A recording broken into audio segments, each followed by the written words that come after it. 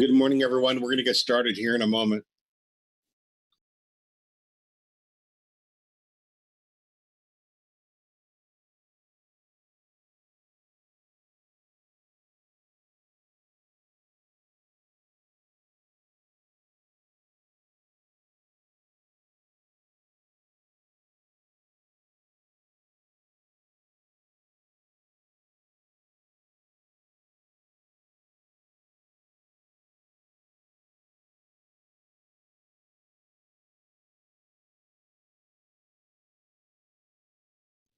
Good morning, everyone. Welcome to the penultimate day of our September council meeting. Let me first ask Chuck if he has any announcements. Thank you, Mr. Chair. Want to compliment the council on a lot of hard work yesterday, getting us back up more or less on schedule here. So we've got our regularly scheduled business of Pacific Halibut, 3 items, and then 2 salmon items this afternoon that we will work our way through. Then we have D7, the emergency rule, to consider extending the primary Sablefish Chair Fishery season dates. That will occur at the end of the day. So we will hopefully we'll be able to get there in a reasonable amount of time, and if we can get through our regularly scheduled agenda items. The briefing materials for that agenda item are available on our website and on Dropbox. So there's a GMT, a GAP, and an enforcement consultant statement. I'm not sure if the EC statement is done yet. Looks like it is. So I encourage you to read that and be prepared for discussion about that business. I think that's all I've got to get us started this morning, Mr. Chair. Thank you very much, Chuck. So we'll get started without further ado. We're going to start with Pacific Halibut, and I'm going to hand the gavel off to Vice Chair Pettinger. All right. Thank you, Chair Geralnick, and good morning, everyone. We're on time, and that's on schedule, so that's a great place to start. Robin, you want to get us started on I-1, please? Thank you, Mr. Vice Chair. This is Agenda I-1, the 2021 Catch Sharing Plan and Annual Regulations. The Council Operating Procedure 9 anticipates that at each September meeting, the Council considers proposed changes to the Pacific Halibut Catch Sharing Plan and the annual regulations for Area 2A. We have information for you in Attachments 1 and 2. The proposed changes are most often related to the recreational season structures, such as opening dates, season early and late season ratios, and port and area sharing, and then as well as some minor allocation changes among areas or gear groups. We also have an attachment 3 provided under this agenda item, which is a catch sharing plan template that has hopefully improved the structure and organizational format. And if there's no objection from the council, we'll use that template for our 2021 catch sharing plan. Also under this agenda item, we have a series of reports from our management entities and advisory bodies.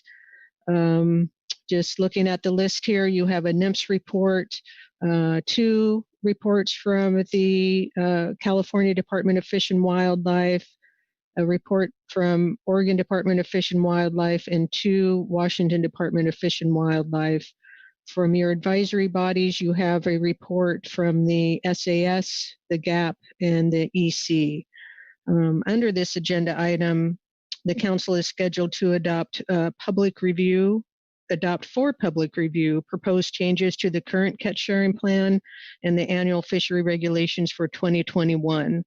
The final action for establishing the 2021 Pacific Halibut fisheries is scheduled for our November 2020 council meeting. And that concludes my report. All righty. Thank you, Robin. Questions for Robin on that overview? Okay, seeing none. We'll go to National Fisheries Service. Frank, what do you have for us?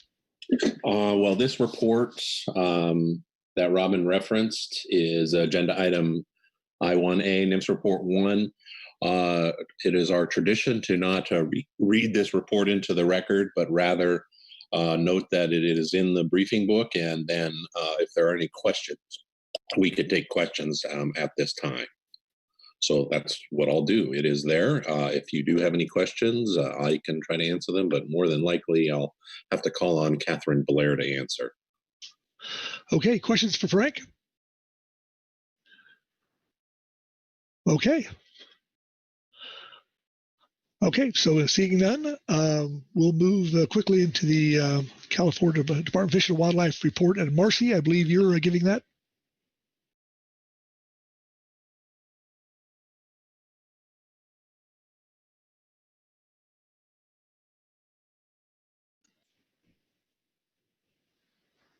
Marcy, are you there? Oh, thank you, Mr. Vice Chair. I was talking to myself. Good morning. I would like to call up Melanie Parker of CDFW this morning to provide our reports, but I'm looking here and I'm not seeing her on the list. So if you wouldn't mind maybe Marcy, going to, oh, there we are. Great. Thank you. Good morning, Melanie. Melanie is with our CDFW Groundfish and Halibut project and will provide the reports for us. Well, welcome, Melanie, please. Good morning. For the record, I am Melanie Parker with the California Department of Fish and Wildlife, and today I will be reading two reports. Agenda item I-1A, CDFW Report 1, September 2020. California Department of Fish and Wildlife report on the 2020 recreational Pacific halibut fishery. The California Department of Fish and Wildlife, CDFW, announced the closure of the recreational Pacific halibut fishery on Tuesday, August 11th at 11:59 p.m. for the remainder of 2020. Based on the most recent catch projections, it is expected the 2020 California recreational quota of 39,000 pounds has been taken. The quota amount is determined annually through an international process and is largely driven by results from the annual stock assessment conducted by the International Pacific Halibut Commission, IPHC. CDFW tracks the progress of the fishery each year to ensure catch amounts do not exceed the California quota. May-June catch. California Recreational Fishery Survey, SURF's sample data and estimates for May and June are not available due to COVID. Staff used average catch estimates for those months from 2017 through 2019 and reduced those values using empirical but limited information from visual observations of anglers, boats, and trailers, which are a good indicator of fishing effort. Preliminary average proxy values for May and June are 4,877 net pounds. July 1 through July 26 catch. SURFs resumed modified recreational fishery monitoring on July 1, and weekly catch projections resumed. During this time, 91 fish were reported kept by anglers. As of the catch update through July 26, projected catch, including the May-June proxy averages, was 14,760 net pounds, or 38% of the quota. July 27 through August 2 catch. During the week of July 27 through August 2, an unprecedented 256 Pacific halibut were reported kept by anglers. This is a record high weekly value, as shown in Figure 1, leading to new monthly high totals for July 2020 as well. For comparison, prior to this event, the record monthly high total sampled fish was 198 fish, sampled in July 2014. Anecdotal information on the recreational Pacific halibut fishery in July and early August 2020 back up extremely favorable conditions and success for anglers. Figure 1 shows the weekly number of Pacific halibut from 2015 through 2020, with week 1 beginning May 1st and week 27 ending on October 31st. This figure shows really clearly the spike that we saw during that week of July 27th through August 2. Catch compared to quota. Current catch projections, including May-June average proxies, are 42,561 net pounds, or 109% of the 39,000 pound net quota amount. Table 1 and Figure 2. Based on the current season projection, it is expected the quota was attained on Sunday, August 2. On August 6th and August 7th, CDFW consulted with the IPHC, National Marine Fisheries Service, NMFS, and Pacific Fishery Management Council to discuss take to date and determine a closure date.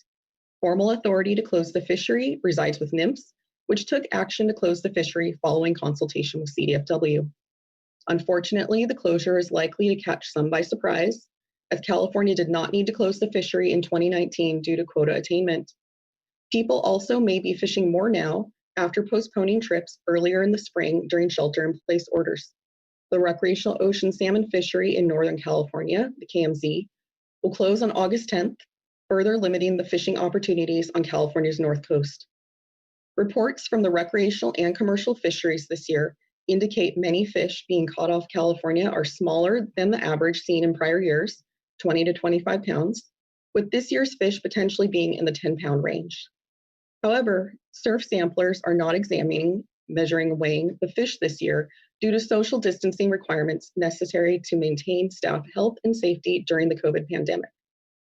Following standard estimation methods in the absence of weight data, CDFW will use prior year average fish sizes when calculating monthly catch estimates for this year. This may result in an overestimation of catch in pounds in July and August of 2020. On page 3, there is table 1, which shows preliminary 2020 Pacific halibut catch projections and estimates through August 2. And figure 2 shows the Pacific halibut in-season catch tracking by week for 2020 compared to the quota. And the purple line, the solid line, is catch proxies for May and June. And the dashed black line is our weekly catch projections through August 2. With that, I will pause and take any questions on report 1. Okay, questions for California Fish and Game. Maggie Summers. Thanks, Vice Chair, and thanks very much for the report, Melanie. And I just want to acknowledge the challenges that I think we all had with sampling due to COVID this spring.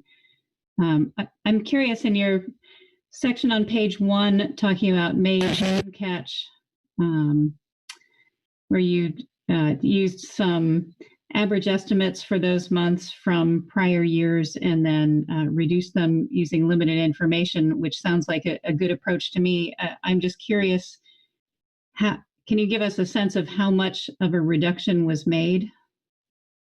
I see you give us that 4877 net pounds number, and I have not looked back to see what it might have been in prior years there. Through the Vice Chair, thank you, Maggie.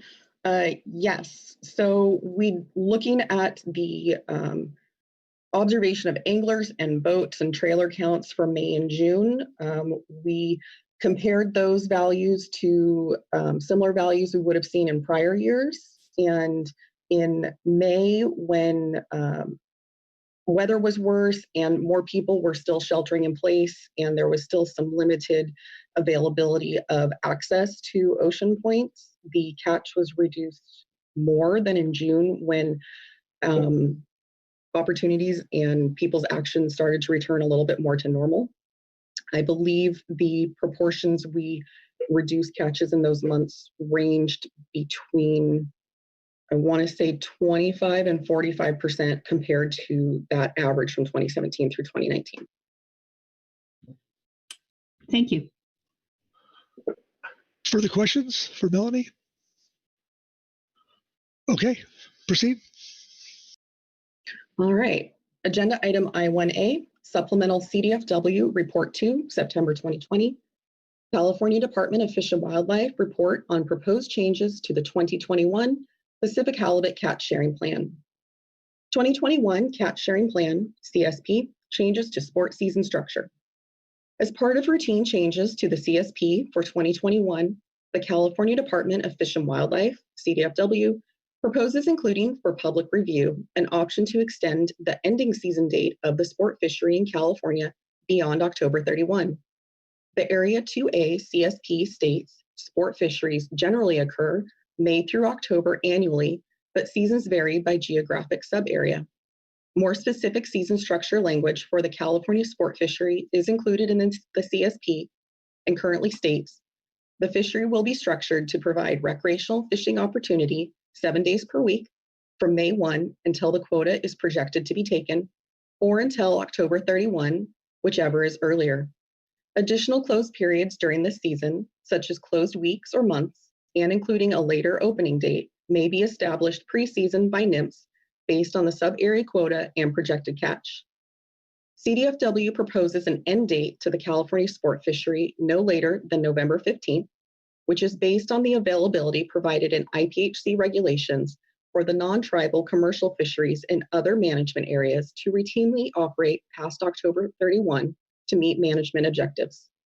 Public input and council discussion recommending an alternative end date beyond October 31 could be considered.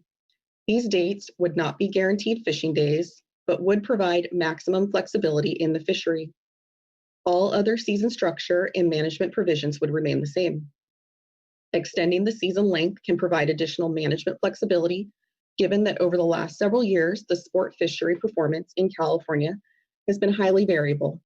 In 2019, the sport fishery was open 7 days per week from May 1 through October 31, but less than half the quota, 39,000 pounds, was achieved. In 2020, with the same quota and season dates in regulation as 2019, the quota was projected to be met by mid-August, and the fishery closed for the year on August 12. Extension of the fishery beyond October 31 would allow additional time for the quota to be caught in years like 2019, when there are fewer successful fishing trips. Changes to 2021 fishery dates. Following the determination of the 2021 Area 2A fishery constant exploitation yield and subsequent California sport quota amount, CDFW may conduct a web-based survey in early 2021 to solicit constituent input on season dates. Based on this input, CDFW will formulate a recommendation to National Marine Fisheries Service on the preferred 2021 season dates for inclusion in the federal rule. Considering the exceptional recreational fishery performance in 2020, I-1A CDFW Report 1, September 2020, CDFW may consider a return to 2-week open-closed blocks for the fishery in 2021. This fishery date arrangement would allow time to tally catch compared to the quota and could extend fishing longer into the season, which CDFW has been told is a priority for some constituents. And with that, I will take any questions on Report 2. Thank you, Melanie. Questions for Melanie. Louis Zim. Thank you very much, Mr. Vice Chair, and thank you for that report, Mel. I really appreciate this proposal by the department to allow flexibility in setting their seasons.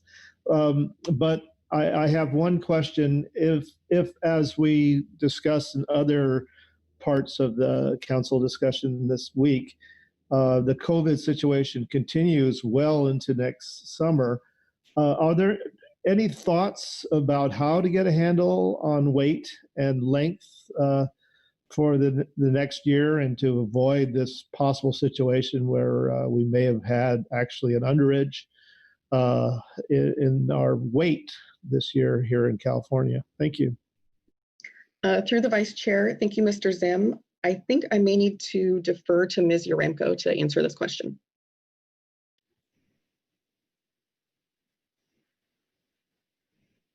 Yes, Mr. Vice Chair, if I may. Please. Thank you, Mr. Vice Chair. Thank you, Louis, for the question. The topic of how we proceed with SURF's monitoring activities in 2021 is an ongoing internal discussion in the department. You know, we're doing the best we can under the circumstances. The SURF's program is incredibly attentive to safety needs of staff. Most recently, as I think all 3 states have experienced, we've also needed to turn our attention to smoke monitoring and ensuring that folks have proper PPE to be out in the field to undertake sampling activities in conditions of hazardous smoke conditions. So that's another factor we're wrestling with at the moment. And so in terms of discussions about how we sample in 2021, we're really trying just to keep our head above water in 2020. But as we approach the fall and winter, those are discussions that we'll be having within the SURFs program, as well as with the Marine Region management team about what alternatives may be available or what modifications we may make to our sampling protocols in the field. We are incredibly aware of how problematic it was in 2020 not to have actual length data by which to estimate the average weight of fish. It is not lost on us that the fish in the California fishery in 2020 were smaller. We know that folks that saw the fish reported that they're smaller than normal. And unfortunately, there's just no way from a standardized methodology standpoint that you can kind of incorporate that anecdote into a calculation of a catch estimate in, using the methods that we use. We have to be true to our methods. And there's been a lot of work done on application of borrowing rules and average, determinations of average weights using length as a proxy. And so, that's where we are for 2020. Again, I think we will be spending some time this winter and seeing what improvements we might make, even if we try to make improvements only for halibut, because that volume of catch is so low and the quota is constraining in most years. And we're really in need of doing the best we can to get the most precise estimates we can. So, I don't have an answer yet that we're going to make definitively any changes that fix the problem. But I think we all hope that that's the case. Well, thank you very much, Marcy. Through the chair, I just wanted to state that I have met many of your SURFs samplers. They're very dedicated, well-informed, and I've always been very impressed with their work. So you're right, their health needs are definitely primary concern, and I really appreciate it. Thank you. Okay, further questions for California Fish and Game, or Fish and Wildlife, pardon. Okay, seeing none, thank you both for that. And we'll move to Washington Department of Fish and Wildlife and Heather Hall. Heather?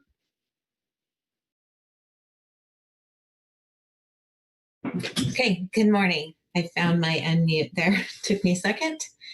I won't read the WDFW report, but we'll summarize it. And similar to the conversation we've been having, our 2020 halibut season was significantly impacted by restrictions related to COVID.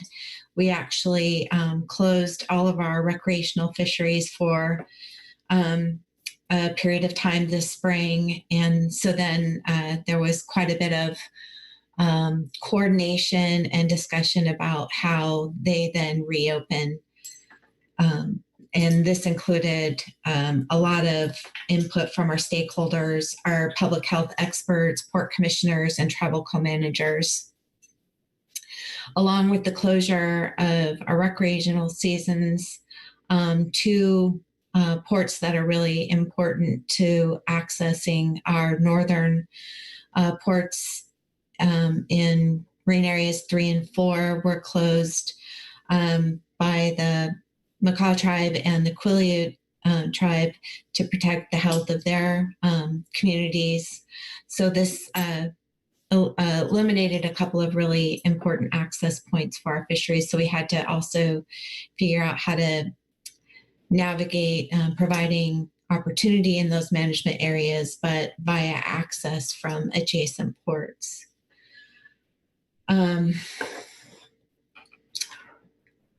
So when the seasons did reopen, they opened under somewhat different season structure than we had intended through the catch sharing plan. So particularly in Puget Sound, where we had, for the first time in a really long time, hoped to open that sub area in mid-April.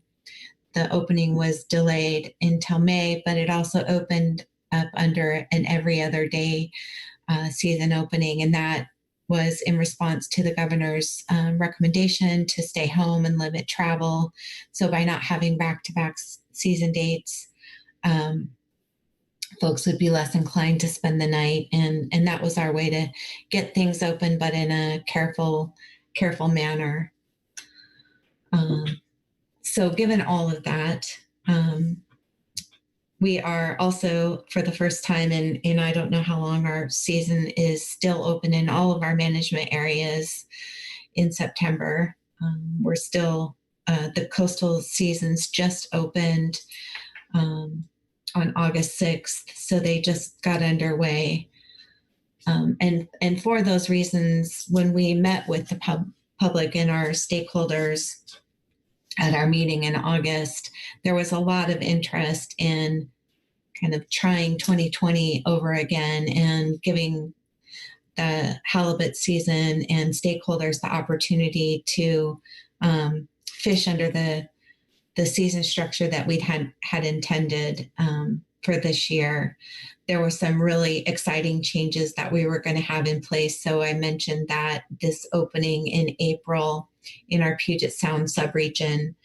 In recent years, that area has not caught its quota and actually left quite a bit of it unharvested. We've managed to use that quota by shifting it to other areas and allowing additional opportunity. But this would then, this move back to an April opening would really give that sub area the chance to harvest their sub area allocation. That combined with some back-to-back days, Thursday through Saturday opener, which was a really exciting idea for the Puget Sound to be able to get to do. Some of the other 2020 season structure components that we hadn't implemented that we'd like to bring forward are we've relied on this approach where we have a lot of overlap in our season dates, and that reduces effort shift and is intended to spread the season out for a longer period of time. But in doing so over the previous couple of years, it meant a lot of compromise in sub areas that had preferences for certain days of the week. What we were looking at in 2020 was quite a bit of overlap, but a shift back toward allowing some of the more traditional dates, like for the South Coast sub area, Sunday is a really important fishing day in that area, where in the North Coast sub area, Saturday is an important fishing day. And so the 2020 season structure accommodated both of those things while still providing for that seasonal overlap.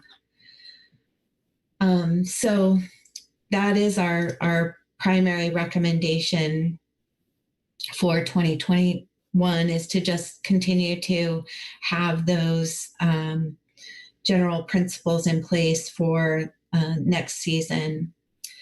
In addition, there is for the Columbia River sub area through the 2021-22 harvest specifications process, we analyzed and the council approved allowing additional groundfish retention on halibut days. This proposal aligned the groundfish that would be allowed in Washington to mirror and match those that are allowed in the Oregon longleader fishery, and proposed to be allowed on halibut days for 2021. It's mentioned here, as I said, it was approved through the specs process, but We also need to ensure that it's implemented in the halibut regulations so that it's available in 2021. I'll just mention, I won't read WDFW report 2, but that report speaks to another change that was made through specs that needs to be considered here, and that's opening the 2 yellow eye YRCAs in the South Coast sub area. I just failed to include that in the initial report, so it's provided in a supplemental report, but it's a very similar situation, and just making sure that we get it included in the halibut regulations.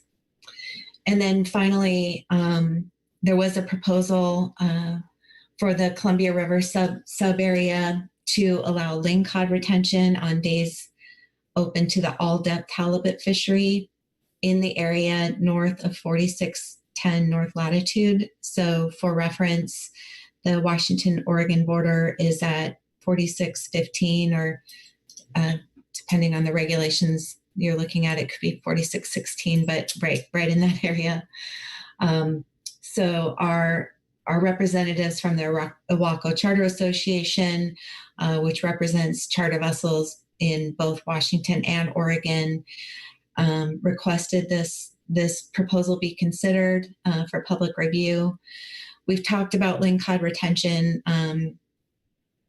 on halibut days in the past. I know there's a linkage here to increasing encounters with yellow eye rockfish that has been a concern for both Washington and Oregon. Right now, under current regulations, you can keep lingcod on a halibut day, but only north of the Washington-Oregon border. So this would expand that that provision, but like I said, only into a portion of the Oregon Columbia River sub area. And the idea there was that it wouldn't go far enough south, that it would potentially increase the yellow eye mortality. It was envisioned as a first step in looking at that. That's kind of the approach we've taken with a lot of the management measures in Washington. It would give us a chance to see how that works if yellow eye encounters did increase, and but anyway, in just a small portion of the area. So I know this has been a concern for Oregon, but I also want to say that as I mentioned, for 2021 and 2022, we just finished our harvest specifications analysis, and we've been taking a progressive look at allowing access to more groundfish species, opening up fishing grounds that we closed to avoid yellow eye rockfish, and we're moving forward, and we are doing that in a stepwise manner. So I'm interested to see how those actions we've got in place for 2021, how our projected mortality for yellow eye comes out when we get the actual fishing estimates for 2021. And I think it's fair to say it would be nice to have that information to evaluate before taking a step, but also think it's reasonable to consider this here and bring it forward for discussion and potentially public review. That is the completion of both of my reports. I worked them in together. As it says in the report, we'll meet with our stakeholders again in October and can bring back more specifically changes to the catch sharing plan that would be needed to accommodate any final recommendations. I'd be happy to take any questions. Thank you, Heather. Questions for Heather? Okay, seeing none. Thanks again, Heather. Okay, next is the SAS, Richard Heap. Richard? Morning, Mr. Vice Chair. For the record, Richard Heap, Salmon Advisory Subpanel. I'll be reading from agenda item I-1A, Supplemental SAS Report 1. The Salmon Advisory Subpanel reviewed the Oregon Department of Fish and Wildlife Report 1, specifically the proposal to allow halibut and long leader gear fishing on the same trip. The SAS finds some inconsistencies with the proposal in that rockfish are caught incidental to halibut fishing while using halibut gear, and those fish must be released while fish caught with the long leader gear may be retained. Because of the depths at which halibut fishing occurs, survival will be of those descended and released fish is compromised. The SAS is concerned that this proposal will be difficult to enforce. There are obvious issues with two fishers using each type of gear fishing side by side, with one being allowed to retain long leader caught rockfish, while a rockfish caught on standard halibut gear would have to be released. The SAS is appreciative of the ODFW proposal to increase fishing opportunity, but inconsistencies such as these described will be confusing to the public and difficult to enforce. That's our report. Thank you, Richard. Questions for Rich? Okay, seeing none. All right, thank you. Actually, I overshot ODFW report by Maggie Summers, so sorry about that, Maggie. Please proceed. Thanks, Vice Chair. No problem. Richard just gave a little preview of our proposal. ODFW Report 1, which has been in the briefing book since the advanced version, puts forward one proposal for change in the catch sharing plan for next year. This is based on public input we have been hearing, and I do want to thank our stakeholders for joining us by webinar for our public meeting this year instead of in-person meetings as we normally have due to the COVID situation. Our one proposal is to allow all-depth halibut fishing and long leader gear fishing for groundfish on the same trip. As a reminder, long leader gear is designed to fish off the bottom and avoid yellow eye rockfish. There's a schematic diagram of it on page 2 of our report. It has so far demonstrated success in that goal. And our modeling suggests that projected impacts to yellow eye rockfish would be 0.4 metric tons of additional if this proposal were allowed, which would allow us to stay well within our recreational impacts for both bottomfish and halibut fisheries in Oregon. I'll note that the council did approve this proposal under our groundfish biennial specs action for 2021 and 2022, and it does also need to be approved through the catch sharing plan process. So we are proposing it for further public input and review here today. And then finally, as we usually do, just note at the bottom of our report that we don't have any proposed catch sharing plan language yet, but as alternatives are finalized, we will be working with the National Marine Fisheries Service and council staff to develop any language relevant to our proposals. Thanks. Happy to take questions. Yeah, thank you, Maggie. Questions for Maggie? All right. Thanks again. Moving to the GAP, Dale Meyer. Yes, thank you, Mr. Vice Chair. Good morning to the members of the council. My name is Dale Meyer, and I'll be reading the Groundfish Advisory Subpanel report on I-1 on the 2021 Pacific Halibut Catch Sharing Plan. The Groundfish Advisory Panel received an overview of the 2021 Pacific Halibut Catch Sharing Plan from Mrs. Robin Elke, Pacific Fisheries Management Council staff, and offers the following comments. The GAP agrees with reports from California, Oregon, and Washington under this agenda item. The GAP supports Washington Department's Fish and Wildlife's supplemental WDF&W Report 2 recognizing that revisions to the 2021 catch sharing plan may be necessary regarding yellow eye rockfish conservation areas and the YRCAs, removing the description of the South Coast Recreational YRCA and the Westport Offshore YRCA from pertinent sections of the catch sharing plan will align those regulations with the biennial harvest specification and management measures approved by the council earlier this year. This change will decrease the confusion for enforcement. Additionally, the GAP also appreciates the proposal Alternative 1 in the Oregon Department of Fish and Wildlife report to allow long leader gear on the same trip as an all-death halibut trip. This will indeed add flexibility for sports fishers. Since long leader gear is currently allowed only in Oregon, the GAP is comfortable that the Oregon enforcement will be able to monitor this change.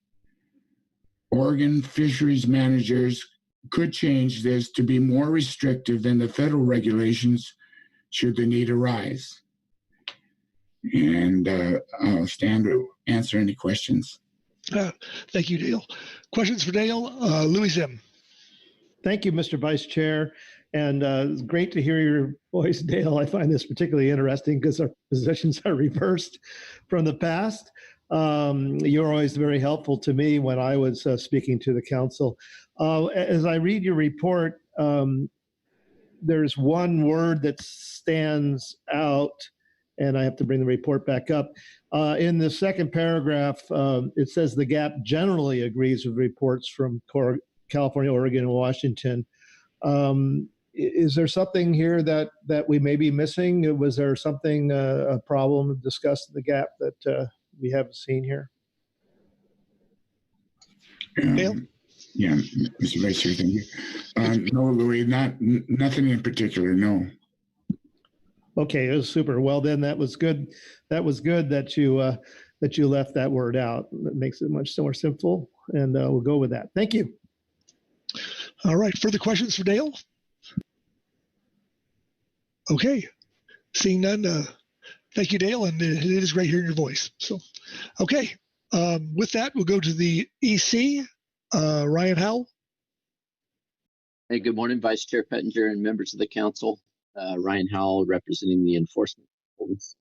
And I'll be reading supplemental report 1 to the EC. The enforcement consultants have reviewed the material associated with agenda item I-1, 2021 catch sharing plan and annual regulations and provide the following comments. ODFW report 1, allowing all depth halibut and long leader gear fishing on the same trip. The EC supports alternative 1 to allow all depth halibut and long leader gear fishing for rockfish on the same trip. The EC recognizes that Oregon is currently the only state that has authorized the use of long leader gear for rockfish, so this would primarily affect Oregon enforcement. The EC has reviewed the supplemental SAS report under this agenda item regarding the enforcement concerns related to this allowance. The EC agrees with the SAS report that this will create some complexity to the regulations, but is willing to work with ODFW to further define state regulations should there be a need. WDFW Report 1, the Columbia River subarea, and allowing the retention of certain rockfish species on all depth halibut days. The EC supports WDFW's request to allow retention of certain rockfish species on all depth halibut days. The species listed in WDFW's report are consistent with the species proposed for retention under ODFW's long leader gear fishing proposal. The EC appreciates this proposed consistency between the states. The remaining rockfish inconsistencies would be limited to the gear used to retain those fish and the bag limit, which EC believes to be manageable. Allowing retention of lingcod on all depth halibut days. The area currently proposed for the retention of lingcod is not all inclusive of the Columbia River subarea. The proposal lists the line to allow retention as north of 4610 north latitude, while the southern boundary of for the Columbia River subarea is 4546 north latitude. This would create a difference in regulations within the subarea that isn't as well known or acknowledged as a state line. The EC has had a mixed review of this proposal, some for and some against, with a long discussion. While the EC appreciates the attempt for consistency in this Columbia River subarea, the majority of the EC believes that as proposed, it just moves the line of inconsistency and creates another boundary line. EC would be more supportive if this allowance included the entire Columbia River subarea, which is also consistent with license reciprocity agreements between Oregon and Washington. WDFW2, the removal of the YRCAs. The EC supports the removal of both of Washington's YRCAs in the halibut catch sharing plan. And that ends the EC statement, and I'd be happy to take any questions. Thank you, Ryan. Questions for Ryan? And I see Butch Smith. Butch? Hey, Lieutenant. Once again, thank you for all what you guys do for the resource and keeping everyone honest and all the help you guys lend. Great report. Thank you, Mr. Chairman. Sorry, or Mr. Vice Chair. I just got a question for you. I don't know how long you've been in law enforcement. I'm sure it's well over 20 years, Lieutenant. I'm guessing. Is it safe to say that the electronics, i.e., chart plotters, GPSs, now versus 10, 15, 20 years ago are a lot more readily available to all fishers, including the sport fleet as well as obviously the charter fleet. Has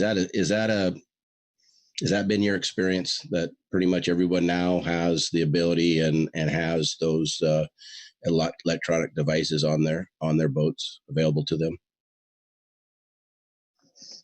Vice Chair Pettinger and Mr. Smith, thank you. I appreciate the question, and I would agree with you there that electronics are definitely more readily accessible these days, and more individuals have them on their vessels. Thank you, Lieutenant. Once again, thank the whole EC for just a amazing group of people, and then enforcement and all the states and the feds too. So thank you, Mr. Chairman. That's all. Thank you, Butch. Maggie Summer. Thanks, Vice Chair, and thank you for the report. Can you tell us how enforcement of the different lingcod retention regulations currently at the state line within the Columbia River subarea is done?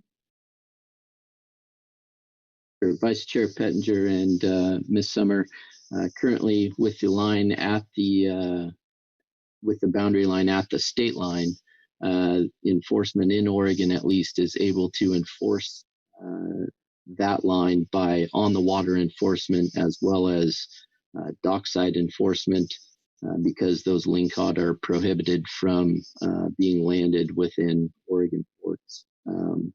As proposed, moving that line down to the 46th pin line, it would primarily fall to Oregon enforcement as on the water enforcement, which doesn't happen as frequently as the dockside. Thank you. Vice Chair, I have a follow-up, if I may. Please.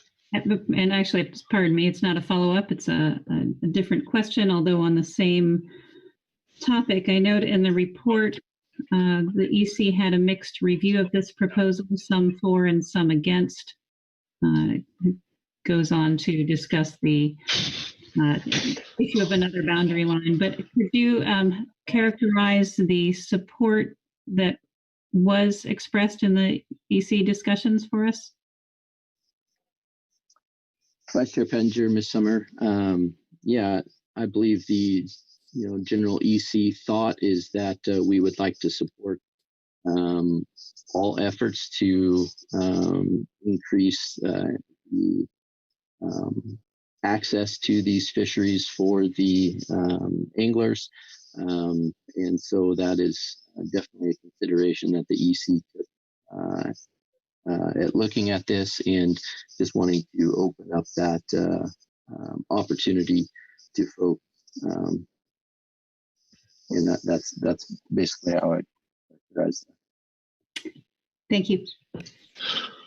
Further questions for Ryan? Phil Anderson.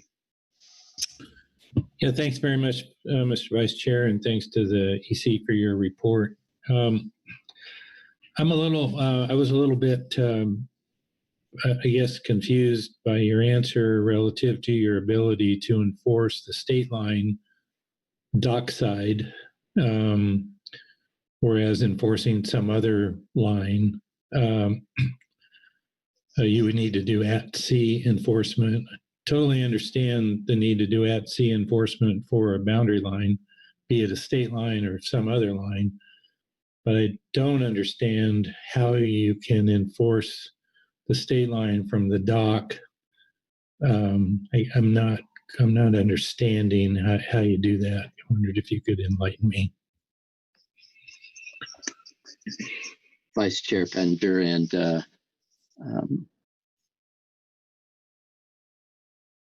and Mr. Anderson, sorry, I missed it there.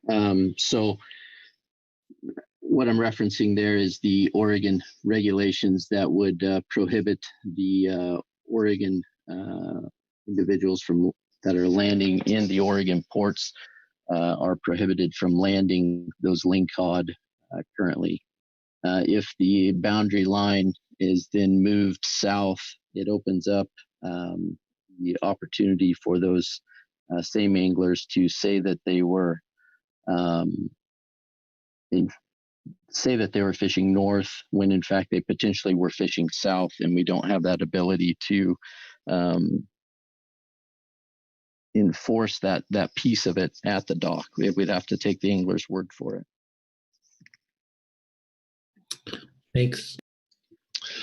Okay, thank you, Phil. Further questions? Butch Smith. Butch? Mr. Vice Chair, thank you. And just a clarification, this 4610 line in North proposal to potentially go out for public comment would include the Oregon anglers. And if I may digress a little bit, this lingcod issue in the Columbia River took about 4 years to do. But with that, and I don't know if it was Lieutenant Ryan or another Oregon, but on the EC when we did this, but Captain Chadwick and others, my commitment to the EC back when I was in my former life was when the yellow eye take was proven, which has been 65 and 3 years in the area north, and same geographical type of area to that proposed 10 line, was that we, for simplicity, for the Oregon boats to participate, that was my commitment to the EC. So it just for any confusion, this would open that up to the retention of lingcod to the boats leaving the Columbia River, and whether they went back to Washington or Oregon, as long as they fished north of that 46 line. So for any confusion to the council, I just wanted to clarify. Thank you, Mr. Chairman. Once again, thank you, Lieutenant. Yeah, thanks for that, Butch. Further questions for Ryan? Okay. Seeing none, that takes us into public comment. We do have one person, and that'd be Paul Clampett. Paul, are you there?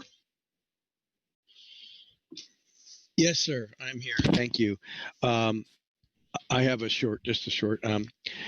I might have put this down under the wrong place. Maybe I should have done it under Groundfish, but it is about halibut. And I just want to say that thank you, Chairman. I own the fishing vessel Augustine.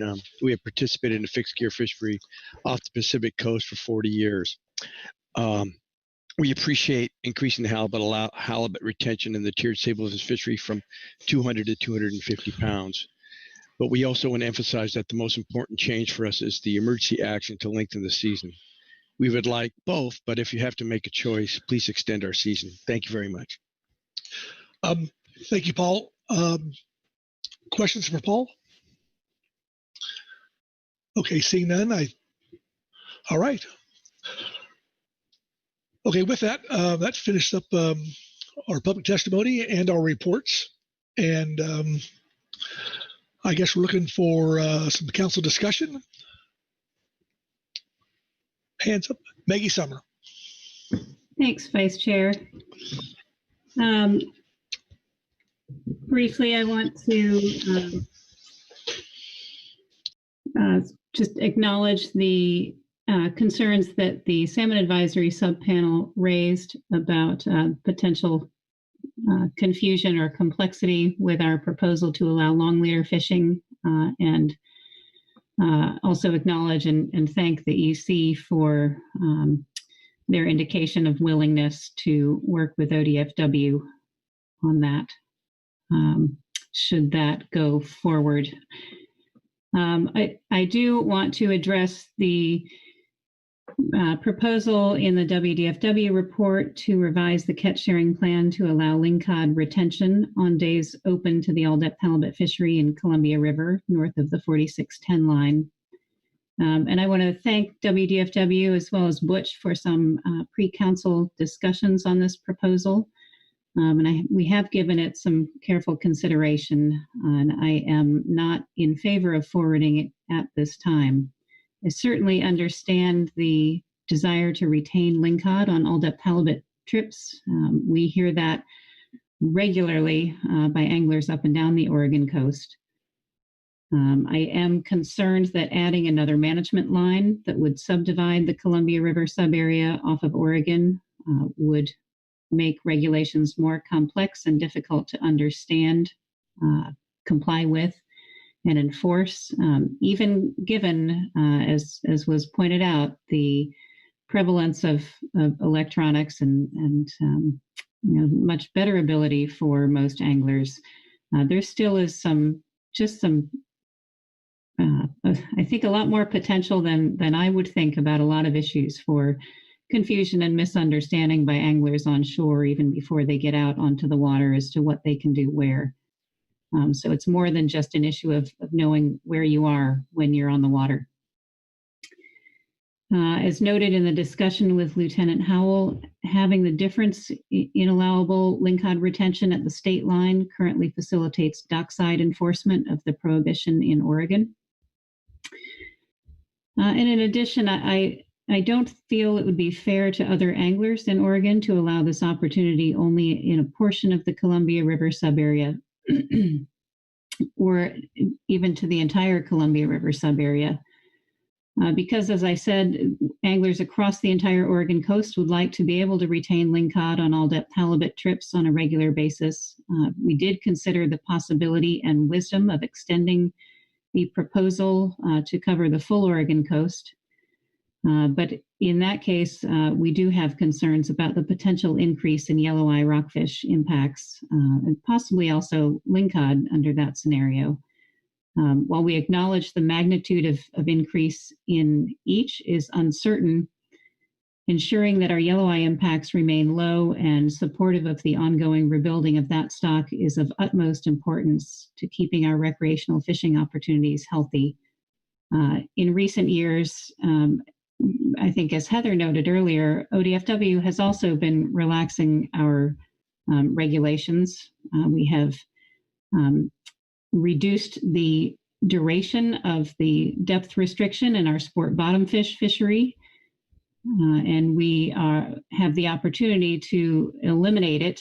Recall that the Council's 21-22 specs action included a year-round all-depth sport bottomfish fishery in Oregon, although we will be recommending state management measures to our commission later this year, which could be more conservative and might include some period of depth restriction to continue to limit yellow eye impacts.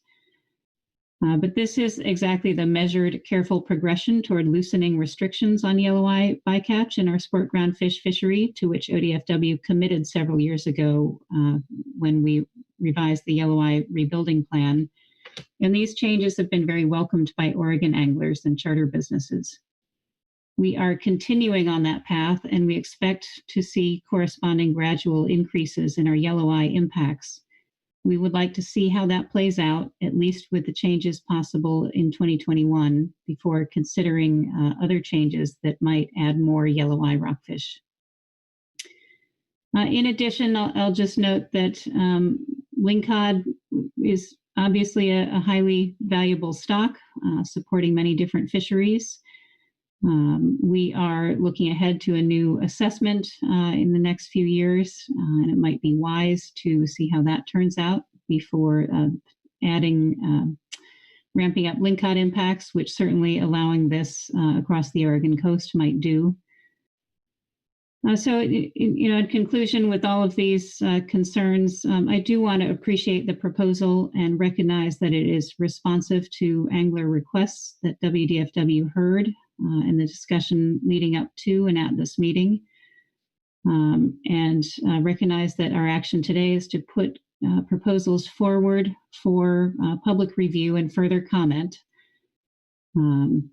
However, given the concerns I've just expressed, I don't anticipate ODFW being able to support this at final action, and so I am not in favor of moving the proposal forward at this time. I do want to say that we are certainly willing to review the concept in the future when we have more information on how the changes in Oregon's recreational bottomfish fishery have affected yellow eye impacts and can move forward with an approach that would be consistent with consistent statewide regulations. Thanks. Okay, thank you, Maggie. Heather Hall. Heather? Thank you, Vice Chair, and thank you, Maggie. I completely agree and appreciate the good dialogue we've had leading up to this discussion here. It's I know when we're thinking about new management measures, we have been for the past so many years, 15 years, been so cautious about what we do and looking at yellow eye impacts that I know we're completely on the same page about taking small measured steps into deeper areas and allowing more retention and taking a look-see before we go ahead. So I agree with that. In thinking about that though too, that's one of the things I liked about this proposal was that it does attempt to just open up some area where the expectation is that yellow eye impacts would be lower than if you were to open the full Oregon portion of the sub area.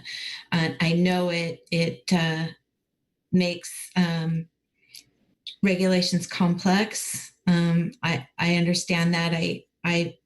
I listen to Dan Chadwick when he tells me how much he wishes we had a lot more regulatory consistency in this area, and I hope we can get there soon. But I also wonder if the trade-off there with the regulatory complexity and a small step into this opening might be a reasonable way to go. And maybe that's for further discussion down the road. I would like to see this put forward for public review, and get additional feedback. But just wanted to share the thought I had on the trade-off between waiting until there's comfort in opening up the entire Oregon sub area to allowing lingcod retention on halibut days to perhaps just thinking about this smaller step forward and if there's an opportunity to do that.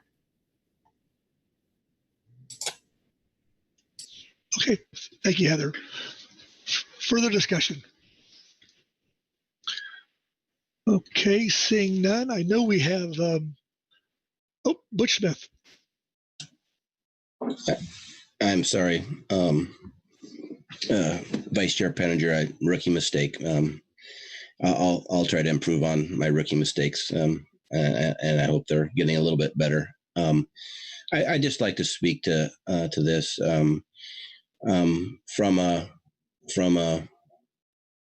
perspective of coastal community person, and all the opportunities that we have lost. You know, we try to get back some where we can without adversely hurting the stocks of concern. And that certainly is always in anything in the past that I have brought forward to the council. And this is another one that the Ilwaco Charter Association had a lot of forethought in doing and making sure we know where yellow-eye live in between Cape Falcon and Willapa. We know that, and this is not the area. And I can certainly offline tell you where those areas are, and I think people know. I think our Washington enforcement officer can tell you where those areas are, and so. But mainly, I just wanted to state that I do respect Miss Summers and Heather Hall, one of my two favorite managers that I've had to deal with over the years, and know that they've always taken a lot of forethought in the decisions they make, and I do appreciate and respect that. What we're trying to do here is not take advantage of some other ports. You know, we're not yelling party foul because, you know, it's okay to keep halibut south of Falcon or lingcod south of Falcon on halibut trips, or it was on an E-reg a few weeks ago. And that's okay. That's an advantage they get to use that we didn't get to. This simply was a progression of what the journey I started, I don't know how many years ago, at least 6 or 7. The famous tie vote broken by the Oregon, slips my mind now, but certainly it was not to take advantage, but add opportunity where opportunity exists. We have to, I don't know about other areas, but we have to put up with a lot of lines in Ocean Area 1, the Columbia River, you know, and so I appreciate the arguments, but I think now with the ability of electronics and all the stuff we afford us that's afforded to, I mean, you can get a GPS on your watch, so that's afforded to the smallest private angler. I just hate to lose our opportunity when we've proven that our yellow eye take has been less than a quarter of a metric ton in that area. So that's all I'll say. And I do appreciate both Oregon and Washington managers taking up this issue. And I do appreciate having the dialogue with Ms. Summers and Ms. Hall. So that's all I'll say. Thank you, Mr. Chairman, for letting me comment. Thank you much. Further discussion? Maggie? Thanks, Vice Chair, and thank you for your remarks, Butch. I really do appreciate your position. I did just want to add for information that currently bottom fish is allowed on all depth halibut trips throughout all of Oregon. That was beginning September 1st. So we are, as you and Heather mentioned, looking for opportunities to to provide opportunity to anglers and fishing communities when we can. And so, thanks. Okay, further discussion. Okay, I know that there's going to be some multiple motions, I believe, on this. So I'm looking for a motion. Aha, Heather. Thank you, Vice Chair. I have a motion for this agenda item. I think Sandra's got it.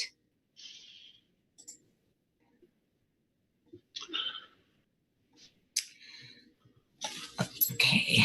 I move that the council adopt the proposed season structure and changes to the catch sharing plan for public review. as described in agenda item I-1, supplemental WDFW reports 1 and 2, including allowing the retention of lingcod on halibut trips in the Columbia River sub-area north of 4610 degrees north latitude. Okay, does the language of the screen accurately reflect your motion? Yes, it does. Thank you. Oh, do we have a second? Butch Smith. Okay, speak to your motion, Heather.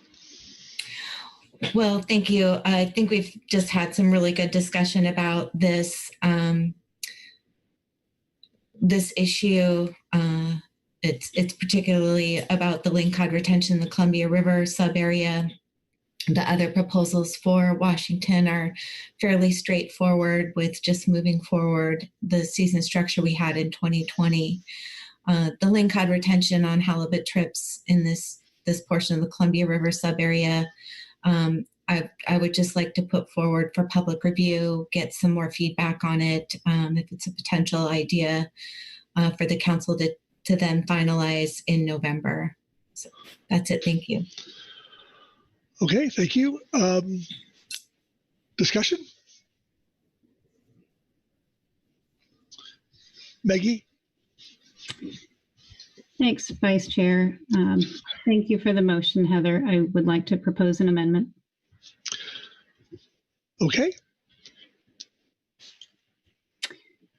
Sandra, when you're ready, I move the council strike the words including allowing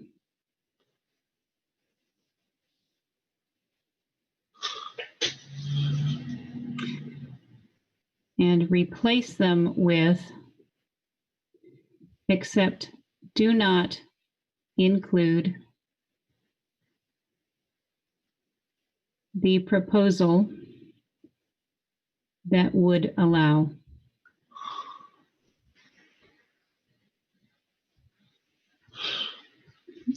That concludes the amendment. Thank you, Maggie. Does the language on the screen accurately reflect your amendment? It does. Thank you. Do we have a second? Seconded by Krista Swinson. Maggie, speak to your amendment. Thanks, Vice Chair. I would just refer to the remarks I made earlier. I won't repeat them here. Thanks. Okay. Further discussion on this motion or amendment to the motion? Okay. Well, since we've had plenty of discussion here so far, I guess that's we'll go for the call for the question. Phil Anderson, please, yeah. Phil. Thanks, Mr. Vice Chair. And Maggie, I just had a question for you. And I think you addressed this in your previous comments at least a little bit, but I'm just wondering about the potential of having some additional discussion about this particular issue in this area, over the course of the next year.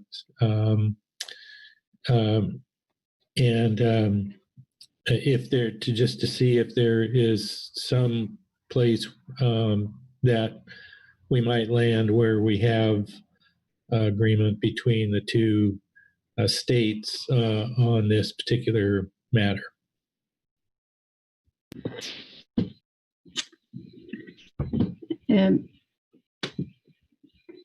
Thanks, Phil.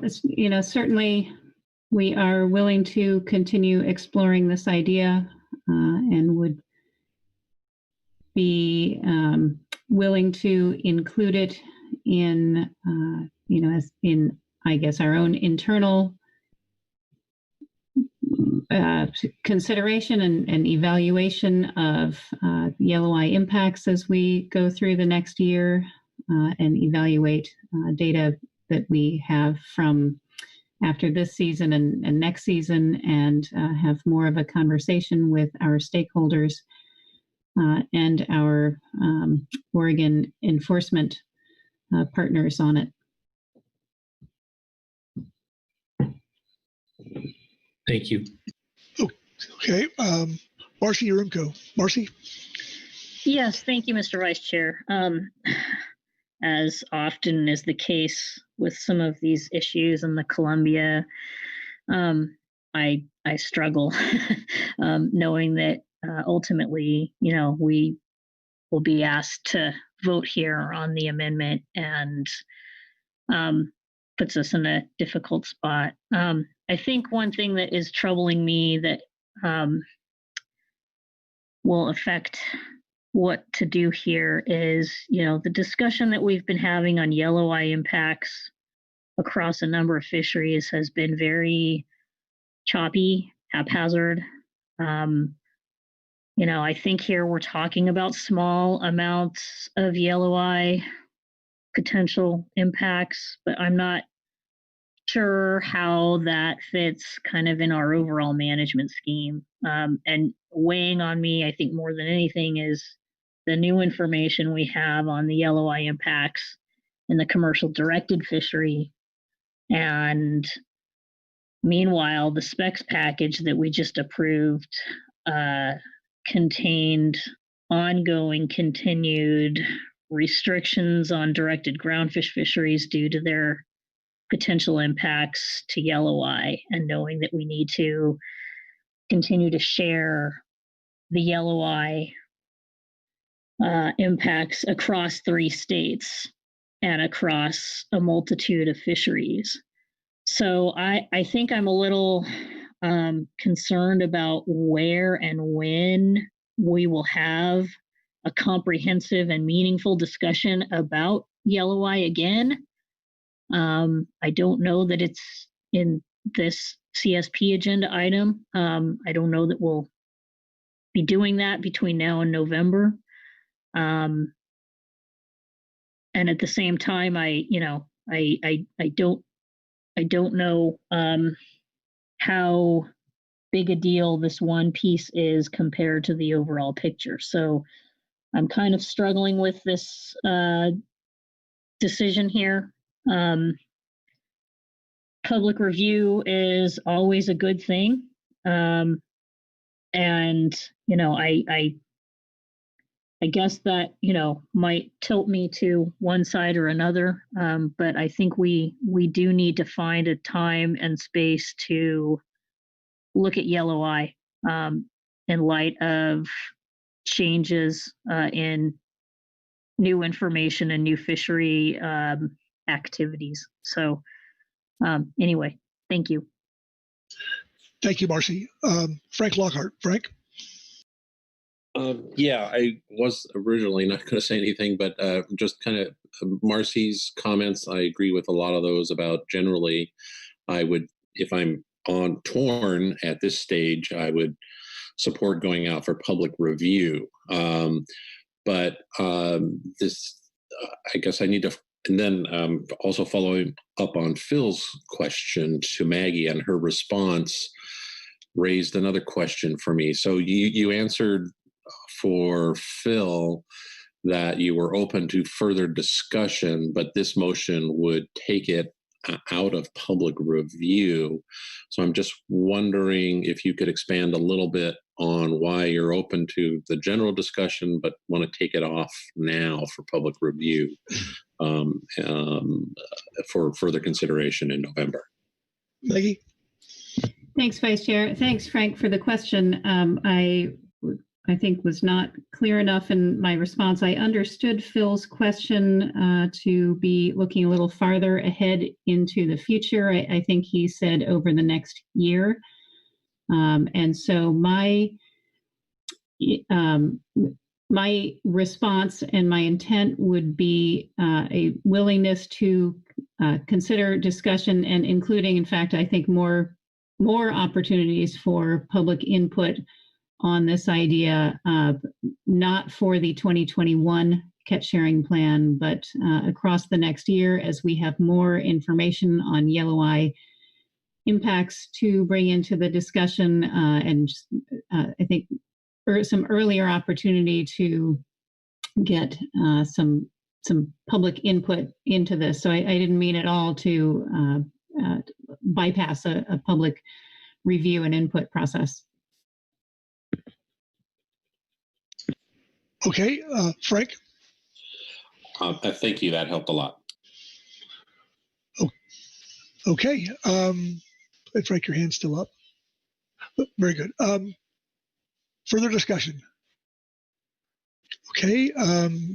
Seeing none, I'll call the question.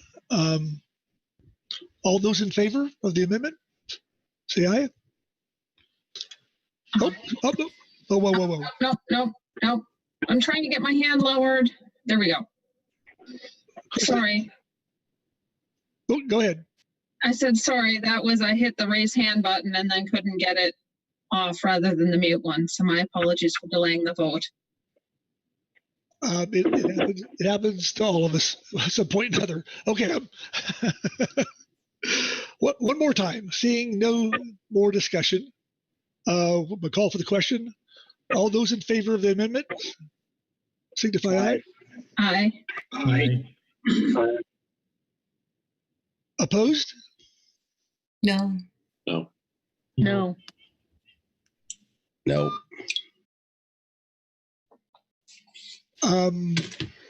Chuck, maybe I might ask, what do you think? Did we get a count on that, or this is a difficult forum to judge. So I think we should have a roll call vote just to confirm where people stand on this one. Okay. Okay, so I will be using voting sheet number 1 for anybody that cares. And please express your vote as I call your name. Maggie Sommer. Aye. Maggie, I didn't hear. Aye. Can you hear me? Yes. Phil Anderson. Yes. Marcia Remco. No. Krista Svensson. Yes. Virgil Moore. Yes. Pete Hassemer. Yes. Joe Oatman. Yes. Heather Hall. No. Butch Smith. No. Frank Lockhart. No. Bob Dooley. Yes. Louis Zim. No. Mark Gorelnik. Mark Gorelnik abstains. Mark abstains. 1, 2, 3, 4, 5, 6. We have 7 yes. And 5 no.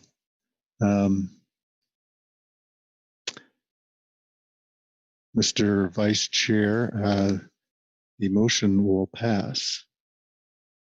Okay, thank you, Chuck. The amendment will pass, sorry. Yep.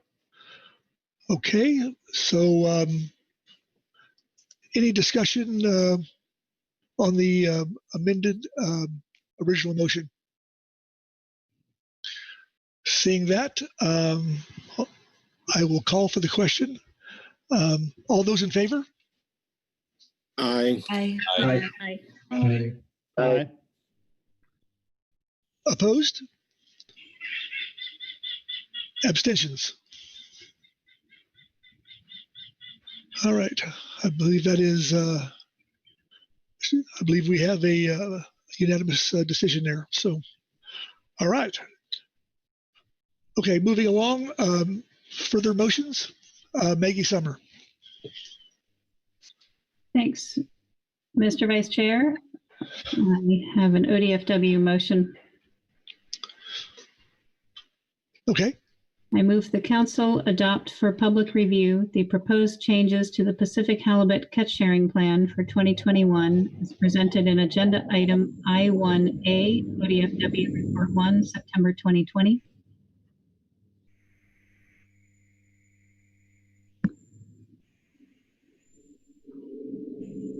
That concludes the motion.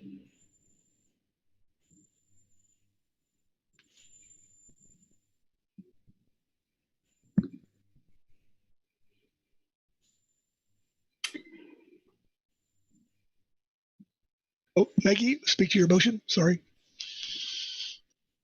I seconded it. I think we need a second. Yes, thank you. Oh, my bad. I was muted when I saw Phil. So seconded by Phil Anderson. And Maggie, speak to your motion, please.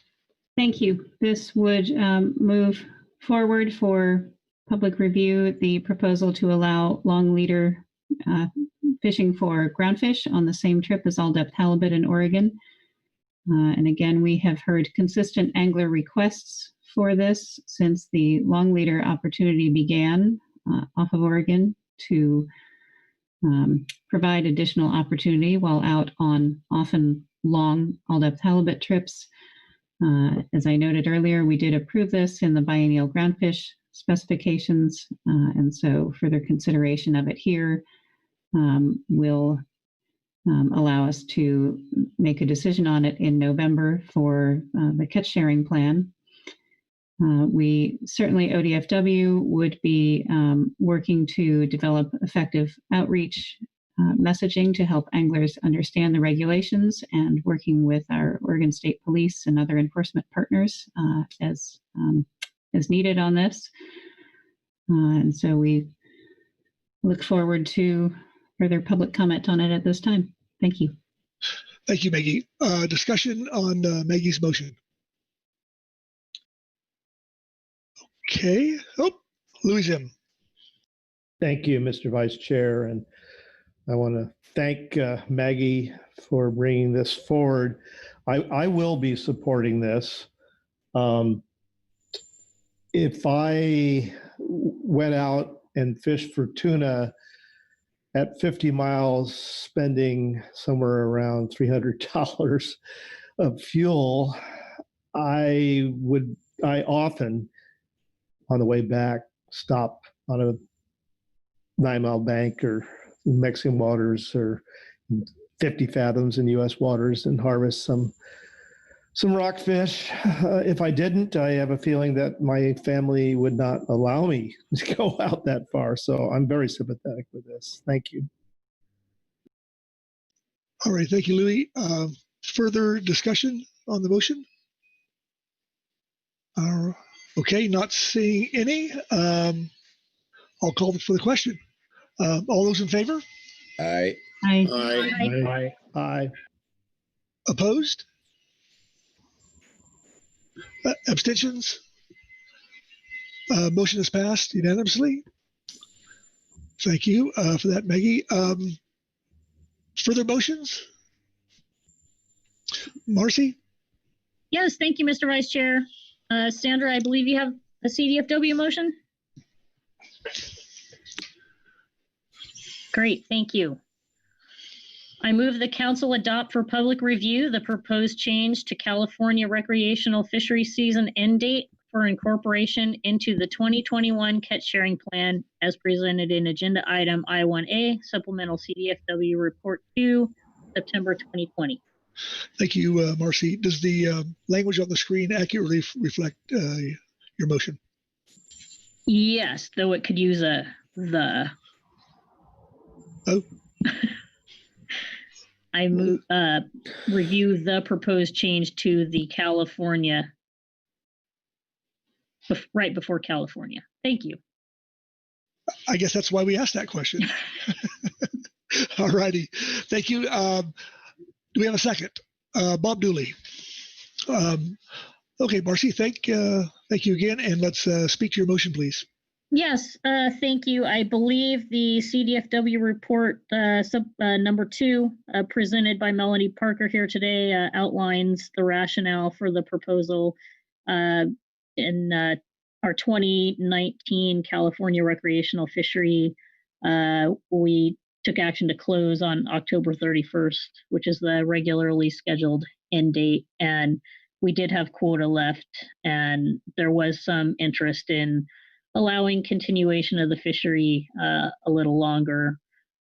November 15th is the regularly scheduled end date for commercial fisheries under IPHC regs, and with regard to our fishery, in this instance, allowing a continuation of the fishery longer to mid-November could provide some opportunity in the rare years where we don't close the fishery early on attainment of the quota. Okay, thank you. Discussion on the motion? Bob Dooley. Yes, thank you, Mr. Vice Chair. Yeah, I'll be supporting this for sure. I support flexibility, and it seems like the states do a very good job of intervening if there's a problem of overharvest or projected overharvest, but having flexibility in years when it's down to be able to extend the season and the opportunity for participation just seems like the right thing to do, and that's in line with what our council duties are. So I will be supporting this. Yeah, thank you, Bob. Further discussion?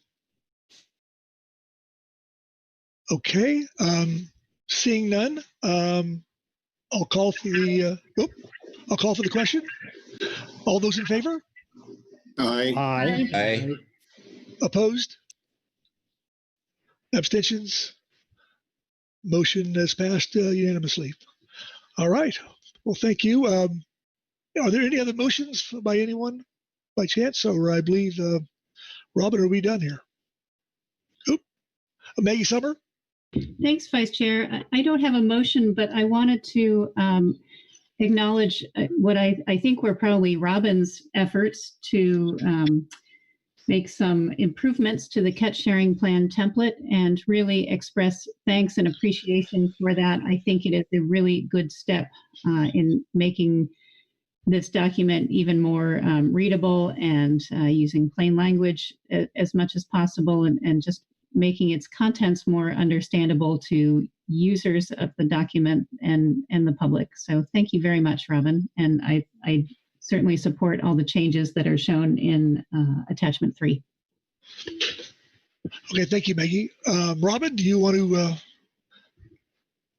Oh, sorry, Heather. Heather Hall, I see your hand. Please.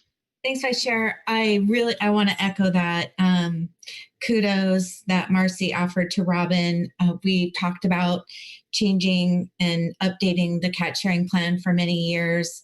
It's something that we change piecemeal every year, little changes here and there, and it just got to be really clunky and awkward. And the new template is really nice, and I definitely appreciate the effort put into that too. So thank you.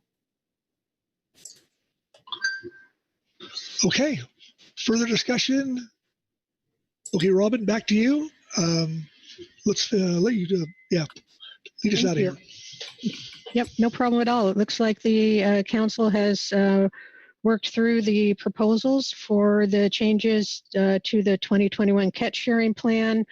We have, we'll move forward for public review, the California Department of Fish and Wildlife proposal, and also the one from Oregon Department of Fish and Wildlife, and the proposals from Washington, the YRCA proposal and the midwater species retention will move forward. However, the proposal for lingcod retention will not move forward for public review.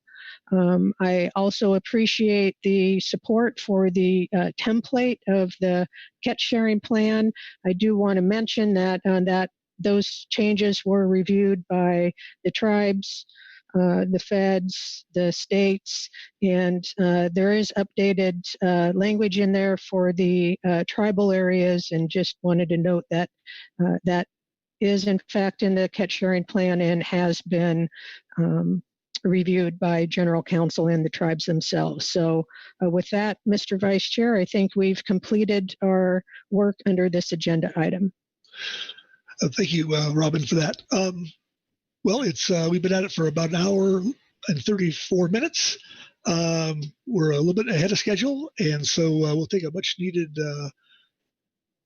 10, 11-minute break, and we'll reconvene at 9:45. Thank you.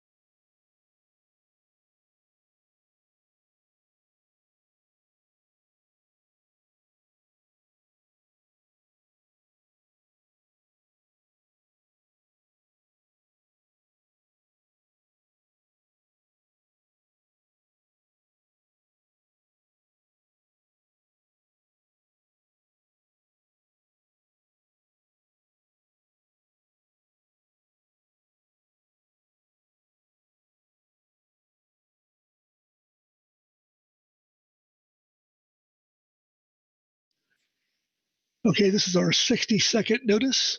60 seconds before we start.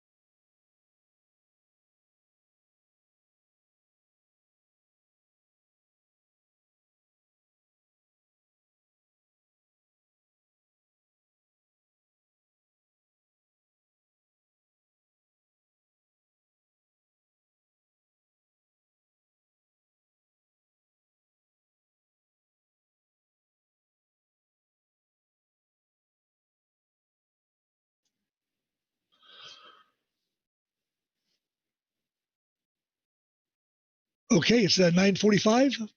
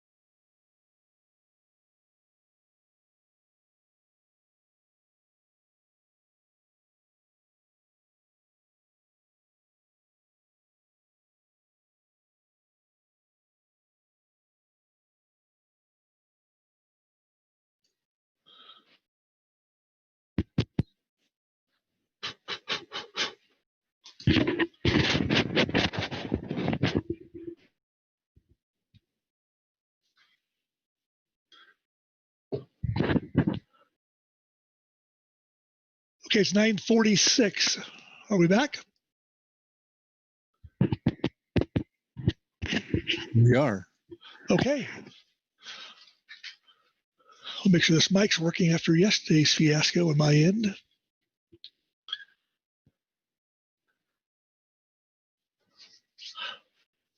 All right. The screen is up. Thank you, Chris. All right, folks. I would like to apologize. I thought it was a 2-hour time slot for that last agenda item, and it was only 1 hour, so I looked at the wrong agenda item. So my bad. We're a little behind, so we're going to go straight to Robin to get us started on I2. Robin? Thank you, Mr. Vice Chair. This is agenda item I2, the transition of the area to a fishery management. As we know, the area to a non-Indian commercial directed Pacific halibut fishery, or just the directed fishery. The structure has been a topic of discussion between IPHC and the Council for the past 2 years. And in 2019, the Council agreed to move forward with the transition of management responsibilities for this fishery from IPHC to the Council and NEMS. Recognizing the transition would take some time and require collaboration, the Council committed to work closely with IPHC and the stakeholders. There were a series of things that happened during the course of 2019. I know the topic has been on the Council agenda multiple times during that year, but most recently at the March 2020 meeting, the Council discussed the report provided by the project team and adopted a range of alternatives provided with suggested edits. And so here today we have the updated range of alternatives. It's found in attachment 1 under this agenda item, and I'll be providing a PowerPoint that summarizes those details for you. Also under this agenda item, we have two advisory body reports, one from the GAP and one from the EC. And that concludes my summary. All right, thank you. Questions for Robin on her overview? Okay, seeing none, Robin, proceed with your presentation. Thank you, Mr. Vice Chair. Again, this is a summary of the document provided under Attachment 1. It's just the updated range of alternatives for the proposed transfer of the management responsibilities of the Area 2A directed halibut fishery. Next slide. So our goals for today is to look at the range of alternatives and adopt preliminary preferred alternatives and discuss the future workload and schedule of this agenda item. Next slide. Some of the highlights in the document that was provided under Attachment 1 are Sections 1 and 2 that provide the purpose and need and the scope of action. Section 3 has the council process for transfer and associated tasks. Section 4, you'll find the range of alternatives. They're broke out into 2 different sections. The first section is the fishery management portion, and the second section covers the permitting processes. And finally, in sections 5 and 6, we cover the workload planning, the timeline, and provide some tables that have a list of the organizational structure and also a timeline of events since we took this topic on. Next slide.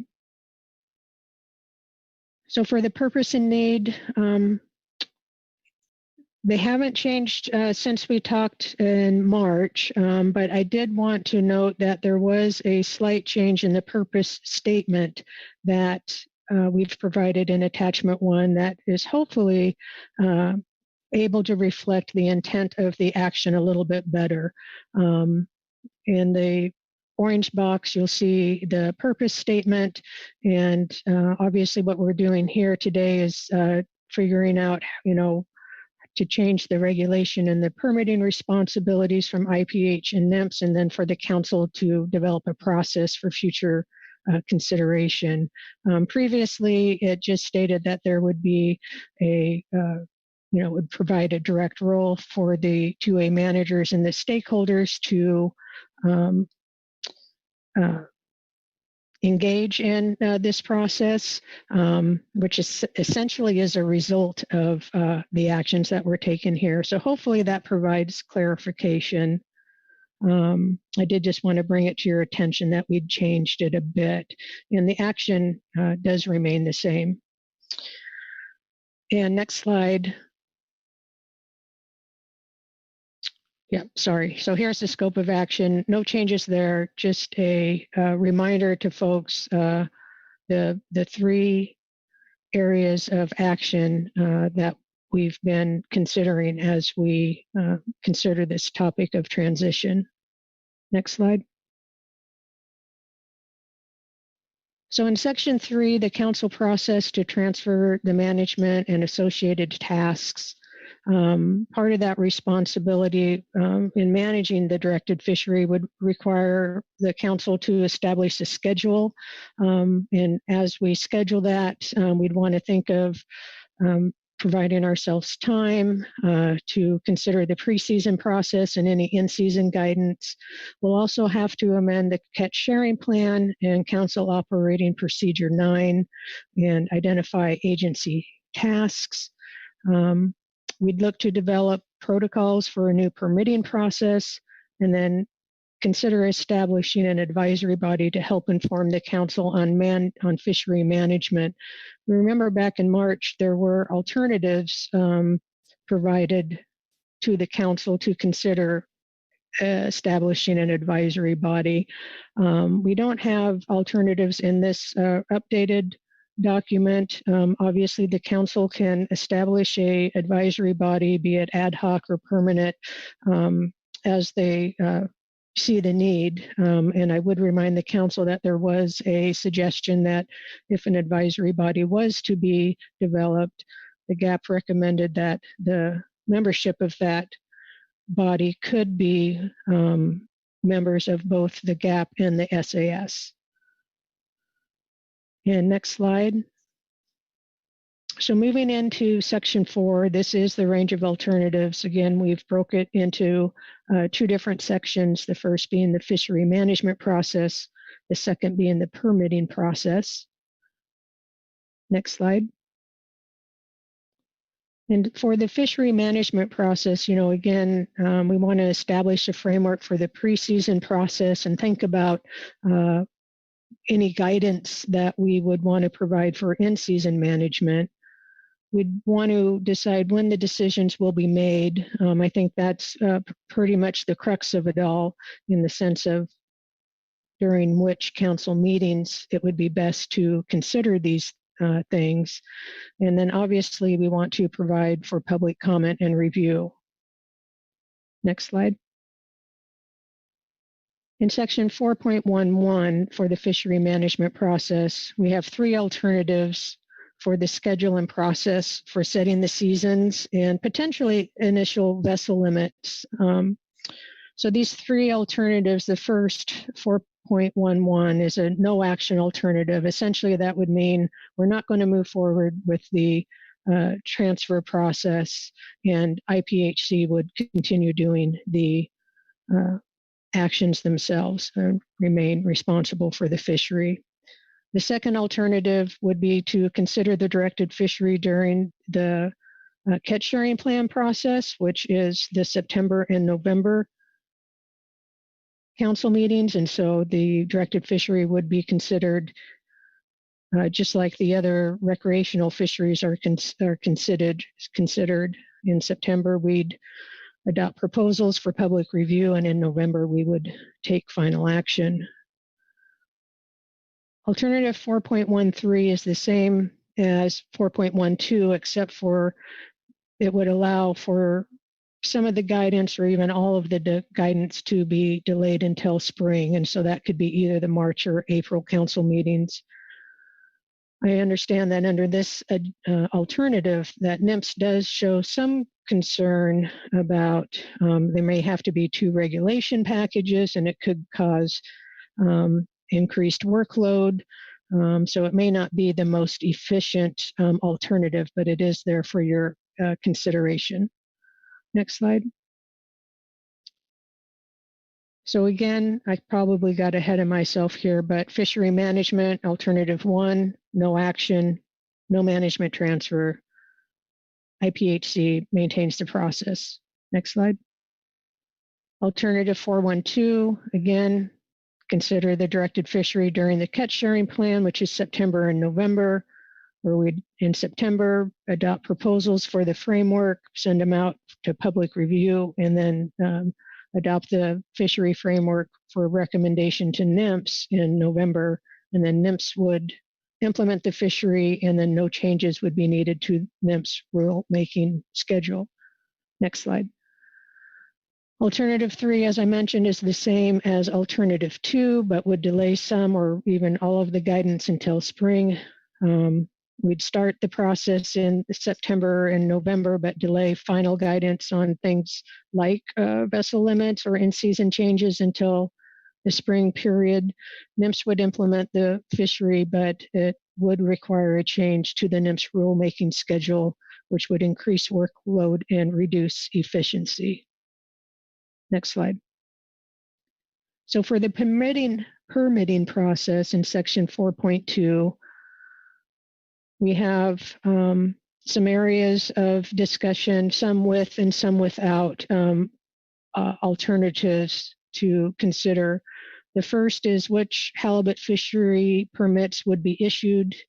The second is what, the application deadlines, also the development of the application process, the notification for issuance of permit, and the last topic would be the proof of permit discussion.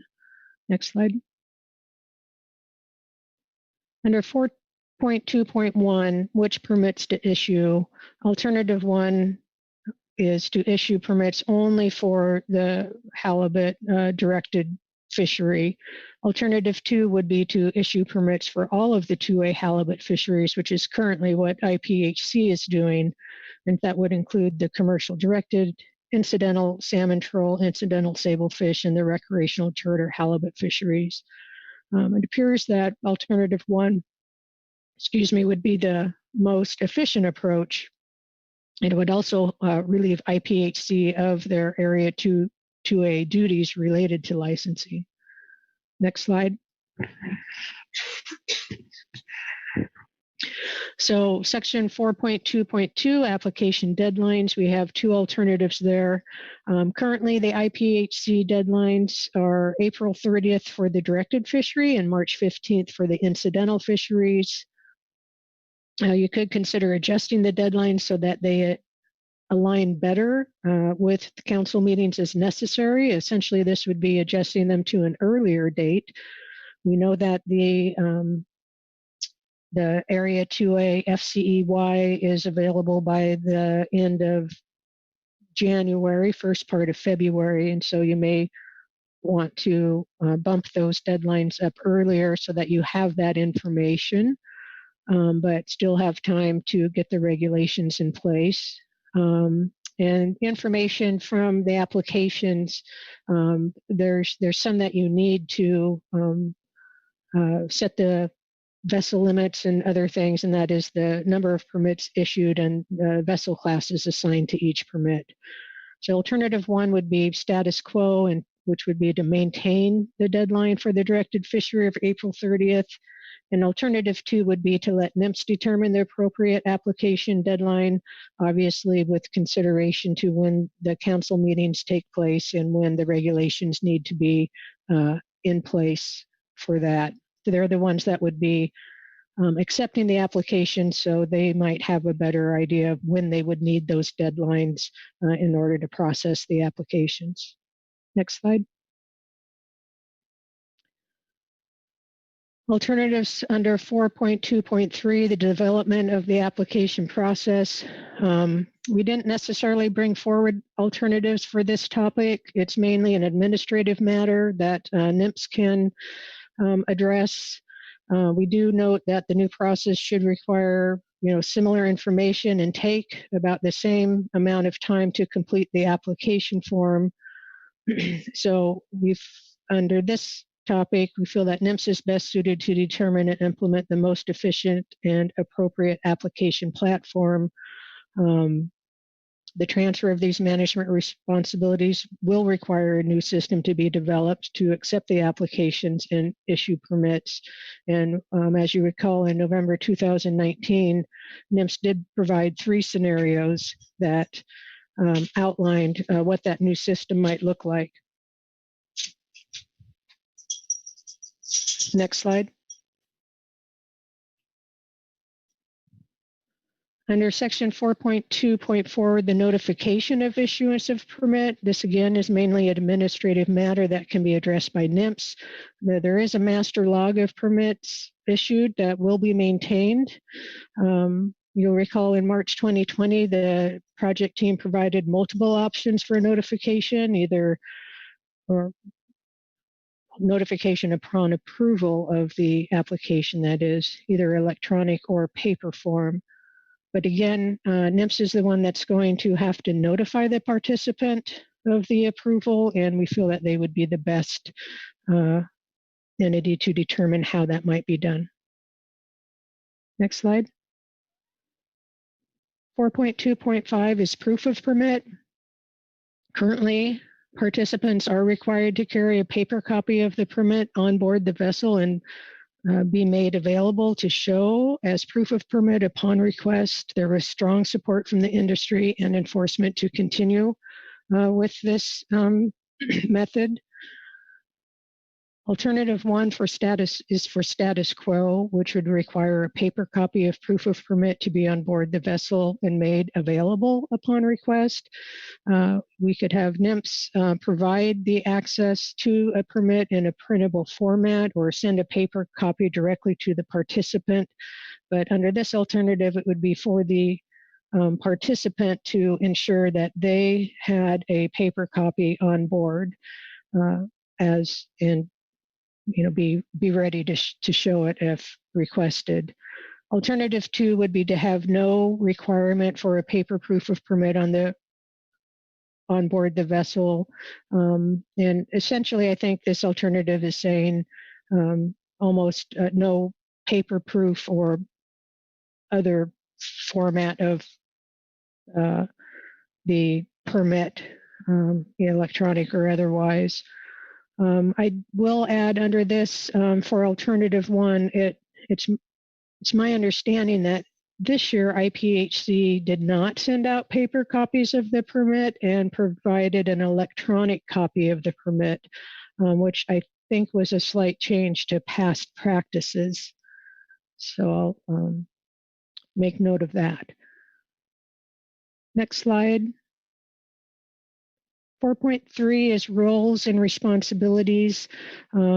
Which management entities will be responsible for tasks over the management of the fishery, both during and after the transfer. We understand that as the transition progresses and it is eventually complete, the roles and responsibilities may want to change. Some tasks will fall into NIMS purview, while others will fall naturally to the council. As we've stated before, NIMS will be responsible for the permits and the management comparable to what IPHC does now, and the council would be responsible for the public process and recommending seasons and regulations to NIMS. And next slide. For the workload and timeline, we're just identifying here the work that the council has done to date and what future work might look like. Obviously, here we are at the September 2020 council meeting, where you are considering the range of alternatives and looking to adopt the preliminary preferred alternatives. And just noting that in November, this timeline has the council considering the PPAs that they'll adopt today and adopt as final in November. And if that occurs, then NIMS will move on to start developing their permitting systems, and hopefully by January 2020, NIMS will be able to initiate their new permit system. I think all that relies on us getting through these next two steps, the preliminary preferred and the timing of the final preferred. And next slide. So just a note that in the documents, between pages 10 and 13, there's three tables. Table 1 is essentially a play-by-play of what the council has done to date regarding this topic. Table 2 is an organizational list of the contributors in halibut management. And Table 3 outlines the roles and responsibilities and highlights potential changes in those roles for the different entities. And next slide. So again, our kind reminder, the goals for today is to consider the range of alternatives, adopt preliminary preferred alternatives, and discuss the workload, future workload and schedule as necessary. Next slide.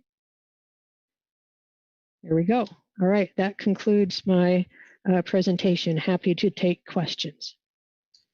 Thank you, Robin, for that great overview. Questions for Robin on her presentation? Okay, seeing none, thank you, Robin. Okay, next up be the gap statement and John Holloway. John?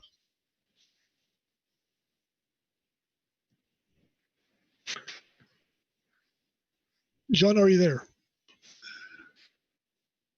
I believe so now. Yep. You hear me? We do. I have to bring up the document. Needless to say, I've been multitasking. You're excused. Okay. My name is John Holloway, GAP Chairman, and I'll be reading Agenda Item I2A, Supplemental GAP Report 1 on Pacific Halibut Transition of Area 2A Fishery Management. The Groundfish Advisory Panel received an overview of the transition of Area 2 Fishery Management for Pacific Halibut Fisheries from Mrs. Robin Elke, Pacific Fishery Management Council staff, and offers the following comments and suggestions. The GAP reviewed the updated range of alternatives for the proposed transfer of management under this agenda item and suggests the council adopt the following alternatives as the preliminary preferred alternatives. On number 1, 4.1 fishery management process. The GAP supports alternative 2. Consider the directed fishery framework during the catch sharing plan process in September and November. Include any guidance for vessel limits and in-season changes for National Marine Fisheries Service implementation. The GAP understands that vessel limits would not be available prior to the International Pacific Halibut Commission annual meeting in January, but perhaps percentages could be used instead, and those percentages could be converted to pounds, metric tons, after the IPHC meeting.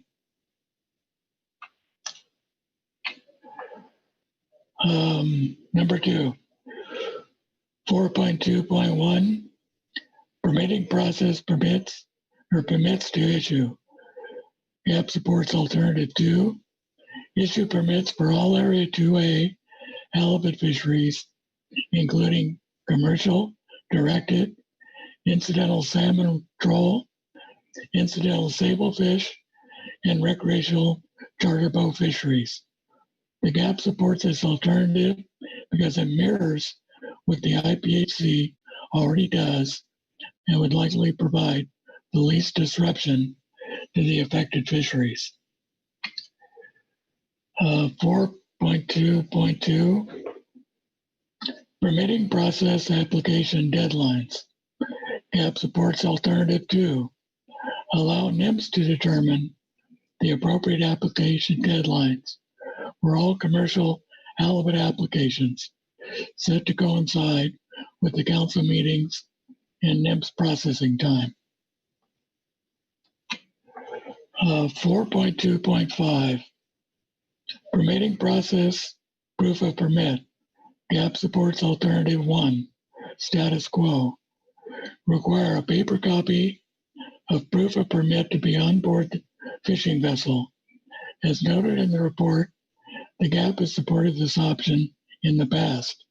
However, if the council and NIMS were to allow an electronic copy of the permit to be used as proof, the GAP recognizes the onus would be on the permit owner, vessel, captain to produce that proof, whether paper or electronic, and not the enforcement official. Furthermore, it would require the permit owners or vessel captains to have this electronic proof available, even if cell phone service or other electronic access was unavailable. The GAP considered the proposed timeline and agrees that council NIMS planning and timeline is workable. However, we also recognize selecting a final preferred alternative for this issue is shaded as a candidate item on the council's proposed November 2020 meeting agenda. The GAP requests this be moved to the November agenda so the proposed timeline and implementation dates can be met. And that concludes our statement. Happy to answer any questions. Thank you, John. Questions? Frank Lockhart. Thank you, Mr. Vice Chair.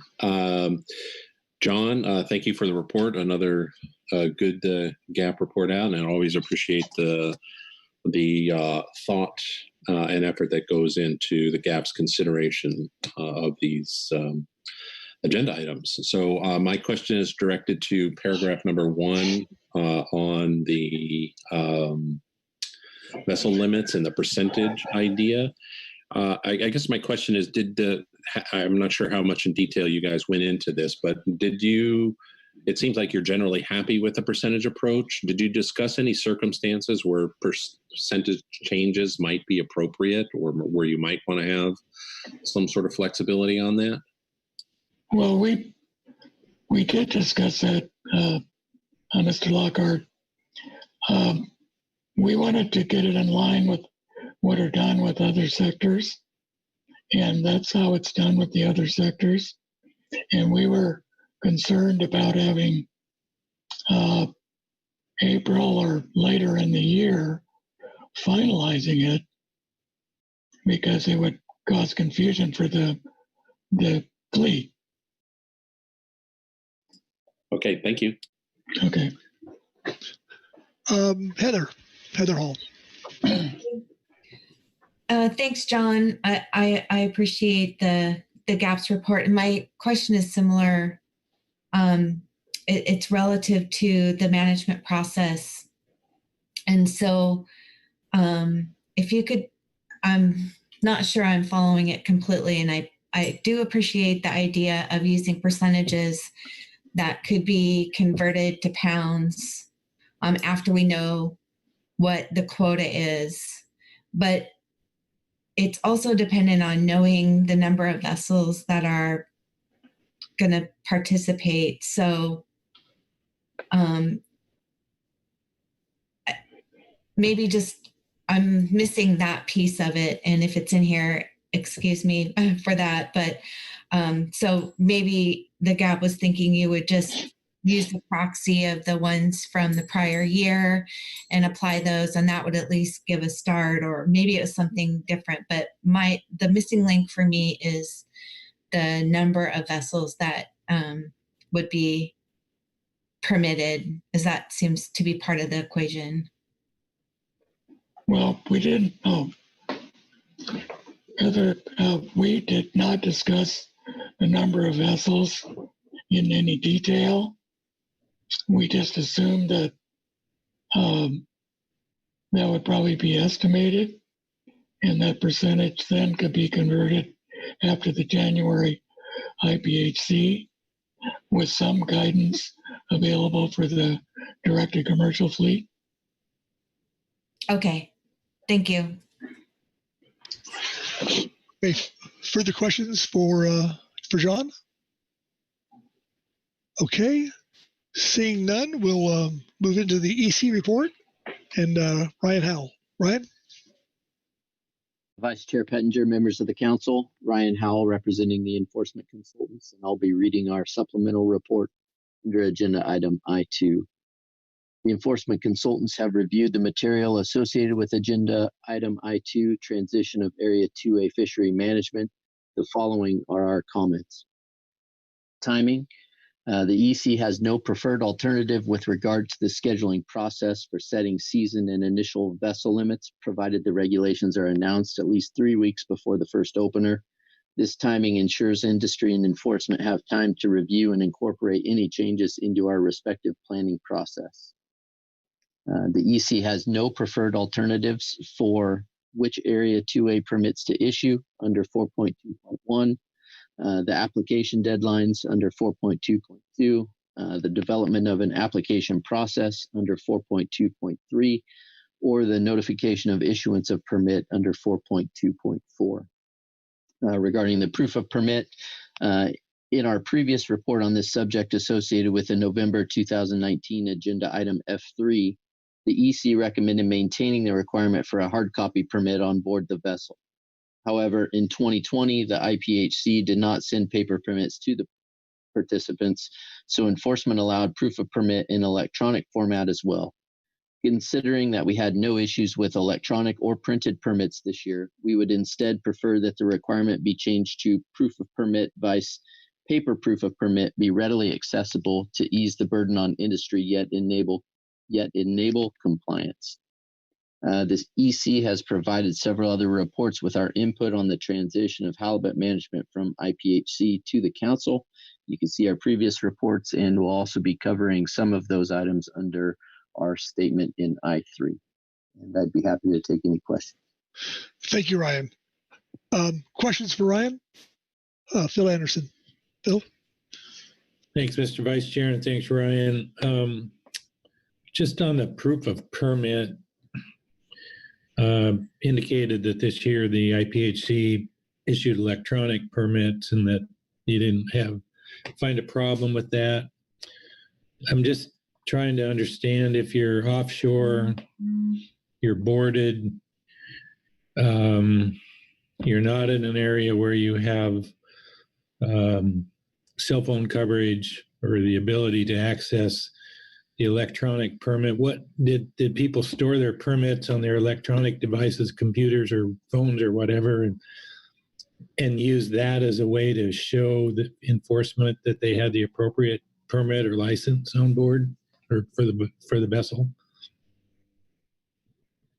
Vice Chair Pettinger, Mr. Anderson, yes, it would just require, if they didn't have service, to have that document previously downloaded, whether on their cell phone or on their any other type of electronic device to show us. So cell phones being what they will in limited coverage, it would require it to be basically downloaded, and that's why we would maintain that readily accessible, so we're not sitting there trying to fumble with that as we're doing the reporting.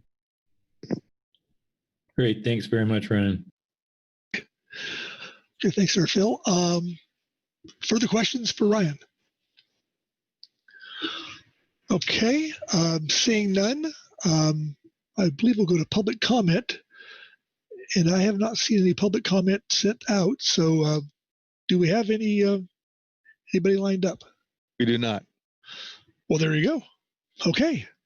Well, that concludes the reports, and we go into council discussion and action. So, looking for a hand. Frank Lockhart. Just some opening comments. This has been getting to this point is kind of a good milepost for us, and I just wanted to express our appreciation working with all the states and the council and IPHC staff. It's been a long road, and there's been a lot of discussions, and I know we've learned a lot about kind of this transition and how to get there from here. And I just wanted to highlight a few folks that have done just a tremendous amount of work. First off is Robin Elke. Her presentation today I thought was outstanding, and her work on the document that's in front of the council in the briefing book has been great. Also like to express appreciation for Laura Erickson, who's probably would be listening, but the IPHC has a meeting scheduled at this exact same time. She's been very helpful to us on this transition. And then finally, I'd just like to express appreciation for Catherine Blair's work on NIM staff. All these folks have worked really well together, getting us to where we are now, and I think we're in a pretty good spot. So I'll close there. Thank you very much. Yeah, thank you, Frank. Further hands, further discussion? Heather Hall. Heather? Hi, thank you. My question is for Frank. And one of the bigger questions I'm struggling with is on the management approach. So looking at just September and November, like we do for the catch sharing plan, and I certainly appreciate that is the most simple. But then I'm also thinking about we're going to be operating under a new in-season approach. I know IPHC, having the management under IPHC made in-season changes really nimble, and we could do that on a 2-week basis. And under the transfer, I understand that'll be different, and we'll need more time. So it means we're going to have to be thinking ahead about how we look at the weekly limits, how they might change, so that we can make those changes more efficiently. And then again, like the question we both asked John about was relative to using the percentage approach. So in a way that might facilitate that more simpler management in November and September, rather than thinking about alternative 3 that would have us set things up in November and September and give us the option to finalize things in March and April. And so one thing I wondered about was we are taking up incidental halibut retention questions in March and April. So the council's already doing that. Is there an opportunity to weave in that finalization into that rulemaking so it's a little more streamlined, but allows us to then consider the number of vessels that would be or have indicated they'd be participating, and let us know how that works relative to the TAC or the FCEY that the IPHC adopts. Frank? Yeah, thank you for the question, Heather. In general, our guidance, there's a few things that you need to consider. So if we were going to start a whole new a whole new rulemaking in March or April after council action, that would delay our rulemaking schedule. We're pretty certain about that. However, I think what you're talking about is trying to fold it into some other action. I think the only way that it could be done quickly if somehow we could convert that action into some sort of in-season process. It's not immediately clear to me how we could do that right now, but generally, in order for us to do an in-season action in a tight time frame, the analysis has to happen beforehand so that we don't have to go out and do further analysis. There are still some open questions here, so I think overall, though, the preference for September, November decision making for the council to provide guidance then, I think is the safest way so that we can proceed on our rulemaking timeline that we currently have and be ready to go for when the halibut season opens. All that being said, every time we talk about that, we learn a little bit more and have some additional insights about how this could potentially happen. Glad to, I'm not sure if I'm answering your question here. So maybe if you could ask, or if that's not answering your question, happy to answer a follow-up. Heather? Yeah. Thank you, Vice Chair, and thank you, Frank. You are getting at it, and I realize it's a lot to say yes or no on now, but it was just an idea I had, and I understand maybe it's something that we can see how things go and maybe look at it down the road or something. I just wondered if it was maybe using the incidental halibut retention process in March and April as a place to finalize the directed fishery rules. I just wondered if it was an opportunity, but your question answered you answered my question. Thank you. Okay. Further discussion. Okay, seeing none. Any motions out there by chance? Heather? Thank you. I do have a motion. I am just sending it right now. So just give me 1 second. Thank you. Sorry for that. No, we're just happy you have a motion.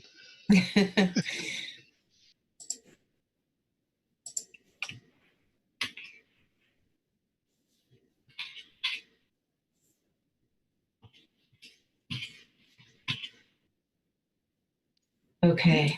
Bob, you have your hand up? Bob Dooley? I do. I thought I'd use this, Mr. Vice Chair. Thank you. If permissible, I'd use this time to make one comment, if I could. Please. Okay.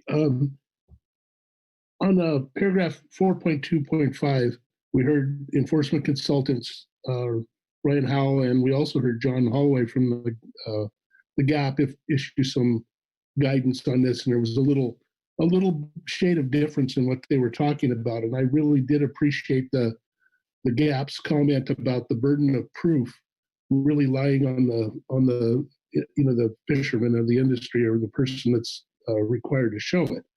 And I like the fact that the enforcement consultants actually acknowledge that it's okay to have it electronic. But I liken this whole exercise to going to the airport and printing your boarding pass on your iPhone. And if you get to the gate and your iPhone battery went dead, you better have printed your boarding pass on paper, or you're not getting on the airplane. So I see that likeness, and I appreciate the maybe melding the two together. I like the fact that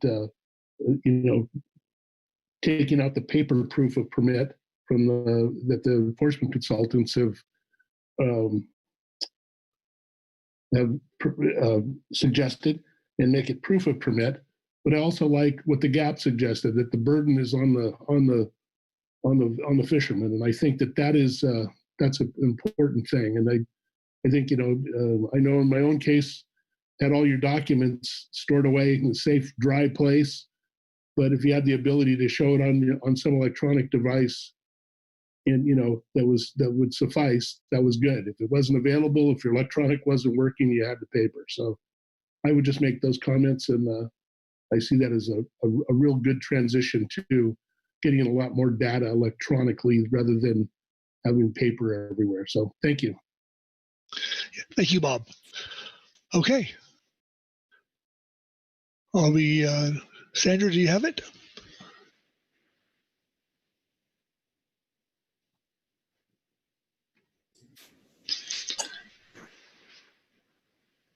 Yes, Sandra has it.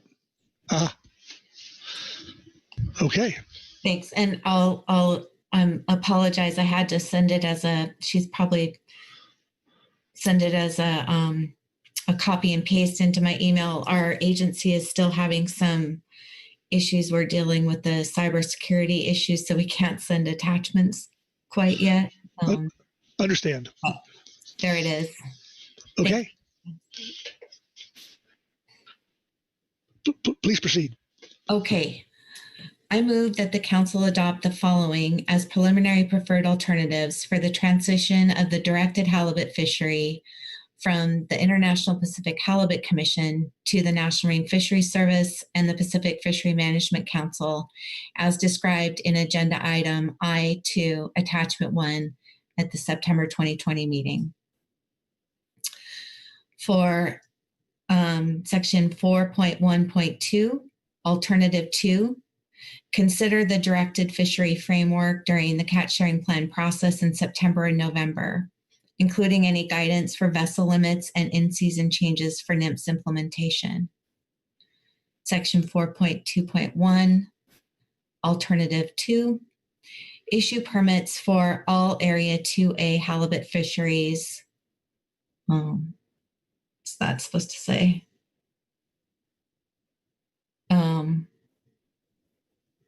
Let's see. Sorry about that.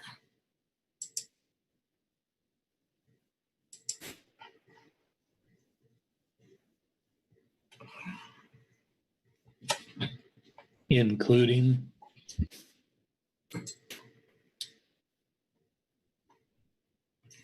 Yes. Thank you. Sorry about that. Including commercial directed, incidental salmon troll, incidental sablefish, and recreational charter halibut fisheries.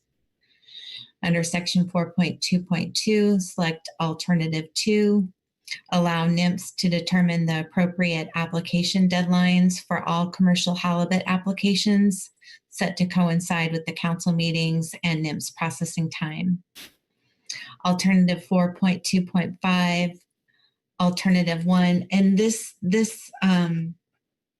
is revised and includes the suggestions, I think, that we heard from the GAP and EC, and I tried to show it in track changes, but it didn't stay like that when I sent it. So let me just, I'll I'll read it, but I'll point out what I've done.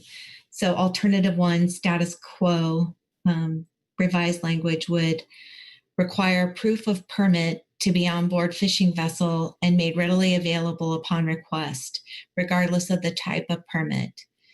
Example, paper or electronic. NIMS to provide access to permit in a printable format or send paper copy directly to participant. So what I did to revise it was to just strike the paper copy of in right after require, and then I inserted readily, so made readily available, and then I just specified that regardless of the type of permit, and the 2 types allowed is an insertion there, providing the example for paper and electronic. Okay, Heather, does the language on screen reflect your motion accurately? Yes, it does. Thank you. Okay, and while you've spoke to it all somewhat, do you wish to speak further to your motion? Sure, I'll just briefly. So as I mentioned in my questions. Mr. Chair, I don't think we have a second yet. Oh, my bad. Maggie Summer, I believe I'll ask for a second, and I believe Maggie's hand is at. My bad. Yes, thanks. Okay, seconded by Maggie Summer. And now, Heather, speak to your motion. Great, thank you, Vice Chair. So as I was getting to all my questions to Frank and the gap, I struggled with alternative 2 versus alternative 3 in terms of the timing for the management framework. And, I appreciate the simplicity of September and November, but also realize that sometimes things come up, and it's nice to have a little bit more information, which is why I was somewhat attracted to alternative 3.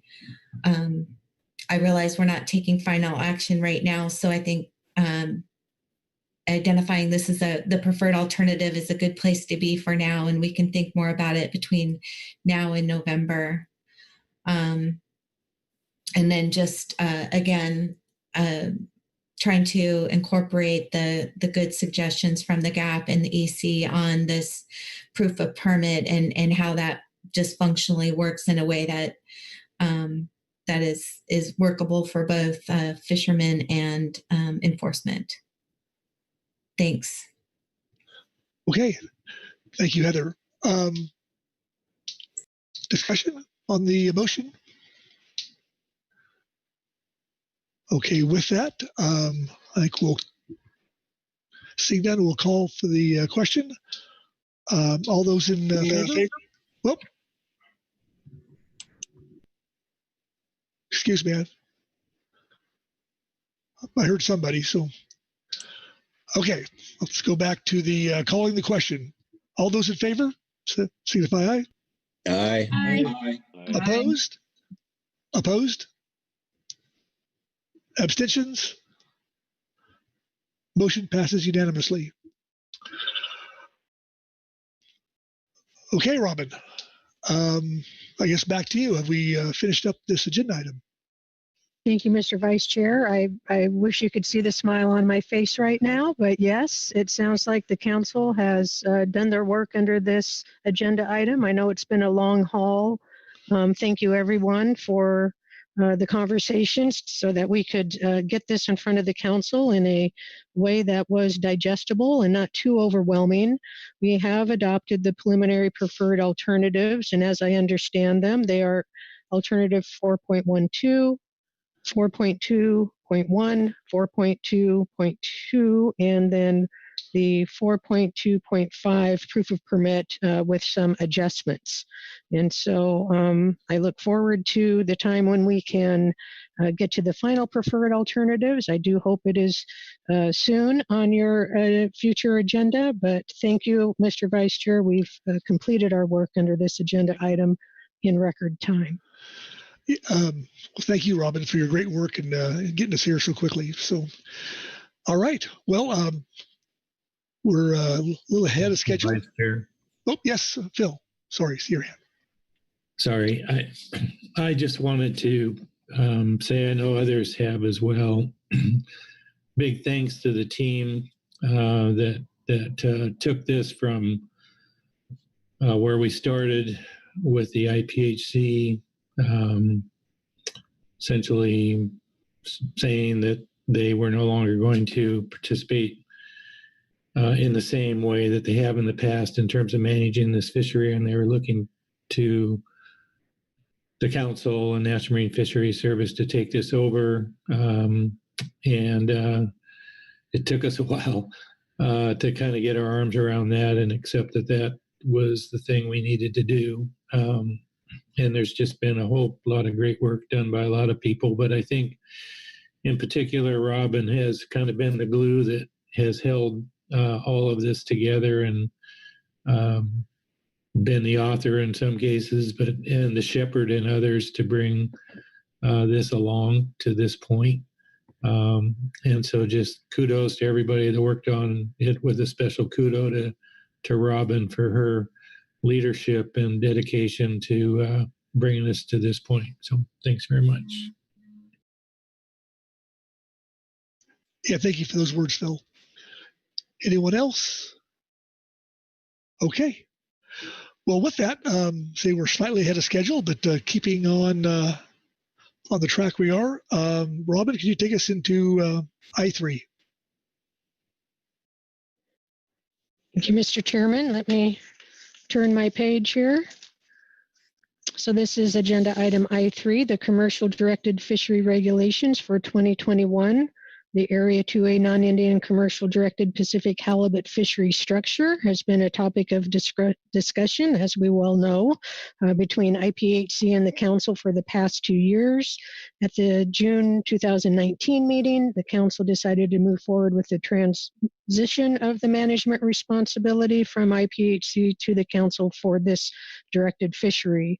And so as part of the transition plan, the Council agreed to utilize the Council's September-November catch sharing plan revision process to solicit stakeholder input and consider regulations for the directed fishery within the existing season structure for the upcoming year. It's anticipated that after the November 2020 Council meeting, the Council recommended season structure for 2021 will be forwarded to IPHC for consideration during their interim and annual meetings in November and January, respectively. So the Council action under this agenda item is to adopt proposed 2021 regulations changes for public review. And we do have some reports under this agenda item. We have 2 reports from ODFW, 1 from WDFW, and for advisory bodies, we have reports from the GAP and EC. And with that, I will conclude my summary. Thank you, Robin. Questions for Robin on her summary there? Okay, seeing none, we'll go to the WDFW report. Heather?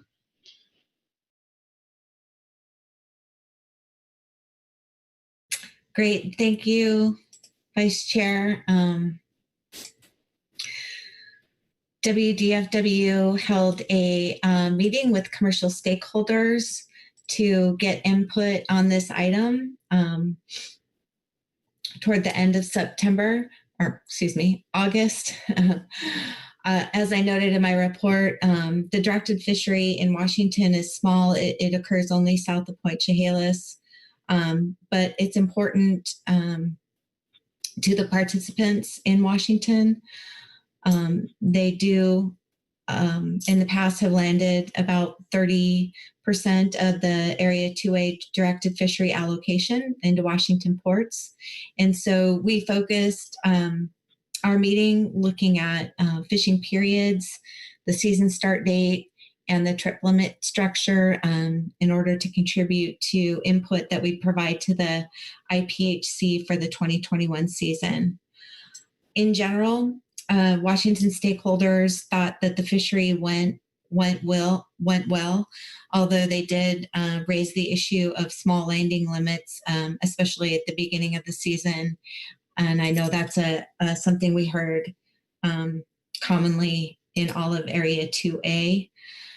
There was a preference for keeping the start date on the fourth Monday in June rather than something earlier.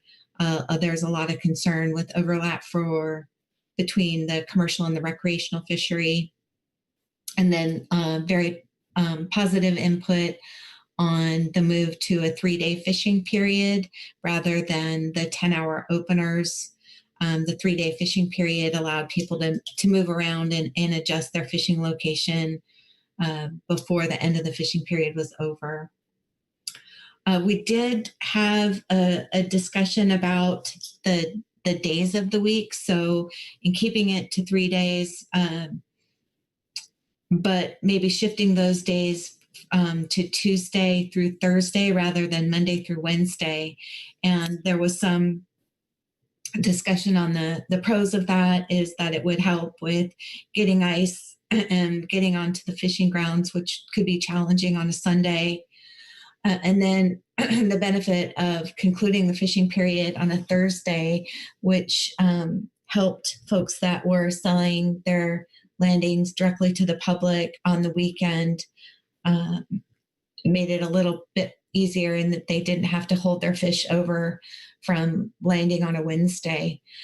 We did have a processor at our meeting who had some opposing ideas about shifting from Monday through Wednesday, so it's not 100% across the board, and it might be the pros and cons will be different for whether the fishermen and processors. So, but the discussion was good enough that folks wanted to include that and get more public input on that and see if there are other thoughts on that in the broader 2A area. Again, there was a lot of really positive and creative ideas about how to address the low landing issue, and mostly directed at finding a way to get us a more solid estimate of the number of vessels that are going to participate. So we realize that those ideas are probably more appropriate for when the management transition happens, but folks are really interested and willing to engage in that conversation when the time is right. We also did have stakeholders who spoke in support of allowing deliveries that would be split between multiple buyers, and just in a way that provides more flexibility and maximizes economic value from their deliveries. They recognize there are some enforcement challenges, and I think I brought this up under another agenda item too. I know it could be challenging for our samplers who are trying to collect data on the halibut, but also on incidental groundfish landings too. So those are some things we'd want to think about when that idea comes forward. That's it, and I'd be happy to take any questions. Thanks.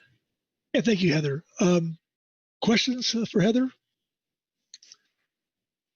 Okay, seeing none, we'll go to ODF&W. Maggie.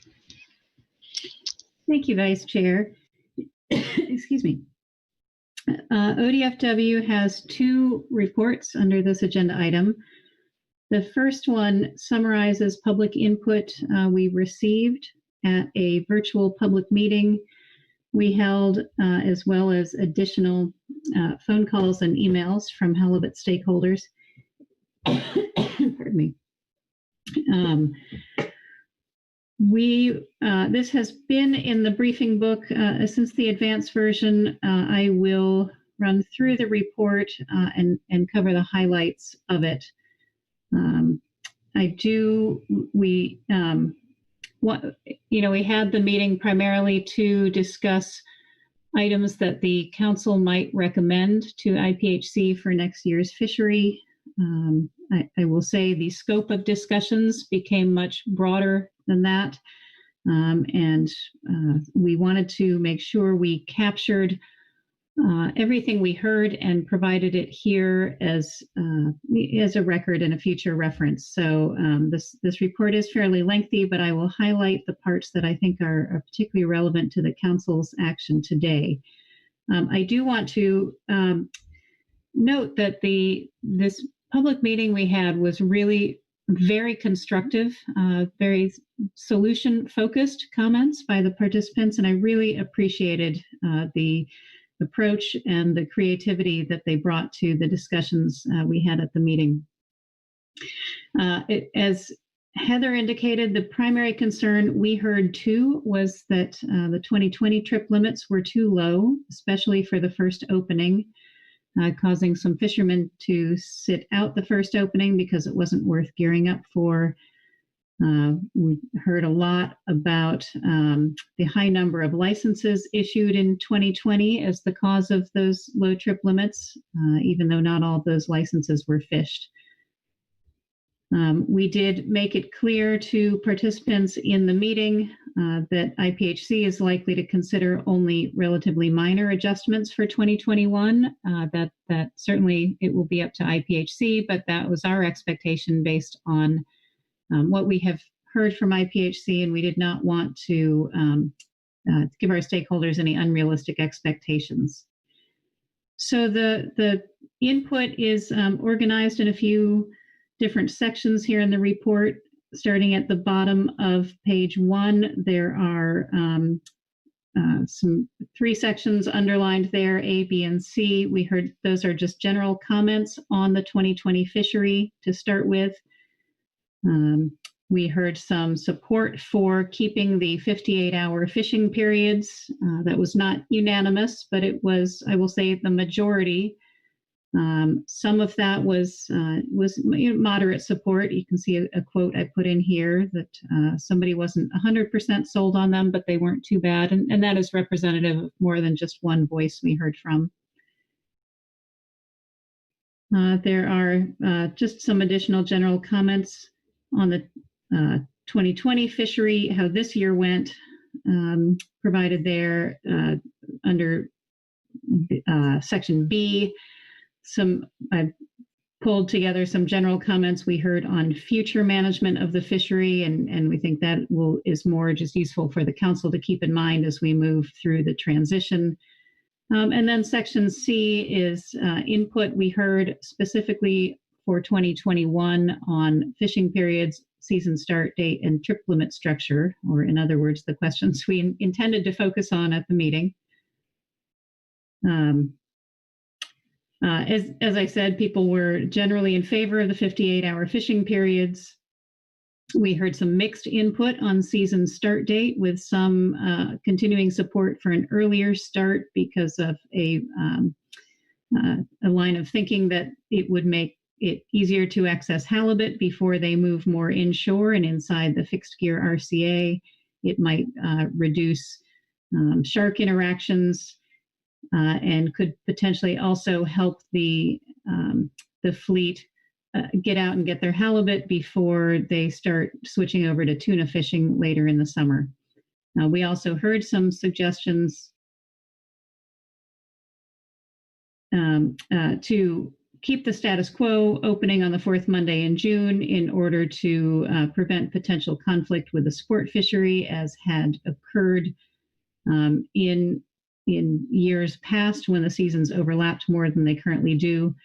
We also had quite a bit of discussion that if the halibut fishery opened earlier, there could be more participants in the fishery in 2A, because vessels that normally leave here and head up to Alaska for Bristol Bay or other fisheries might be here at that point. This could mean more licenses issued and vessels actively fishing, and could contribute to the low trip limit concerns.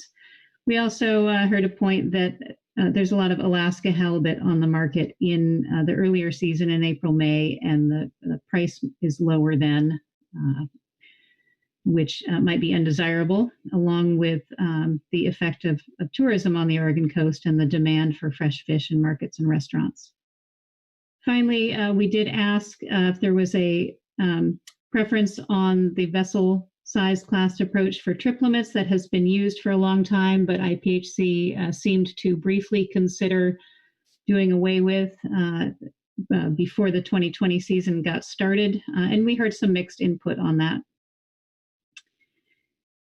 We also, then section D is are additional things that our meeting participants expressed an interest in for 2021, if possible. One of those is the split loads or split delivery issue. This is, again, something we've been hearing for several years. A lot of interest, particularly from smaller buyers and vessels, to allow loads to be split and delivered to multiple buyers, including offloading at different locations within a port, which is currently not allowed under IPHC rules and those rules that are then adopted into NIMS regulations. The intent is just to give vessels potentially a chance to obtain the best total value for their fish, which might be by delivering a load to more than one buyer. This has been identified by fishermen and buyers as a high priority item. I had a suggestion that a requirement to confirm the intent to fish, for example, by calling in several weeks before the first fishing period and confirming that they're going to fish, could potentially help IPHC adjust trip limits based on what might be a more realistic number of potential participants rather than total licenses issued. And then we heard a number of other suggestions there, such as lower trip limits for new entrants, a potential license fee or deposit, a license lottery for new entrants, a sunset date on license issuance to new entrants, and an owner on board requirement. Again, these are items that were brought up as ideas for 2021, although I again cautioned our meeting participants that I thought it was unlikely that those would be feasible for next year. And then we had some suggestions also that I just included for the record here for future consideration that are listed in section E. Some discussion of interest in a potential nearshore commercial allocation for fishing inshore of the RCA, potential different license types for directed and, sorry, I guess this is not necessarily license types. Potentially offering an incidental retention opportunity with sablefish south of Point Chehalis. This has come up a number of times, and we're keeping it on the list here. And then interest in accessing the RCA. That concludes ODFW Report 1. I'll pause and ask for questions. Questions for Maggie on her report? Okay, Maggie, seeing none. Proceed. Thank you, Vice Chair.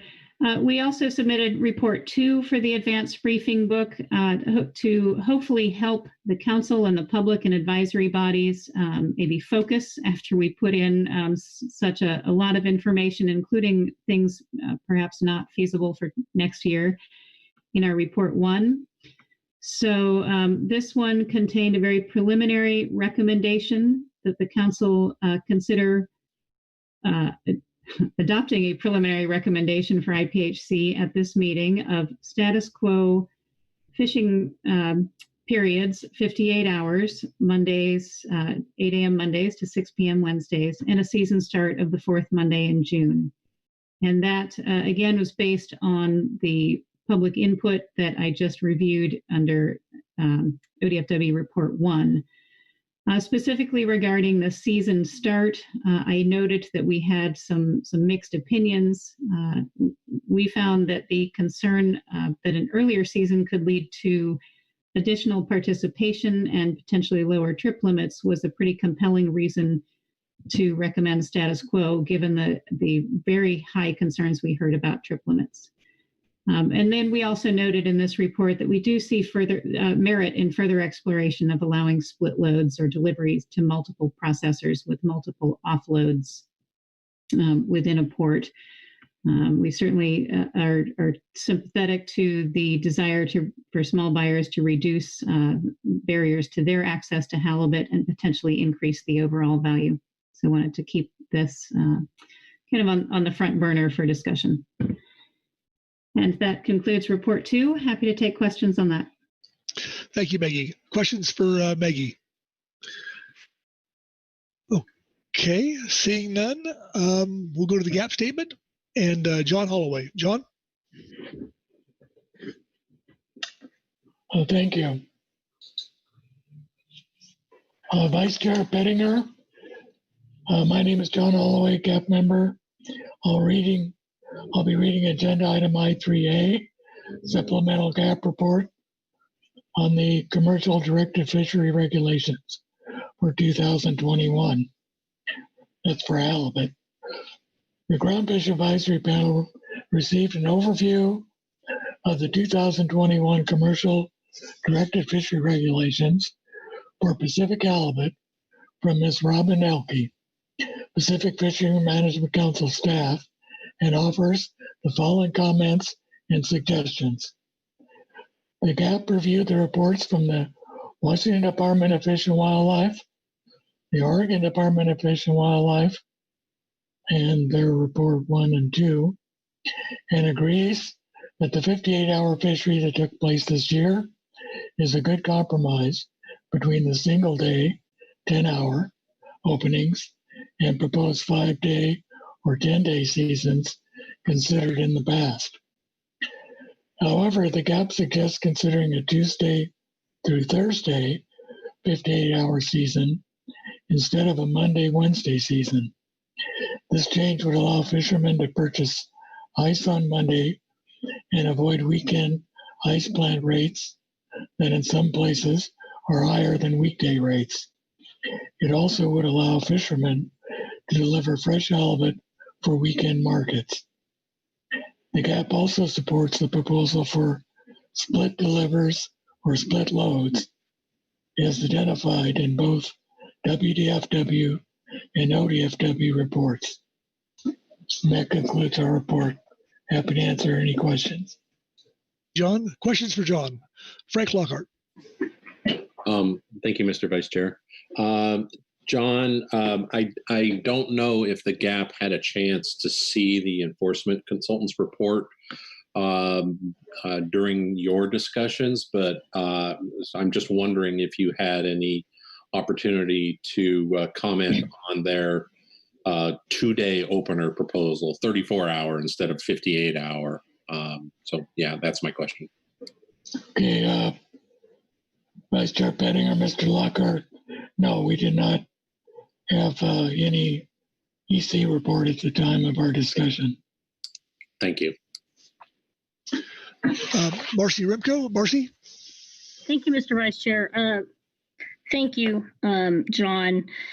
I was wondering if you had a broader discussion in the GAP about the directed commercial halibut fishery.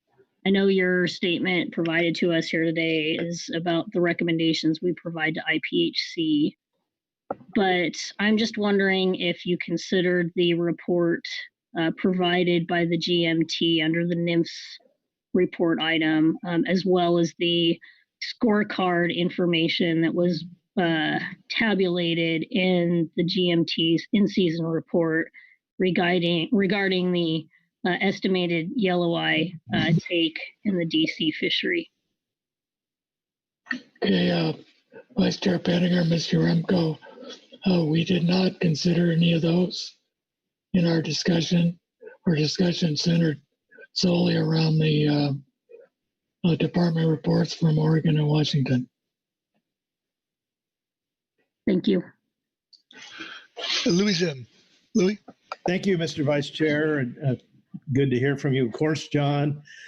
Did you, in the GAP, have any discussions about selling halibut from the boat or dockside? I think this would have some bearing on the split load, split delivery discussion.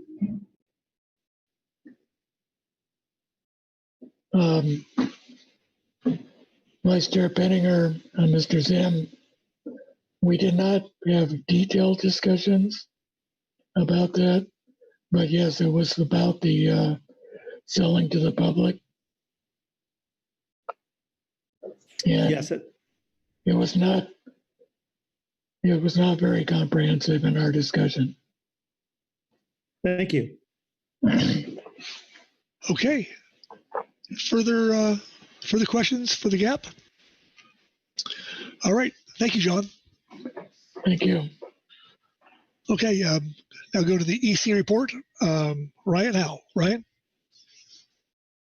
Vice Chair Pettinger, members of the council, Ryan Howell representing the enforcement consultants, and I'll be reading supplemental report 1 under agenda item I3. The enforcement consultants have reviewed the material associated with agenda item I3, commercial directed fishery regulations for 2021, and have the following comments. The EC submitted 2 statements in November 2019 regarding regulations pertaining to the directed 2A fishery and request the council again consider the following comments. The EC has previously asked for a 2-day opener, 34-hour opener with proposed start of 0800 hours on the first day and end time on the second day of 1800 hours, and will continue to request this structure. It is important to reiterate that if the 3-day opener, which is 58 hours, is permanently selected, enforcement of the fishery will include random patrols and spot checks versus a dedicated enforcement effort like in years past. Enforcement resource constraints prevent a pulse operation any longer than 2 days, which is often of concern in this high-value fishery. In regard to when the fishery should begin, the EC supports starting the commercial 2A season no earlier than the 4th Monday in June each year to limit overlap with the recreational fishery. The EC previously commented on split loads and would like to reiterate our comments from November 2019 agenda item F3, continuous offload. The EC strongly supports retaining the single continuous offload requirement. Multiple offload locations facilitate skirting the regulations and make it challenging to track landing limits. Pacific halibut is the only species that requires single continuous offload due to the individual value per fish of the species. The EC is aware of other species, such as salmon, that are valuable and do not require a continuous offload. The difference with halibut is the novelty and desire by consumers to purchase halibut and/or desire by some fishermen to take home and potentially sell off ticket and/or circumvent landing limits or length requirements. Salmon are often readily available, which takes the gotta have it out of the equation. If catch counting is a management concern, which we believe it is, the EC again strongly recommends retaining the continuous offload requirement. The EC would also like to reiterate comments as follows. Length class. The EC recommends requiring the licensed length of a vessel to be the official length on the vessel's Coast Guard certificate of documentation or state certificate of number. Due to vessel size driving trip limits in the non-tribal directed commercial fishery, there is a significant incentive for vessels to stretch up to the next length class. Using already established length from Coast Guard and state regulations simplifies the process for enforcement and industry. Vessel monitoring system. The EC recommends adding a requirement for vessels participating in any commercial halibut sector to carry VMS. This will facilitate enforcement, particularly given the shift to a longer non-Indian directed fishery. This fishery follows the 100 fathom line, and VMS is a vital enforcement tool to monitor locations of vessels. Logs. The EC recommends removing the log exemption for incidental Pacific halibut fishery during the salmon troll season. The 72-hour preseason closure and hold inspections. The EC recommends retaining the 72-hour preseason closure and hold inspections. Seabird avoidance measures. The EC observed confusion amongst the fleet this past summer as to when the regulations required them to deploy seabird avoidance gear. The EC recommends seabird avoidance gear be a requirement when participating in the commercial 2A halibut fishery, regardless of whether a vessel retains groundfish or not. And that concludes the statement, and I'd be happy to take any questions. Thank you, Ryan. Questions for Ryan? Louis Zim. Thank you, Mr. Vice Chair, and thank you, Ryan. That's really helped me to clear up my misunderstandings. Apparently, by this rule that selling fish off the boat to the public would be illegal or is illegal in all 3 states. Is that correct? Vice Chair Pettinger and Mr. Zim, I don't believe that is correct. I I know in Oregon, for example, there is just a requirement for a continuous offload. So all those fish would have to come off, get weighed and reported, and then get listed on a transportation slip for them to transport those halibut elsewhere for sale within the same port. So there is still an allowance there. It just is not a not a simple and it doesn't it allows for the fish to all be accounted for on one single fish ticket and then be transported for sale elsewhere. Thank you. Thank you, Vice Chair, and thank you for that. It seems just to this one observer that it would be very difficult then to proceed with sales to the public at the docks. Thank you. Okay, Marcy? Thank you, Mr. Vice Chair. Thank you, Ryan. Just a question about your repeated reference regarding a need for VMS for commercial halibut sector participants. Can you describe for us if there was any difference in the 2020 fishery with regard to enforcing that 100 fathom line versus years past? The 2020 fishery was considerably different in its operations given different trip limits and the length of the season openings. So just wondering if there was any difference in the I'm not going to say violations, but the activity around this 100 fathom line.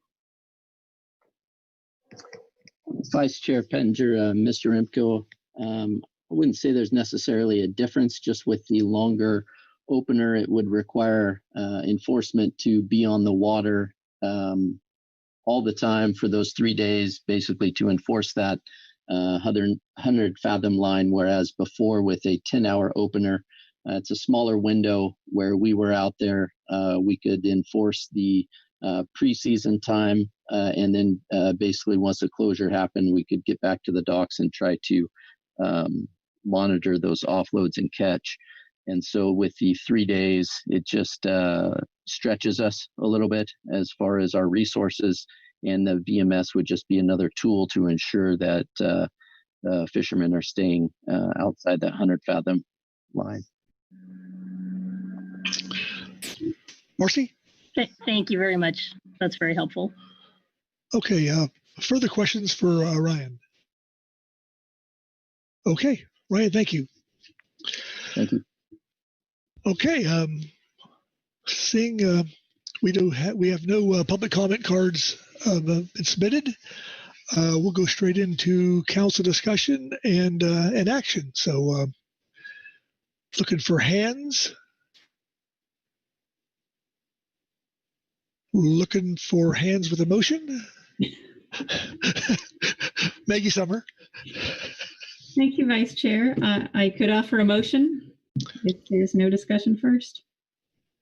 Please. Thanks.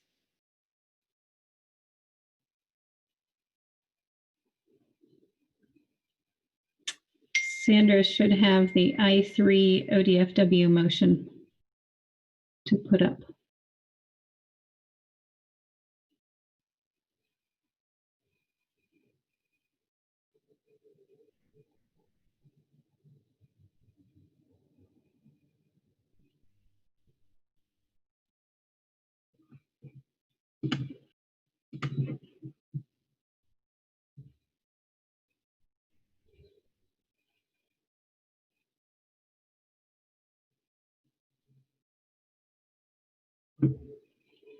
There we go. Thank you, Sandra. I appreciate your assistance with the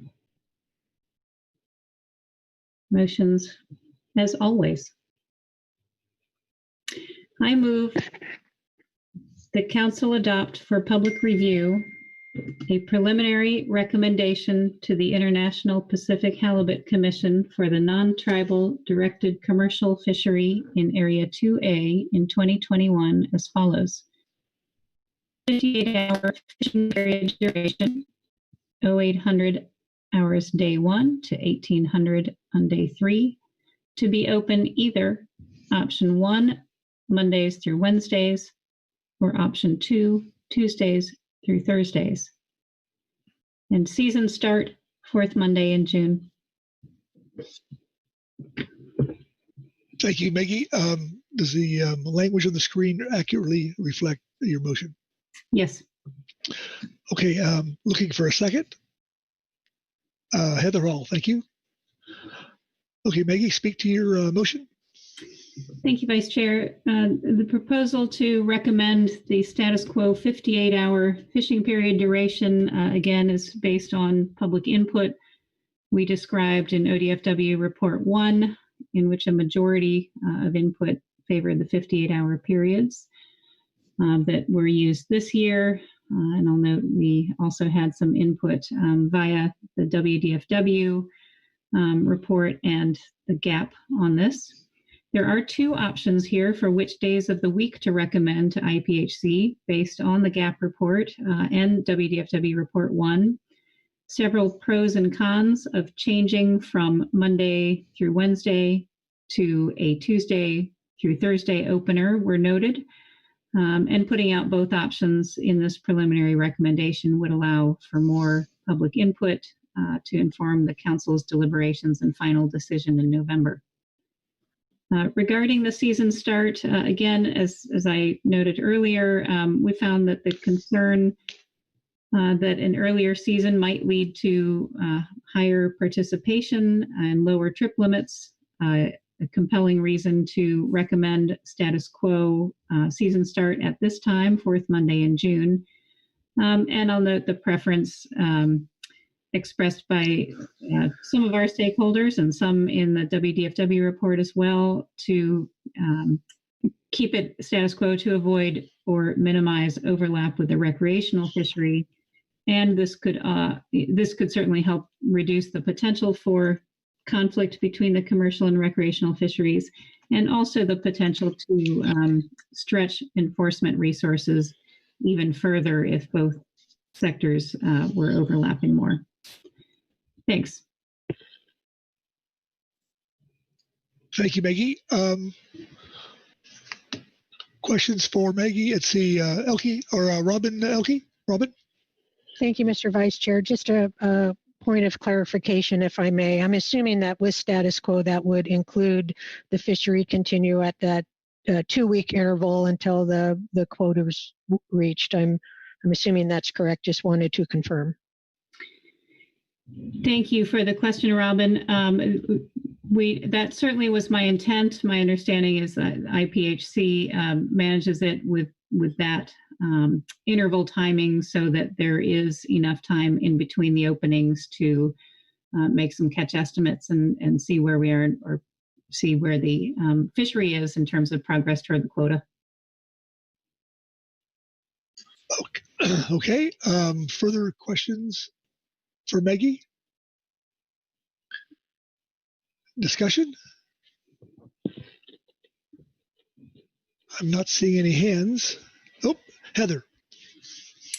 Thank you, Vice Chair, and thank you, Maggie, for your motion. And I appreciate you including the idea of a Tuesday through Thursday look. I'm interested to hear what we hear from the public on that. So just wanted to thank you for including that in your motion. Okay. Thank you, Heather. Looking for hands. Seeing none, we'll call for the question. All those in favor of the motion? Aye. Aye. Aye. Opposed? Abstentions? Motion passed unanimously. Okay. Okay, I guess, are there any other motions on this item? Robin, are we good to go? Oh, sorry, Marcy, Urimco? Yes, thank you, Mr. Vice Chair. I don't have a motion on this item, but this appears to be the only agenda item out of 2 weeks worth of council work where we're going to have any opportunity to talk about the yellow eye impacts in the DC fishery. And yes, we're in the middle of a transition of active management of this fishery to National Marine Fisheries Service and from the IPHC. But I feel that we have been alerted to a situation with this fishery now with the new information on the yellow eye bycatch and the scorecard presented to us in attachment 1 of the GMT report under the NIMS item, that we need to not put our head in the sand. This fishery is accounting for 25% of the West Coast impacts, the yellow eye, as of now. And that's pretty significant. And based on Mr. Holloway's response, the GAP had only a very narrow discussion on the DC fishery, limited to only the recommendations that we'll be providing to the IPHC. But again, in 2 weeks of council business here, it seems to me that we somehow need to dedicate some time to talk about 2021 fisheries and the allocation of yellow eye impacts. I'm thinking about our California recreational fishery, which for 1,100 miles of coastline and almost, 1 million licensed anglers to participate in that fishery, we have 9.4 tons of yellow eye allocated to us as an ACT for 2021 or for 2020. So I'm just thinking about how we consider this as we look forward to our agenda planning discussions. I acknowledge the GMT's reference that we aren't in any trouble with the ACL for 2020, and that's because of the good and hard work that we have done over the years to constrain our fisheries significantly and painfully so that we avoid yellow eye impact. I appreciate the EC's remarks about some of the things that we might want to put on the watch list or the need list with regard to the DC fishery and VMS and the question about seabird avoidance measures and whether or not they apply in the DC fishery. To me, these are kind of it seems to me that we are not we need to consider these things for consistency with our other groundfish measures and the high standard of accountability that we have established for our West Coast fishery management. So I just want to make those remarks here and now, and I will maybe offer some suggestions as we get on towards some of our agenda planning and other discussions later in the week. Thank you. Okay, thank you, Marcy. Pete Hassemer. Thank you, Mr. Vice Chair. To your relief, I don't have a motion on halibut here, but I did want to just express my opinion on this topic about multiple offloads for continuous offloads because it did catch my attention. As I think about it, it's not the regulation for a continuous offload that really prevents people from cheating the system, taking fish home or something. I think the intent of that is to ensure the catch accounting that we need. And in my thinking, there's other ways to ensure catch accounting while allowing multiple offload sites. We just have to be creative. And I know this isn't the agenda item to explore that, but I just wanted to say that it sure seems to have some process, and especially in light of some of the other things we've heard, not only at this council meeting, but past ones. A day or two or three ago, I think it was Dan Platt who was talking about the amount of fresh fish sales that was occurring off of boats in California this year. You know, some of it may be in response to COVID. And I know, you know, we're not necessarily trying to encourage off the boat sales, but just the fact that the fresh fish markets are getting so strong. And at past meetings, we've had presentations from several different groups trying to encourage local markets, fresh markets, and improving the net economic value of fisheries. So there's promise here to do that. That's one item, multiple off-boat sites that I'm adding to my little list of things here that might fit under the executive order that we're talking about later on to encourage domestic fisheries and increase the value of them, actions the council might take. So anyway, I was very intrigued by that, and it certainly seems like there's some opportunity there. So thanks for that opportunity to state that. Okay, thank you, Pete. Maggie. Thanks, Vice Chair. And thanks, Pete, for those remarks. I did just want to also express my ongoing interest in exploring how we could make this a possibility. It's important for vessels who want to sell to multiple small buyers, not just off their boat. So, certainly willing to and very interested in continuing with some of the discussions on how to allow this. And I also wanted to just note and the additional comments and recommendations in the enforcement consultant's report for things to keep in mind as we move through the management transition. And I guess I'm hoping that council staff, Robin, and others involved will help keep track of those, and I'm sure we'll keep those on our radar and hope to see those come up at the appropriate point. Thanks. Phil Anderson. Phil?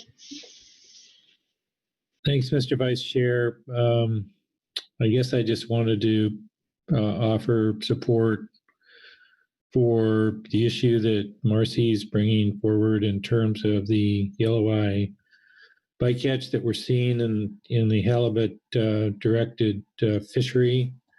I don't have any recommendations to make in terms of anything we might do to try to see if we can reduce the take of yellow eye in that fishery, but they are taking a significant portion of the total mortalities that we're seeing across the board in all of our fisheries. And as Marcy said, we've been to hell and back trying to rebuild this stock as many of our fishery participants have. And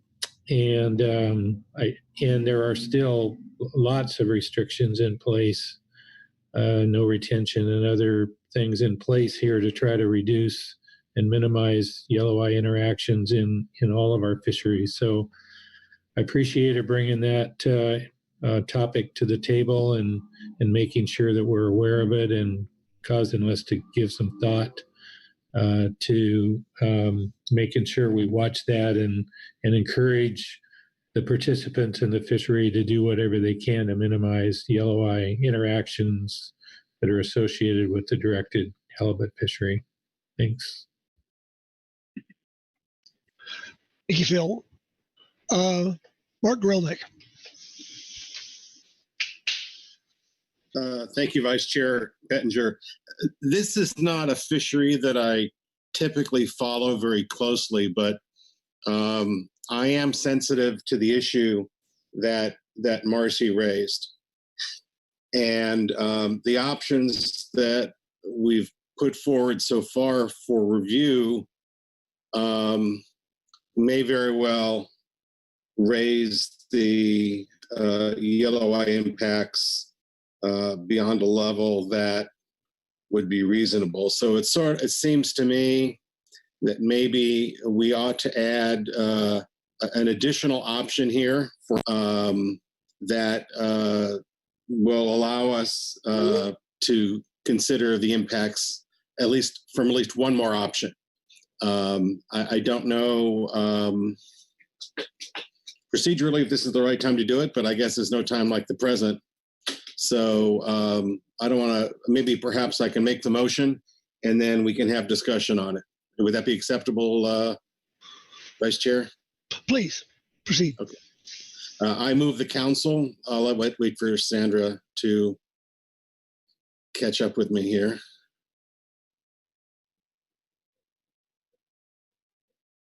I move the council adopt for public review a 10-hour fishery period option.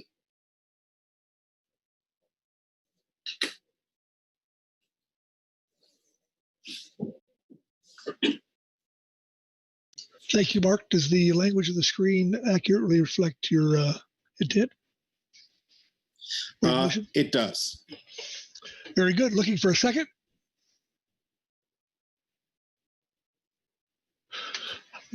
Seconded by Marcy Remco.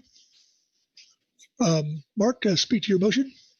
I don't think I need to speak much more. I think the reason here obviously is to have a broader range of alternatives for review and in particular as it may be needed to address yellow eye impacts.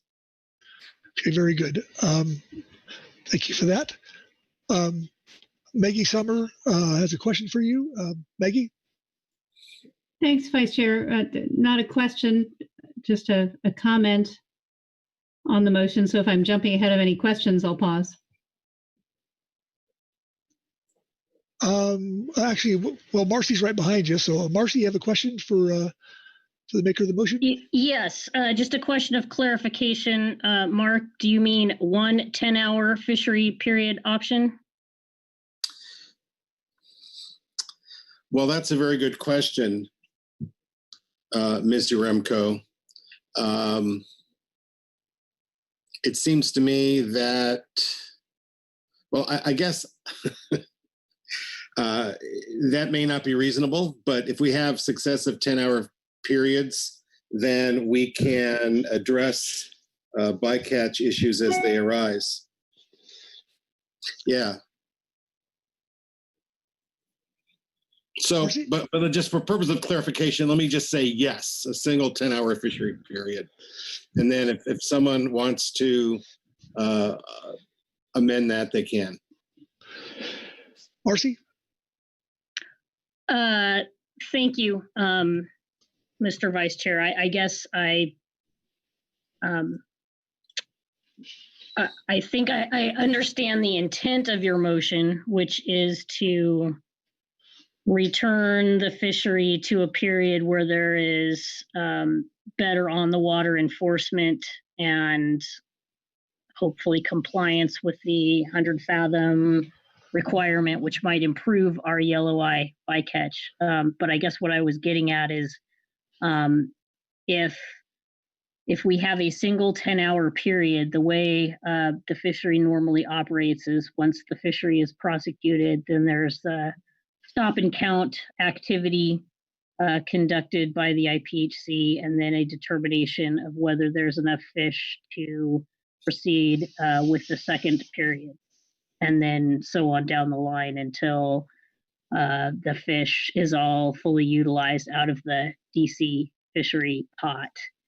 And maybe others around the table can help me here. But I believe the observer activity that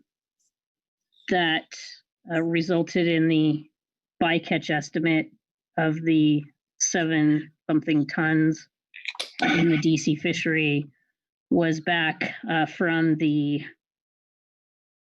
2018 fishery. I'm sorry, I don't have that handy, but I believe whatever year it was, 18, 19, it was during a time when we had 10-hour fisheries. So I just want to, I guess, ask for some clarification on that point, but from others. But the question for you, Mark, is, would your intent be that we only have one 10-hour period and then there would be no additional season dates? Is that what you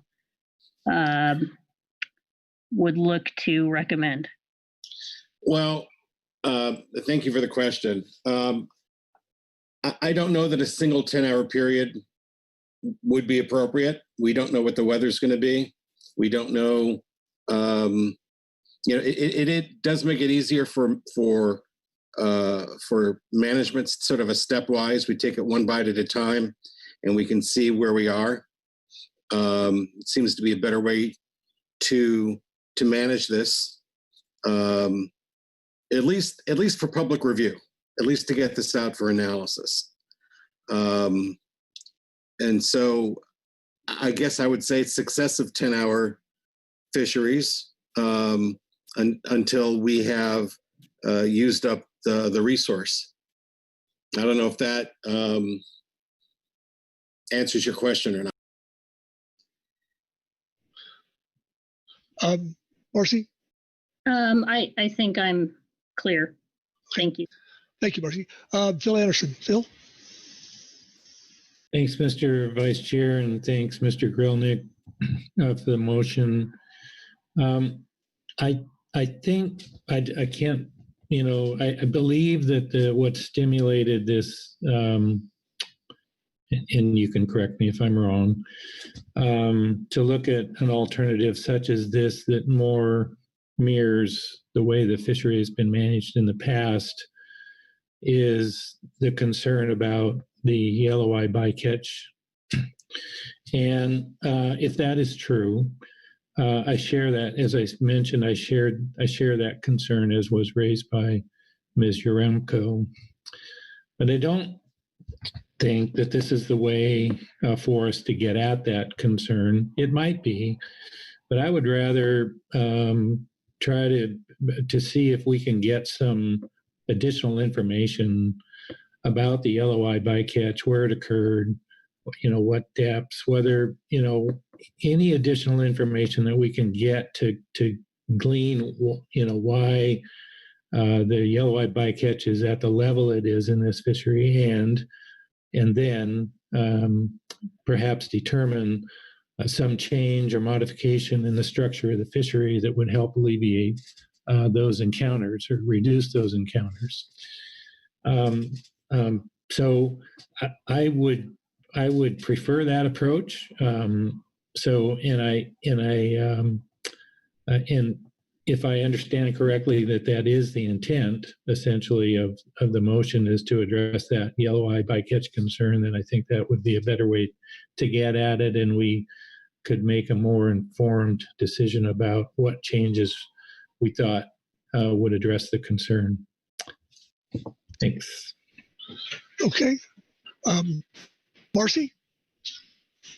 Yeah, thank you, Mr. Vice Chair. Thank you, Phil. Actually, I agree. As I mentioned in my remarks, what I'm hoping that we do is thoughtfully consider how we discuss this issue between now and our agenda planning discussion, and think about what we might look to do in November so that we act appropriately with our decisions on managing 2021 fisheries in their entirety. The concern here is, this agenda item is limited to the recommendations that we provide to the IPHC about their management of the DC fishery. And so we're a little bit kind of caught in a little bit of a conundrum here, in the sense that the DC fishery is managed by IPHC, and we're working to transition that management. So I think we're kind of very limited in the tools that we have available to us at this time. That said, I think we need to heighten this issue on our priority list because of all of the years of hard work we've done to manage our directed groundfish fisheries and other fisheries to make sure we minimize our yellow eye impacts. So I appreciate the spirit of the motion that was brought. I didn't think of alternatives in this particular agenda item that would really help us in the discussion about managing the DC fishery because, you know, again, it's not something we manage directly yet. So I think, you know, Mr. Grelnick's making an effort here to, you know, isn't there something we can do right now? Can we put a placeholder in so that we don't lose this thought? And I 100% appreciate that. And I think we do need to put a placeholder here and try to figure out something we can do, but I don't know if it surrounds the recommendations that we're providing to IPH. So with that, I am, you know, again, willing to think about what we do in agenda planning and what work we need to do in advance of our November agenda. Thank you, Marcy. I think we'll go to our executive director, Chuck. You want to help us out here? Thanks, Mr. Vice Chair. Yeah, I do. So I guess a couple points here. I think the issue of whether it's a single 10-hour or multiple 10 hours, I guess the way I see this, it's framed the same way that the previous motion was, adopting 58-hour fishery periods. So I think that was, my guess is that's the intent there, that these would be 10-hour fishery periods, basically status quo prior to this year or whenever when we had the 10-hour periods. But I think the main thing that this does is it provides a range of alternatives for the council to consider when they make their final recommendations in November. So right now, the range of alternatives are, you know, are the recommendations that are out for public review is a 58-hour fishery, and that's it. Two different, you know, Monday to Wednesday or Tuesday to Thursday. So this seems like this would provide the council, preserve the council's flexibility to choose something lower than that. It would give an opportunity to take a look at the, you know, the 2020 fishery impacts or other years to see if there's a concern with the, you know, with the additional hours that were allotted or the additional time on the water that occurred in this year, and you know, see if there's any analysis that could bear on the council's decision on what to finally recommend to IPHC at the November council meeting. So that I guess that's the value I see in this motion. It doesn't, yeah, this is just another option for public review that provides a broader range for the council to consider further and an opportunity to look at the impacts, you know, if there is some analysis that might be available to further inform council's decision. Okay, Chuck, thank you for that. I see Louis, you have your hand up. Yes, Mr. Vice Chair, thank you very much. And I would like to ask what the level of observation is on in this particular fishery. Could I have an answer from somebody? Heather. Well, thank you, Vice Chair. I didn't raise my hand to answer Louis' question. Oh. I had a question of my own. Oh, okay. But I do think it was in the GMT's report, and I believe that I probably shouldn't say it, but I believe it's in recent years. It's gone. Actually, I'm not going to try to answer. Okay. All right. So, okay. So, seeing no one wanting to answer Louis, Heather, give me, what's your, Maggie's got her hand up. Okay, Maggie, are you going to answer, Louis? Thanks, Vice Chair. My GMT representative let me know that it was 13%. Thanks, Lynn. Thank you, Maggie. Yep. Oh, there you go. Thank you, Maggie. Yep. Okay, Heather. Thank you.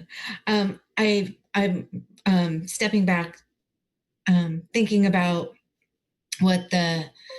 appreciate the idea here and the intent to look at yellow eye and how that works in this fishery. So one thing I appreciate that a series of 10-hour openers like which we just transitioned from might be an option here. But if we're just talking about a range of alternatives, as Chuck brought up, we could easily put in the 2-day fishery that the enforcement consultants brought in too, if we're just looking at a range of alternatives. But going back to what I think Bill was getting at is the real thing we're hoping to find is what happened in 2020 that bumped up the LOI interactions. And maybe that's just asking the GMT to look at it, and rather than analyzing these different seasons, or maybe a combination of the two, but that's some maybe a bit scattered thoughts about what we're trying to accomplish here. Thank you. Okay, Frank Lockhart. Just on that comment by Heather, we've been having some behind the scenes discussions here during this, and so we'll work with the Science Center to try to get as much information as we can on this. I thought there's been a lot of good comments here, and we've been having similar thoughts. It's an important issue. If we really had 25% of the yellow eye catch coming from this relatively small fishery, it seems like something we need to try to get more information on. So we will contact the Northwest Fishery Science Center and try to get as much information as we can and bring it to the council in November. Well, thank you, Frank. Maggie Summer. Thanks, Vice Chair. So I'm really appreciating the discussion on this. In the intent of the motion, I would love to see more information in November that might allow us to better evaluate whether the greater length of the fishing periods this year contributed to yellow eye bycatch. I don't know if that's possible, but don't want to presume. I really appreciate the approach that Phil and others laid out as well toward trying to determine how to best minimize yellow eye impacts in this fishery. Certainly share the concern about the amount taken in the 2020 fishery. I think that where I am landing is that including a 10-hour option for fishing periods, and in my mind that it does not mean there will only be one 10-hour period necessarily, but just that for the openings that occur, they would be 10 hours long. I think that seems like a reasonable option to include here because it is, again, in my mind, it is a potentially viable recommendation that the council would choose to make to the IPHC. Certainly, there is, I'll leave it there. Thanks. Okay, Maggie, thank you. Marcy. Yeah, thank you, Mr. Vice Chair. I just want to say thank you to Frank for his offer of assistance from his staff to dig a little deeper into the information that's available on the bycatch. I would like us later to consider the idea of an agenda item for this topic for November. And I think the issues in front of us with regard to our recommendations to IPHC are a narrow and different topic. So I just look forward to further discussion on that. But I appreciate Frank's mention very much. Thank you, Marcy. Butch Smith. Butch?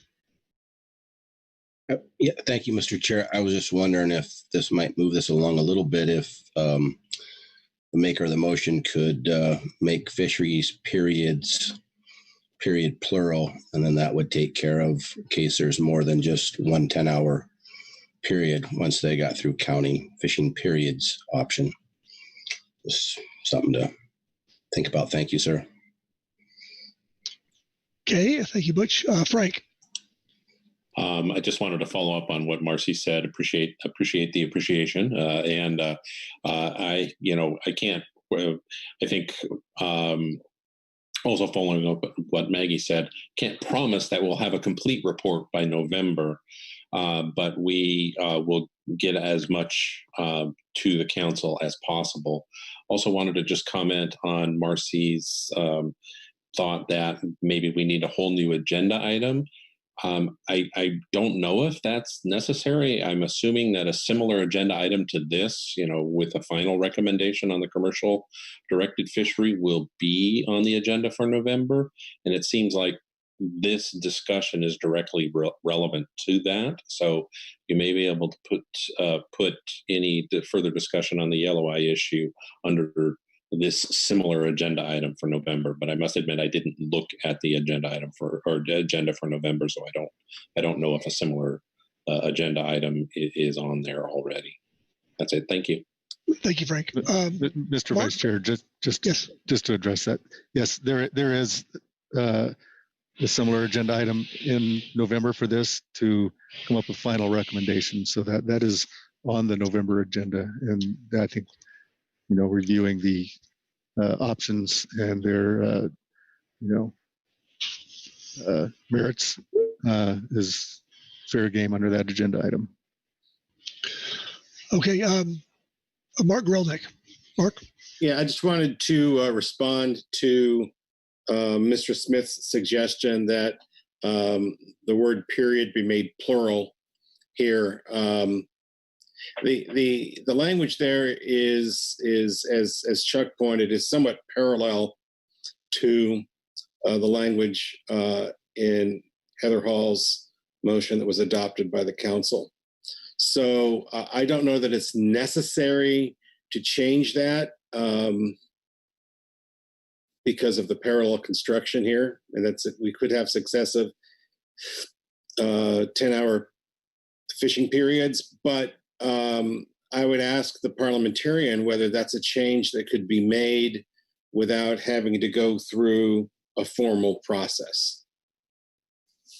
Mr. Chairman, I think it should be changed by an amendment to be very clear. Okay.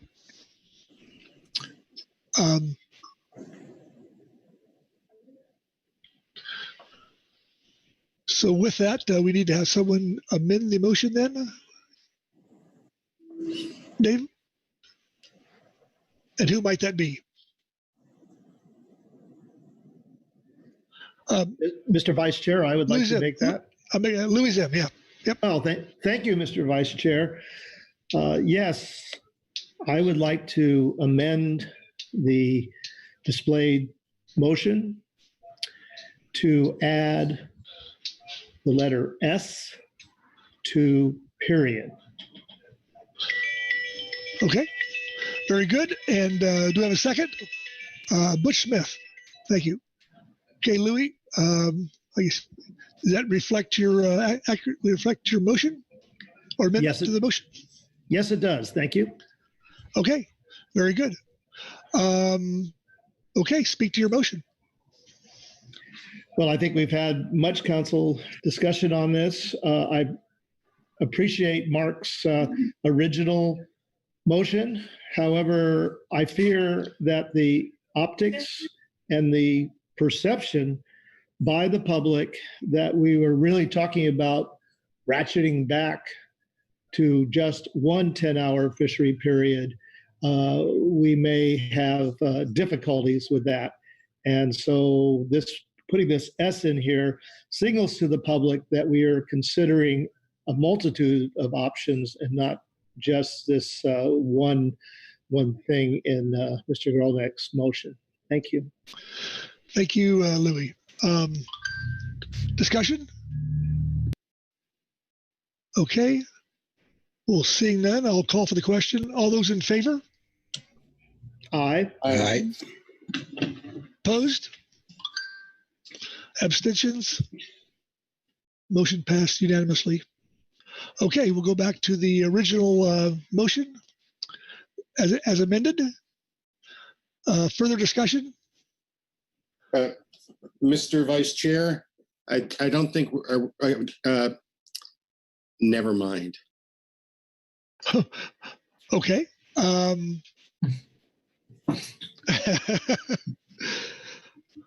Seeing that I still have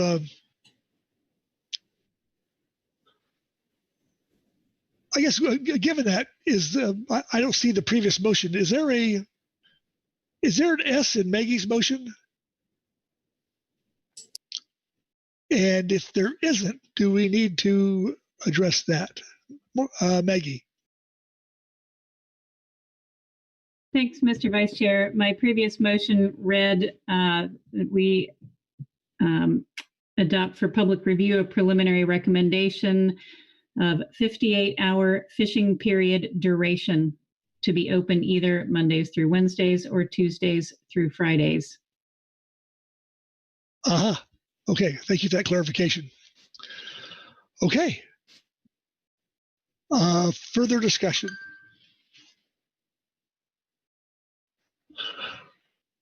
Louis in. Thank you, Mr. Vice Chair. This is very confusing for me. I see that the council has passed a motion discussing 58-hour openings with no intent or mention of any other motion opening periods. And so now I see that these two motions are opposed to each other. And as it is now written now, I am considering voting no on Mr. Grolnick's motion, even though I did amend it. Thank you. Thank you, Louis. Maggie Summer.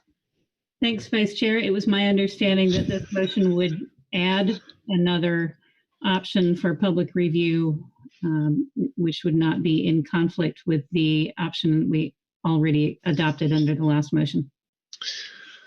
We would simply have multiple choices now and need to make a decision on what to recommend in November. Okay. Butch Smith. Yes, Mr. Vice Chair, and I agree with Ms. Summers on her explanation. That's how I view it also. Thank you. Okay. Louis Zim.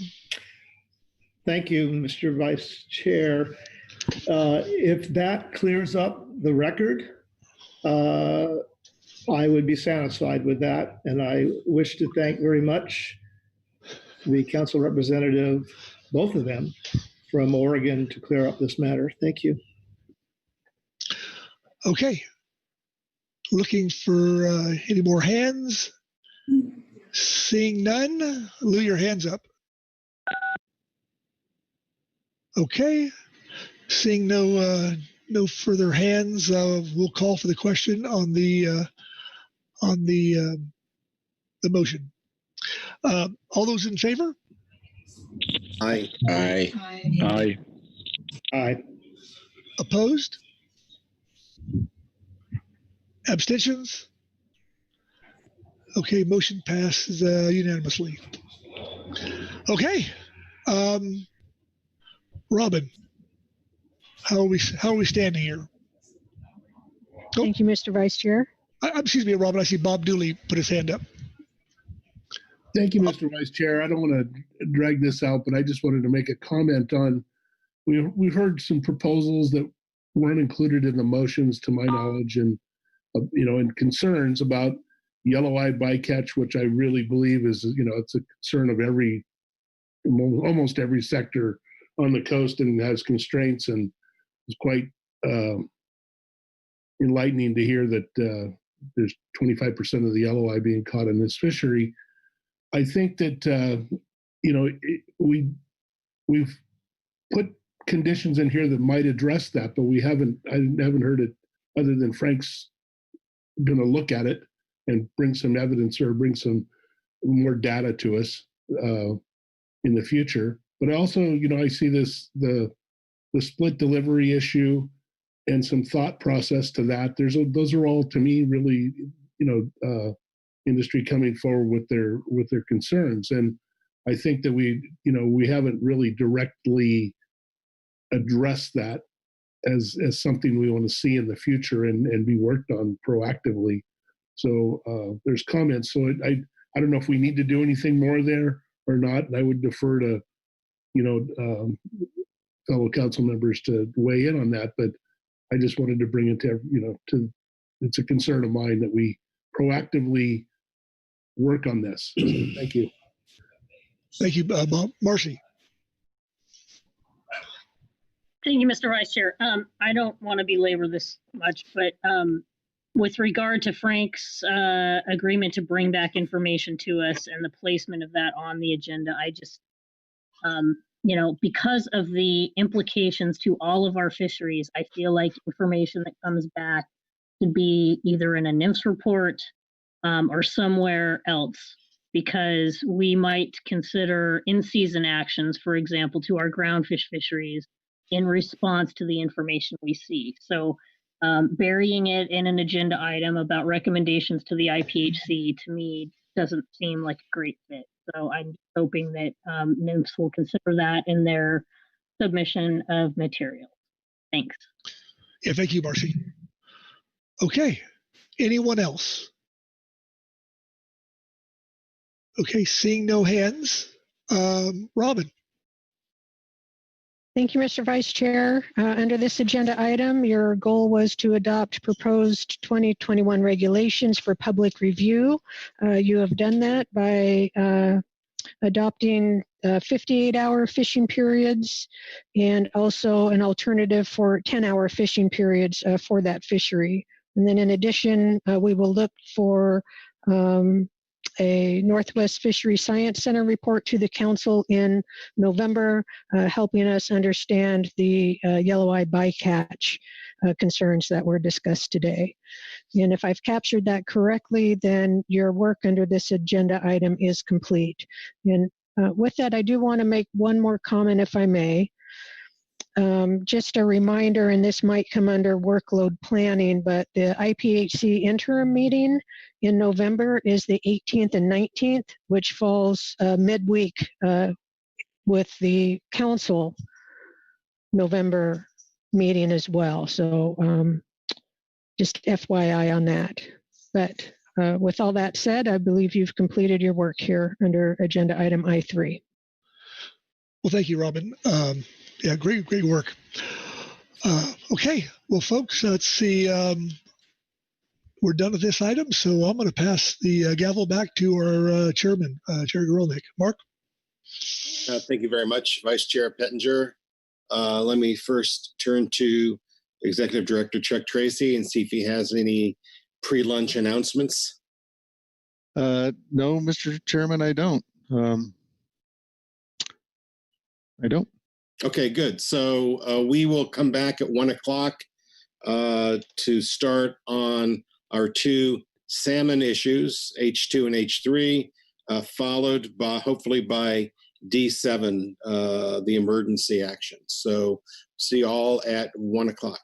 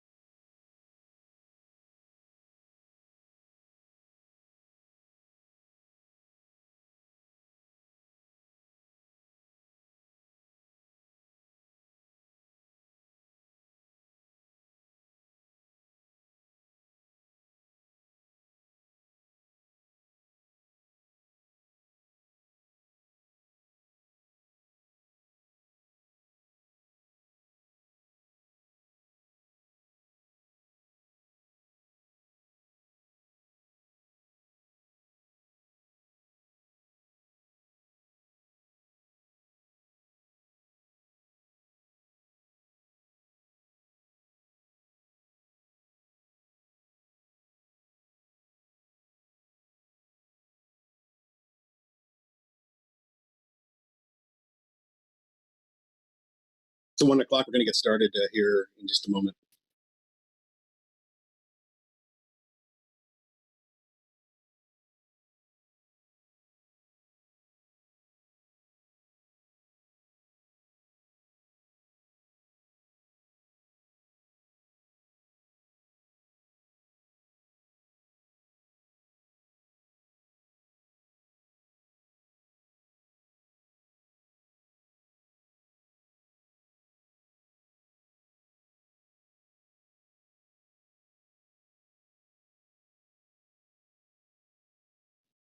I don't know if everyone is here, but I'm going to assume that everyone is here.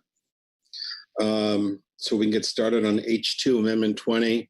As is my habit, I'm just going to double check with Chuck and make sure there isn't something we need to talk about before we get going here. Thank you, Mr. Chair. No news. Still on our trajectory to hopefully complete these salmon items today, and then move on to D7, the consideration of emergency rule for extending the Sablefish tier fishery this afternoon. Excellent. All right.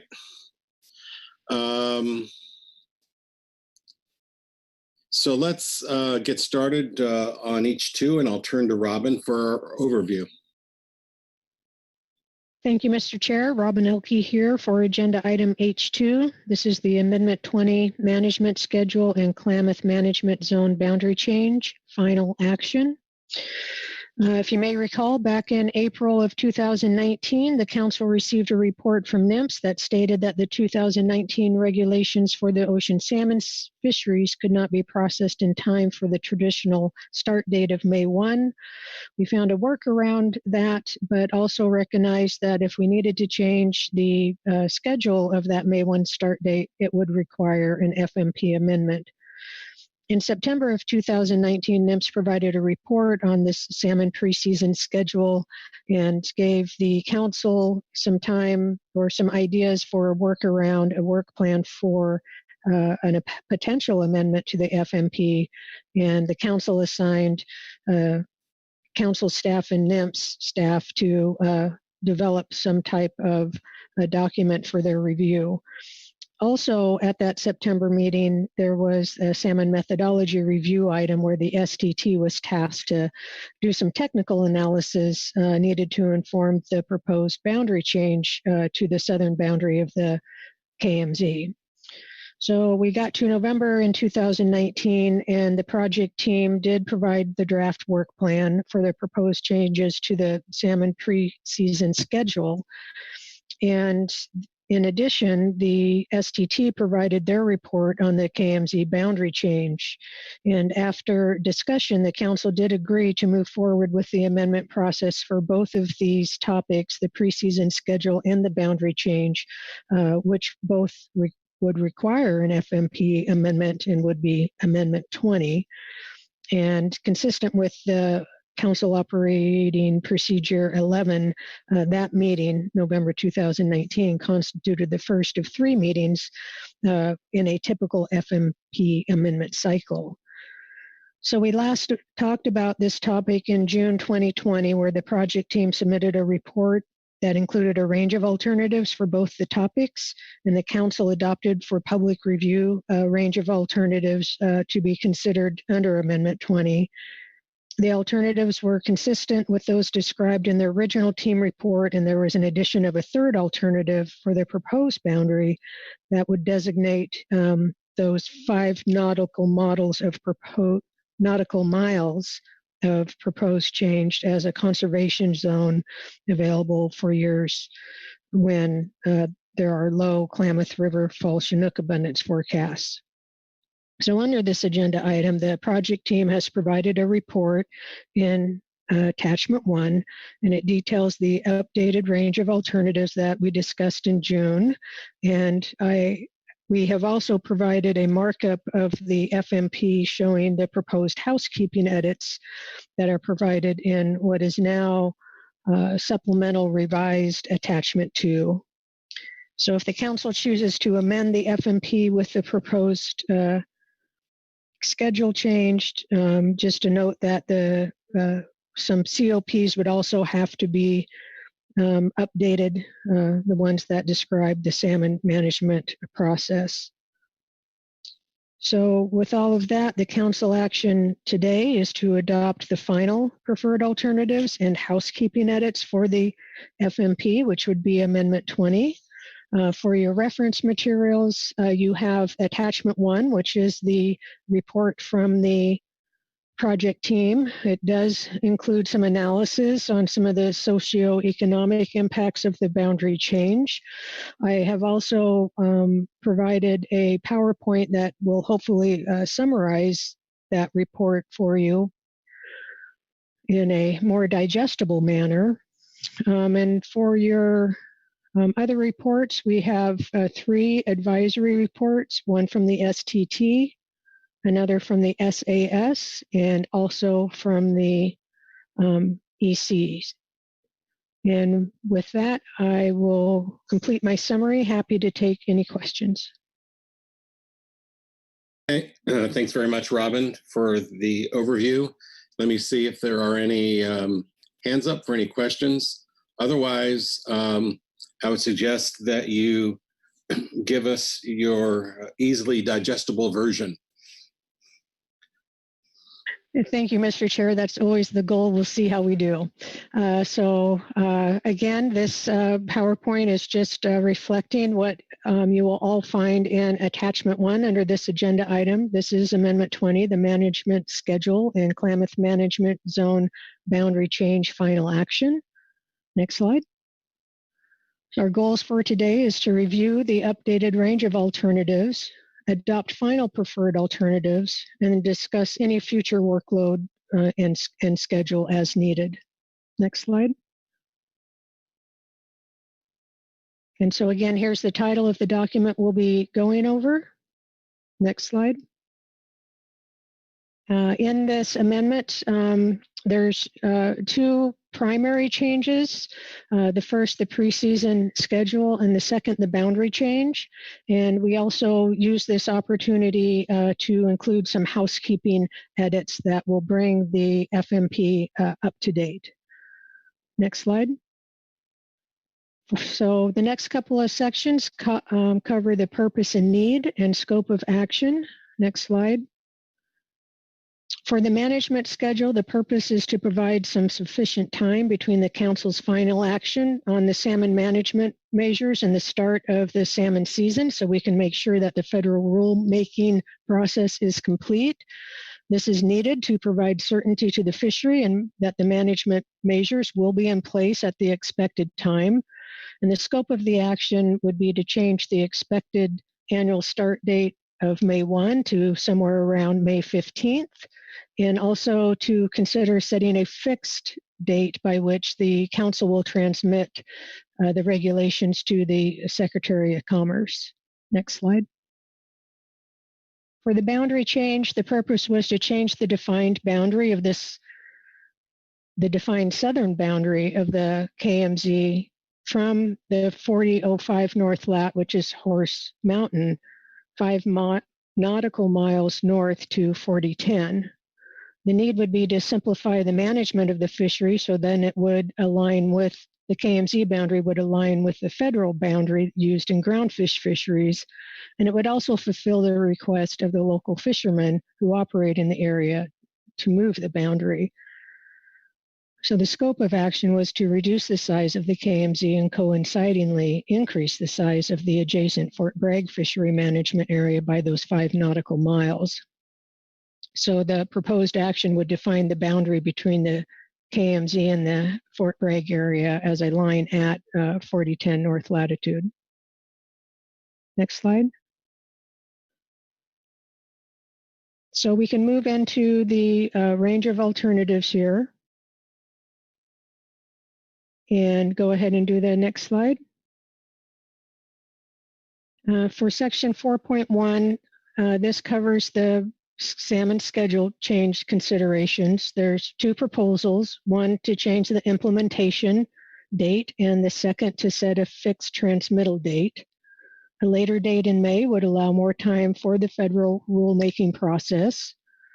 The date change can be accommodated by including early May fisheries in the salmon package the year prior, just like we do for the pre-May fisheries that occur in March and April. And for the fixed transmittal date, that would allow a 24-day federal process time. Of note is that the April council meeting and the pre-season 3 report would need to be complete prior to the transmittal. Next slide. For the pre-season salmon schedule, this is on page 3 of the document. To change the implementation date, there's a couple of areas in the FMP that describe the implementation date of May 1 in Chapter 9 and Chapter 11. So we have some alternatives here. Alternative 4.11 would be to maintain status quo, essentially not make any changes and keep the May 1 effective date. Alternative 2 under Section 4.1, change the annual effective date to May 15. And alternative 3 would be to change the annual effective date to May 16. Next slide.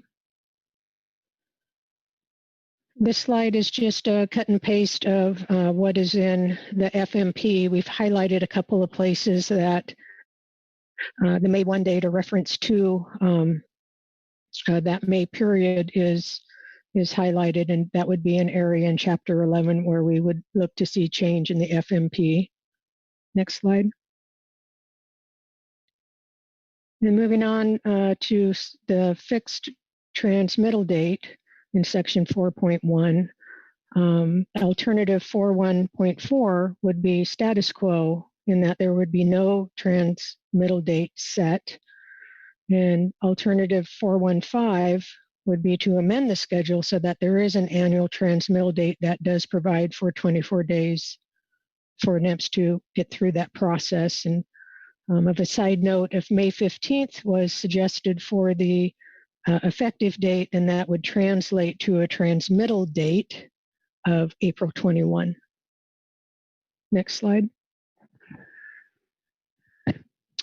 This is an excerpt from a report provided by NIMS back in September of 2019. It just tries to outline the number of days between the end of the council meeting, when the fishery started, and when the transmittal of the regulations were received, and then how many days in between that was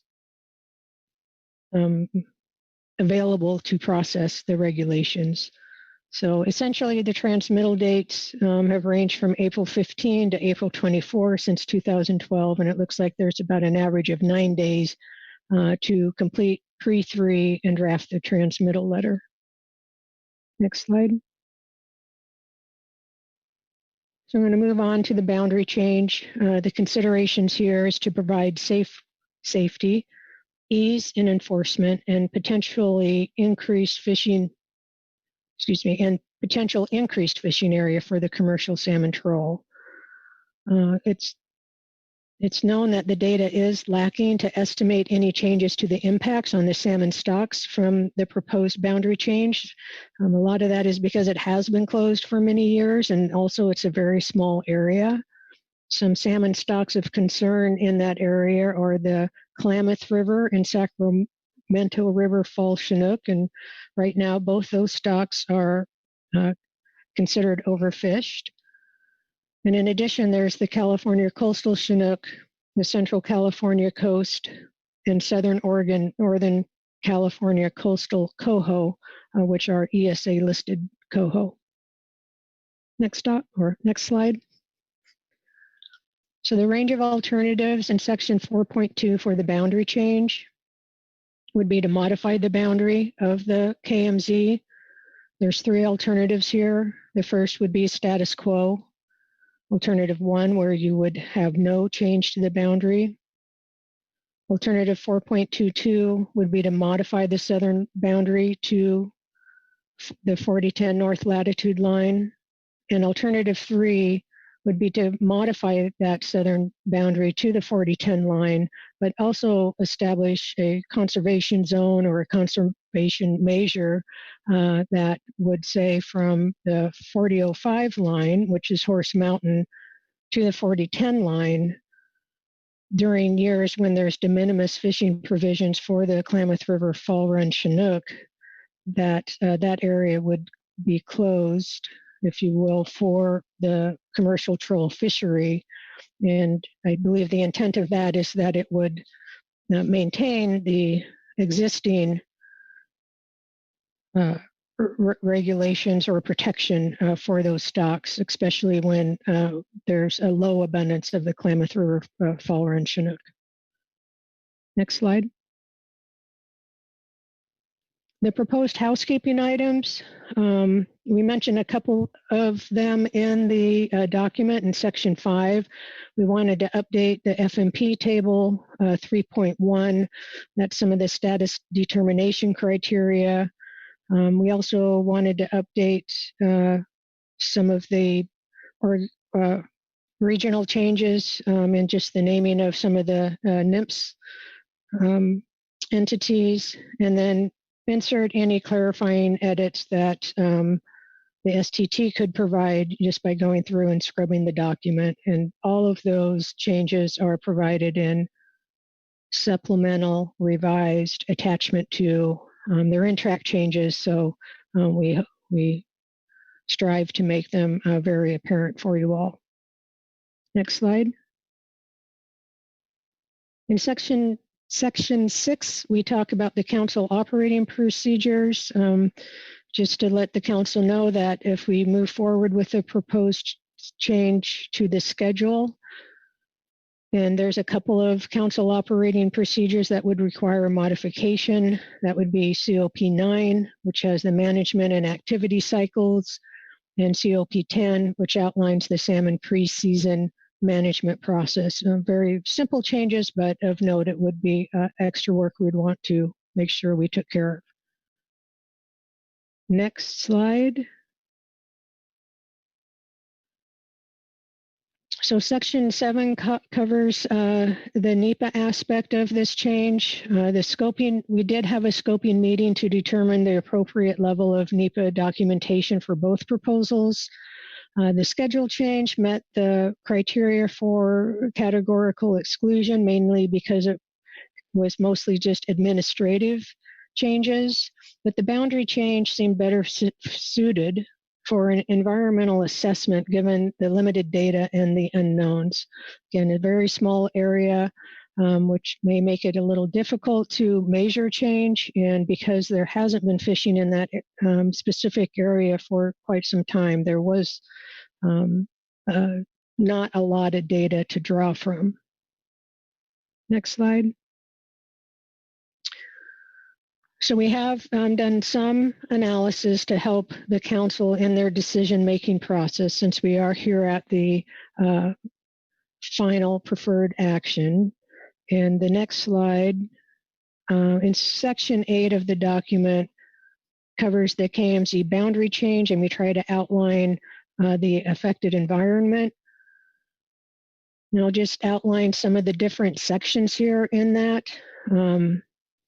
The section 8.1 is a description of the action area, and noting that it does affect the California KMZ subarea. Section 8.2 covers the targeted salmon stocks. It's on pages 6 and 7. Of note are the Sacramento and Klamath River Fall Chinook stocks that have rebuilding plans in place. Section 8.3 covers the ESA listed salmon stocks and critical habitat. Of note, there are 5 ESUs in California that are listed under that section. And in 8.4, we did do some socioeconomic work, and that focuses mainly on the port areas and how things might change given the boundary change. Next slide. Also in the analysis for this KMZ boundary change, we did some impact analysis. Section 9.1 covers the biological impacts. Most of the information in there is taken from the STT report that was provided in November 2019, where the STT reported to the council the technical aspects of such a change. They did note that lacking the fine scale data was needed to, evaluate the true aspects. And so the analysis that was performed suggested small effects, recognizing that it is very fine scale and there's not a lot of data to draw from. In section 9.2, we have some socioeconomic impacts. The analysis is essentially qualitative and the effects are expected to be negligible. You'll find that on page 19 of the attachment. And then finally, we've also focused on the future opportunity, the commercial profits and the catch per unit effort and the sport effort and experience. And that was part of the socioeconomic impact. Okay, next slide. For workload and timeline, as I mentioned before, we kind of started this process in September. We have 2019, so we've been working on it for about a year now. We brought you the purpose and need and the range of alternatives in June of 2020. We did a lot of work over the summer to get you some analysis that will help hopefully the council in making a decision here at this September meeting where the council could adopt the final preferred alternatives for this amendment to the FMP. And as we move forward, we would look to finish the environmental assessment through the NEPA and get the FMP updated. Next slide. So again, our goals for today is take a look at the updated range of alternatives, adopt final preferred alternatives, and then discuss any need for future workload and schedule planning. And the next slide, I think that's it. Yes. All right, that concludes my overview of the attachment 1. Happy to take any questions, hoping I have a couple of phone a friends on my side. Thank you, Robin. That was an excellent presentation. Thank you. It set forth all of the aspects very clearly. Nevertheless, there may be some questions. So I will look to see if any hands are raised. And I do not see any. So we'll move on to the next report, and that'll be Dr. O'Farrell with the report from the Salmon technical team. Okay, thank you, Chairman Gorelnik, council members. I will read reading from agenda item H2A Supplemental STT Report 1, Salmon Technical Team Report on Amendment 20, Management Schedule and Klamath Management Zone Boundary Change Final Action. But before I continue reading the statement, I'd like to note that since the STT developed a statement, revisions had been made to agenda item H2 Supplemental Revised Attachment to the FMP Amendment 20 proposed housekeeping changes. And as such, I'll point out items in the statement that are no longer relevant when they come up. But beginning at the top here, the Salmon Technical Team has had the opportunity to review and contribute to agenda item H2 Attachment 1, the project team's report describing the range of alternatives for Amendment 20, and agenda item H2 Attachment 2, the Pacific Coast Salmon Fishery Management Plan with red line proposed housekeeping changes.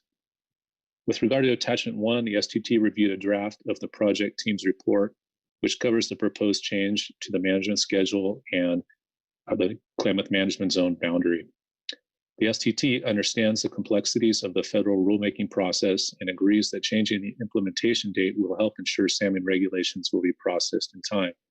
The STT has some concern with setting a fixed transmittal date since preseason report 3 must be completed by that date. If a fixed date is set, there may be some years where the STT will not have adequate time to compile and review the report to ensure its accuracy. Generally speaking, the STT would prefer to have 8 to 10 days after the conclusion of the April council meeting to complete the report. The work group report included excerpts from the November 2019 STT report and the economic analysis associated with the potential move of the management line separating the Klamath KMZ and the Fort Bragg management areas. Suggested edits from the STT members were incorporated into the report presented here at the September 2020 meeting. The contents of this report appears technically sound. The STT was also provided an opportunity to include suggestions to housekeeping changes to the Salmon FMP. That STT input is reflected in the revised attachment 2 provided for council consideration at this meeting. STT edits include updates to Chinook and coho stocks in FMP table 1.1 and 1.2, and conservation objectives in FMP table 3.1. An additional edit to table 3.1 was inadvertently left out that the STT would like to include on page 21 of attachment 2, the last row of table 3.1. Page 1 describes Southern Oregon Chinook. The language describing the conservation objective should only include the first new sentence. The remainder is outdated and should be omitted. Now, that last sentence, those last two sentences that I just read are no longer relevant with the revised attachment. We took care of that. So this part of our statement is outdated. There are also minor edits to FMP table 3.3. In addition, in section 6.6.1.3 on around page 66, geographic descriptions of the tribal fishing areas are included, which are consistent with those described in table 3 of preseason report 3. And finally, I will note that the STT had additional suggestions for housekeeping changes to the FMP that were not included in the revised attachment 2. It was deemed that the rationale for some of these changes was not provided, or sufficient rationale wasn't provided, and they thus went beyond basic housekeeping changes. The STT is keeping track of these suggested changes and looks to potentially include them in a future FMP amendment. And that concludes our statement. Thanks very much, Mike. Are there any questions for Mike? Mr. Wolf. Thank you, Mr. Chair. Thanks, Greg, for the report. I just have one clarifying question. Since you referred to the revised attachment 2, and I think you're probably the appropriate person to answer this, just to clarify in table 1-1 on page 6 that the rationale for the change to Central Valley Spring Chinook is to make the FMP consistent with the description of the ESU in the ESA listing designation. Is that correct? Yes, that's correct. Okay, thank you. Ms. Elke? Thank you, Mr. Chair. Just one more update to that STT statement regarding the tribal fishing areas. They are similar to what is in preseason 3, table 3. The language that is in the FMP is what was provided by General Counsel and is consistent with what's in the codified regulations. The changes or differences are very subtle, but when we go to write that table 3 again come March, we'll make sure that that language in table 3, which will eventually be in preseason 3, is consistent with what we're providing here in this document. Thanks very much, Robin. Further questions of the Salmon technical team? Thanks very much, Mike. We'll now go to the Salmon Advisory Subpanel. Mr. Heap. Thank you, Mr. Chairman, member of the council. My name is Richard Heap with the Salmon Advisory Subpanel. I'll be reading from agenda item H2A Supplemental SAS Report 1, Salmon Advisory Subpanel Report on Amendment 20, Management Schedule on Klamath Management Zone Boundary Change. The Salmon Advisory Subpanel was briefed by Peggy Mundy from the National Marine Fisheries Service regarding Amendment 20 to the Pacific Coast Salmon Fishery Management Plan at our virtual meeting held on September 8, 2020. The SAS supports changing the annual effective date to May 16th, that's alternative 4.1.3, and supports amending the schedule to include an annual transmittal date that provides 24 days for the National Marine Fisheries Service to approve and implement the annual management measures. That's alternative 4.1.5. The SAS is very mindful of the work necessary by both council staff and the Salmon technical team to prepare the documents necessary to transmit the regulations package to the National Marine Fisheries Service, and we would urge careful consideration be given to selecting a date that provides as much time as possible for completion of those documents. The SAS discussed the proposed boundary change at some length and supports modifying the southern Klamath management zone boundary to 40 degrees 10 minutes north latitude. That's alternative 4.2.2. The SAS feels that specific management strategies addressing de minimis fisheries could be made as needed on an annual basis, and that pre-selecting a more prescriptive alternative would be premature until the effects of the boundary change have been measured. That completes our report. Thank you, Richard. Any questions of the SAS? Thanks very much, Richard. We have an enforcement consultant's report. Lieutenant Howell.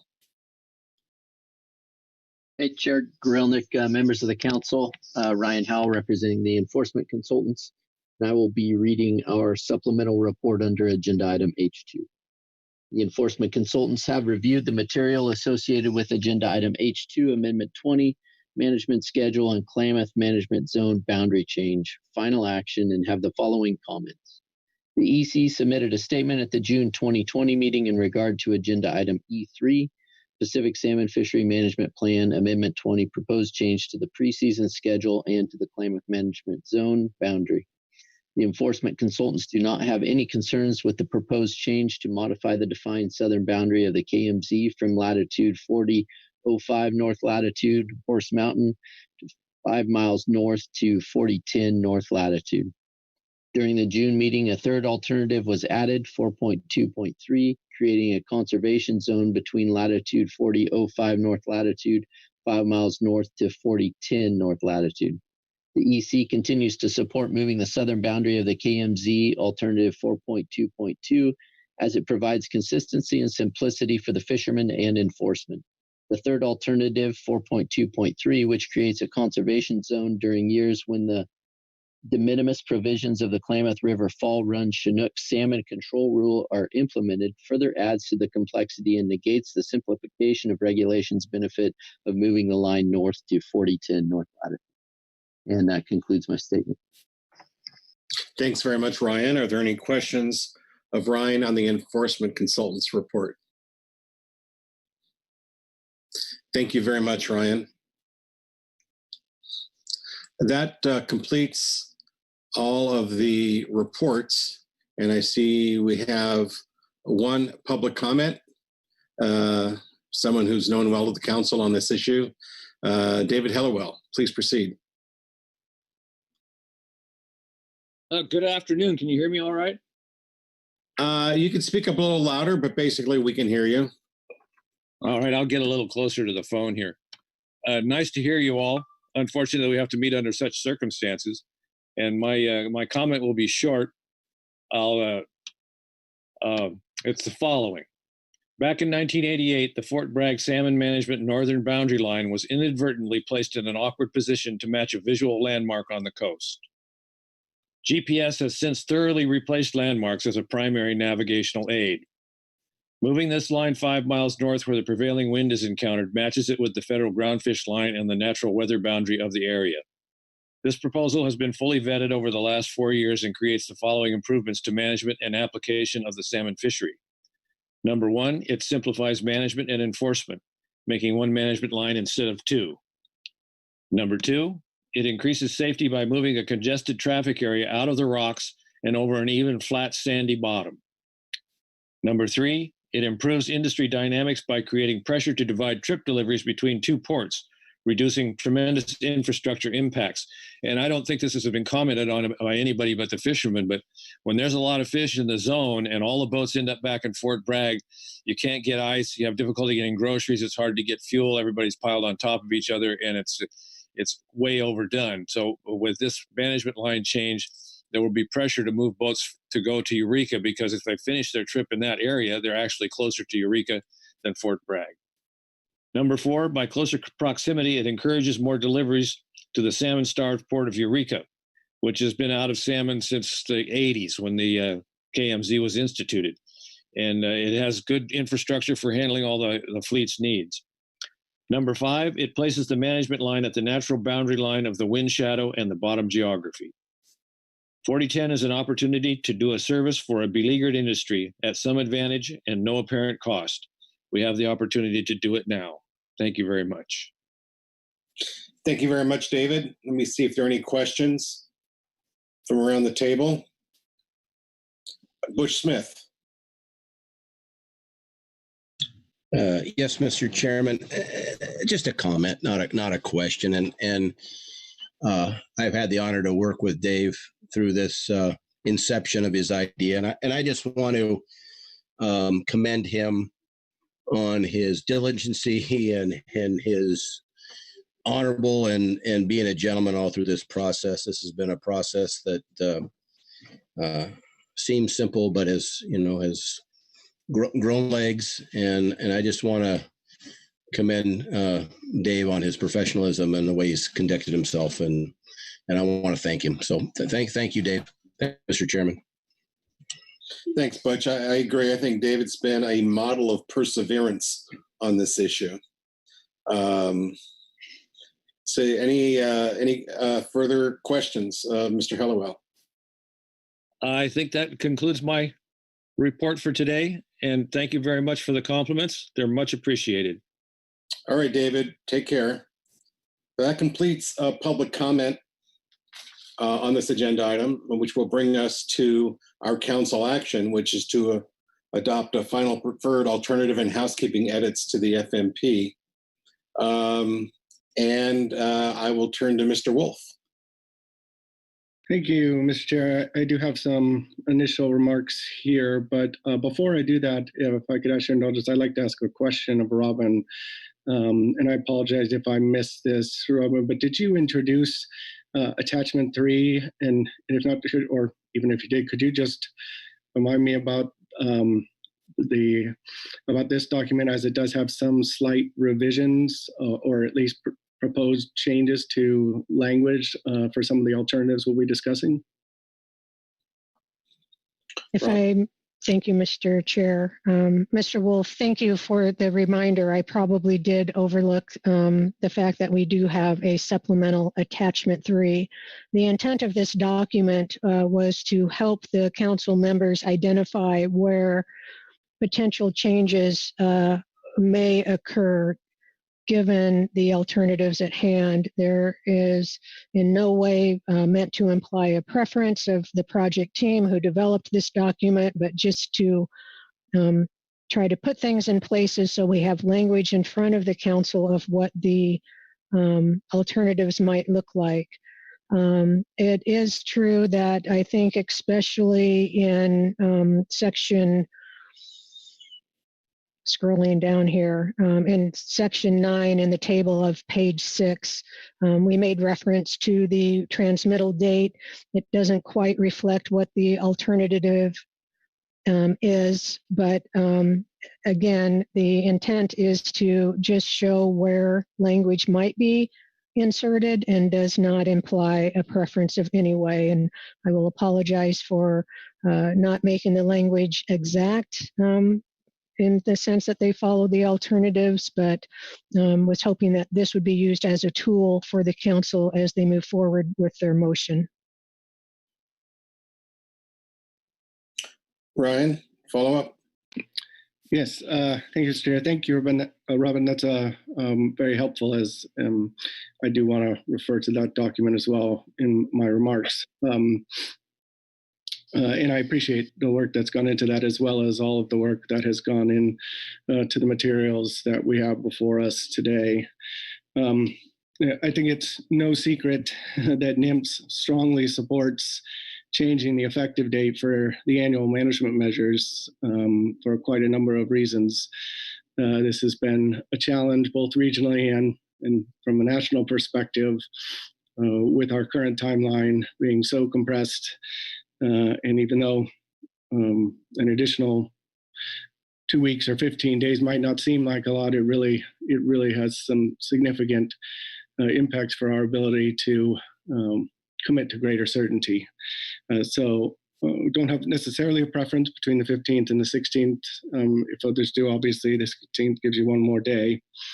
But I do want to note about the transmittal date. I would encourage the council to adopt the alternative 4.15, which basically is an actual date in the FMP, a date certain. In Robin's presentation, she had April 21st of May 15th, so April 22nd, May 16th. In recent years, that transmittal has occurred about an average of 9 days after the council meeting. Therefore, we really don't think this will cause undue strain upon council staff and the STT in most years. Whereas in contrast, having this in the FMP would give NIMS the comfortability it needs to really commit to implementing these management measures as expected. And as we've noted throughout this process, we've determined through lengthy discussions at the regional and national level that requires us having 24 days between transmittal date and all of the various processes we have to go through regionally and nationally to get that through and then published. This concern's been augmented a little bit too recently. Well, not recently, I guess over the past 2 decades, we've kind of observed a slow shift in the overall date of the council meeting to slightly later. And even though it says not that it won't extend past April 15th, I think at least twice in the last 5 or 6 years, the April meeting has ended after that. Now, NIMS recognizes there may be some years where hitting that exact transmittal date, if included here, would be challenging. So one way we could address that would be if we, at the November council meetings, when the annual preseason schedule is discussed, if any issues were raised then of anticipated difficulty in the timing of transmittal, so that we can try to build in flexibility as we develop the regulatory package and kind of work there over the winter and into the spring. Regarding the boundary change, we understand the desire for the boundary change. We can support that if that's what the council wants to put forward. We do have some concerns about the uncertainty of fishery impacts on overfished and ESA listed stocks if it's open to commercial salmon fishing for the first time in 30 years, which is why we appreciated the council's consideration of an alternative for a conservation zone when they're managed under de minimis provisions. Again, our concern is with commercial fishing impacts due to the power of them and the unknown impacts from that fishery that's been closed for 30 years. And just to clarify, weren't trying to address the recreational fishery, which has already been open during commercial closures. I do understand that the council may want to use a different term than conservation zone or have a little bit more flexibility built in. And that's why I wanted Robin to highlight attachment 3. There is a revised language there that has in those de minimis conditions, having the council should consider should consider additional conservation measures, I think is the language. And if that's what makes the council more comfortable, that's also something that NIMS can support. Regarding housekeeping, again, just a reminder from NIMS perspective, and I appreciated the STT report and their revisions. We feel items that fall in the housekeeping category are spelling corrections or factual corrections, such like the language that's updating to reflect the merger of our Northwest and Southwest regions into the West Coast region. Anything that brings the FMP into consistency with all already past regulatory actions, such as updated status determination criteria, all of that is acceptable housekeeping items, and we can support those changes as put forward. And I'll stop there. Thank you, Mr. Chair. Thank you, Ryan, for those thoughts. Brett Cormos, followed by Kyle Addix.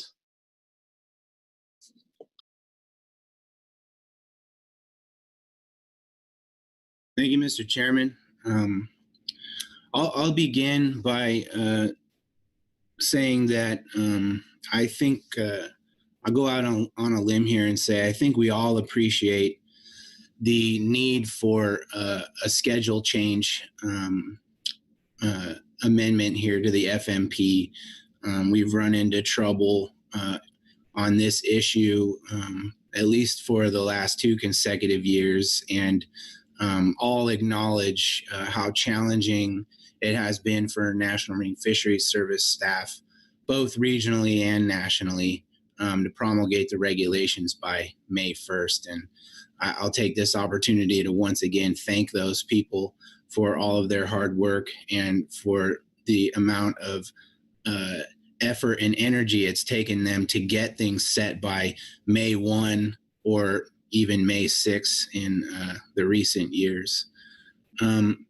So I would just suggest to the council that, given there isn't a significant difference between May 15 and May 16, that we consider the May 16 date. It does offer an additional day, which is good.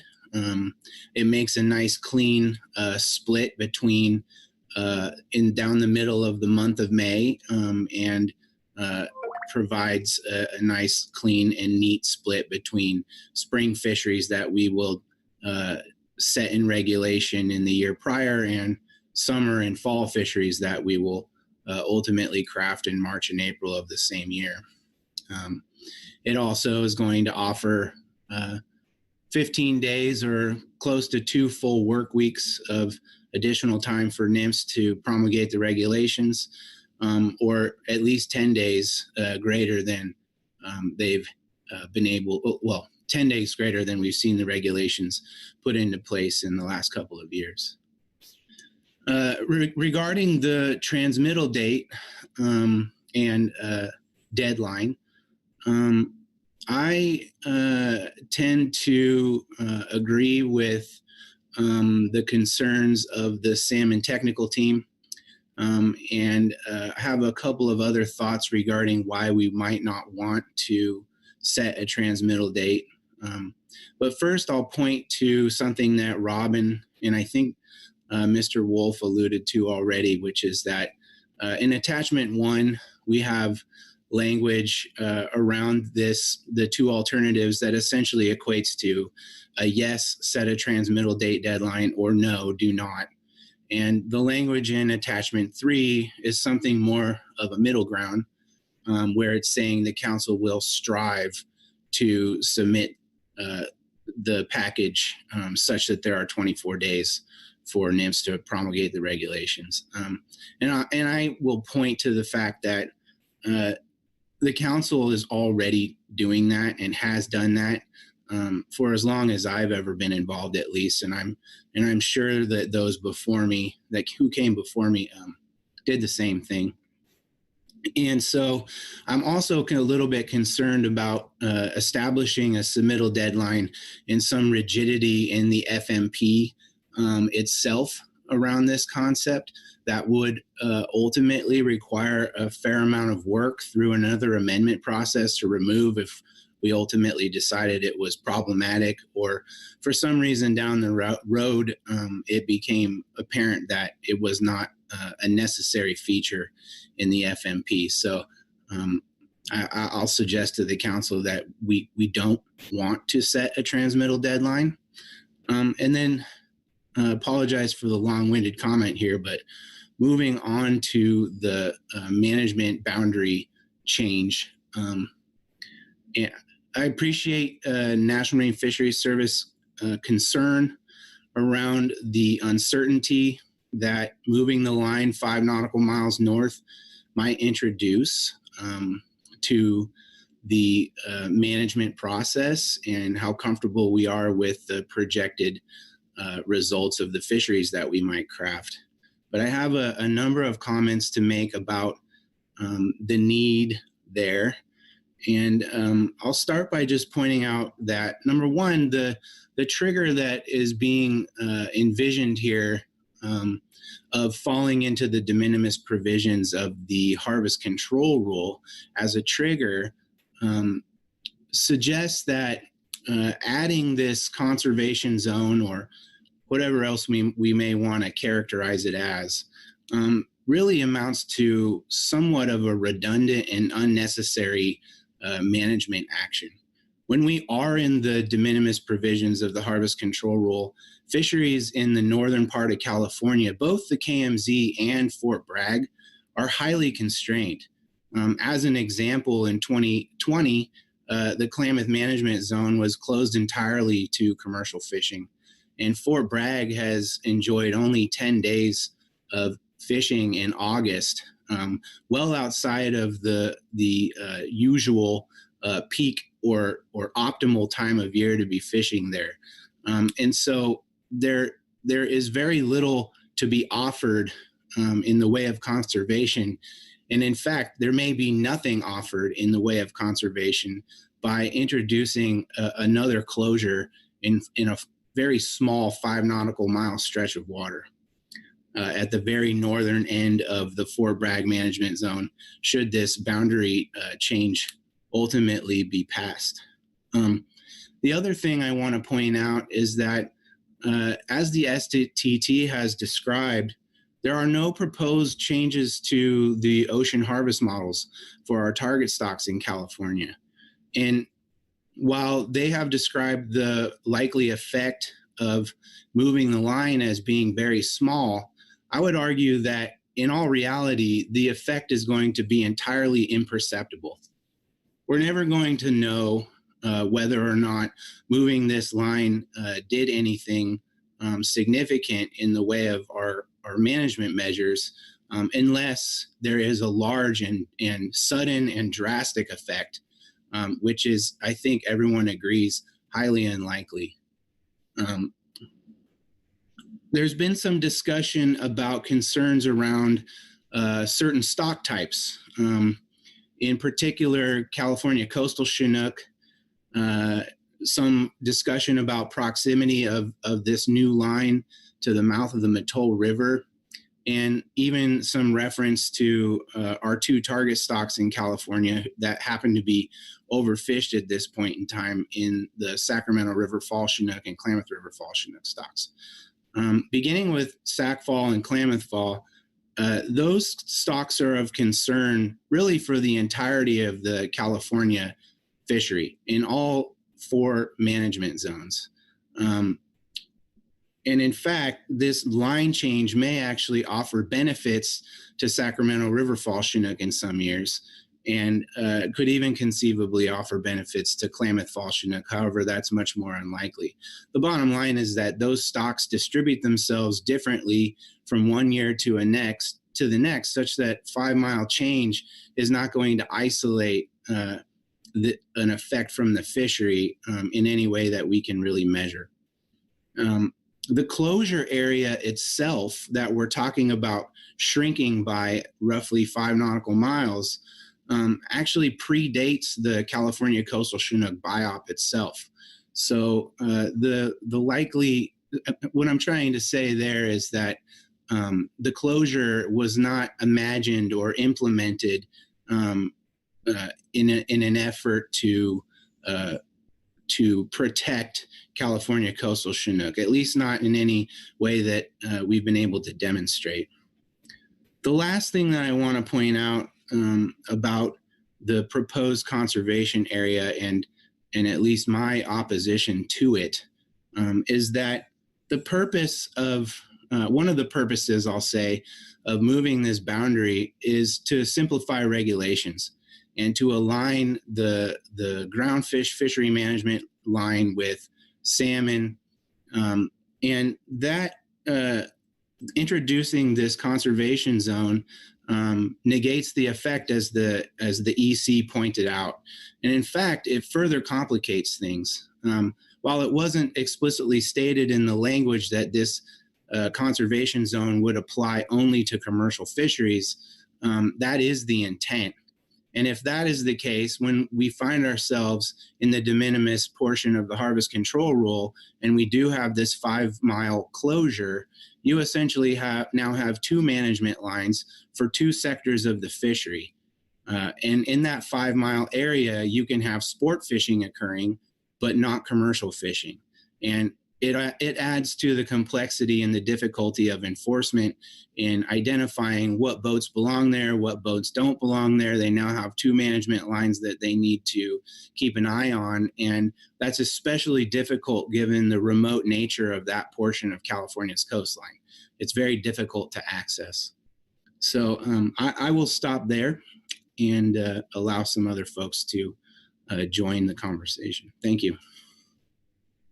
Thank you, Brett. Next, Kyle Addix will be followed by Danny Evanson. Thank you, Mr. Chair. I'll start by echoing Brett's appreciation to NIMS for getting regulations in place as quickly as possible in the past couple of years, as we've been faced with the short window to get it done and a little longer time, no fault of theirs, to get through their approval and implementation of the regulations. Also, thanks to the project team for getting this as far along as they have, so that the council's in a position to look at some alternatives to fix that problem and not have to delay future fisheries in future years. Similar to Brett, I don't see any reason we wouldn't give ourselves the extra day and use the May 16th date as opposed to May 15th. I think it's clear it's got to be a later date, and we might as well give ourselves the extra day that the 16th represents. I've thought a lot about the transmittal date.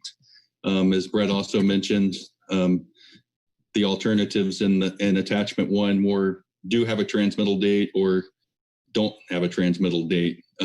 Attachment 3 has something that's somewhere in between. It says the council will strive to transmit recommendations by a date certain, with the 24-day period mentioned. I guess I'm inclined to think that the council's going to know each year when that transmittal date needs to be. I don't know if that 24 days will be set in stone or if it will contract, hopefully not expand in the future, as it does seem to have expanded a little bit in the recent past. Mr. Wolf mentioned the November meeting when we set out our preseason schedule for the following year, March and April, getting things in place. It seems like that would be a logical check-in each year to make sure the council knows what the expectation is for NIMS for transmittal, and we can line that up with when the council meeting happens and make sure we're going to make the date we need to have things in place by May 16th. I won't speak to the boundary line change, but again, appreciate all the work the project team's done on that issue that's very important down in California. I think I will leave it at that. Thanks, Mr. Chair. Thank you, Kyle. Danny Evanson from the state of Alaska. Yes, thank you, Mr. Chair. I just want to make a brief comment on the Salmon FMP. In particular, I want to thank NIMS, council staff, and others for providing a revised version of the Salmon FMP housekeeping changes document. As I was reviewing the briefing book prior to the meeting, I noted some items of concern to Alaska that I was not expecting, particularly given that this was intended as housekeeping changes. And it was rather late in the game to deal with them.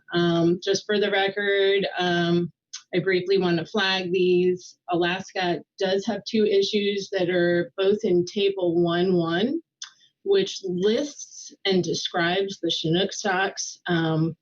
First, some stocks are described as providing, quote, significant contributions to Alaska and Canada ocean fisheries.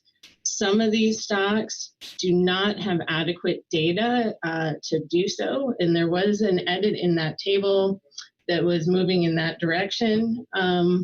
Secondly, the description as significant contributions could maybe is not written as well as it could be.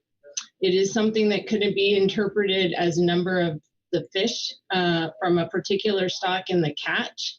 But as many of these stocks are small, I'm of the mind that this was intended to be more along the lines of the percent of the exploitation of that stock that occurs in a particular fishery. So some things to think about moving forward. Again, we really appreciate the decision to confine the changes to the FMP in this round to just housekeeping and that which is needed to support the action we're considering here today.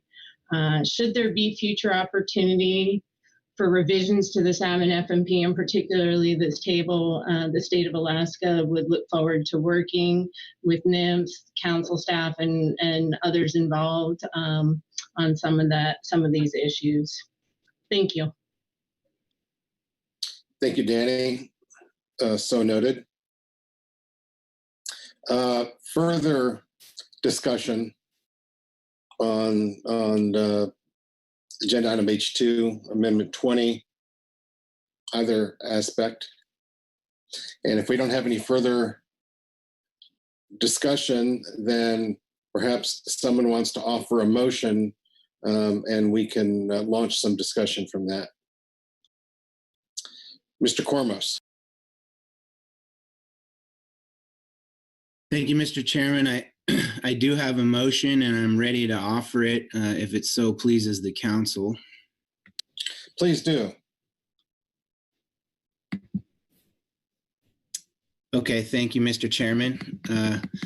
I move the council adopt the housekeeping edits as presented in agenda item H2, supplemental revised attachment 2.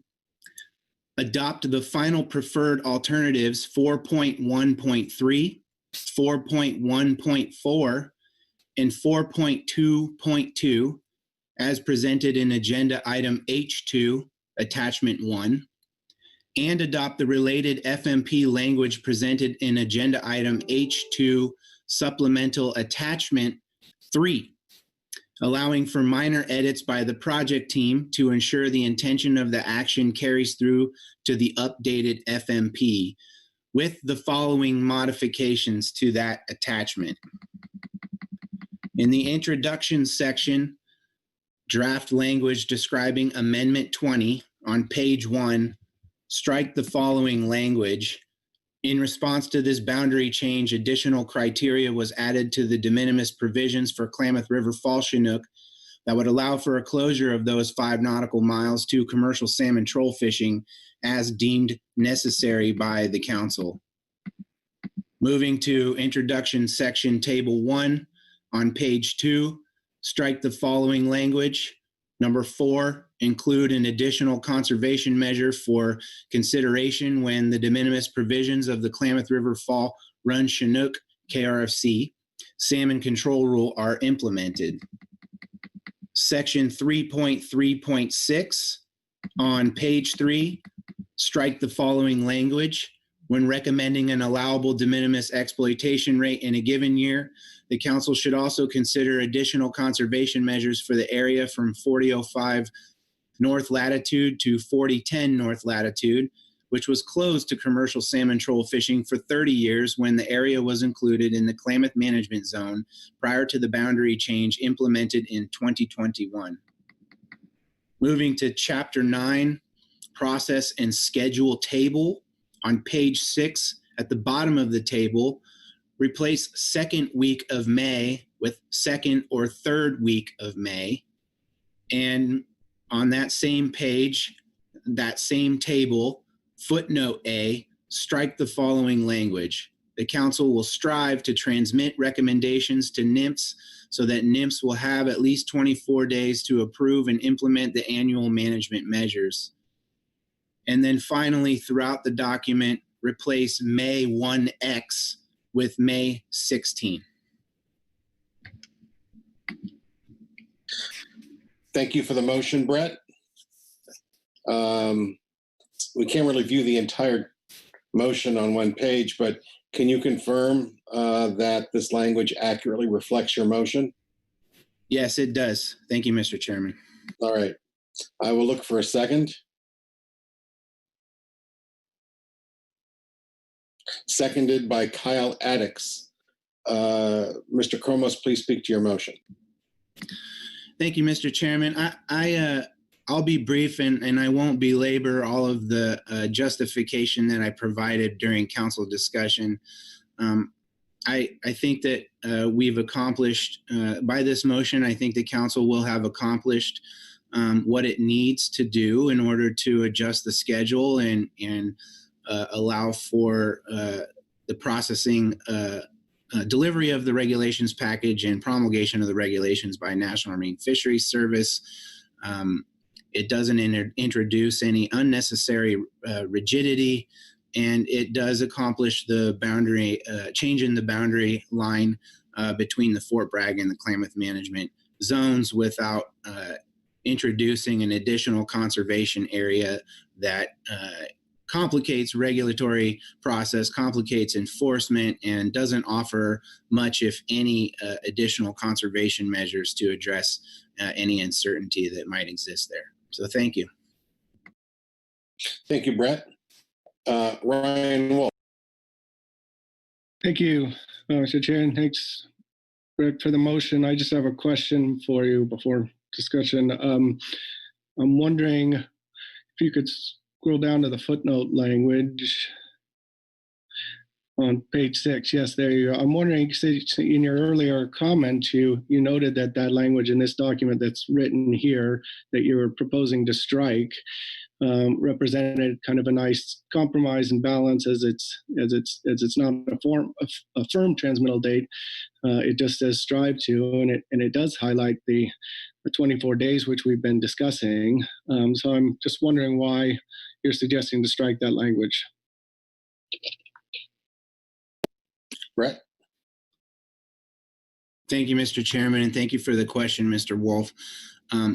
Yeah, I spoke to this earlier, as you pointed out, and when I was making those comments, I also mentioned that this is something that the council does every year, regardless. And so I'm proposing to strike it because, number one, there is some confusion between this language and the language that's actually in the proposed alternatives in attachment 1. There is inconsistency there. And then the other reason is that it's unnecessary. Like I said, the council's doing this year in and year out anyway. And so I didn't think it was something that needed to be there. Ryan, you have a follow-up? Or your hand is down. Questions for maker of the motion or discussion on the motion?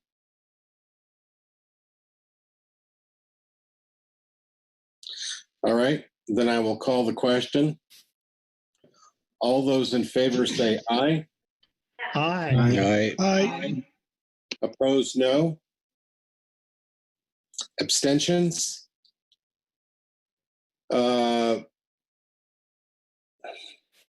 Motion passes unanimously. I now see Ryan Wolf has just put his hand up. Go ahead, Ryan. Thank you. Sorry, you went quick there. I tried to get in before the motion, but I can just as well comment at this point. I want to be clear on a few things. I supported this motion because there's nothing in here from my perspective. Well, I'd appreciate the management, the change in the management schedule, like I outlined in my earlier comments, and I don't see anything in here that is inconsistent with the Magnuson Act or other applicable laws.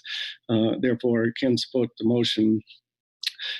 However, again, I do want to reiterate NIMS's disappointment that there isn't at least some sort of language in there referring to the 24 days or a transmittal date. And I want to be very clear on the record that if we do not receive the management measures 24 days prior to May 16th, which is April 22nd, we cannot commit to those measures being in place in time for the start of the fishery. So I just want to be clear about that. I also did want to capture, and since it was not in the motion, and I understand since this is putting in FMP language, but we did, I think, have some discussion about utilizing the November meeting to kind of tee up the annual cycle, especially looking at when the meeting ends in April that year, what our current, any kind of discussions related to that, if we think there might be a challenge in getting us the management measures 24 days in advance. So I do hope that I did hear some support for that. I would hope going forward that we could utilize that as part of our process and we'll look forward to working with everyone on this new cycle starting in 2021. Thank you. Thank you very much, Ryan. Is there further discussion or action on this agenda item? Brett Cormus.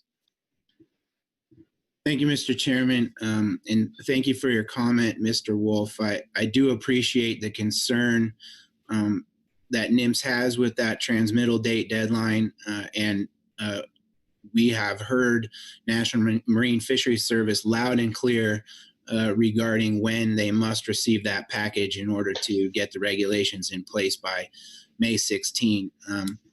You know, in answering your question about why I proposed to strike the language, you know, I gave my reasons. However, I did not say that I do agree that that is a relatively benign addition to the FMP, and such language does strike a relatively nice balance.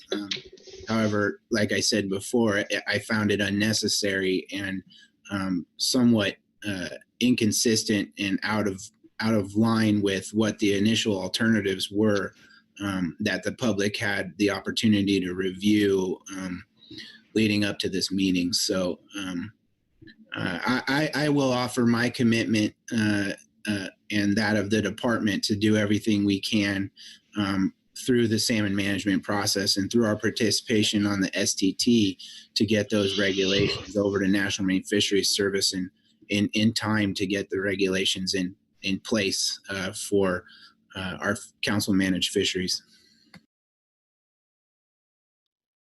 Thank you, Brett. Further discussion on this agenda item? Any further action on this agenda item? Robin, how are we doing? Thank you, Mr. Chair.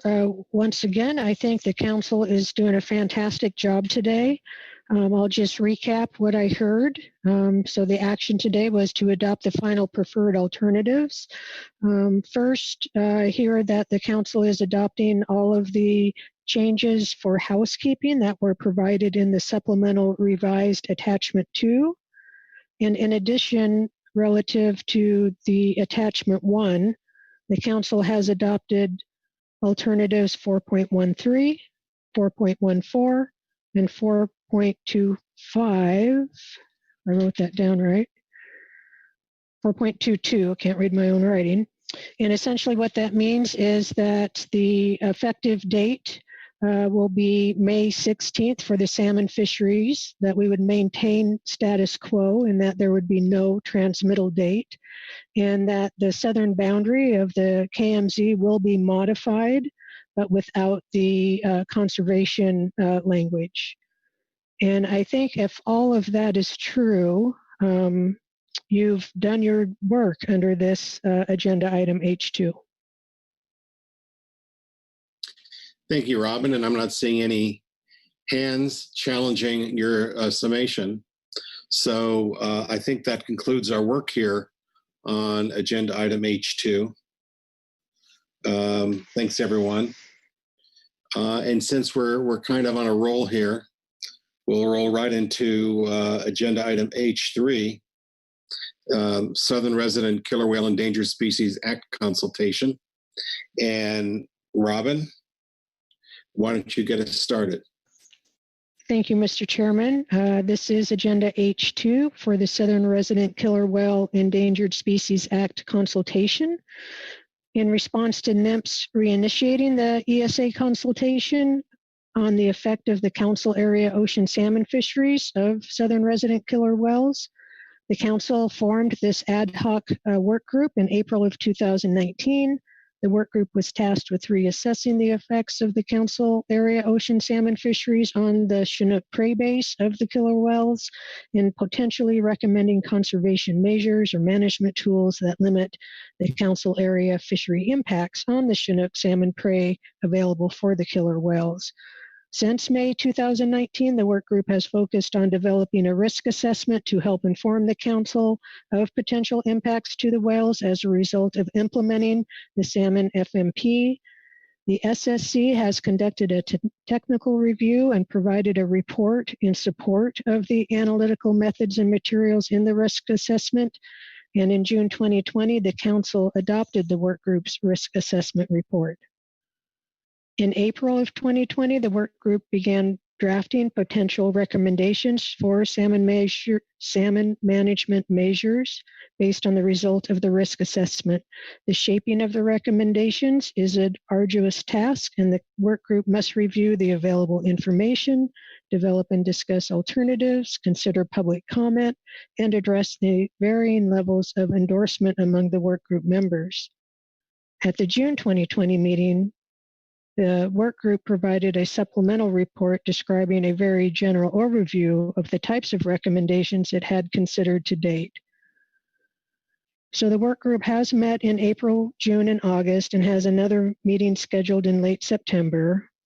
The meetings are open to the public, and the Salmon Advisory Subpanel and stakeholders have participated. Utilizing input given during the meetings and council direction, the work group has provided a report, that's agenda item H3A, SRKW Work Group Report 1, that includes a purpose and need statement, scope of action, and a range of alternatives and recommendations for council consideration. Under this agenda item, the council should adopt a range of management alternatives for public review and to solicit industry input. From a logistical standpoint, it's not yet been determined what the regulatory process for this action will be, either a regulatory amendment or an FMP amendment. The council may want to discuss this and provide some guidance so there's a clear path forward as we move into the final stages of the council process. In November 2020, the council is scheduled to discuss the killer whale topic again and consider adopting preferred alternatives for recommendation to NIMS. So under this council action, your work is to adopt a range of management alternatives for public review. And under this agenda item, you do have some reference material. The first is a PowerPoint provided by the Killer Whale Work Group Chair.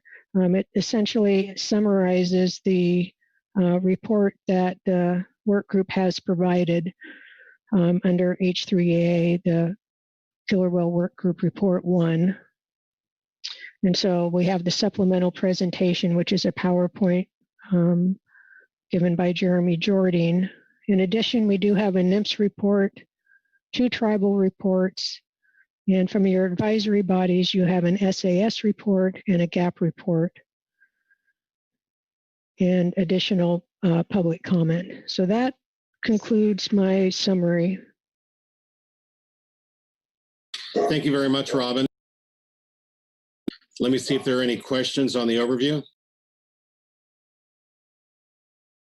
I'm not seeing any, so I think we'll ask Mr. Jordan to start with a work group report. Thank you, Mr. Chair. Can you hear me? I can. Yes. All right. This is Jeremy Jordan with National Marine Fisheries Service, West Coast Region, Sustainable Fisheries Division. And for people just listening in, I'll be using the presentation under agenda item H3A, Supplemental Work Group Presentation 1, here to brief the council on the general contents of our report under this agenda item, which for folks' reference is item H3A, SRKW Work Group Report 1. So with that intro, I'll get started. Next slide, please. So this slide captures the general nature of this presentation today, which reminds us the purpose and need by which the work group was formed, and then as part of that purpose, based on the work group's findings, to discuss draft options the work group is providing to the council for consideration of adopting a range of management alternatives for public review. This has been predicated on the council scheduling to consider adopting a final preferred alternative to recommend to NIMS at your November 2020 meeting. Next slide, please. So as a reminder, Robin reminded us in the sit-some report, this agenda item, that the council formed the work group in 2019 and tasked us with reassessing the effects of council area ocean salmon fisheries on the Chinook salmon prey base of southern resident killer whales and potentially recommending conservation measures or management tools that limit council area fishery impacts on Chinook salmon prey availability for southern resident killer whales. Next slide, please. So this was accomplished through a pretty rigorous schedule here in which we held 14 meetings with one additional meeting still on the books for the end of this month if necessary. These have all been open to the public, providing opportunity at each one for people to weigh in on the progress and offer ideas. The materials circulated during the meetings, if not on the council's website, are contained on the West Coast Region's website at the URL address on this slide. And throughout this process, we've updated the council at almost every meeting since the June 2019 meeting on our work to date. Next slide, please. So we have now accomplished both of the assigned tasks in delivering a risk assessment to the council at this year's June meeting. And now we are here to discuss our draft range of alternatives and recommendations as mentioned in this agenda item H3A SRKW Work Group Report 1 in the briefing. Next slide, please. So the range of alternatives document, which I may slip and refer to as the ROA report, has 4 basic sections, which we're going to walk through here, mainly focusing on sections 1 through 3. Next slide, please. So first we have our introduction, which draws from our risk assessment report capturing the current status of the whales and outlines the reinitiation of the ESA consultation process.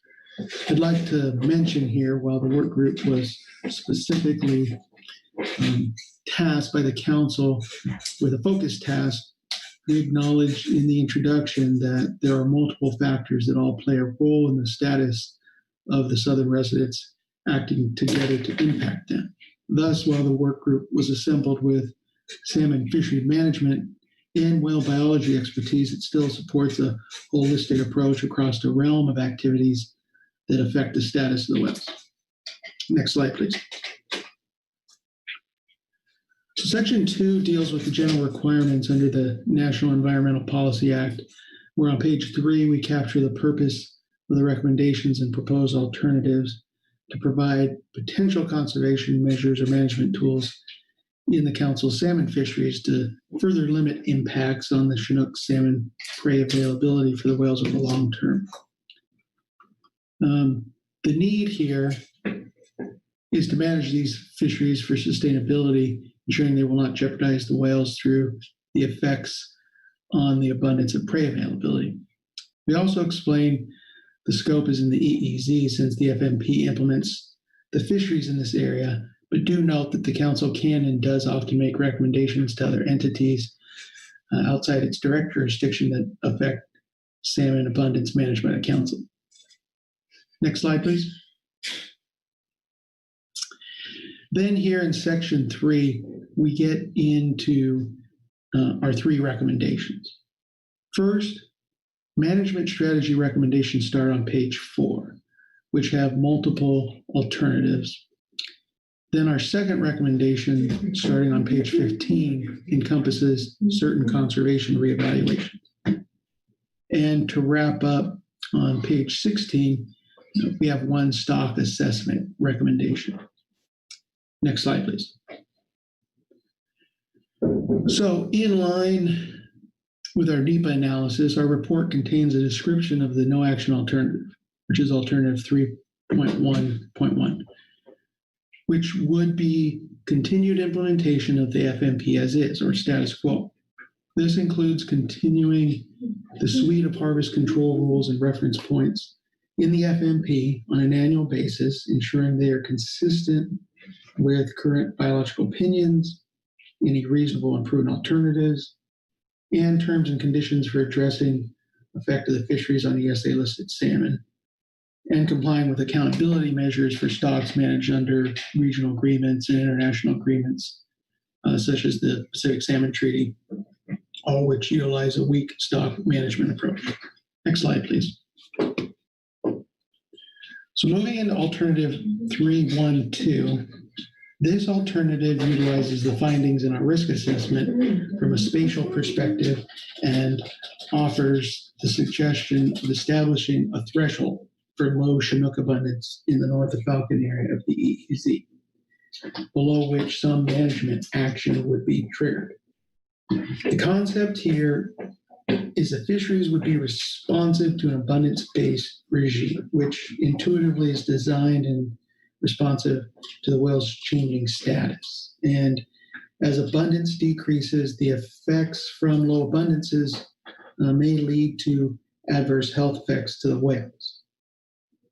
We recommend this threshold or floor for low pre-fishing Chinook salmon abundances be calculated using time step 1, the starting abundance as described in our methodology used in the risk assessment for the north of Falcon area. Next slide.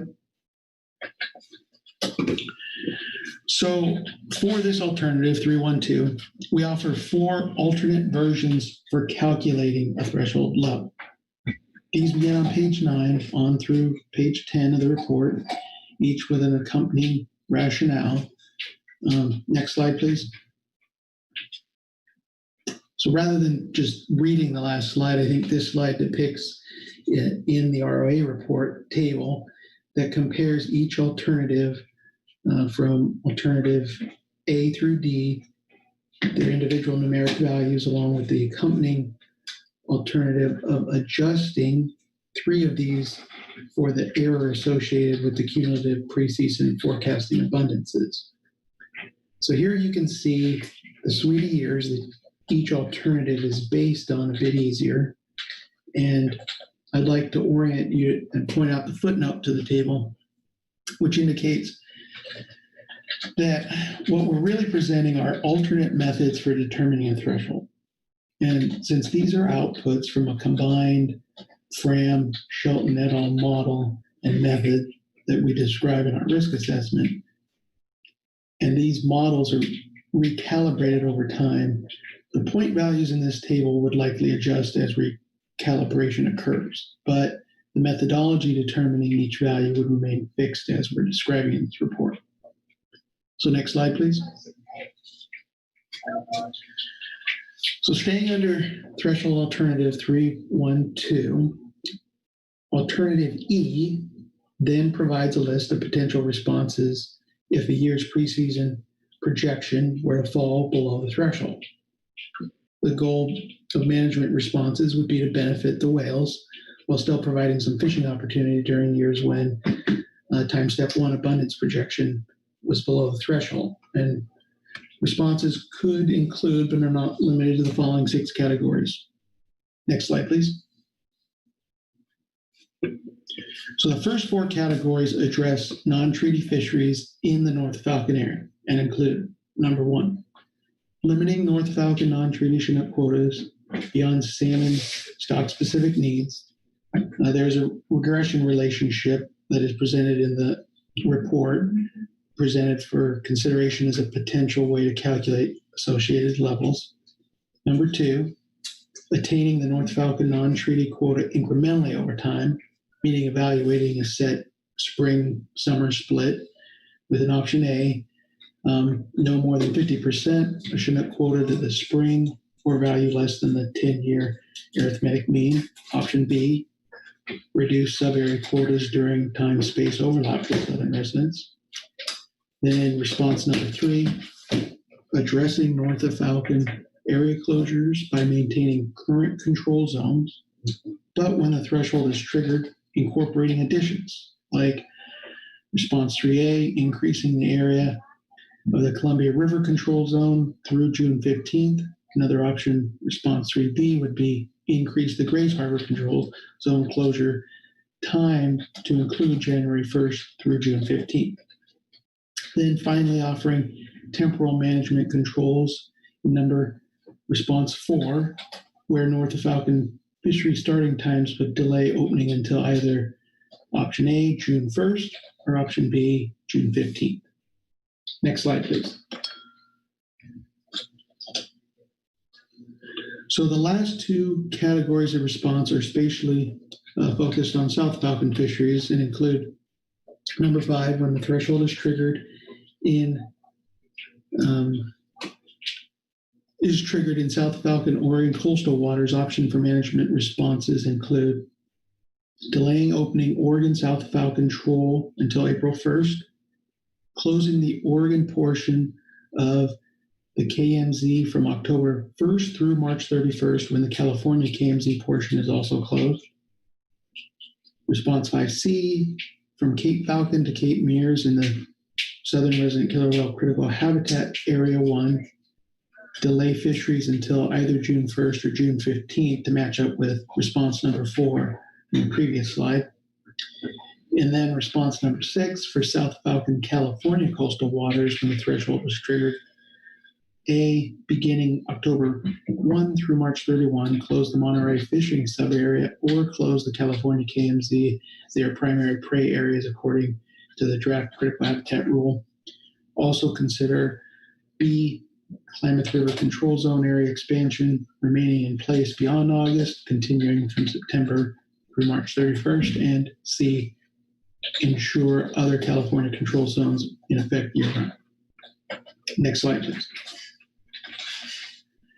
So this slide is a map depicting the critical habitat areas 1 and 2, for which the previous slide was referencing South Falcon options for the Oregon coast response options, and thought it would be useful for you to see that.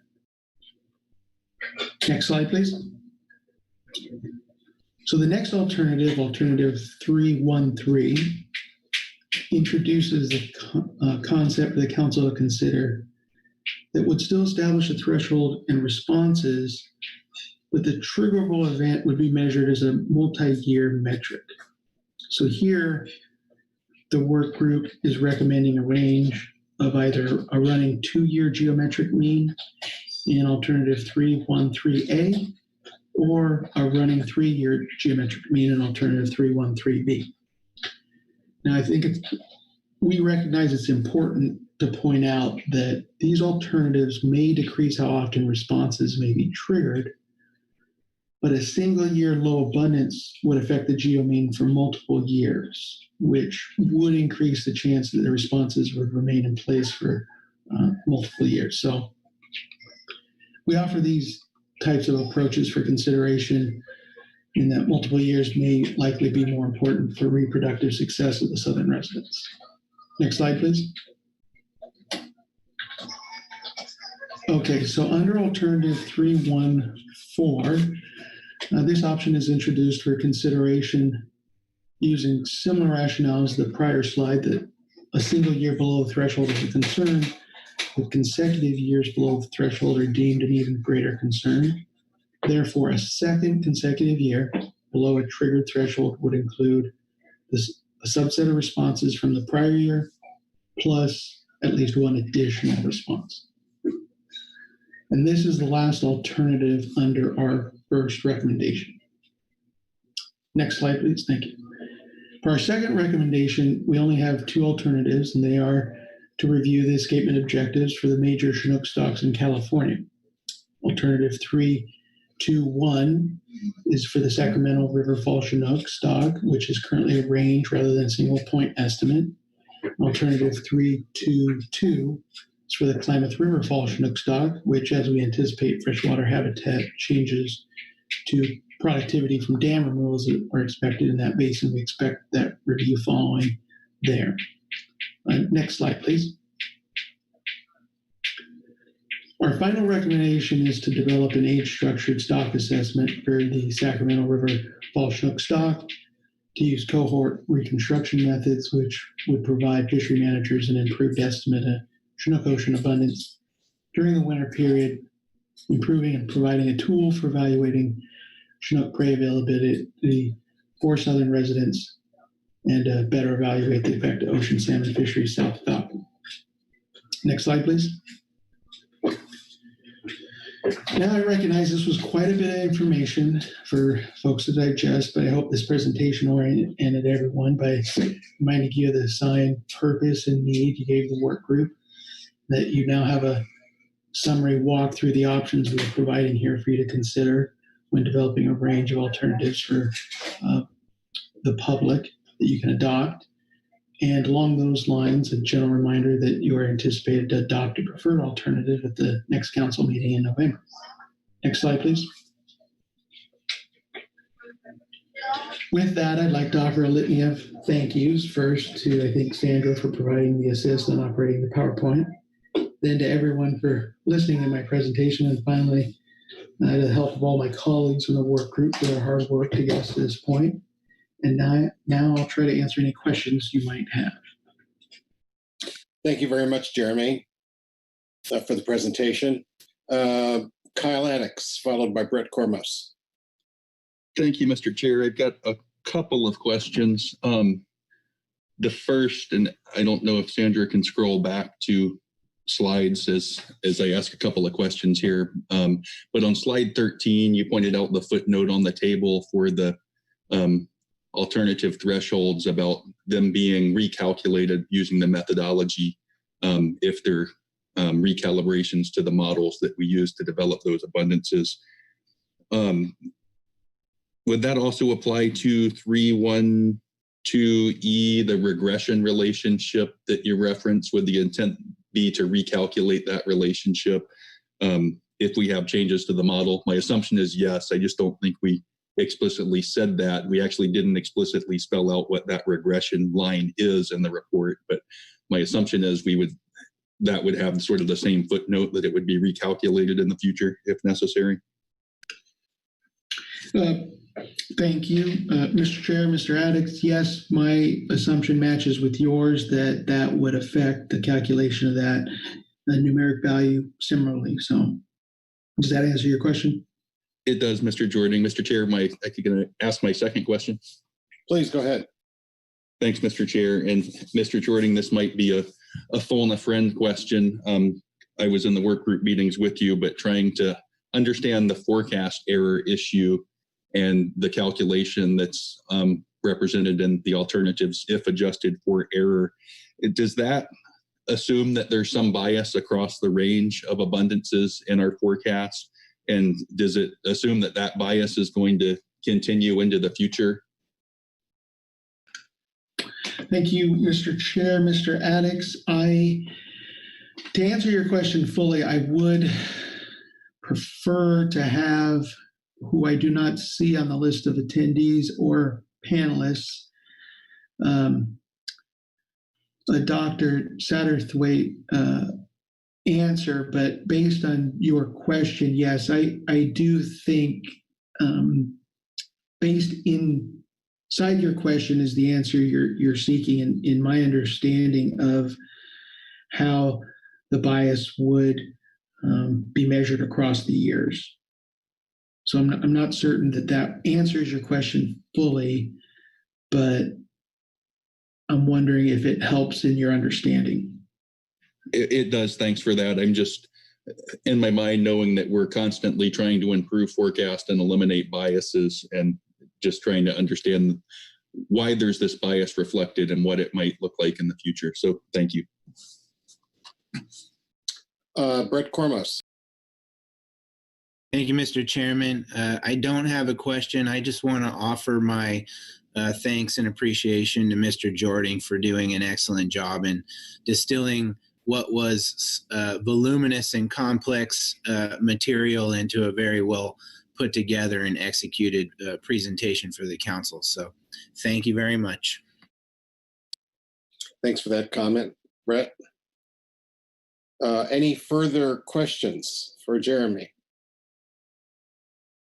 I'm not seeing any. Thanks very much, Jeremy. Thank you, Mr. Chair. Now, I have next on my list the NIMS report. I'll turn to Ryan Wolf to see if he has anything he'd like to offer at this stage. Yeah, thank you, Chair. And I'll be referring to the NIMS report that's in your briefing book. and I won't read this into the record, but I do want to cover a number of things that are in it. I'd like to start, of course, echoing Brett's comments from just a moment ago, and just big thanks to Jeremy as in his role in the working group, but really everyone on the work group and their dedication and all of the hard work that went into that, and the collaboration that's going on with the council and its advisory bodies. So, as noted in the SIP summon, we anticipate that at this meeting, the council will adopt a range of alternatives for further analysis, and based on the work group's recommendation, which would then lead to a final preferred alternative in November to come to NIMS for our consideration. So this, kind of standard Magnuson process, and the council's adopted alternative could involve an amendment to the FMP or a regulatory amendment, or with status quo option, continued management of the fishery under the current FMP as it is. In our report, we also provide information on our ESA Section 7 consultation process, in particular how we'll conduct our assessment under that section on implementation of the council's final alternative. We do include the description and some snips from the standards that apply in the ESA Section 7 analysis, especially those we thought would be relevant to analysis on the effects of salmon fisheries on killer whales, southern resident killer whales, and their critical habitat. I won't go through all of the specific ESA language that we have here, but I do want to highlight a few things. The West Coast Region Protected Resources Division will use the final decision of the council in November as part of the proposed action, which will be analyzed in a new biological opinion. So, in other words, that opinion is set to, we are consulting on West Coast salmon fisheries in the EEZ conducted under the salmon FMP, either as currently constituted or including council recommended management measures, depending on what action the council takes in November. If the council chooses status quo or is unable to reach a decision in November, NIMS will consult on the council's salmon FMP as currently constituted.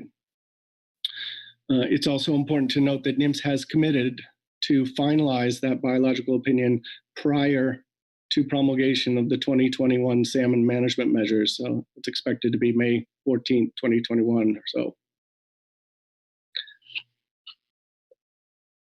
For our biological opinion analyses, I want to note NIMS uses a weight of evidence approach, particularly in the absence of a quantitative tool, to consider all the information available in assessing the effects of the actions.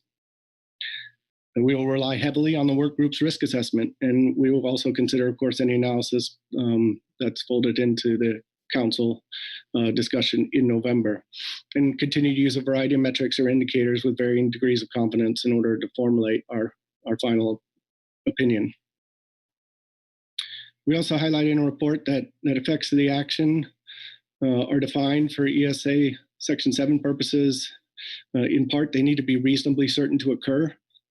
So in practical terms, this means that a proposed action where a qualifying event triggers additional action, it must be clear as to what additional action will be taken and the extent of that action in order for NIMS to effectively analyze the effects of the additional actions. And that's something we're just flagging now, but probably more relevant for the final preferred alternative discussion in November. So in conclusion, I do want to again thank the working group for all of their efforts, but I also want to underscore that many actions are being taken currently to improve the conditions and conserve and recover southern resident killer whales, particularly to address the three main threats: prey limitation, vessel traffic, and noise, and chemical contaminants. So NIMS remains committed to work through the council process with everyone here, with the states, with tribes, with our other partners to take actions to improve conditions for the whales. And we do recognize that prey availability is only one element that has contributed to the current condition of southern resident killer whales, and fisheries are only one source of potential risk. So NIMS will continue to also consider actions such as habitat and hatchery actions, for example, supported through the Pacific Salmon Treaty, and how they can contribute to overall Chinook salmon prey available to the whales. And that concludes my report. Thank you, Mr. Chair. Thank you, Ryan, for that report. Let me see if there are any questions. Thanks very much. Next, we're going to go to the tribal reports and Joe Oatman. And when the tribal reports are completed, we will take a break before we begin the balance of our reports and public comment. So, Mr. Oatman. Mr. Chairman. Thank you, Mr. Chair. Can you hear me? Yes, go ahead. Excuse me, I think, Bill, may you have had a comment? Pardon me? I thought somebody else was trying to. I think Phil had a comment that Joe was curious to hear. Phil Anderson's hand went up. Go ahead, Phil.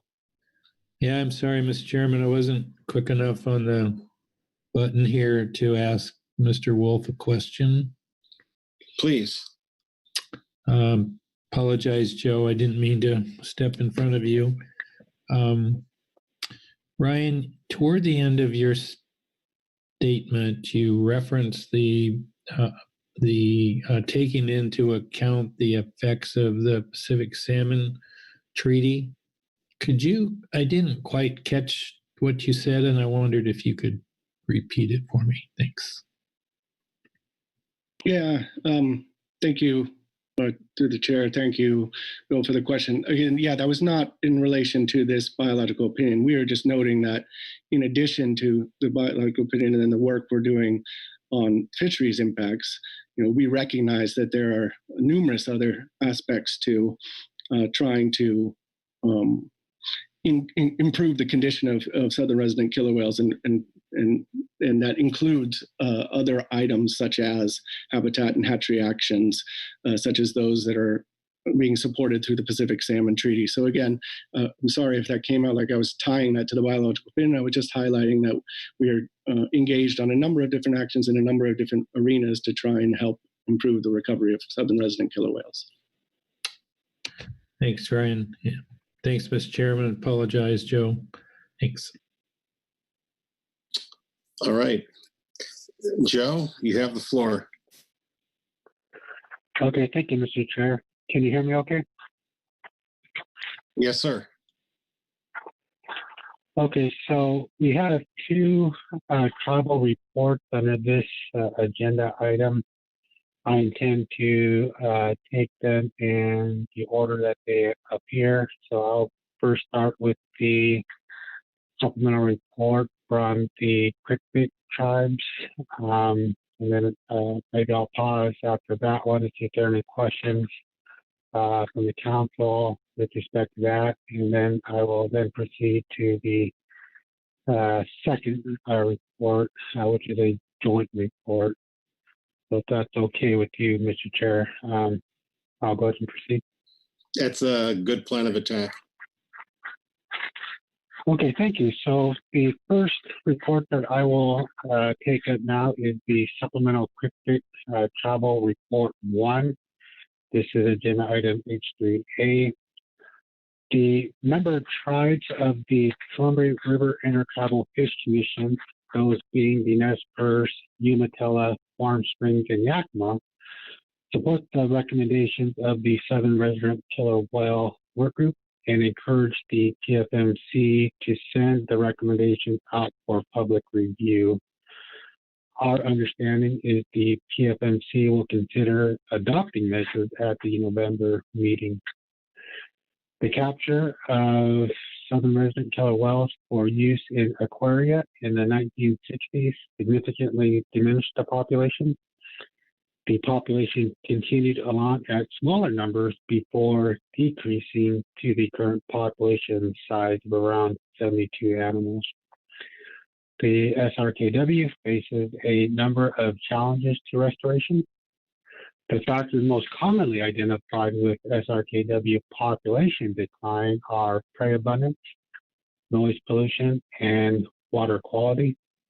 All of these factors need to share the burden of conservation and must be addressed to facilitate improvement in the SRKW population.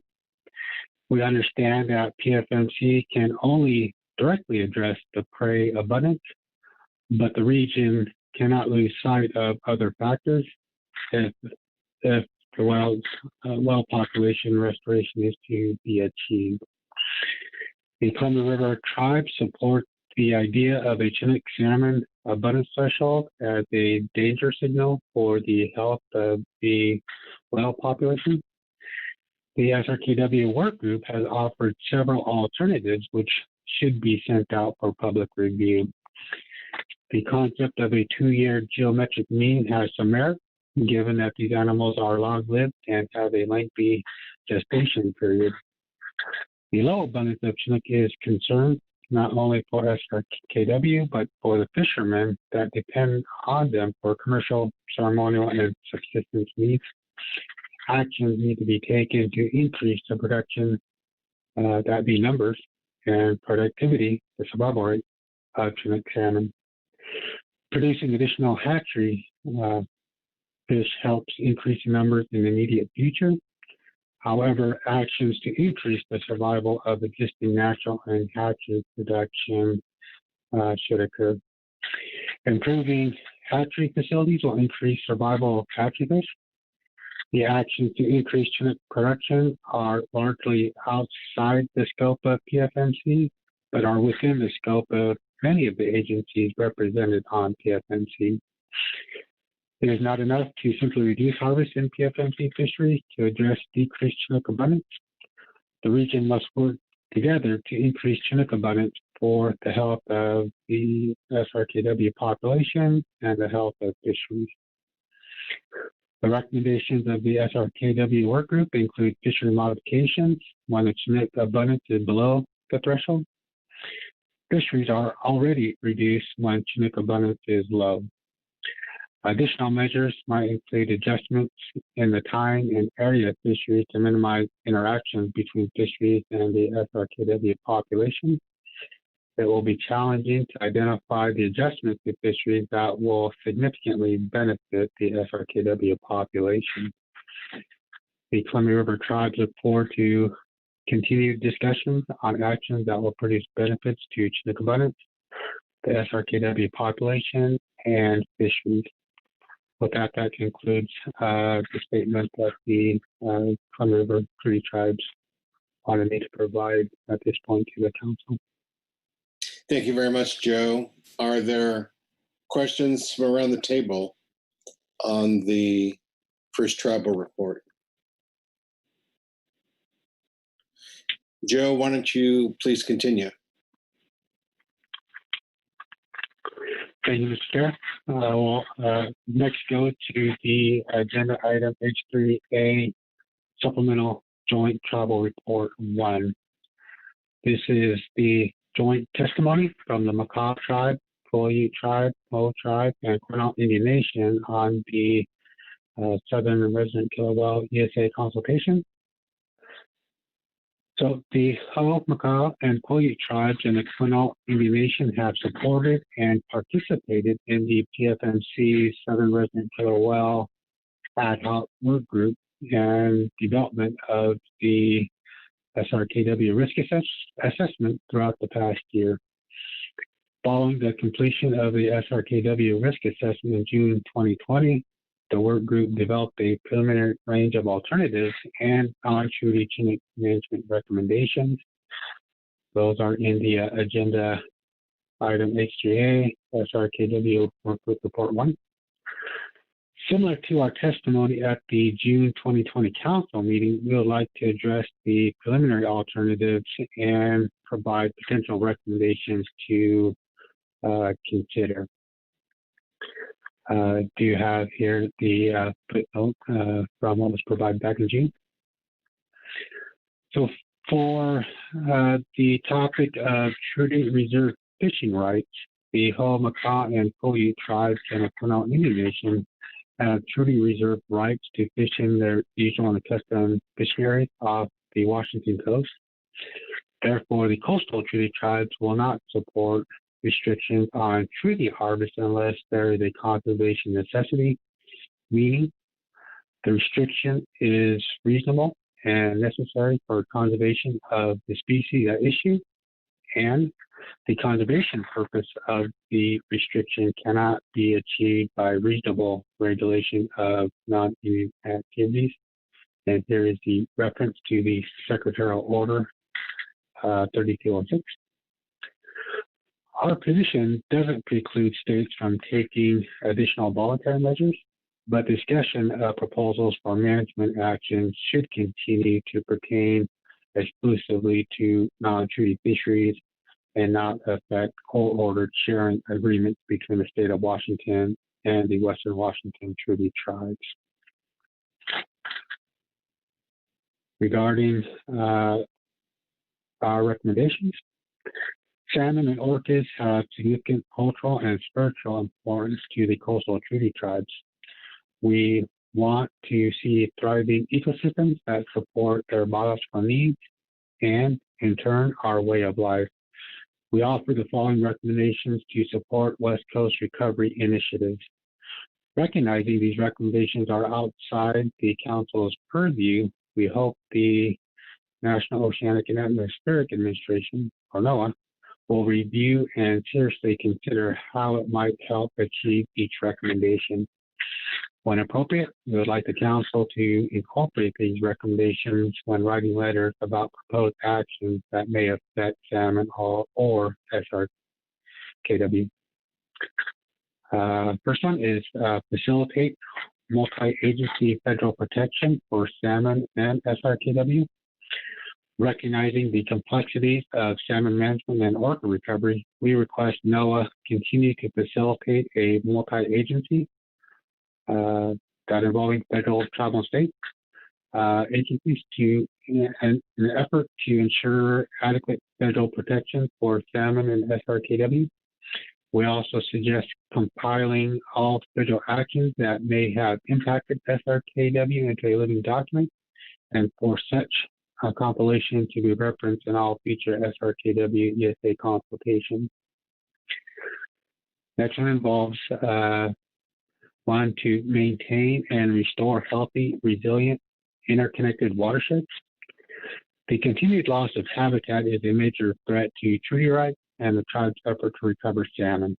We recommend prioritizing habitat restoration actions that will provide both near-term and long-term increases to salmon health and production along the West Coast and Puget Sound.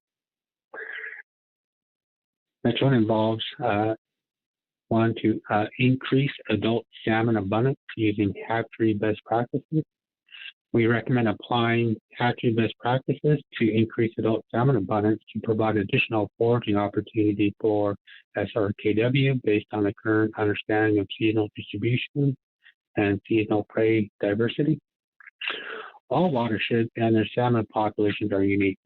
The management of hatchery naturally produced salmon will be most successful when hatchery programs consider the complexity of each watershed and its salmon populations, as well as other actions taken in harvest management, habitat restoration, and habitat protection, so that they work together toward specific short-term and long-term objectives. For example, the role of hatchery will depend on the health of the watershed and the salmon populations they produce. Watersheds that are heavily degraded are likely to require long-term or permanent hatchery production to support salmon populations. Watersheds where habitat can be restored to produce salmon may be able to reduce hatchery production as habitat recovers and naturally produced salmon become more abundant. Next, one that involves need to prioritize long-term coast-wide SRKW and Chinook research and monitoring. As described in the PFMC SRKW risk assessment, most of the scientific research on SRKW has been conducted in the inland waters of Washington and British Columbia, yet the focus of the PFMC work group was Chinook fisheries in the ocean from California to Washington. We recommend NOAA support the following West Coast research and monitoring. The findings should be readily available to the public. As ocean conditions continue to change, we would expect variable SRKW movement. Therefore, we would like to see more information regarding coastal distribution for all 3 pods, especially during the fall, winter, and spring months. As described in the Shelton et al. 2019 paper, we recommend continuing efforts to integrate genetic coded water table data and genetic stock identification for hatchery and natural fish into a single framework to provide estimates of seasonal genetic ocean abundance, ocean distribution and abundance. Mel shared the unpublished results of 55 coastal SRKW prey samples collected between Northern California and Northern Washington across 5 years. We recommend continuing this effort to document dietary genetic stock preferences and the composition of other salmon and groundfish in the SRKW diet. And with that, Mr. Chair, I think that concludes this report that was provided jointly by the affected tribes. Thank you very much, Joe. Are there any questions of Joe on either of the tribal reports? Thank you very much, Joe. So it's 3 o'clock. We've been at this for about 2 hours. So we'll take a 10-minute break here. And at 3:10, we'll come back for the SAS report. Until then.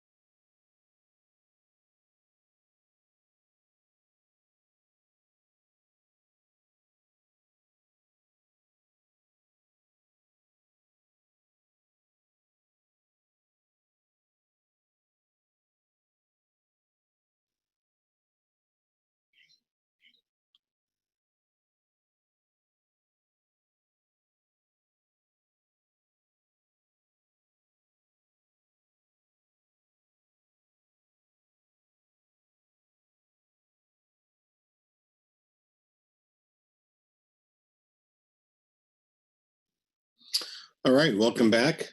It's 3:10, and we are in the middle of agenda item H3. If you are ready, Mr. Heap, to read the SAS report, we can take that now. Thank you, Mr. Chairman. Member of the council, Richard Heap from the SAS. I'll be reading from agenda item H3A, Supplemental SAS Report 1, Salmon Advisory Subpanel Report on Southern Resident Killer Whale Endangered Species Act Consultation. Salmon Advisory Subpanel was provided an overview of the Southern Resident Killer Whale Work Group report from the work group's co-chair, Jeremy Jordan. The SAS appreciate the work group's hard work and time spent on first developing a risk assessment and now a range of alternatives for council consideration. Members of the SAS attended the last work group meeting in August, but have had little time to contemplate the alternatives provided in the report as a whole.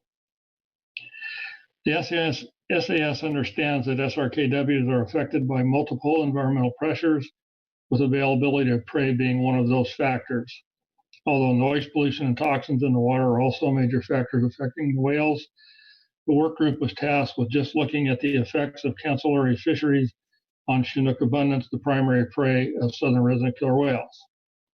The SAS felt strongly that increased production of salmon at federal, state, and tribal facilities is the most dependable tool available to increase the prey base for whales.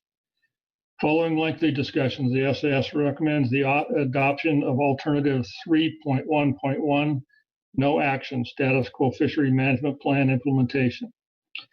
The SAS agrees with the work group report outlining the weak stock management requirements already embedded in the directed fishery harvest process, and would note the uncertainties of the other alternatives in providing benefit to the whales. While there are uncertainties about the outcomes of implementing the other alternatives, there is no uncertainty as to the impact of those actions on fishermen and coastal communities. Reduced opportunities, shortened seasons, and severe financial impacts will have very real consequences for the industry, with only speculative benefit for the southern resident killer whale population. Eliminating fishing in April and May removes the most lucrative fishing period and the strongest markets for troll-caught Chinook salmon. The SAS feels that is an unnecessary burden to place on the fishing community. Should the council consider an action alternative other than status quo, the SAS recommends the adoption of Alternative 3.1.2a, threshold based on the year of the lowest model abundance. The SAS notes the commentary from the work group about the lack of significant relationships between salmon abundance and SRKW demographics in the risk assessment. If any of the alternatives are chosen under Section 3.1.2, the SAS feels that the least restrictive is warranted until more contemporary data is collected. The SAS also discussed the potential list of responses outlined in Alternative 3.1.2e. The SAS recognizes every year is different and that flexibility will be critical. Structuring fisheries to balance meaningful fishing opportunity while allowing for sufficient Chinook prey abundance for southern resident killer whales will be the key. The SAS agreed that if a threshold is triggered, then the appropriate response should be determined by the council at that time and not an automatic or prescribed response. This flexibility would help in providing a proportional response at the level of threshold shortfall. Some additional comments from the SAS. Increasing survival of naturally produced and hatchery stock Chinook is the key to increasing the prey base available for southern resident killer whales. Broadening programs to reduce pinniped and avian predation on smolts and adults is warranted if the total impact of finding solutions is not limited to just the fishing community. Fixed solutions at this time are not realistic until more information about the distribution of whales and salmon is developed. The SAS supports the comments provided in the Joint Tribal Report at the June 2020 Council meeting. The SAS appreciates the statement in the Supplemental National Marine Fisheries Report 1 under this agenda item that describes their continued effort to consider actions such as habitat and hatchery actions supported through the Pacific Salmon Treaty and how they contribute to overall Chinook salmon prey available to the whales. Restore spawning and rearing habitat and increase survival in mitigation corridors by removing impediments that have been documented as limiting factors, especially in river systems where Chinook stocks are a priority prey to help southern resident killer whale recovery. That concludes our statement. Thank you, Richard. Are there questions of the SAS? Thank you, Richard. We'll now take the GAP report. Sarah Nyani. Thank you, Mr. Chair, and good afternoon, council members. For the record, my name is Sarah Nyani, and I'll be reading agenda item H3A, Supplemental GAP Report 1, September 2020. Several members of the GAP were able to sit in on the SAS briefing of the Southern Resident Killer Whale Endangered Species Act consultation provided by Mr. Jeremy Jordan, National Marine Fisheries Service, and the GAP offers the following comments. Through their risk assessment, the Council's ad hoc Southern Resident Killer Whale Work Group found weaker statistical relationships between killer whale demography and indices of Chinook abundance than those found in previous studies. Therefore, the GAP supports the SAS recommendation to adopt alternative 3.1.1 no action status quo fishery management plan implementation. Selecting an action alternative could cause dramatic economic and social harm to fishermen and communities without measurable benefits to southern resident killer whales. GAP members were also surprised to see proposed southern resident killer whale critical habitat areas, which have not yet been finalized in rulemaking, used for time and area closures for non-treaty salmon fisheries in the draft range of alternatives.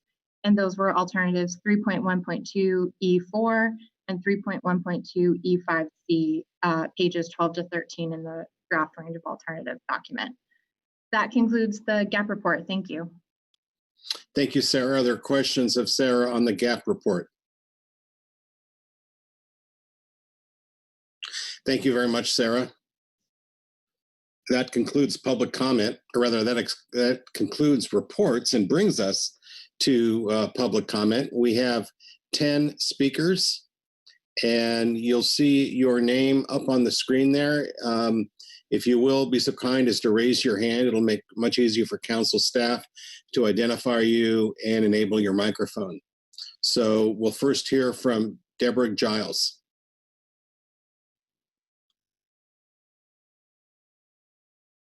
Hello, thank you for taking my comments. I'm sorry, I'm just trying to get to my printed. For some reason, now that you have me in speaker form, I can't view the rest of my screen here. Okay, I'm ready to go. Thank you. Sorry for the delay.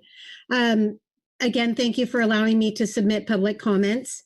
My name is Dr. Deborah Giles, and I'm a killer whale biologist at the University of Washington Center for Conservation Biology and the Science and Research Director for the nonprofit Wild Orca. I've been studying and collecting data on the southern resident killer whales for over 15 years, and the best available science tells us the following. The southern residents are dependent upon Chinook salmon, each whale needing approximately 20 15-pound salmon a day for survival. While they are known to eat other salmonids such as coho and chum, this forms a very small part of the whale's diet, and they cannot or will not switch from Chinook, a species they co-evolved with over millennia. In the last 100 years, human activity has pushed the Chinook to the brink of extinction, and with them, the whales who depend on them for survival. Fecal samples our team at the Center for Conservation Biology collects clearly show that insignificant Chinook causes nutritional stress, which makes the whales more vulnerable to infection, disease, toxic pollution, and other stressors. Further, lack of food is severely impacting the whale's ability to reproduce, to carry a calf to full term, and for the calves to survive until they are old enough to contribute to the population themselves. Sadly, no female in K-pod has given birth to a surviving calf since 2011. In fact, of the approximately 22 reproductive age females from all three pods, only 6 have had a calf in the last 10 years that have survived more than 3 years. If these whales had a calf once every 3 to 5 years, as a more healthy population would, even with a 50% mortality rate, there would still be at least 26 survivors, not just 6. Time is running out. With a more reliable source of Chinook salmon, this irreplaceable community of whales with their own unique language and culture will become extinct. The Chinook ocean fisheries managed by this council are extremely important resource for these whales. Each year, the southern residents are spending more and more time away from their summer core critical habitat compared to previous decades due to dwindling Chinook returns to the inland waters of the Salish Sea. Therefore, it is essential that allocations and quotas for these outer coast fisheries take into account the needs of the whales. The status quo, or acting only in years of very low abundance, is too little too late. These whales are starving now, and this council has an opportunity to make a real difference. The difference between life and death for the critically endangered southern resident killer whales, which currently number a mere 73. Given that the ancestors of these living whales were the original harvesters of Pacific salmon, we at Wild Orca are asking that the whales be recognized as a major stakeholder in fisheries management decisions, and as such be given an allocation of the total allowable catch of Chinook at a level that supports the recovery of this population of whales.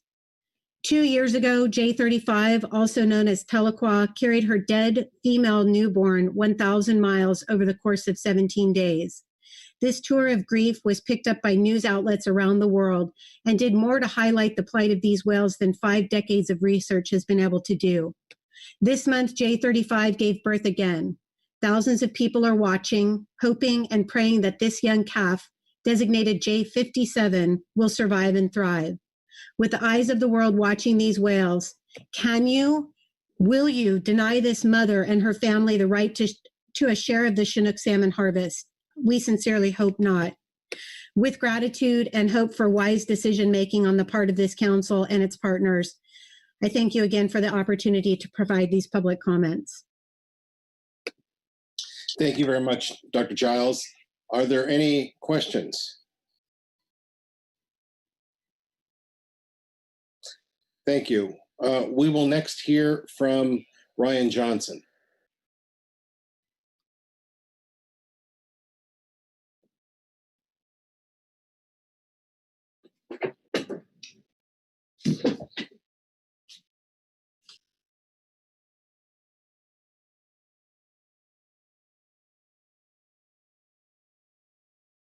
Ryan, you're muted, so you need to unmute yourself. Thank you, Chair. Thank you, Chair. Sorry. Thank you. My name is Ryan Johnson. I'm the Vice President of the Washington Trollers Association. The Washington Trollers are concerned with the current state of the SRKWs, but we cannot support management objectives and fisheries actions based on public sentiment or emotion. Instead, we would ask that the Council continue to use a scientific approach to its decision-making. On this agenda item, the WTA supports a no-action alternative. We base this support from the work group report that points out the lack of a strong biological basis or scientific relationship between Chinook abundance and killer whale health. WTA also would like to point to an SSC report from November of 2019, which stated the SSC did not find the information sufficient to quantitatively justify a threshold that puts SRKWs at a greater risk due to PFMC fisheries. WTA feels that continued weak stock management under the Salmon Fishery Management Plan, Endangered Species Act, Pacific Salmon Treaty, and co-manager conservation objectives provides for the conservation needs of both the Chinook and the SRKWs. This weak stock management method leaves many salmon unharvested. This results in an aggregate of 1.1 million North of Falcon adults returning to terminal areas each year, as well as younger age cohorts that remain available as prey base in the ocean. The Washington Trollers Association worries that using a post-season corrected threshold value could result in an artificially high number. WTA would also not support any multi-year arithmetic mean threshold value because the work group did not consider the effects of fishing for more than 1 year at a time. WTA feels frustrated with all the factors, including ship traffic, vessel noise, increased pollution, and relentless whale watching pressure, that we are here again discussing potential fisheries actions. We would note, and as did the work group report, that fisheries removals have been consistently declining over the past years.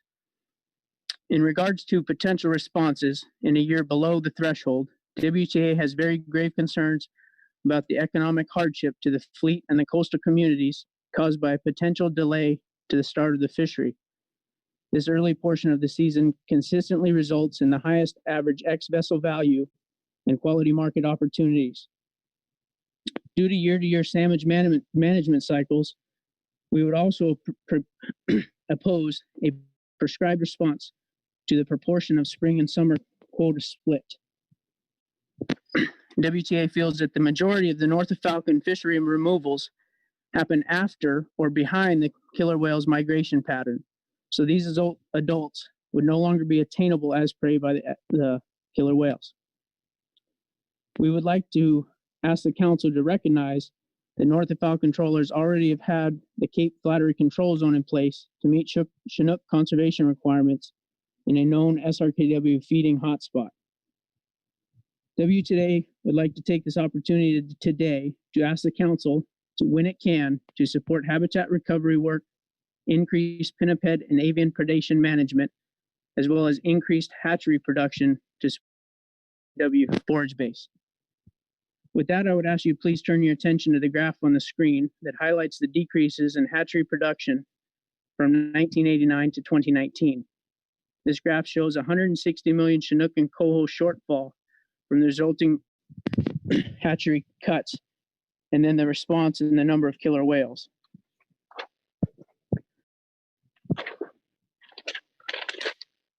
I will conclude by saying that WTA looks forward to working with the council work group and advisory bodies and the council as a whole to work to find science-based solutions to this situation. And I thank you for your time today. Thank you, Ryan. Are there any questions for Ryan? Bush Smith. Thank you, Mr. Chair. Thank you, Mr. Johnson, for your testimony today. I noticed that the graph that you had placed up there represents, as you said, 160 million less smolts being produced from the Columbia River in the state of Washington, both coho and Chinook salmon. Kind of by a back of an envelope addition and subtraction, mind you, Elwaco math, that represents about 90 million Chinook salmon. And I think the council should pay attention to this graph. I think everyone should pay attention to this graph, and I agree with what the previous speaker said. But I think we need to pay attention to what has happened with salmon production in the states of Washington and Oregon and California over the last few years for many reasons.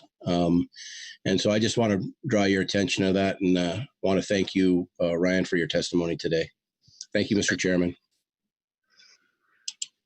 All right, Butch, any further questions? Thank you very much, Mr. Johnson. We'll next hear from Vinner Wilson.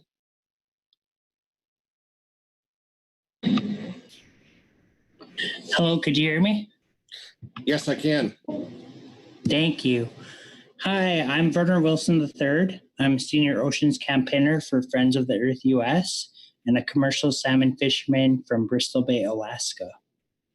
First, I think the process on the ad hoc Southern Resident Killer Whale Committee has been flawed. While I think you are trying to address the impacts to the endangered orcas as demanded by the public, there could have been more input instead of giving us just 15 minutes at the committee meeting, often rushed and not including public input until the very end. I'm presenting to you a petition by over 28,000 Friends of the Earth United States members and activists who are urging the council to take more stringent actions than the current alternatives to prevent starving whales. Whale numbers, as we all know, are going down, and we don't know the threshold of king salmon that's needed. Unfortunately, here in Alaska, our Chinook stocks have also been down this year. The mighty Nushagak River, where I was born and raised, only had a run of 42,000 when we aim to get between 55 to 120,000. Alaska had to close the infamous Kenai King Salmon Run due to low runs.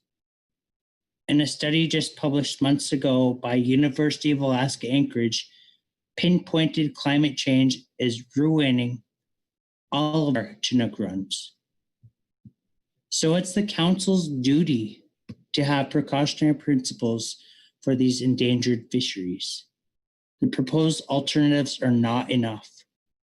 The proposed no action alternative is absolutely unacceptable. I'm hoping the council will ultimately include more increased genetic testing to help determine salmon stocks of origin and subsequently applying voluntary or even mandatory rolling hotspots and or time area closures to save stocks that are headed to a specific region where whales are known to be. With salmon, we know genetic diversity is strength. So we need to understand more on where stocks are coming from. The adopted alternatives must include provisions that will have specific directed and bycatch salmon hard caps and or thresholds. Flexible management is key. There are examples of other councils sending letters to other jurisdictions as well. North Pacific Council actually has sent letters to other entities regarding the proposed pebble mine here in Alaska, for example. I hope this council will do that to other relevant jurisdictions such as Pacific Salmon Commission, North Pacific Fisheries Management Council, other federal and state agencies that deal with dams, pollution, shipping, and agriculture impacts as needed, since this would create needed dialogue. We are the fish experts and we need to own that. Finally, I agree with what my colleague Ben Entignap with Oceano will say in his upcoming comments. In Western Alaska, we don't even have federal salmon fishing beyond 3 miles. This possibly would be a responsible thing to do on the West Coast, but I'm not the one to say that and advocate for that because I'm not from there. But there was also no technological discussions on how we could reduce fisheries impacts to the southern resident killer whale and any of these alternatives. Identifying where they actually are based on satellite or human intelligence versus where salmon fisheries are occurring isn't in any of the alternatives, which I believe would help with time and area closures. So please extend your current alternatives to include common sense solutions that will help us help the whales and the salmon in our coastal fishing communities. Thank you for considering my comments. Thank you very much, Mr. Wilson. Are there any questions? Phil Anderson. Thanks very much, Mr. Chairman, and thank you, Mr. Wilson. I had 2 questions for you. First, you referenced endangered fisheries in your testimony, and I wondered if that's how you were characterizing the fisheries on the West Coast as being endangered. Well, we all know that especially in the Pacific Northwest, the king salmon are classified as endangered, and so yes, that's what I was referring to. So were you were referring to fish stocks as opposed to the fisheries, is that correct? Endangered salmon fisheries in the Pacific Northwest as classified by NIMS. My second question is, you just mentioned that there is no salmon fishing off of Alaska outside 3 miles. Did I understand you correctly? I said on the West Coast, if you look at the North Pacific Fishery Management Council's managed fisheries, the western side of Alaska, they do not allow fisheries beyond 3 miles in western Alaska. They do allow it on the eastern side of Alaska, but they do not allow that in the western part of North Pacific Fishery Management Council's jurisdiction. Thank you. Any further questions? Thank you again, Mr. Wilson. Thank you. Next, we'll hear from Cindy Hansen.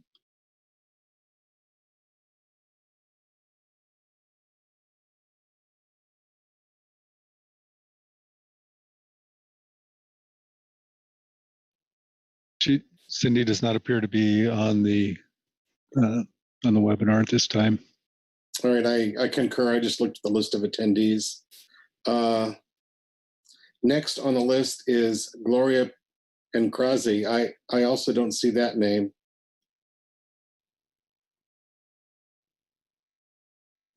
So we'll move on to Heather Mann.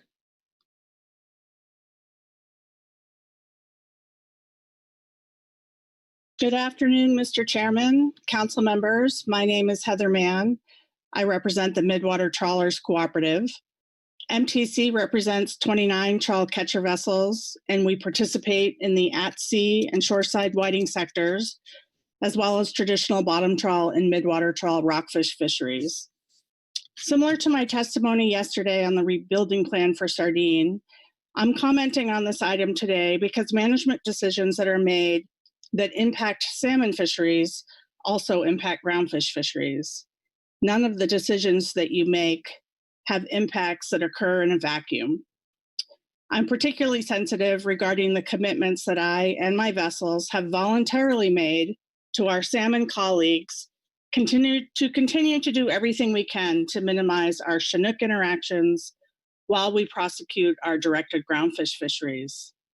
And I'm fully cognizant of the extreme cuts that salmon fishermen have already endured. I'm really disturbed and frankly, I'm frightened about how the response to this situation is evolving. I, like many others, watched in horror 2 years ago as an orca mom carried her dead calf on her nose for several weeks and thousands of miles. As a mother myself, my heart broke for this amazing creature who clearly was grieving in her own way over the loss of her baby. This particular tour of grief has resulted in a stark emotional response. And I'm stunned, but not surprised, by advocates imposing their moral values as a way to compel managers to take severe and, quote, bold action to protect the food supply for these animals. Unfortunately, Mr. Chairman, what is missing in all of this discussion is a clear and direct link between the abundance of Chinook salmon and the health of the southern resident killer whale. No one's arguing that these orcas prefer to eat Chinook. I might argue that a good use of some of the millions of dollars being spent to save this population should be spent on teaching them how to eat marine mammals, but that's a different discussion. What's important here, however, is that the best available information does not show a strong link between when and where Chinook are abundant and when and where the killer whales are present on the West Coast. And salmon management is already based on weak stock management, limiting stocks already. So to penalize salmon fisheries even further than they are already reduced in low abundant salmon years is unfounded and totally unfair in my opinion. The best available science, which is what the ESA and the MSA require when making these management decisions, the best available science does not support the range of actions being contemplated here today. I would go as far as to say, as an observer of the process, that the working group was pushed to identify a link that they have struggled to justify because it does not clearly exist. Because of our transparent, stakeholder-driven council process, emotion and politics play an inherent part in fisheries management. If you are feeling a moral imperative to take action here, I would ask you to expand that thinking. We know that the range of alternatives besides status quo will have a direct, negative, social and economic impact to fishermen and fishing communities. Are the calves of the southern resident orcas somehow more important than the human children of fishermen who find themselves out of business and on the brink of bankruptcy? Are the orca mothers more important than the children of gear store owners or charter boat operations, of bird watchers, or the secondary and tertiary businesses that support commercial and recreational fishing up and down the West Coast? You're contemplating recommending a range of options that contains alternatives that will cause direct economic pain without a corresponding measurable positive impact on the orca population. Consider this fact for a moment. Over 13 million human children are currently food insecure in the United States. 13 million. Where is the moral outrage? Why aren't we ensuring optimum yield of all our sustainably managed federal fisheries and making sure that fish is landed and making its way to those 13 million little mouths? At the very least, why aren't we making sure that underutilized seafood on the West Coast is making its way into the mouths of the 1 in 5 children in Oregon who are food insecure, the 1 in 6 children hungry in Washington state? What about the 1.7 million children in the state of California who are food insecure? Am I being overly dramatic and unrealistic? Maybe. You tell me. We have moved so far away from science-based management in this orca situation to what seems to me is almost a pure emotional-driven response. So driven by the need to do something that we are trying to fit a square solution into a round problem so we can sleep at night. And that's what terrifies me. First this, and then what's next? I recognize the council's goal here today is to select a range of alternatives, and we're not at final action. Some will argue that the range should be broad, and just because it's an alternative doesn't mean it will be ultimately selected. I would argue that NEPA requires a reasonable range of alternatives to meet the purpose and need. The proposed range of alternatives is not reasonable based on the information that we know and the lack of direct correlation between science and reality. I agree with the statements from the SAS and the GAP, the GAP, and I believe it's important to note that our interest is in the health of all species found on the West Coast, including the southern resident killer whales. We're interested in the long-term health of the industries and communities we are a part of.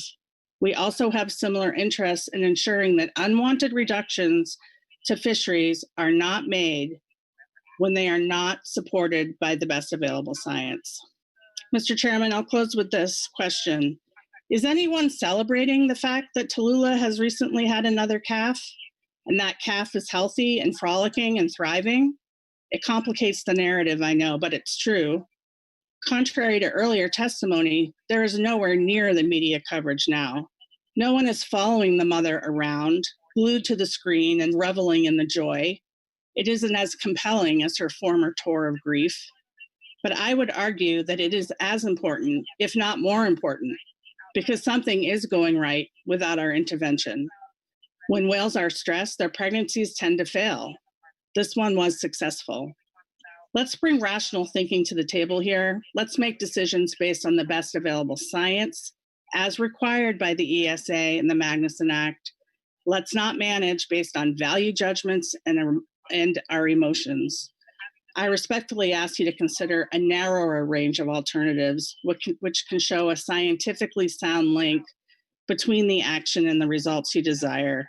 And please, don't further punish commercial and recreational salmon fishermen who've already suffered so much. The ills of pollution, the impacts of dams, the loss of habitat, the brunt of noise and large vessel traffic, all of these factors affect the plight of the southern resident killer whale. These problems should not be unfairly placed on the backs of salmon fishermen to solve. Thank you for your consideration. I'd be happy to answer any questions you might have. Thank you very much, Heather. Are there any questions of Heather? Thank you, Heather. We'll next hear from Whitney Neugebauer. I hope I didn't screw up that name too badly. Yes, can you hear me? Yes, we can. Thank you very much. My name is Whitney Neugebauer. You did just fine there. I am the director of Whale Scout. We're based in the Seattle area, and our mission is to protect Pacific Northwest whales through land-based conservation experiences, literally connecting whale watchers with on-the-ground salmon habitat restoration projects. Thank you so much for all of your hard work in addressing the needs of the southern resident killer whales. I really appreciate all the time and careful consideration that you're putting into this. As has been mentioned in the previous speakers, J35 Tahlequah, yes, indeed, has had another calf, and it is great news. I think possibly why we're not seeing more news is because the whales have traveled offshore and they're not necessarily being seen by researchers every day. So hopefully that little calf is still alive. Tahlequah is now reaching the most difficult part probably of being a mom, and that is lactation. And it is most difficult because it is much more energetically expensive, meaning it burns a lot more calories than pregnancy. So right now, Tahlequah is in need of a lot more salmon to eat. These southern resident killer whales, and they can't really be taught to eat a different prey. They eat Chinook salmon. And I just want to say that this is not an emotional response here, that there is scientific evidence that is very strong. It was outlined earlier by Dr. Deborah Giles, that the orca pregnancies are failing as a result of poor nutrition. And this is found through the fecal samples of the pregnant whales. And they're able to track, through the Center for Conservation Biology, the the hormones and what's going on physiologically when a female orca does lose their calf and that pregnancy is lost. The photogrammetry work looking at the body condition of these whales also shows that the overall size of southern resident killer whales has been shrinking over the decades due to a lack of salmon. There's very clear scientific evidence that these whales need more fish to recover. So I am urging the council today to consider a wide range of management alternatives utilizing the precautionary approach. The thresholds that have been outlined in the report so far are all too low, even at the highest threshold, which uses abundance from the 90s. During that time period, that mid to late 90s, that's when southern resident killer whales were in significant decline, which led to their endangered listing. So, and nutritional stress, of course, was identified as a primary threat. So utilizing that threshold is it, quite frankly, just doesn't go enough. We should be setting a threshold to reach orca recovery and meeting nutritional needs to reach those recovery goals. The management alternatives and actions should be triggered automatically once that threshold is met. So again, these are for non-treaty fisheries. Things that should be considered are closures in proposed critical habitat and delays in other fisheries. Whale Scout sent a letter along with our partners, which includes an overview of other monitoring actions to better understand the impact on salmon in these fisheries, including genetic testing. Increasing hatchery production can only be a short-term stopgap solution for these whales. The fastest way to get these whales more adult salmon to feed on, and so that these lactating females have enough nutrition to feed their calves through lactation, is to conserve the adult fish that are already in the ocean. So, if both the salmon fishing industry has suffered cuts, so have the whales. And I think we can all agree that everyone wants more fish. Making these management decisions along with restoring habitat in the long term will be our collective way out of this. Thank you so much for your time and careful consideration today. Thank you very much, Whitney. Are there questions for Whitney? Chris Kern. Thanks, Mr. Chair. Can you hear me? Yes, we can. Okay, thank you. And thank you for your testimony.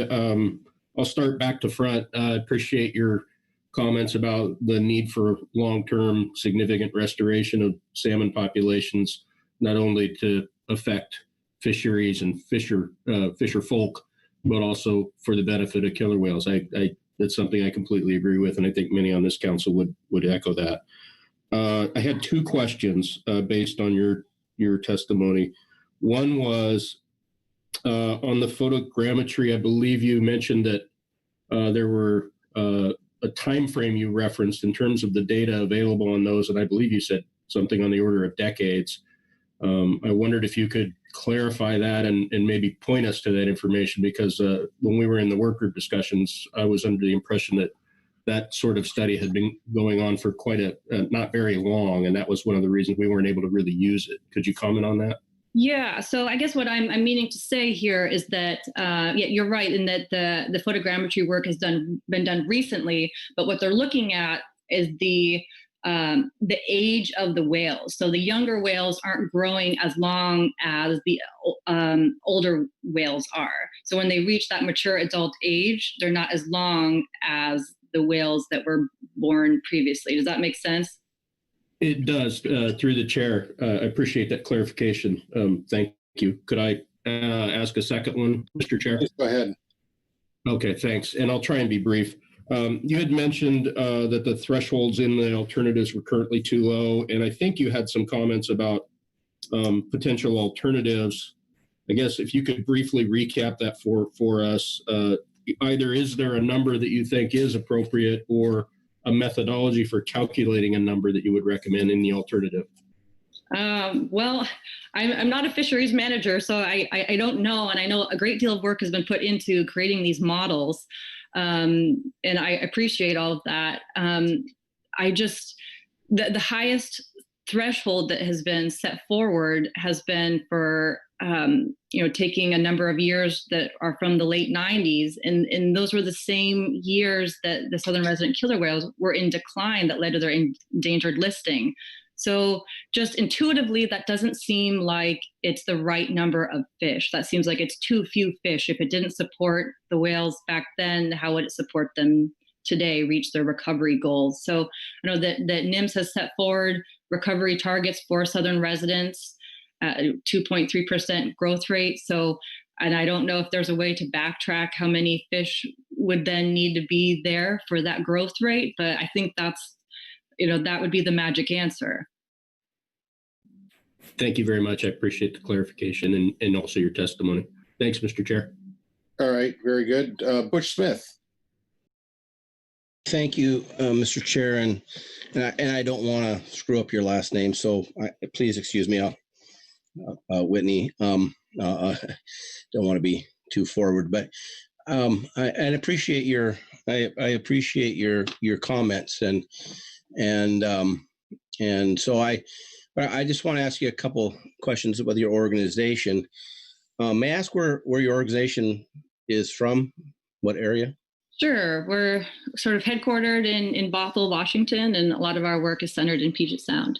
Very, very cool. So, as you know, I don't know how long you've lived in the Seattle area. You've seen the Seattle area just and the Puget Sound area just explode in population, and from western Puget Sound to Snoqualmie Pass and up and down that corridor. In fact, some like to say that from the Columbia River to Bellingham, Washington is the biggest clear cut in the United States. And because of choices, what you said, environmental habitat, because of choices of what we chose to do as human beings, it wasn't always, it's not friendly, wasn't friendly towards salmon. And so we have mitigation hatcheries. And so unless we're prepared to ask about 5 million people to move to Wyoming from the Puget Sound area, I think hatcheries are a major need to help, the whale problem. Not only short term, but because of the loss of the streams and what we have done in the last 100 years, I think it's important for not only short term but long term. And I would hope, as I recognize things, being on the whale task force or for the state of Washington, the governor's whale task force. And I think I saw you there, but I might be wrong. I think that hopefully the fishermen and the whale organizations can kind of see eye to eye on that issue and kind of work towards a common goal. And that's my hope. So thank you for your testimony. And I can tell you, there's not a fisherman that I've been around on the coast that wants to see these whales go away. They want them to thrive and survive and propagate. So thank you, Whitney, for your testimony. It was very informative. Thank you, Mr. Chair. Thank you. Thank you, Butch. Phil Anderson. Thanks very much, Mr. Chair, and good afternoon, Whitney. Thanks for being here and providing your testimony. You made a number of references to the 90s and the fact that during the 90s we had some very low Chinook abundances, and you're absolutely correct. And then you made references that the thresholds are set inappropriately low. And I just want to make sure that we're all understanding that those thresholds are set at a level where it would necessitate the council to take a look at what the existing fishery management results would be under our conservation rules for managing the salmon fishery itself, and consider doing something additional. And one of the reason I'm bringing this up and just asking you if you would take the time to take a look at the council produces a salmon review document each year. It's a great resource for looking at what happened with fisheries.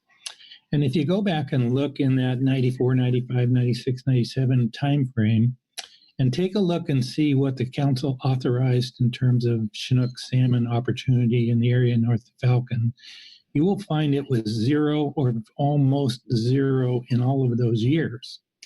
So the thresholds that are set there would then suggest that the council might consider doing something in addition to what they would normally do, which their track record is when we are at those very, very low abundances, we have no, as in 1994, there were no non-treaty fisheries north of Cape Falcon in the ocean, to times when there were quotas that were extremely small, or they didn't exist for Chinook at all in 95, 6, and 7. So I just ask you you mentioned that you weren't engaged in fishery management very much, and I respect that. But just go back and take a look at what the history is of this council in setting Chinook quotas for the non-treaty fishery north of Cape Falcon. When we were down in those low levels that you referenced in the mid 90s. Thanks. Will do. Thank you. Are there any further questions? I'm not seeing any. Thanks very much, Whitney. We'll next hear from Sophia Ressler.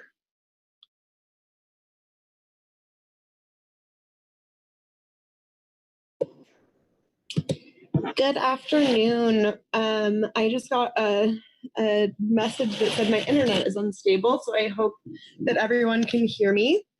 My name is Sophia Ressler, and I'm an attorney with the Center for Biological Diversity. I'm speaking today on behalf of our 1.7 million members and supporters who care deeply about the continued existence of the southern resident killer whales, who, as we know, are facing imminent extinction. I am probably going to do some repeating of previous testimonies, but I think a lot of this bears repeating, so I'll try and be quick. The current actions that are underway fail to ensure that fisheries impacts do not jeopardize the southern residents. That is why it is necessary for the council to adopt, without further delay, a critical Chinook salmon abundance threshold that automatically triggers pre-identified management responses.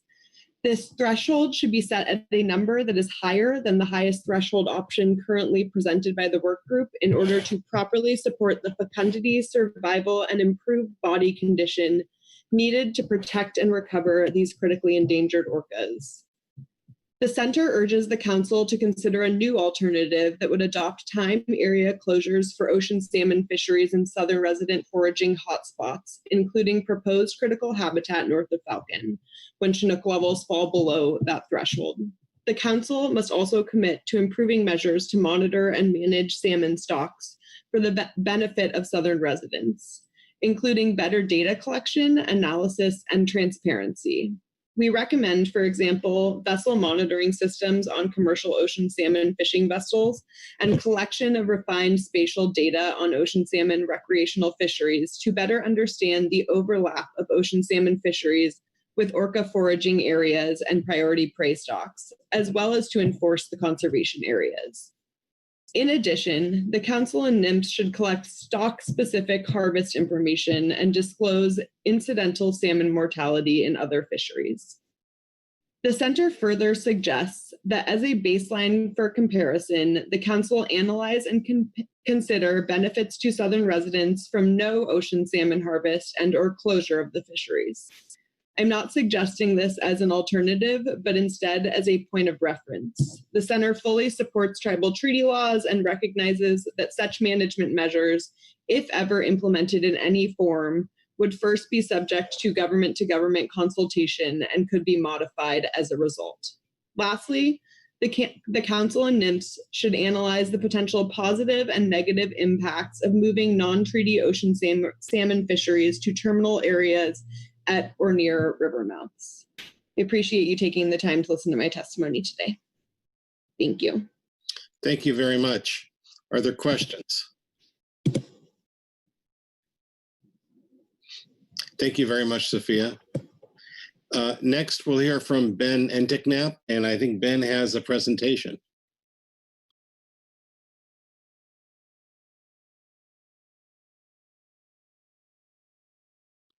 Welcome, Ben.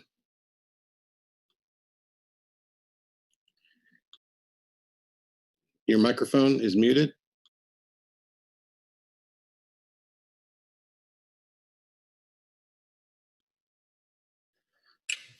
There you go. Thank you, Mr. Chairman, members of the council. This is Ben Entiknap with Oceana. Can you hear me? We can hear you now. Terrific. Well, thank you for the opportunity to provide public comment on this important agenda item. I wanted to, in addition to the letters that we submitted, we have 2 letters in the briefing book to talk about the best available science on showing the decline of southern resident orcas, as well as the relationship to Chinook salmon, and then touch on some of our recommended management measures as you develop this range of alternatives going forward. Just to start, here are a couple of photos of interest for you, including the new baby J57 born to J35, which people certainly are celebrating and very excited about. Next slide. But as you know, the population of southern resident killer whales has declined quite dramatically. It's declined 25% since the mid-1990s at a rate of about 1% per year. And in fact, more recently, since 2014, it's been about a 2% per year decline. Dr. Robert Lacey, who published a population viability assessment in 2017, recently updated his work to reflect the more current conditions and current abundance of the southern resident killer whale population, and estimates now that there's a 59% probability that the population will become functionally extinct within the next 100 years. And I think the interesting thing is every time there's one of these assessments, within a couple of years, we find out that they were too optimistic, and in fact that this population's declining much more rapidly than previously thought. Next slide. And we also know that southern resident orcas are prey limited. It's one of the major threats affecting their recovery. And in his assessment, Dr. Lacey found that in order to meet the recovery goal of a 2.3% population growth rate, as I mentioned, now we're about a 1 to 2% decline per year, but to get back to a 2.3% growth rate, we need a 35% increase in prey relative to previous decades' average abundance. Next slide. So to the science, there is a large and full body of science documenting the important relationship between Chinook abundance and southern resident killer whale survival and reproduction. And I'm just going to touch on a few of these studies I want to make sure that this information is before you. This study here is linking killer whale survival and prey abundance, where they found a significant increase in mortality for southern red killer whales during times of low Chinook abundance. And I've highlighted those in red for you. And so that, this shows that period, the 1990s, was a really bad period for southern resident killer whale mortality. And we're continuing to see that today. Next slide. And here's another slide quantifying the effects of prey abundance on killer whale reproduction. In this study, the authors found that killer whale fecundity is highly correlated with the abundance of Chinook salmon. For example, the probability of a female calving differed by 50% between years of low salmon abundance and high salmon abundance. Next slide. And in this study, Dr. Giles mentioned this. She's one of the co-authors. What we're learning here from this is that up to 69% of detectable pregnancies of southern resident killer whales are failing, that they're ultimately unsuccessful, and that 33% of those are happening late in the gestation period or immediately postpartum, like what happened with Tahlequah in 2018 when her calf died immediately postpartum, and that the nutritional stress is likely the cause of these failures in the pregnancies. And so this is, again, another piece of evidence linking the lack of Chinook to increased deaths and low fecundity of southern resident killer whales. Next slide. And I want to also acknowledge the PFMC risk assessment, that in that analysis, the ad hoc working group found a statistically significant relationship between North of Falcon Chinook abundance and orca survival the following year. And while there was uncertainty in some of their other findings, the consequences of rejecting this full body of science that's before you would be severe for orcas, potentially extinction for these animals. And as the National Marine Fisheries Service has pointed out, any activities that affect the abundance of Chinook salmon available to these whales has the potential to impact their survival and population growth, and that fisheries can reduce the prey available to these whales. In essence, they're in direct competition for the same fish that fisheries and the southern resident killer whales need to survive. Next slide. So given the scientific body of evidence, the high risk of extinction of these animals, and the current threats, notably the lack of prey, we feel that a precautionary approach is warranted to fisheries management. And I want to be clear, we're not blaming fisheries for the current decline, the current low abundance of salmon off the West Coast. I think there are a number of factors: historic overfishing, dams, habitat loss, that have severely affected West Coast Chinook populations and orcas. But you have a responsibility under your jurisdiction to take action to be part of the solution for orca and salmon recovery.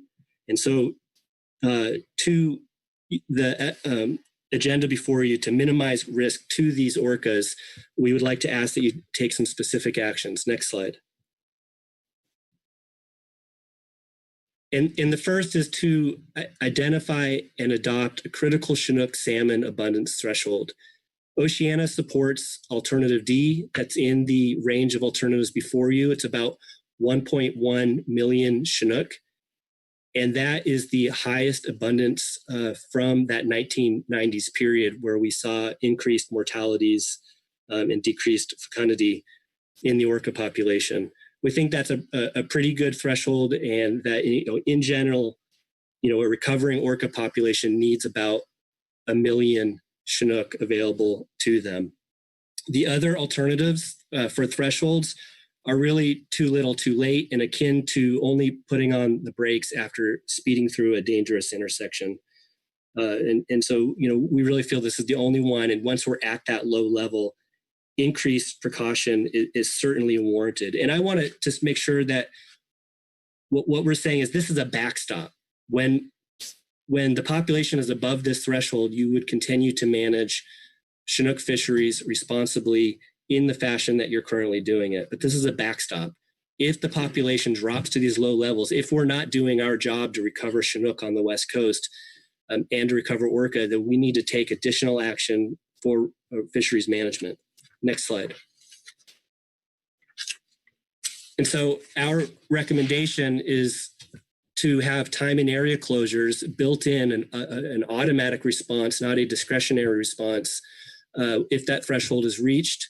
And we'd like to see a new alternative put forward before final action is taken in November, where the proposed critical habitat areas, alternate areas 1 and 2 on the map on the left, would close if that threshold abundance were reached, would close to the commercial and recreational fisheries.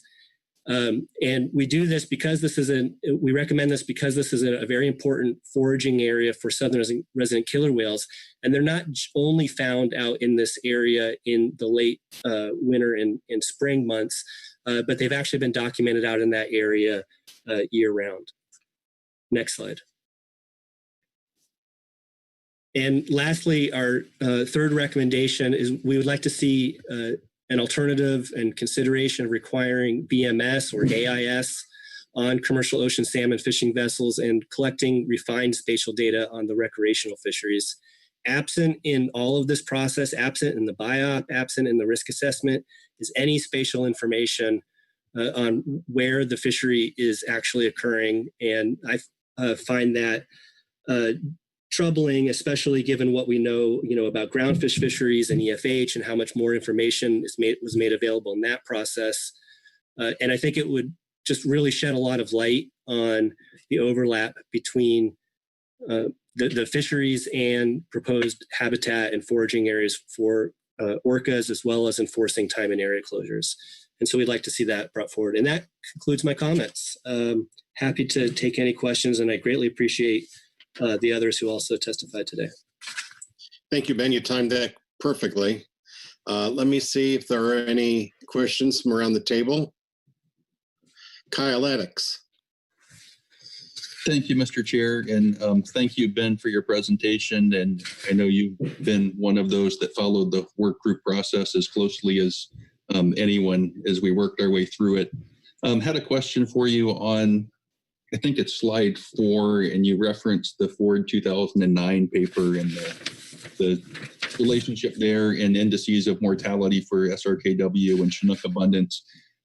Given that the work group struggled pretty hard to find relationships between Chinook abundances and killer whale population parameters using the longer data series with some more recent data, wondering if that paper, if that analysis has been updated or rerun with newer data to see if it still holds. Thank you, Mr. Addix, Mr. Chair. I do want to say I really appreciate the work of the work group. I've learned a lot by participating as a member of the public in those meetings. I don't know that this particular study has been updated. I do want to stress that the risk assessment did find a statistically significant relationship between North of Falcon Chinook abundance and orca survival the following year, and as well as a number of other cases where there was a p-value less than 0.1. And there's a lot of information in that risk assessment that, cautions about rejecting rejecting some of these findings based on only a 0.05 statistically significant p-value, given the small population size and noisy data. So I don't find it inconsistent. If anything, the council has documented a very important relationship that it needs to consider. Thank you. Butch Smith, followed by Chris Kern. Hey, Ben, thank you. Thank you for your presentation. Well done. As you know, that this whale survival is a lot of moving pieces, and there's a lot of different things that have brought us here besides the task at hand. And so I'm just wondering, Ben, as you and previous speakers have stated, the stress on to have any mammal having a baby is stressful, and then there's no doubt about that. And I'm just wondering, around the corner in the the calving areas and stuff in a Puget Sound in the state of Washington, I'm just wondering if the same kinds of things are being done in that arena for the whale watching community and the harassment through that and other things. If that's if you guys are also taking on that issue, which is another hotbed issue, but equally probably as is important, for the killer whales to find their prey and not interfere. I've seen pictures where it looks like command and control of the Normandy landing when they do see an orca whale. So I'd like to ask you that, Ben, for my own amazement. Thank you. And thank you, Mr. Chairman. Thank you, Mr. Smith. Thank you, Chair Grelnick. There are multiple threats to southern resident killer whale recovery. My understanding from the science is that prey limitation is the number one threat that needs to be addressed, but certainly vessel noise and sound contaminants are absolutely threats as well. And in fact, the population viability assessment that I referenced by Dr. Lacey, found that you need a 35% increase in prey. But if you could also reduce some of these other threats like vessel noise and disturbance, you might not need as high of an increase in prey. So they are related. Oceana and some of the other organizations who have testified here today are working to address other threats and to promote salmon recovery throughout the region, which will ultimately benefit the salmon, it'll benefit orcas, and it'll benefit fisheries. And I just hope that you understand what we're saying is, we want a backstop in place for orcas, not throwing your whole fishery management plan out. That's not at all what's being talked about right here. This is a backstop for if we see really lean times again that are going to be especially perilous. But we all have to do our job. And as Mr. Wolf also addressed, NIMS has to do its job to help promote recovery on multiple fronts. But you have a distinct responsibility as fishery managers to address what's under your jurisdiction, and that's these ocean fisheries. If I may respond, Mr. Chair. Please. Spot on statement, Ben. We are not enemies here, and I don't think anybody that I represent or anybody in this council would deny that we want to do scientific-based decisions to help these orca whales survive. So please, I admire your passion. I've admired the passion of all the users, including my tribal friends in this long road from the Orca Whale Task Force in the state of Washington that I was on and this task force also. So thank you for your comments, Ben, and thank you for your passion, as well as everyone else. I think we're all trying the same thing, and we'll get there. Thank you, sir. Thank you. Chris Kern, followed by Virgil Moore. Thanks, Mr. Chair. And thanks, Ben. I also will second what other folks have said for your commentary, your testimony today. And I should also point out, I know you and I have had a fair number of conversations over the last year or so about this issue. And in particular, I've appreciated that you've, along with the whole way through, you've really, to my mind, sought to find ways to put context on the salmon fisheries and to actually dig into some of the operations of it. So when you talk about backstops and when you talk about the goal not being to indicate the fishery is the cause of this decline, I appreciate that. And I would just, I just want to reiterate that I think you have, I appreciate the effort I know you've made on that. So just as I get that out of the way, you had touched on one of my questions towards in your response to Mr. Smith a bit ago, and it was on the Lacey paper. And I think you answered it, but I'm going to ask you if you just kind of maybe point it out a little. Well, I'll ask the question. My recollection from the first Lacey paper, or from the initial paper in 2017, and your footnotes indicate it's been updated. So maybe you could speak to that a little bit. You may have, and I may have missed it. Was that the sort of the increase in abundance was, my way of considering it is that the modeling that they did was sort of turning multiple management dials at the same time. And so you kind of need some context on how much the other dials were turned in order to put the abundance dial itself into context, and vice versa.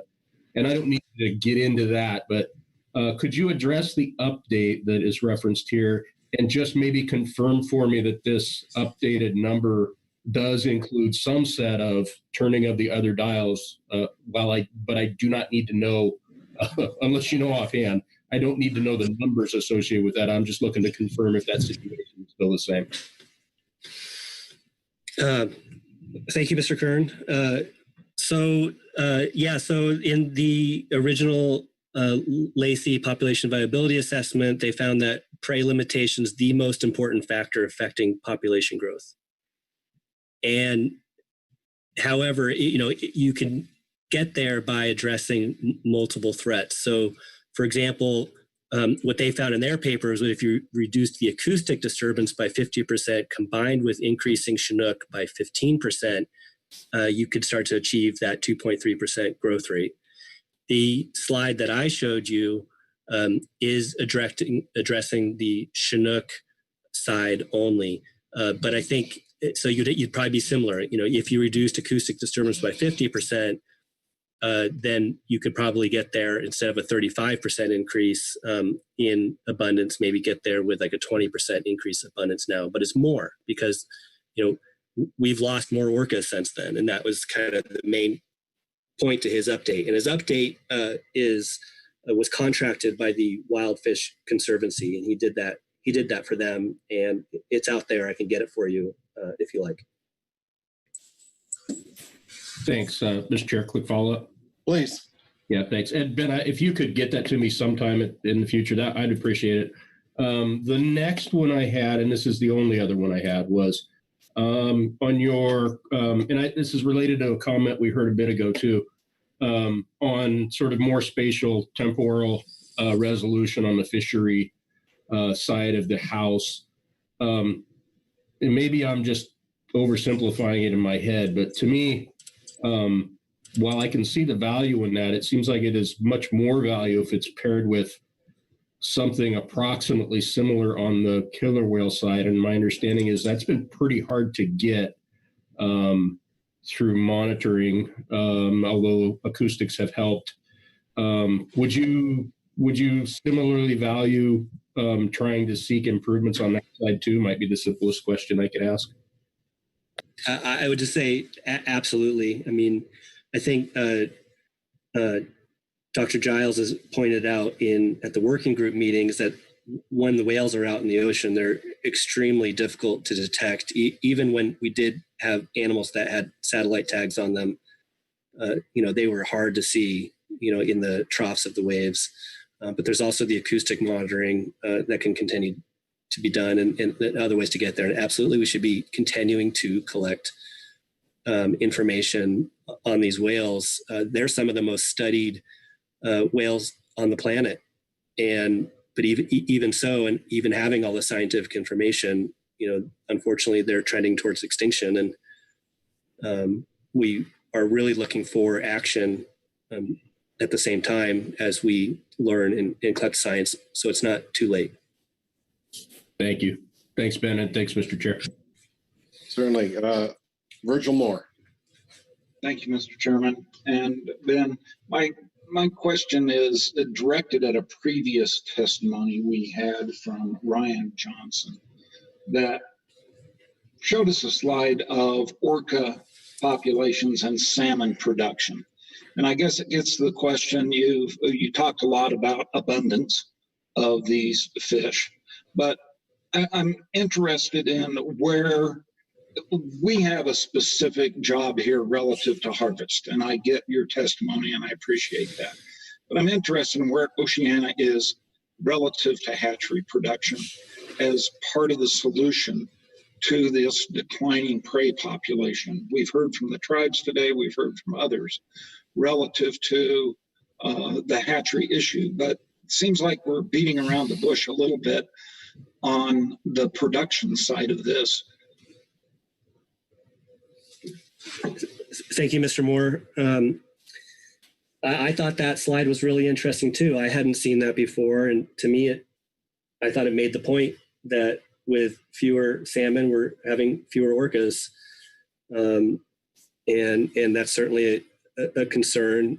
You know, on hatcheries, I can just tell you my view is that they've been, you know, a Band-Aid for all the wrongs that we've inflicted on river systems, but that they're not the ultimate solution. You know, we would much rather focus our attention on wild fish recovery and restoring habitat and restoring our river systems to get there and stop spending so much money on the hatcheries. And I know there's a lot of different types of hatcheries, conservation hatcheries and production hatcheries, and there's differences there.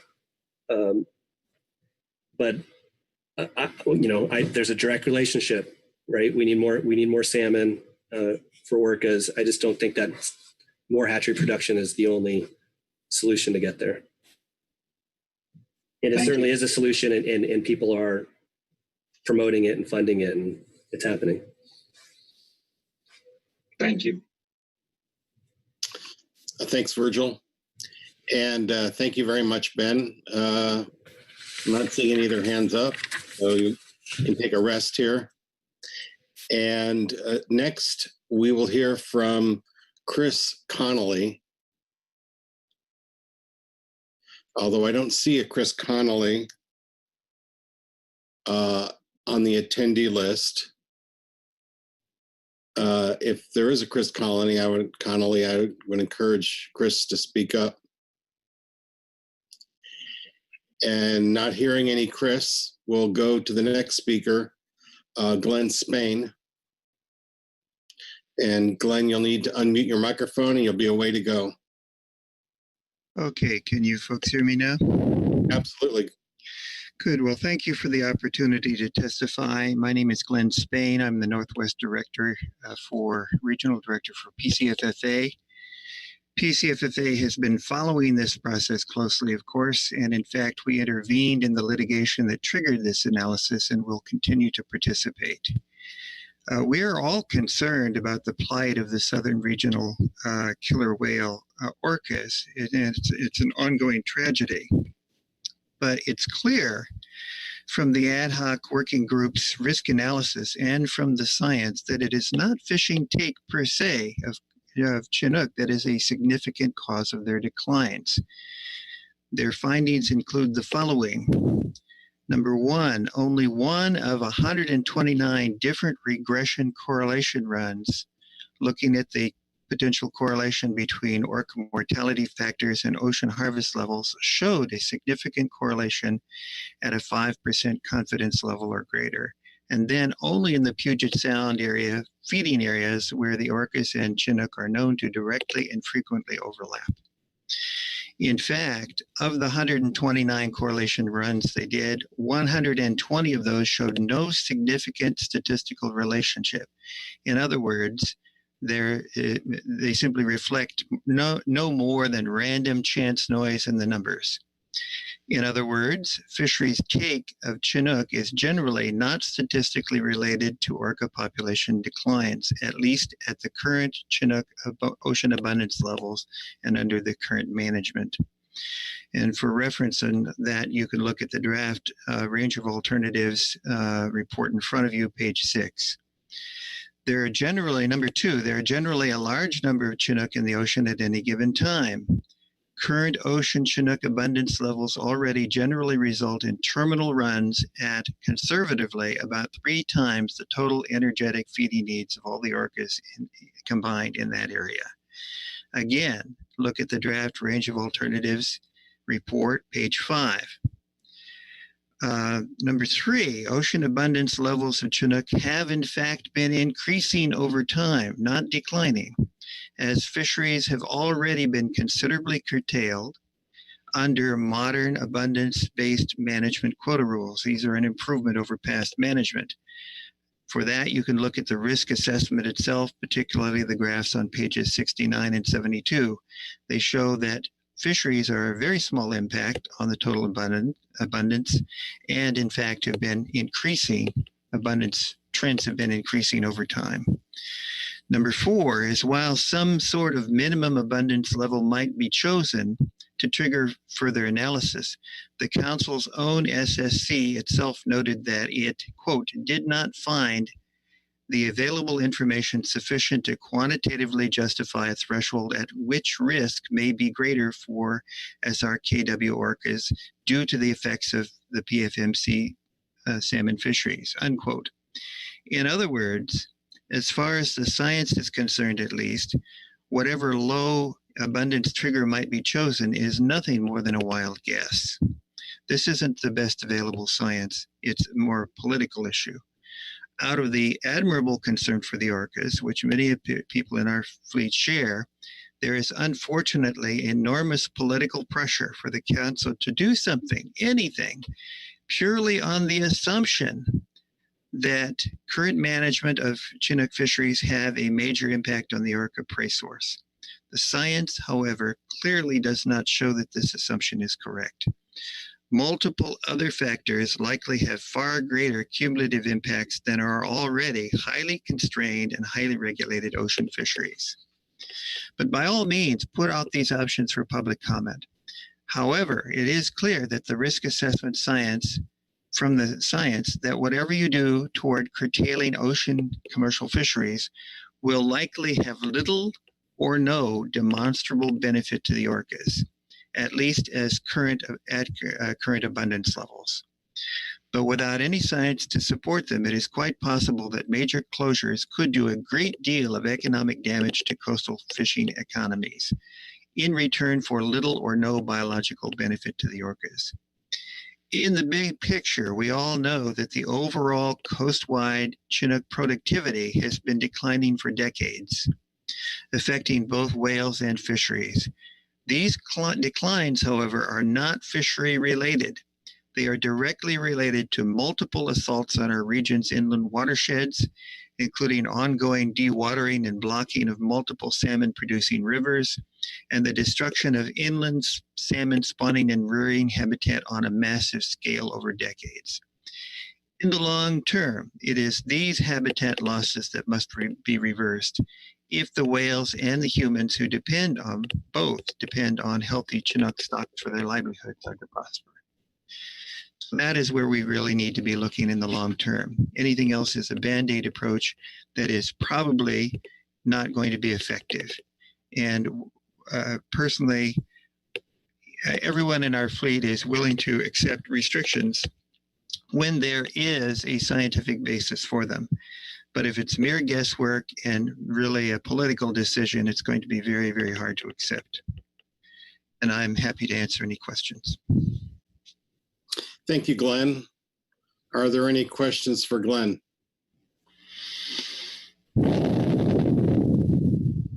Glenn, thanks for the points you've made. Thank you. I've double-checked the attendee list. There are 3 folks who signed up for public comment. They're not here. And so I think we're going to have to close public comment unless council staff has heard from them and there's another way to connect them. I don't think there is.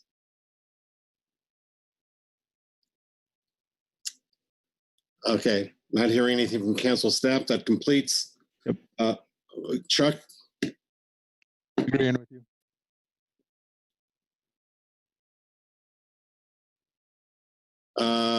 You cut out there, Chuck. Sorry, I was just agreeing that we have not heard from those other 3 people. All right, then. I just wanted to get some confirmation there. So that completes public comment and takes us to council action on this agenda item.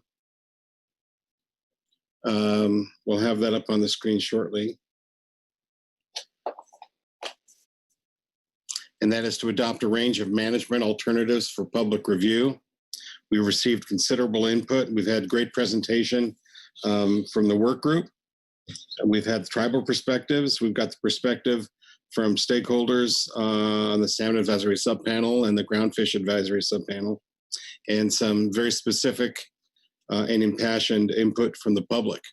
So it's now our job to synthesize that and provide a range of alternatives for public review, and we'll come back in November.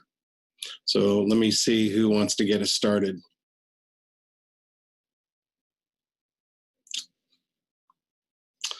Such shy council members. Chris Kern, thank you. Well, I'm unfortunately rarely shy. I do have I have a couple of things I'd like to maybe get your direction on, Mr. Chair. I have some comments in response to some of the testimony that wasn't in the nature of questions, so I held it. And then I also have a couple of questions that are related to a couple of the advisory reports that might spur some discussion. How would you like to proceed with those? Why don't we take them in the order you have presented them here? Since we just had public comment, it may be more timely to provide responses to that and then move on to your other comments. Okay, appreciate that. I'm happy to do that. I had a few, one of which, and I really struggled with whether to even respond to this, but it was a dramatic enough sort of statement that I thought I felt like I have to. During the testimony, we had sort of a comment that I was going to say implied, but more directly stated that Chinook salmon as a species are endangered, and that it also sort of implied that that statement was intended to be range wide. And maybe that's not what was meant, but the statement that Chinook as a species are endangered is just wrong. Obviously, we have problems with certain Chinook populations, and you might even say many Chinook populations. I wouldn't probably dispute that. But they are not all endangered. They are not all even threatened. They are not all even listed under the ESA. I won't comment on Chinook in Alaska, although I'm pretty sure they don't have any that are listed. But if I stick more to the local populations that are relevant to the PFMC, I'll throw a couple out. The Oregon coast has several populations of fall Chinook salmon in particular, as well as some other run types. And while we've got cycles and abundance of those, they are still healthy, and none of them are listed. We have two in the Columbia River that come to mind very quickly, and there are others. Upper Columbia Summer Chinook and Hanford Reach Fall Chinook, both unlisted, both with heavy wild, naturally produced components. And in particular, the Hanford Reach Fall Chinook, which are in the last free-flowing stretch of the Columbia, and they go up and down, they always do. Very healthy and unlisted. This year's run is already projected to be significantly over its preseason forecast. As an example, although below our long-term average for sure. And so I just would like to caution folks to avoid blanket statements about the species and across its entire range, because there's a lot of context in salmon populations that you really need to include oftentimes. So I wanted to get that out. Obviously, Chinook abundance is a critical factor here, and that's not, my point is not to dismiss that. The other comment I have is we've heard a lot, and I asked a couple of questions on this topic during testimony about the, sort of the notion of a threshold or an allocation for the whales. There may be differences between those two in folks, the way folks are proposing them. I view them as being pretty similar. And so we've had a lot of those suggestions, and they're good. What we haven't had too much of is sort of specificity in how we might derive them. I'll note that during the work group discussion, we did talk about sort of a nutritionally based approach, and we were cautioned to not really, that we really, there's a lot of uncertainty, I think, primarily in the prey ratio issue, if I have it correct, that sort of precludes us from going down that road. But we did try. And we've also tried to do a number of the model estimates. Mr. Antignap talked about it a fair bit, where we actually did try. I mean, I saw some testimony that was requesting that we specifically calculate a number that would trigger a response. We tried to do that, and in the risk assessment report, we actually did model some scenarios with no fisheries in them, as one person suggested, and those results are in there. So just a few thoughts. I think I appreciate. I mean, I don't want to. My effort here is not to downplay any of the testimony at all, but really to try and ask for a little more detail in some of these cases where we've had suggestions for thresholds. Sometimes they do come with sort of supporting information that we could use to maybe derive them, or they may even suggest a number, but oftentimes they don't, and that we have struggled with that. So I'm not surprised that sometimes we don't get a direct suggestion. We've struggled with it too. I just want to point that out. And I think I'll leave it at that for now. Again, I've got some questions and stuff on the advisory body reports, but those can wait. Why don't you go ahead with your comments or questions regarding advisory body comments, because I see no other hands raised. Let's keep making some progress here. Okay. Well, there were two. There was a discussion of, in the Salmon Advisory Subpanel's report, about potential for flexibility, and something I did find compelling was their linking of that to additional information that might come forward over the near future, or not even maybe the long-term future. But I also am trying to reconcile that with the NIMS report, which talks about reasonably certain to occur. And so I don't have any grand suggestions for whether there's a balance point there or not, but it might be worth discussing if other council members or if NIMS does. So that was one. And then the second was probably a bit of a process and or technical question. In the GAP report, there was the mention of the use of the draft critical habitat definitions in some of these alternatives. And so as our report from the work group currently is drafted, I believe the boundaries in there are largely defined by reference to the draft critical habitat, and recognizing that, or the draft proposed critical habitat, and recognizing that those being draft could conceivably change. I guess the question I would ask is, should the council choose to move those alternatives into the range of alternatives for public comment, should we also try to insert the actual specific definitions of those boundaries that are associated with it in the event that the draft document somehow changes down the road, if that makes sense? And those were the two I had. Great, thanks, Chris. I'm not sure who the best person to respond to that, your latter question. I don't know if it is Jeremy or Ryan, but or someone else. So I'll look for someone to raise their hand, either to respond to that, or we can continue with council discussion. Mr. Chair, go ahead, Ryan. Well, this Ryan? is Chuck. Sorry, go ahead, Chuck.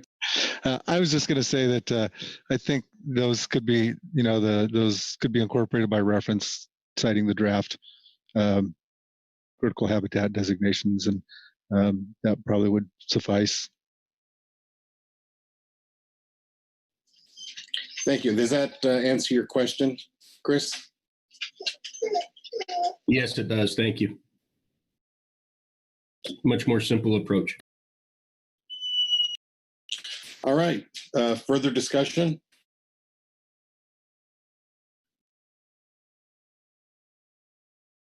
Or motion?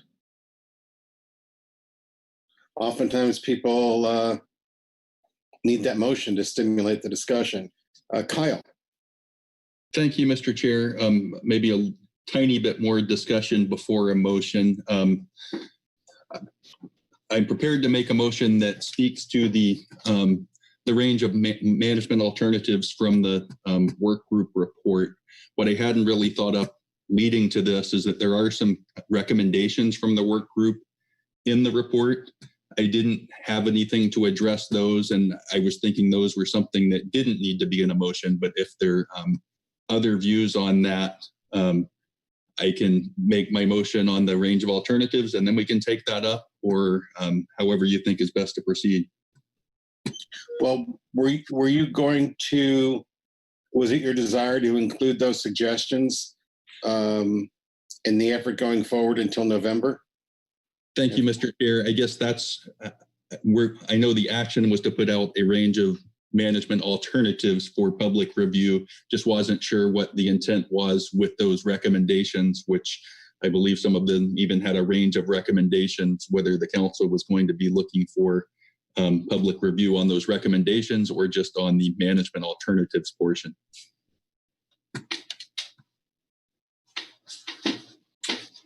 Well, I don't think I can offer an authoritative answer. Brett? Thank you, Mr. Chairman, and thank you, Mr. Addix. I won't pretend I can offer an authoritative answer either, but I would offer a suggestion for Mr. Addix and the council's consideration, and that is that if we are offering a motion here to adopt the full suite of alternatives that appear in the work group report, we may also add language to the effect of including the recommendations therewith.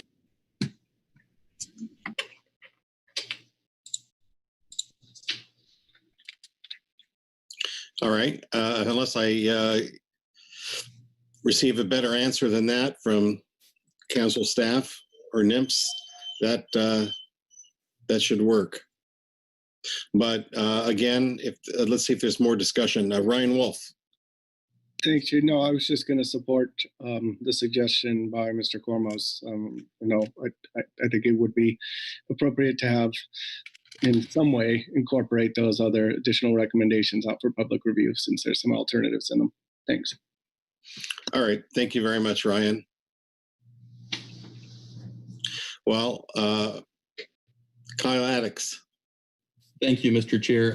I'm willing to do that. I'll have to make a slight modification to what I provided Sandra earlier, but I think I can do that on the fly here. If she can go ahead and pull it up.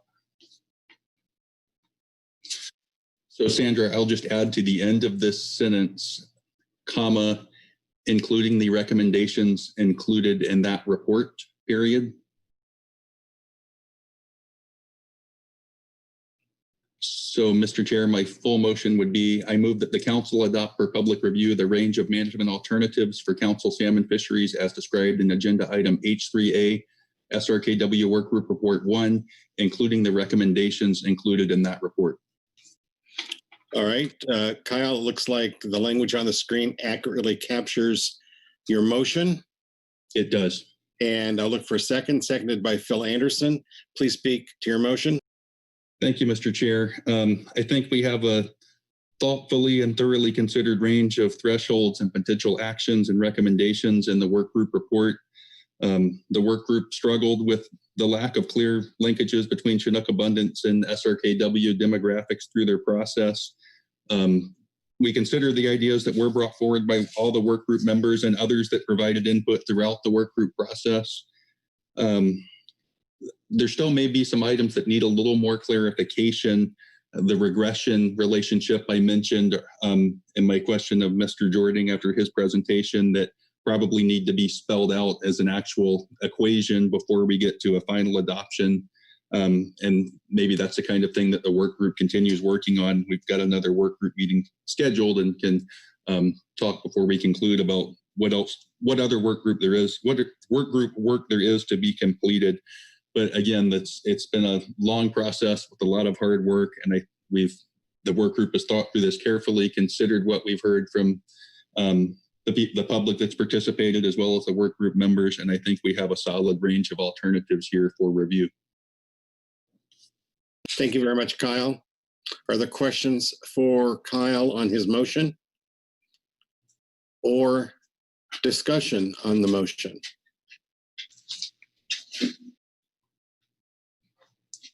I'm waiting an extra long time because sometimes I miss the hand going up. But I don't see anyone seeking to ask questions or to discuss the motion. So I will call the question. All those in favor say aye. Aye. Aye. Opposed, no. Abstentions? The motion passes unanimously. Kyle, thanks very much for the motion. All right. Before going back to Robin, I just want to see if there's any other discussion to be had around the council table. Kyle Addix. Thank you, Mr. Chair. As I mentioned, the work group does have one additional meeting scheduled late in September. So a little council discussion about what the expectations for the work group at that meeting and between now and November seems appropriate. Fair enough. What does the a number of council members are on that work group. Others may be participating. And based on what we've adopted here, as well as the recommendations contained therein, what should be the focus of that last work group meeting? Phil Anderson. Thanks, Mr. Chairman. I was hopeful that you would allow our chair, Jeremy Jordan, to come to the mic and give us his thoughts about what additional work, given the discussion today and the status of the document, that he thinks we ought to undertake. That's a great idea. And Jeremy, are you still with us? Thank you, Mr. Chair. Never left. Appreciate the opportunity to once again join you guys. And I think in response to Mr. Anderson's suggestion, my general thoughts align, I think, with Mr. Addix's initial thoughts of there are certain aspects to several other responses underneath the management measures of recommendation number 1 that indicate some clarity probably needs to be thought about how some of the responses might actually be implemented. While I don't think that precludes the public from making comments on the responses, I do think clarity would help provide some sort of analysis as to how those might bear out along the lines of different threshold alternatives. There might also be an opportunity to describe to NIMS what socioeconomic impacts might look like across the different range of responses. And so those two topics, I think, would make for a ripe discussion at the end of September, given the conversation we've heard today. But I would welcome any sort of additional questions the council might have of me at this point based on this response. I don't know if that's helpful or not, Mr. Chair. Thanks for that, Jeremy. Phil Anderson. Yeah, thanks, Mr. Chairman, and thanks, Jeremy, for that. Thanks for your leadership in this process. I do think that it would be valuable for the work group to talk about some of the recommendations in particular that we have from an implementation perspective. So in the event that the council wishes to engage in some of that deliberation prior to selecting a preferred alternative, we would have the benefit of have thought about that further and providing the council some of our thoughts. I also think that the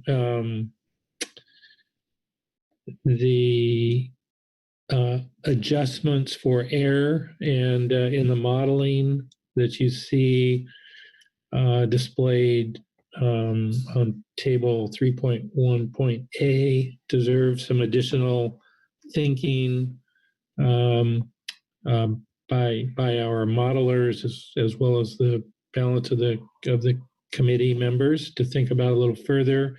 So in the event that the council chooses to lean in that direction, we have had a fully vetted discussion and thought process that we might use to help inform the council's decision.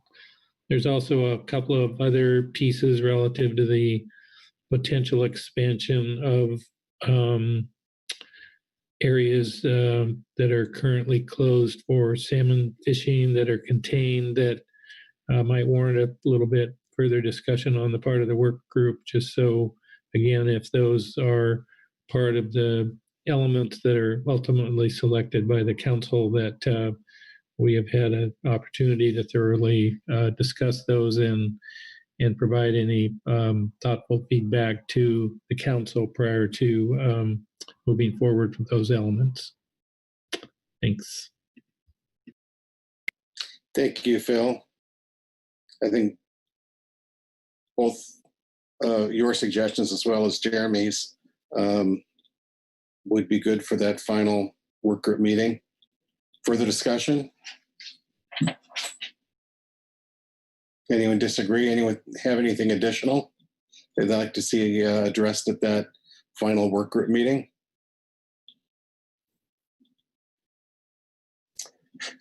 All right.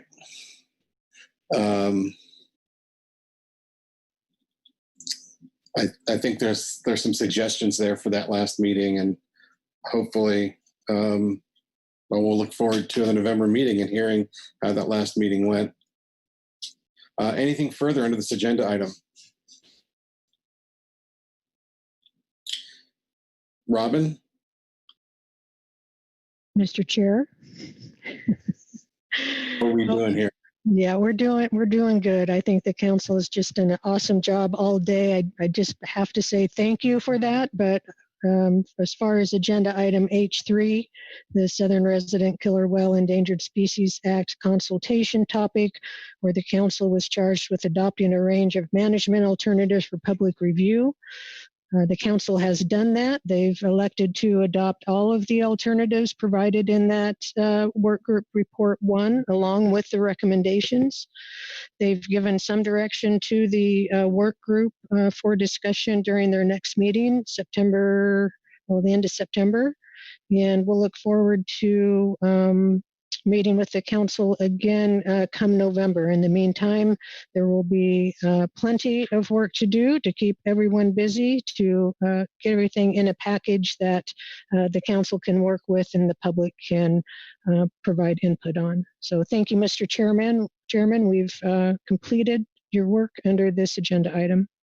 All right, thanks, Robin, for all your work on this. I want to again thank the work group. I'd like to thank those from the public who have spent the time to participate in the council process. That completes H3, and I'm going to touch base here with Chuck Tracy to see how we're doing on D7. Thank you, Mr. Chairman. There's a lot going on behind the scenes here, has been all afternoon. I thought we were going to be off. Now I think we're going to be on, but I'm still not sure. So I was wondering if we could suggest a break of, I don't know, 15 or 20 minutes to kind of resolve the final questions about whether we would be prepared to go with D7. And then let me say, if it turns out that we're not, we would propose moving up a few minor administrative matters, the legislative matters, fiscal matters, and the meeting record that are on the schedule for tomorrow. But I think right now we're very close to having a final decision on whether D7 will be ready to go. All right. So why don't we take a 15-minute break, come back at 5:15, and at that time we'll learn whether we'll be working on D7 or we'll be working on those administrative items. So we'll see you again at 5:15.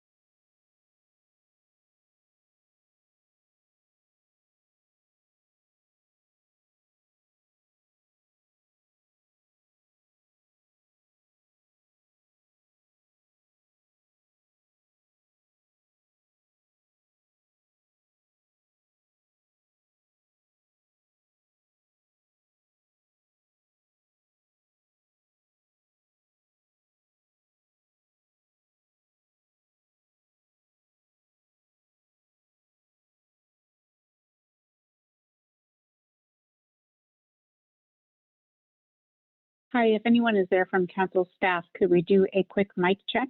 This is Kelly. Hey, Kelly, it's Chris. I can hear you loud and clear. Great, thank you, Chris. Yep. Anybody else want to do a mic check? All right, then.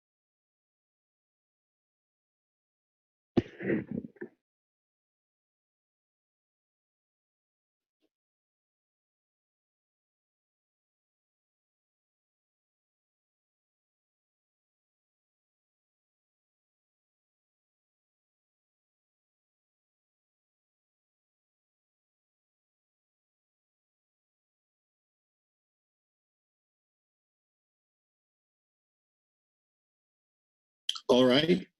It is 5:15. And Chuck, I understand we're ready for D7. Thank you, Mr. Chairman. Yes, we are ready for D7. So Mike Berner is staffing this, just so you're all aware.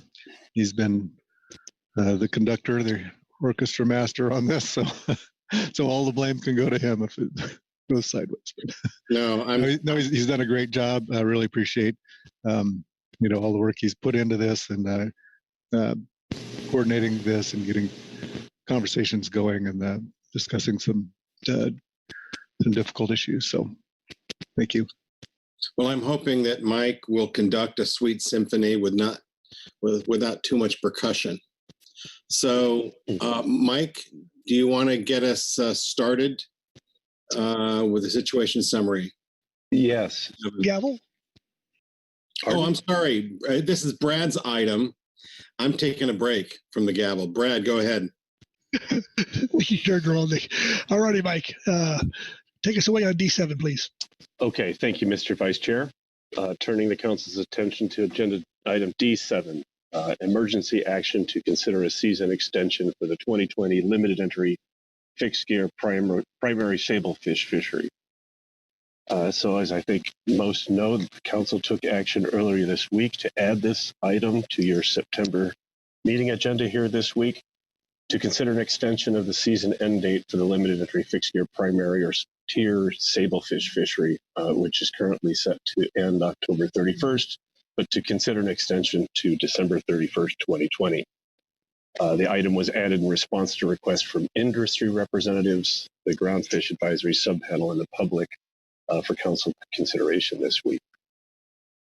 So under agenda item B1 and agenda item D2, the council was informed of industry concerns regarding low attainment of the allocation due to several factors. The industry noted that many limited entry fixed gear permit sablefish vessels also participate in fisheries in Alaska, where they encountered fishery delays due to difficulties obtaining observers and other issues related to restrictions associated with the current pandemic. The GAP and members of the public requested that the council consider this extension through the end of the year to provide additional opportunity for these vessels to maximize attainment of the available limits. So in response and under this agenda item, the council is anticipated and will consider emergency rulemaking to amend the 2020 groundfish regulations to temporarily allow the primary sablefish fishery this year to operate beyond the 31st through December 31st. As noted at the start of this agenda, it's been a little bit of a scramble, probably the consequence of the accelerated pace and late timing of an emergency action, but we've all done our best to set the table for you, as you will, to get through this agenda item. Also, in relation to this, there are incidental halibut landing allowances for the sablefish tier fishery. The International Pacific Halibut Commission regulations allow for incidental Pacific halibut landings through noon local time, November 15th. In March, the council approved trip limit ratio of 200 pounds of Pacific halibut per 1,000 pounds of sablefish plus 2 additional Pacific halibut for the primary sablefish fishery north of Point Chehalis, Washington through the 31st, up to an annual maximum of 70,000 pounds. As you're aware, under D5, the council took action yesterday to increase this limit to 250 pounds of Pacific halibut per 1,000 pounds of sablefish, effective as soon as possible through the 31st of October. This was in concert with other in-season actions you took under D5, of course. If the council takes action under this agenda item to extend the primary sablefish fishery through the end of 2020, consideration should be made for the regarding incidental Pacific halibut bycatch that would occur through the end of the year. If incidental landings are allowed through November 15th, the council could revisit that trip limit ratio. And I just note that that's specific to the November 1 through November 15 time period. So this would just be pertaining to the extension of the fishery beyond the 1st of November. That the council could revisit that trip limit ratio and halibut retention for that first 2 weeks of November, more or less. The council would need to consider an analysis of total Pacific halibut mortality north of Point Chehalis associated with this proposed fishery extension to ensure that the annual maximum of 70,000 pounds is not exceeded. As we've heard this week, NIMS has expressed some concern with the workload and timing of the regulations that have been put forward both through in-season and potentially through this emergency consideration. They've heard both council members and the public state the importance of both the in-season changes and those proposed under this emergency rule. There's been a lot of discussion about the timing and how the workload again that NIMS is facing here in terms of which of these regulations could move forward and which would be faster or slower than others. I think, as I don't want to steal any thunder that we might hear from National Marine Fisheries Service later in this agenda item, but I think NIMS is well aware of the concerns regarding both of these rulemaking actions and would be committed to getting these in place as soon as possible. I apologize. There probably has been some confusion out there about which of these takes precedence or which goes further. There was also some discussion earlier in the week about perhaps this emergency rule consideration should have happened before in season. So I guess the short of my message here, there's a lot of things in play, but I think the bottom line is, and as we may hear later in this agenda topic, NIMS is quite everything. I think everyone is aware of the needs for these actions and will do their best to get things implemented as soon as possible. So regarding emergency rules, the National Marine Fisheries Service has published policy guidelines which are included in D7 Attachment 1 regarding the approval of emergency regulations. There are criteria guidelines that specify a fishery emergency. Those three are listed here at the bottom of the situation summary. Those actions, and I guess I would characterize that as being actions either to extend the primary sablefish fishery or to address the halibut incidental allowance. There would need to be justification for both of those pieces of this action. They would need to, one, result from recent unforeseen events or recently discovered circumstances. Two, they need to show that they present serious conservation or management problems in the fishery. And three, can be addressed through emergency regulations for which the immediate benefits outweigh the value of advance notice, public comment, and deliberative consideration of the impacts on participants to the same extent as would be expected under normal rulemaking process. So through the course of the discussions here, the council will need to consider the situation and determine if an emergency rulemaking is warranted based in part on the policy guidance that I just went through. And we need to hear some justification that meets those criteria from the council, the advisory bodies, the public, et cetera, to support this emergency rulemaking. So council action here is one, to consider an emergency action to extend the limited entry fixed gear sablefish primary tier fishery until December 31st, 2020. And in concert with that, consider revisions to incidental Pacific halibut landing restrictions until November 15th, 2020, when International Pacific Halibut Commission regulations disallow halibut retention beyond the 15th. So there's two pieces here: the extension of the sablefish fishery through the end of the year, and what to do about incidental halibut landings and the restrictions therein through the 15th of November. Regarding reference materials, as I mentioned, D7 Attachment 1 is the policy guidelines for the use of emergency rules. You also have under D7A a report from the Groundfish Management team. I believe Jesse Dorpinghouse, Mel Mandra, with Whitney Roberts are going to be giving you that report. And my hats off to them for putting together quite a report. It includes information about the status of the fishery, potential economic and community impacts, bycatch, the halibut issue I went through, impacts to ESA listed species, and provides some potential rationale for the ER. So it's very thorough, and I commend them for getting that done in short order. Additionally, under D7A, there's a gap statement that I believe Bob Alverson will be giving. Again, I appreciate the advisory bodies addressing this emergency action on relative short notice this week. Public comments, you'll see we have opened this up for oral public comments. I believe we have 4 at this time for your consideration under this agenda item. So with that, that's my overview, and I'll be happy to take any questions. Thank you, Mike. Questions for Mike on his overview? Okay. Seeing none, we'll go to the GMT and Jesse. Hi, can you hear me? Yes, I can. Okay, perfect. Thanks, Mr. Vice Chair. I guess I'd ask if it would be okay, or if y'all would be interested in me summarizing our report given the time of the day. I know everybody's had a bit of a long day and a long week, so I wanted to see if y'all would be interested in us reading it for the record or summarizing. It's appropriate with me. So please. To summarize, sorry, just clarify. Yes, please Okay. summarize. Mr. Chair. Yes. Mr. Vice Chair, I believe we've had a request from National Fishery Service to have the report read into the record. So.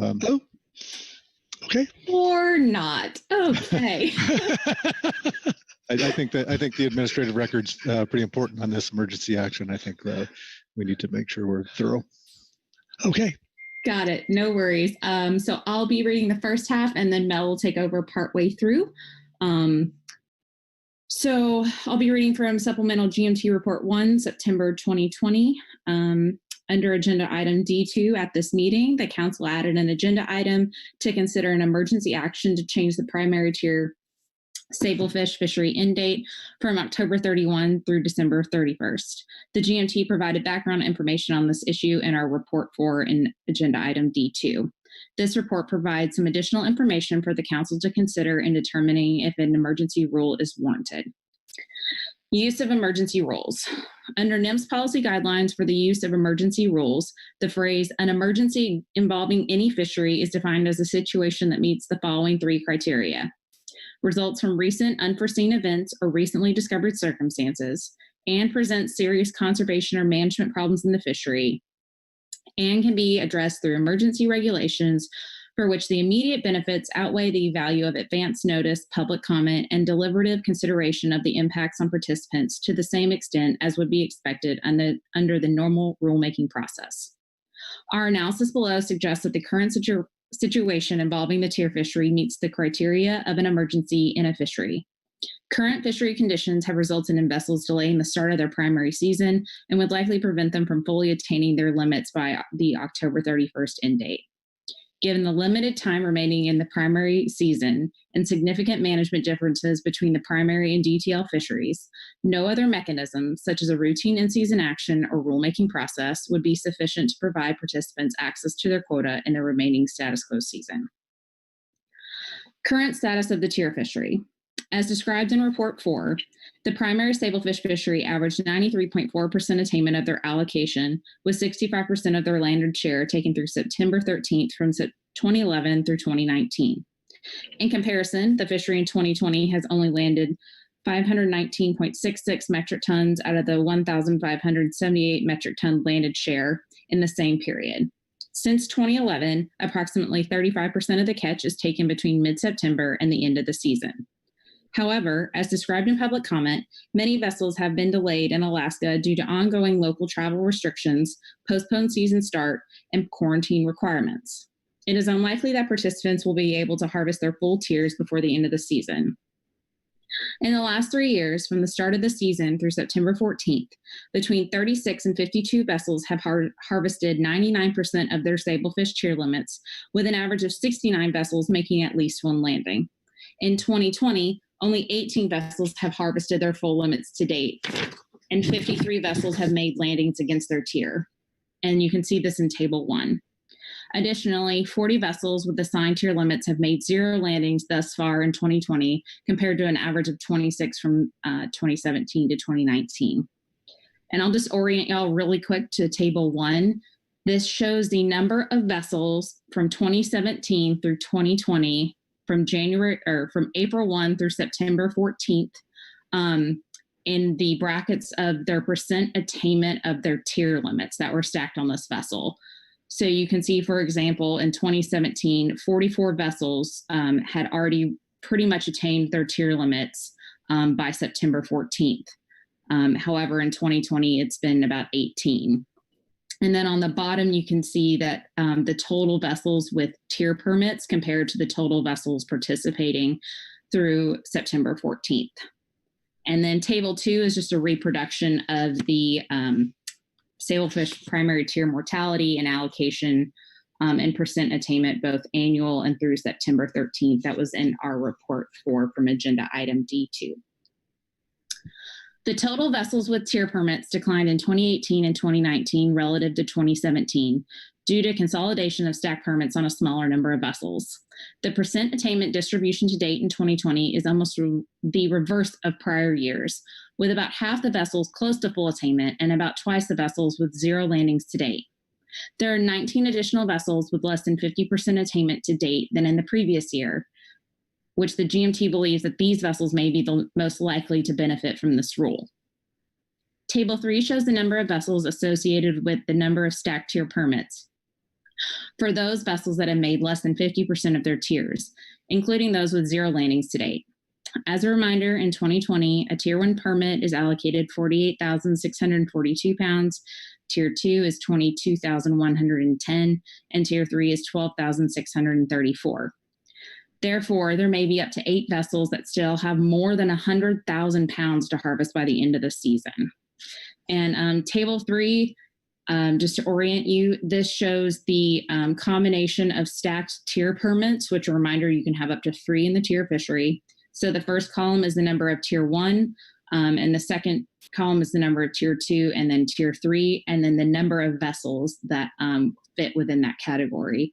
Due to confidentiality, we had to group, but just to, I guess, explain, there are 22 vessels that have harvested less than 50% of their tiers or have made 0 landings that only have 1 Tier 3 permit, in comparison to 8 vessels that have 3 permits generally stacked, including those that have up to 3 Tier 1 permits.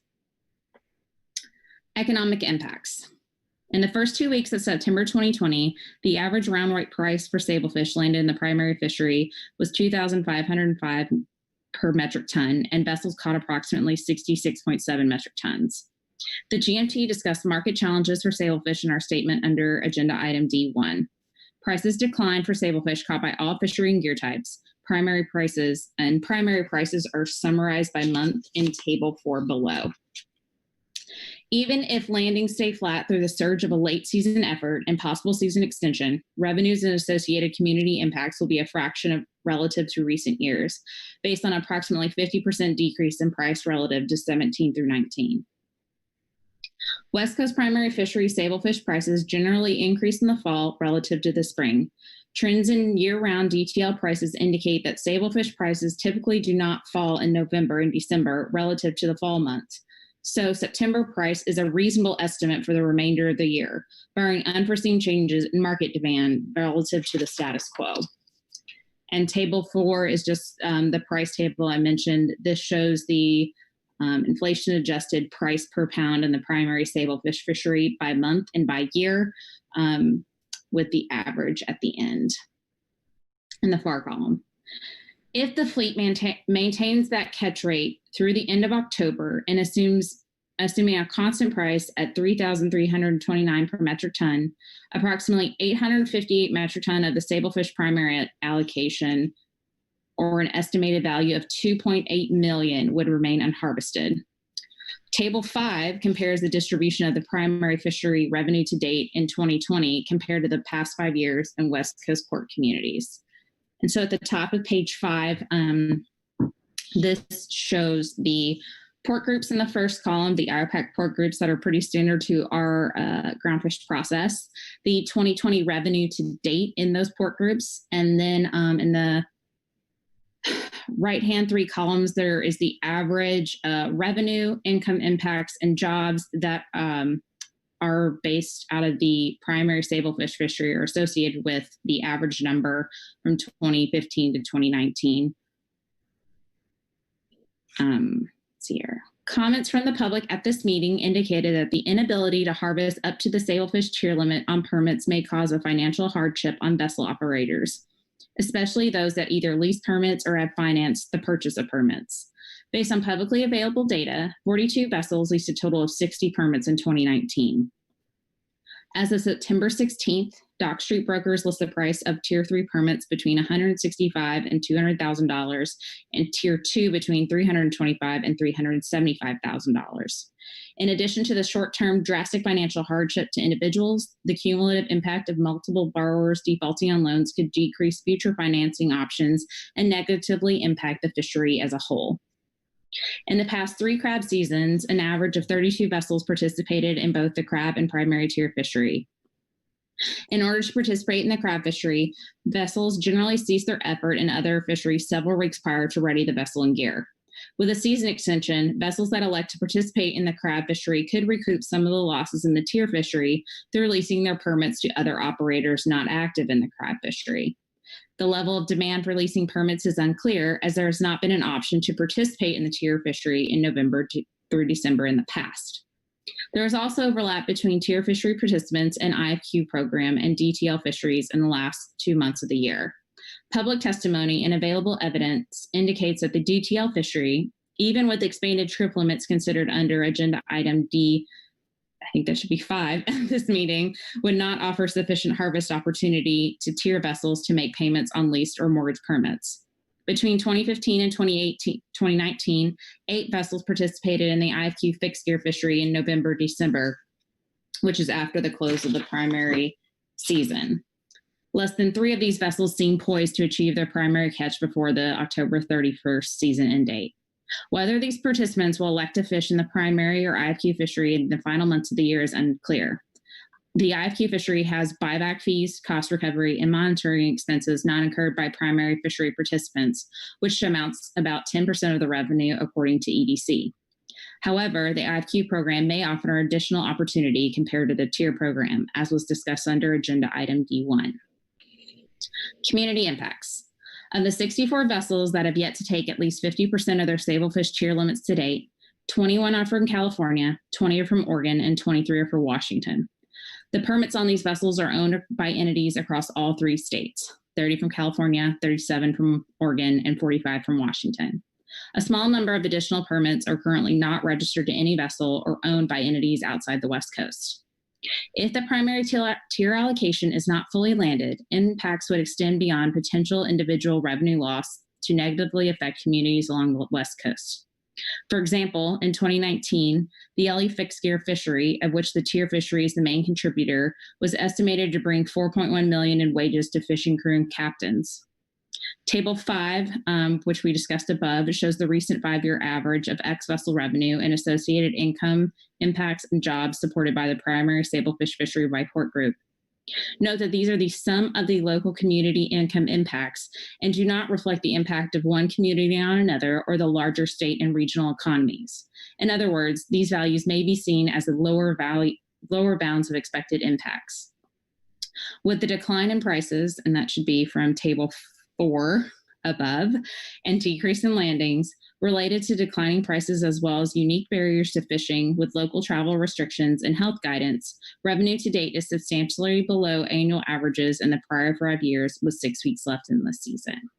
And now I'm going to turn it over to Mel. Thanks, Jesse. Can you pick me up out there? Yes, Mel, you're good. Awesome. Potential bycatch impacts. Groundfish species. For yellow eye rockfish in 2020, the non-nearshore fishery, of which the tier fishery is part of, has an annual catch target of 1.7 metric tons and a harvest guideline of 2.1 metric tons for yellow eye rockfish. The fishery is currently estimated to take 0.8 metric tons of that allocation under the current season structure to take full allocation of the sablefish. The amount of the yellow eye rockfish bycatch mortality that would occur from extending the season is uncertain. However, the fishery would need to take double the projected attainment for the entire season in the remaining 2 months to risk exceeding the HCT and the HG. This magnitude of bycatch seems unlikely, so the GMT believes the risk of exceeding either yellow eye rockfish specification or the ACL is very low. Other groundfish and non-groundfish species. From 2017 through 2019, the stocks besides sablefish, with the highest estimated discard in the primary fishery were Pacific spiny dogfish, blue shark, arrowtooth flounder, and Pacific halibut, which is shown down in Table 6.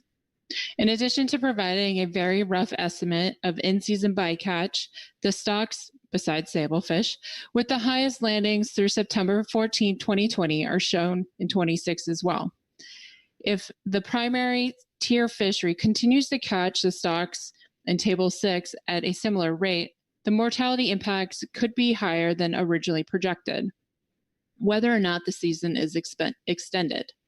As of September 16, 2020, all stocks listed in Table 6 are under 18% of the respective ACLs, and therefore, an additional bycatch of the primary sablefish tier fishery resulting from a season extension is not expected to pose any risk of exceeding their ACLs. So in Table 6, the top few stocks there, spiny, short spine, thorny head, lingcod, long nose skate, and rough eye. Those are the ones to date that the fleet has been landing, and that is the best estimate so far for mortality and where it is against the ACL. And then for spiny dogfish, blue shark, and arrowtooth flounder, those are the 3-year average of mortality or discard rather, and to give you an idea of what may be expected if the season were to extended. Pacific halibut. In the primary tier fishery in all areas north of Point Chehalis, Washington, there is an allowance for incidental retention of Pacific halibut. Currently, 200 pounds of the Pacific halibut are allowed for every 1,000 pounds of sablefish plus 2 additional fish. The incidental Pacific halibut fishery is currently scheduled to close on October 30th with the closure of the sablefish fishery. If the sablefish fishery season were extended, the incidental Pacific halibut retention is required to close by noon local time on November 15th. As specified in the IPHC regulations. However, as discussed under Agenda Item D2, the Council would need to specify if the incidental retention could last beyond October 30th up until November 15th, or if the quota is taken, whichever comes first. As discussed in Item D5 Report 1 from the GMT of this meeting, there was a request to raise the landing ratio to 250 pounds of Pacific halibut. And although under this landing ratio option, attainment is projected to be 99%, which is seen down in Table 7, the model likely overestimates actual 2020 attainment through October 30th. The GMT sees no risk of exceeding the allocation. However, the risk of exceeding the allocation may be slightly higher under the proposed option 1 landing ratio if the Council decides to extend the incidental halibut retention allowances beyond the current October 30th season end date.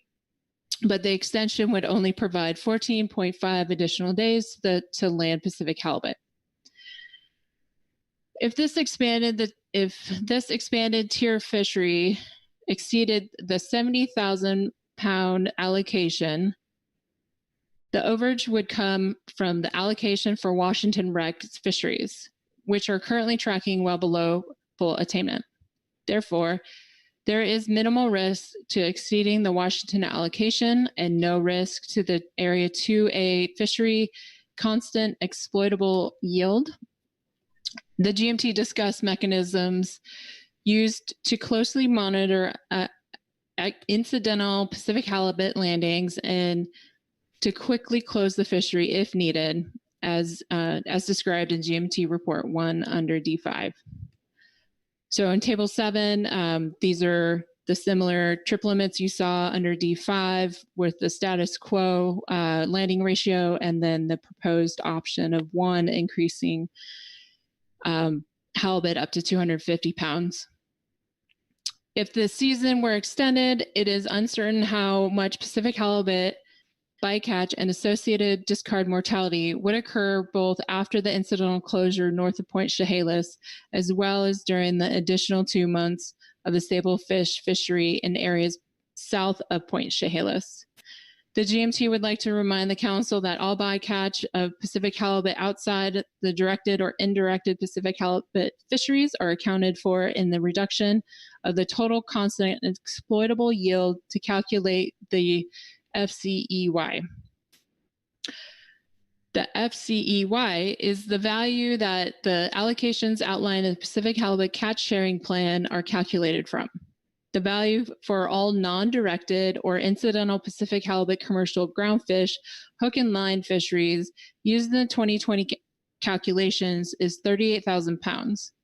While it is difficult to assess potential bycatch, they appear to be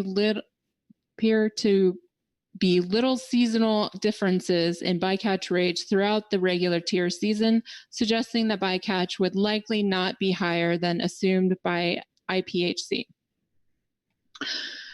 The GMT notes that the 2020 estimated mortality in the hook and line fisheries was approximately 65,000 pounds and expects the 2020 mortality to be within that range. For endangered species, impacts to ESA Act listed species, ESA listed species under this action item would likely vary by gear type, with more sablefish caught by hook and line gear than pot gear. Therefore, impacts by species are discussed in terms of interactions with these gear types. Table 8 below shows the amount of sablefish caught by pot gear and other hook and line gears in the primary sablefish fishery from 2011 to 2020 through this mid-September. Table 8, you see the percentage of hook and line versus pot for each year. So for seabirds, potential impacts, especially to short-tailed albatross from extending the season, are difficult to predict. Short-tailed albatross can occur off the U.S. West Coast year-round, and observed interactions in the winter have been relatively lower than average. But this pattern could be due to decreased abundance during those months or simply an artifact of low coverage rate and effort.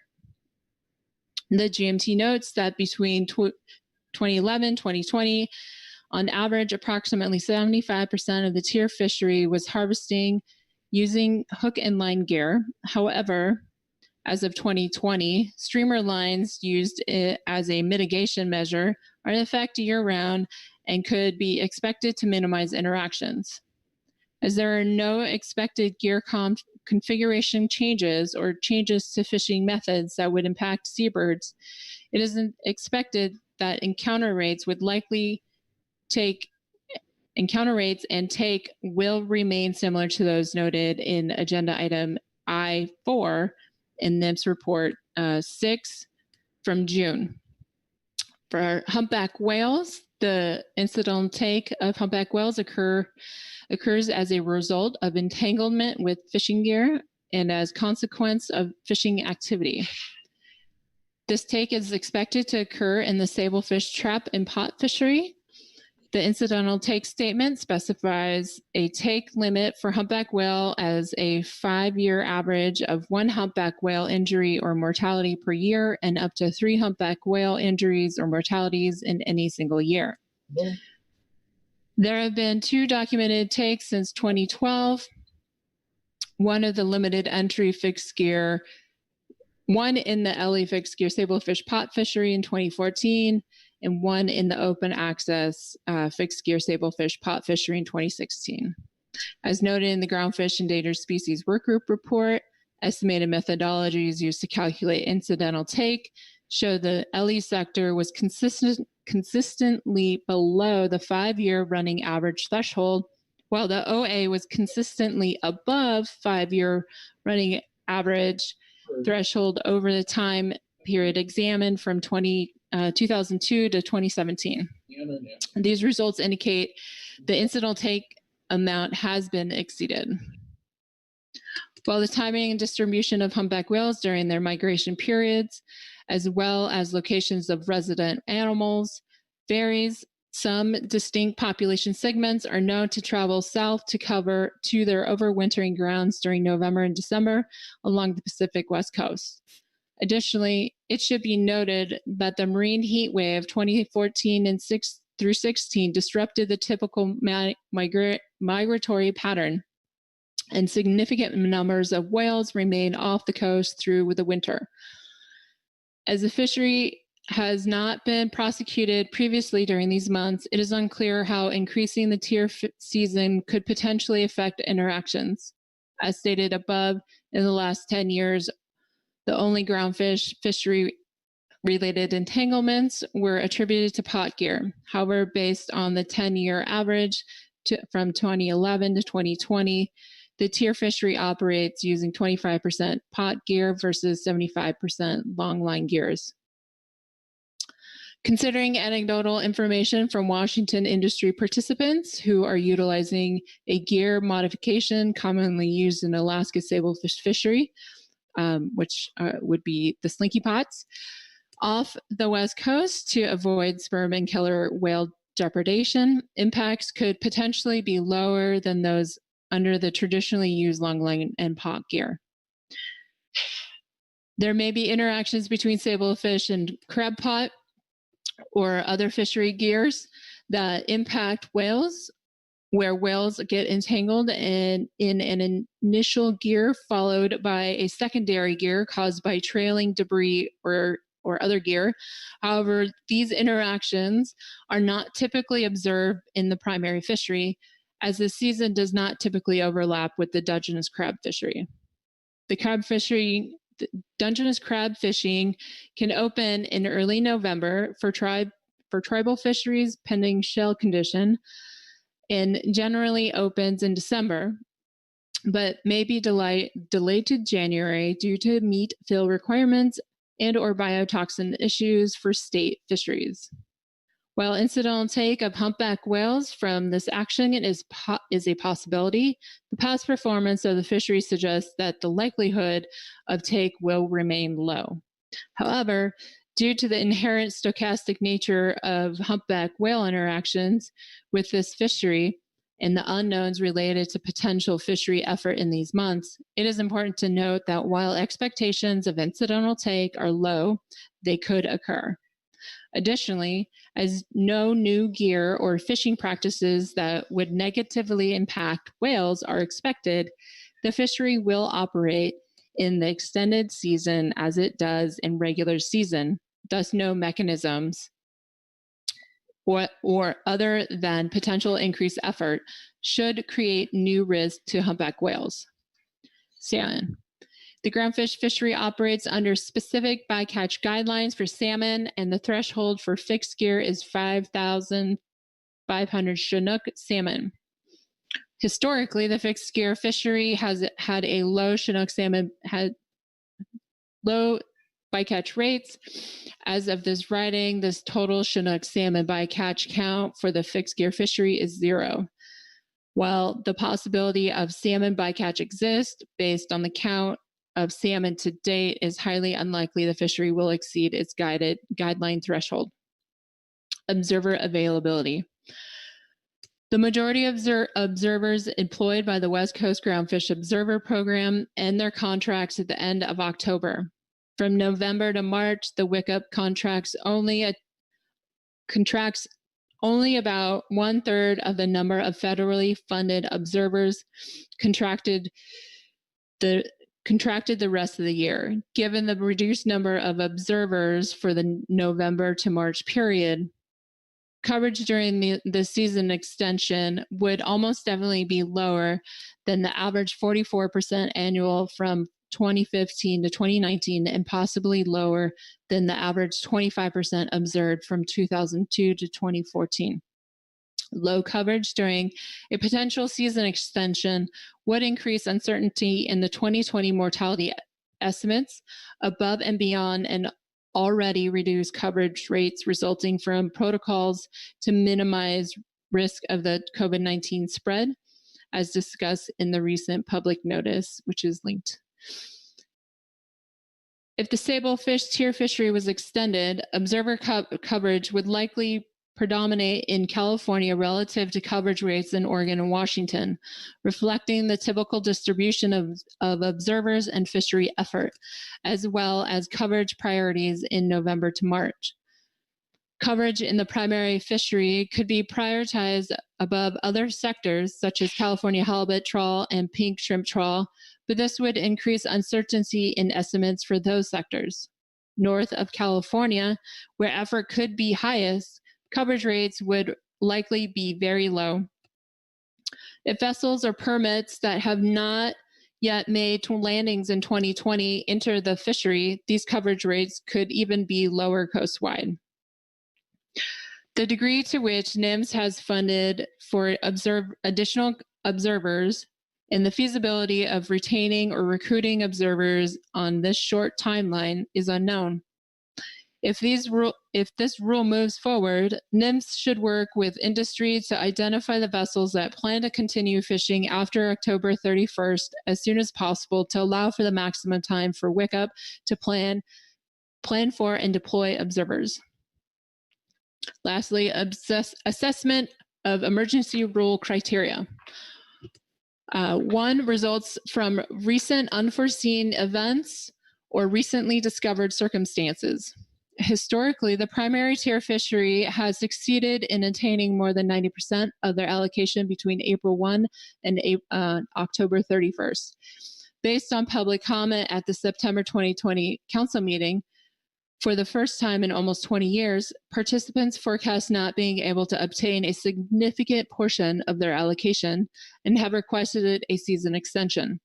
Many vessels experience 2 to 3 week delays in prosecuting Alaska fisheries due to the state and local quarantine restrictions, as well as quarantine requirements on returning some West Coast communities. These delays hinder prosecution of higher than typical allocations in Alaska fisheries, which then jeopardize the ability of vessels that participate in both to obtain their allocation in the later West Coast primary fishery. 2, presents serious conservation and management problems in the fishery. Notice and comment rulemaking is estimated to take minimum of 6 months, which is not enough time to implement changes before the end of the 2020 season. By implementing emergency action, participants in the primary sablefish fishery may be able to realize their economic potential without causing additional impacts to the physical or biological environment beyond what was projected during the development of the 21-22 harvest specifications and management measures.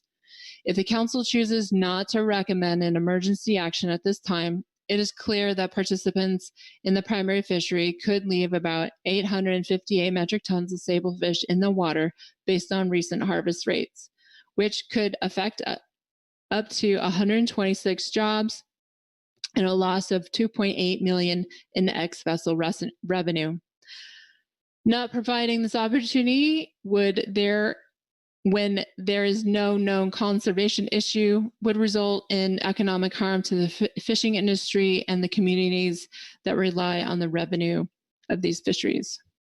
And third, can be addressed through emergency regulations for which the immediate benefits outweigh the value of the advance notice, public comment, and deliverable consideration of the impacts on participants in the same extent as would the expected under the normal rulemaking process. The analysis shows that there is immediate benefits with extending the season from October 31 to December 31 for participants in the primary sablefish fishery and the communities that rely on these fisheries.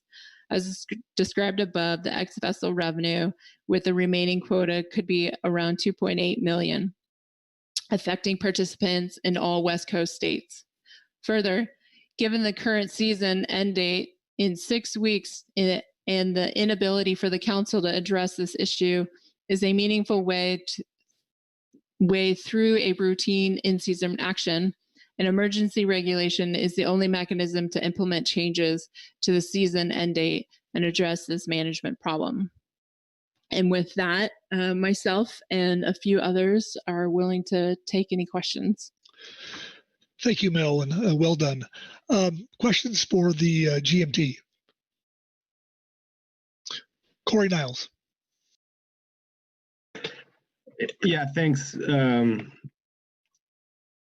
and Jesse and the team. I'm have all kinds of jokes I'm not letting out of my mouth about not being convinced, and maybe we should. I am now going to let them out of my mouth, and maybe we should do emergency actions more often, because this is an amazing statement, and the team really rallied here, and I'm very impressed. So, bad humor aside, and this is just a small picture question, and it is a lot of information, and I might have missed it, but one thing I was wondering about in these economic figures, a question we're dealing with is about extending the incidental halibut, the time, in which people could retain halibut. Is halibut, the revenue earned by halibut, included in these economic estimates in the statement? Mr. Vice Chair, Mr. Niles, no, this was strictly, this actually happened to be some work that we had started with the looking at through the SAMTech process. So this was only based on the LE fixed gear sector. So this, I do not believe this takes into account any halibut landings. Okay, thank you. In no way do I mean to, I was just noting that, but yeah, amazing amount of information. So thank you. Okay, further questions for the GMT? Bob Dooley. Thank you, Mr. Vice Chair. And thank you, Jesse. That's a lot of work in a short amount of time. You guys are amazing what you can get done. I was curious, did you do, I might have missed it, but did you do analysis on how many boats you think are absolutely going to participate in this and take advantage of this? Was there any indication of that or any way to know that in this short amount of time? Mr. Vice Chair, Mr. Dooley. So it's obviously hard to say for sure who would participate. I know Mr. Alverson spoke to a couple of his boats. I think it was like up to 10 of his boats during D2 that would come back down and definitely participate. I would point you to table 1 of the document. Based on our best assessment, we thought there might be about 19 vessels who could benefit from the season extension. And how we got to that point was that just comparing from last year, if you're looking at table 1, there are 13 vessels. There's a difference of 13 vessels that have not made any landings to date. And then you have an additional 6 who have taken less than 50% of their tiers to date in comparison to 2019. So in our minds, that might be a good indicator of those vessels haven't maybe been able to come down and do their normal participation as we've seen in previous years. But obviously, it's hard to pinpoint for sure. Okay. Yes, thank you. Yes. I appreciate that. And thank you, Mr. Vice Chair. You bet, Bob. Louis Zim. Thank you, Mr. Vice Chair. And thanks goes to the GMT and specifically to the dynamic pair here that read this to us. Really appreciate it. And the economic analysis is very good, except for one thing it doesn't answer a question. NIST has indicated already in some discussion, and probably will indicate further, that this may slow down the in-season action that we worked hard on earlier in the week. And so is there any economic analysis of the hurt that this may cause to those vessels that we're looking forward to relief from the in-season action? Mr. Zim, Mr. Vice Chair, while I don't have anything specifically in here, I would note that the Sablefish allocation, which you can see in Table 2, the landed catch share, is close to 1,600 metric tons. because they get 85% of the allocation. On the other hand, the LEDTL sector, which you did make an adjustment to, has about I want to say it's less than 300 metric tons. And then the open access sector has an additional 400 metric tons in terms of their allocation. So just in terms of grand scale, the primary fishery has a significant amount more, I think close to double the amount of allocation that the other DTL sectors have combined. So if you just look at strictly tonnage and then assuming a very similar price across the sectors, I think that leads the fact that the primary fishery in that sense would be worth more than the combined LE and OA fisheries. Well, thank you very much for that. Yes, my concern was for the LE and especially for the open access fisheries that I feel for. Thank you very much for that. Thank you, Louis. Bob Dooley? Yes, thank you, Mr. Vice Chair. I'll make one more question if I possibly could there. Jesse, just following up what Louis just talked about, if you have less than full participation in the limited entry boats that take advantage of that, and I think you said there's a number of 10 or something like that, doesn't that affect how much fish they can actually use because the tiers are limited that are using it? Like they couldn't get their whole allocation unless they all participate. Am I thinking about that right? Mr. Dooley, Mr. Vice Chair, if I'm understanding you correctly, so you're saying that if we don't have every vessel come and participate, then they will under attain because their tier limits essentially wouldn't be used. If I'm understanding you correctly, that is true. But we'll note that what's interesting here, and we kind of pointed it out in our discussion of the crab and the IFQ fixed gear fishery section, is that what you are also opening up is an opportunity for those vessels that they might be able to lease out their permits when they normally wouldn't be able to if people are interested in fishing that quota. So I think we have some dynamics there in how the attainment might play out. I see. That's an interesting point. I appreciate that. So thank you, Jesse. Okay. Further questions? Mike Berner. Thank you, Mr. Vice Chair. Not a question of the team. I just wanted to point out that I neglected in my overview to mention that the enforcement consultants also have a supplemental report. Lieutenant Howell is prepared to give that. Thank you. Yeah, thank you, Mike. It's on my list here. So, yes. Further questions? Okay. Thank you very much, Mel and Jesse. And we'll go to the gap statement now. And I'm not sure if, is Bob here? I am here. All right, Bob. Welcome. So you said the gap statement? Yes, sir. Okay, this is the agenda item D7A, Supplemental Gap Report 1, September 2020, Groundfish Advisory Subpanel Report on Emergency Action to Consider a Season Extension for the 2020 Limited Entry Fixed Gear Primary Sablefish Fishery Final Action. The Groundfish Advisory Subpanel reviewed the documents under the agenda item, discussed the issue, and offers the following comments regarding an emergency rule to extend the limited entry fixed gear tier program beyond the primary season in 2020. This season end date currently in regulation is October 31. The industry is requesting extension to December 31, 2020. As we reported in agenda item D2A, Supplemental Gap Report 1, the COVID-19 pandemic has taken a toll on this fishery, and season extension would allow for improved attainment in this sector. Some of the vessels in this fishery also fish in Alaska, and they are late returning to the West Coast. Without an extension, much of their tier allocations will be unattained. We include the details from our agenda item D2A report that explain the necessity of an emergency rule here with some modifications. Quote, the GAP is supportive of this request.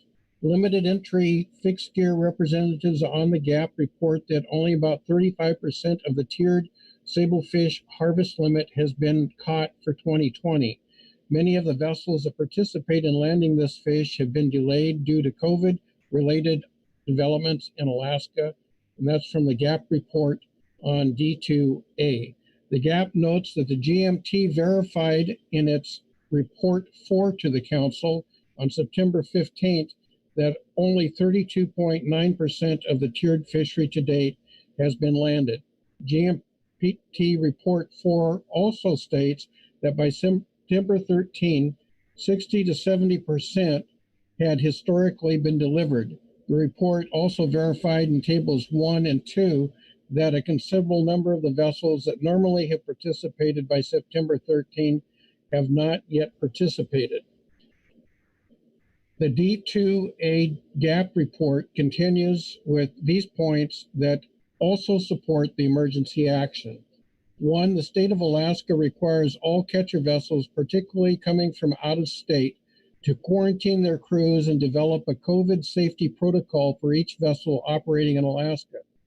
For participants in the West Coast tiered program that also participate in Alaska fisheries, the start of their Alaska operations was delayed to meet the state of Alaska requirements upon entry. 2, COVID-19 has had a large impact on the restaurant sector, where much of the fixed gear sablefish is destined. The fleet for sablefish off Washington, Oregon, California, and Alaska started later, hoping the effects of the mandatory shutdown of restaurants in the coastal states would mitigate. The effects have not abated, resulting in many vessels from the fleet that participates in the tiered fisheries off the West Coast being delayed from returning from Alaska beyond the normal closing of their season before the tiered fishery, October 31. 3, these delayed vessels and their crews account for 20 to 25% of the tiered sablefish landings in a normal year, and much of that will not occur unless the closing time of October 31 is extended. There are at least a dozen vessels representing 40 to 45 crew that the tiered fishery represents 20 to 25% of their income. Due to the short time frame in addressing this issue, there are likely other vessels not yet identified.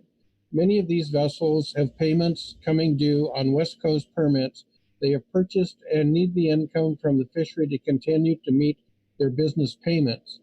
The landing of this fish helps shore-based communities keep coastal jobs. Much of the fish will be destined for export, which affects the U.S. trade imbalance. In addition, some vessels are concerned about COVID-19 protocols for the 30% observer coverage in their fishery and the devastating impacts the virus could have on the fleet. A season extension could ensure more time for quarantines and protocols to be safely followed without rushing to complete harvest prior to the current end date. For example, if a crewman or observer exhibit COVID-19 symptoms and need to be tested and or quarantined, at best, the vessel operations could be shut down for 2 weeks. Additionally, turnaround time on COVID-19 in rural communities has been as long as 8 days. For the reasons above, the GAP supports moving forward with an emergency rule for the fixed gear sablefish fishery. That ends our report from the GAP, Mr. Chairman, Vice Chairman. Thank you, Bob. Questions for Bob? Okay, seeing none. Thanks, Bob. And now we'll go to the EC report. Ryan Howell. Good evening, Vice Chair Pettinger and members of the council. Ryan Howell representing the enforcement consultants, and I'll be reading our supplemental report 1 under agenda item D7. The enforcement consultants have reviewed and discussed the material associated with agenda item D2 workload and new management measure priorities, and more specifically, supplemental revised GMT report 4. The EC notes supplemental revised GMT report 4 points to some previous enforcement concerns related to the extension of the permitted sablefish season. The EC currently has no enforcement concerns related to sablefish if the permitted sablefish season were to be extended from October 31st, 2020 to December 31st, 2020. The EC has reviewed the current IPHC regulations, which state all commercial fishing for Pacific halibut in all IPHC regulatory areas shall cease for the year at 1200 local time on 15 November. Should the council decide to also extend the incidental halibut fishery north of Point Chehalis, the EC would ask that it not extend past the November 15th date so as to not conflict with the IPHC regulations. And that concludes my statement, and be happy to take any questions. Thank you, Ryan. Questions for Ryan? Okay. Seeing none. Thanks, Ryan.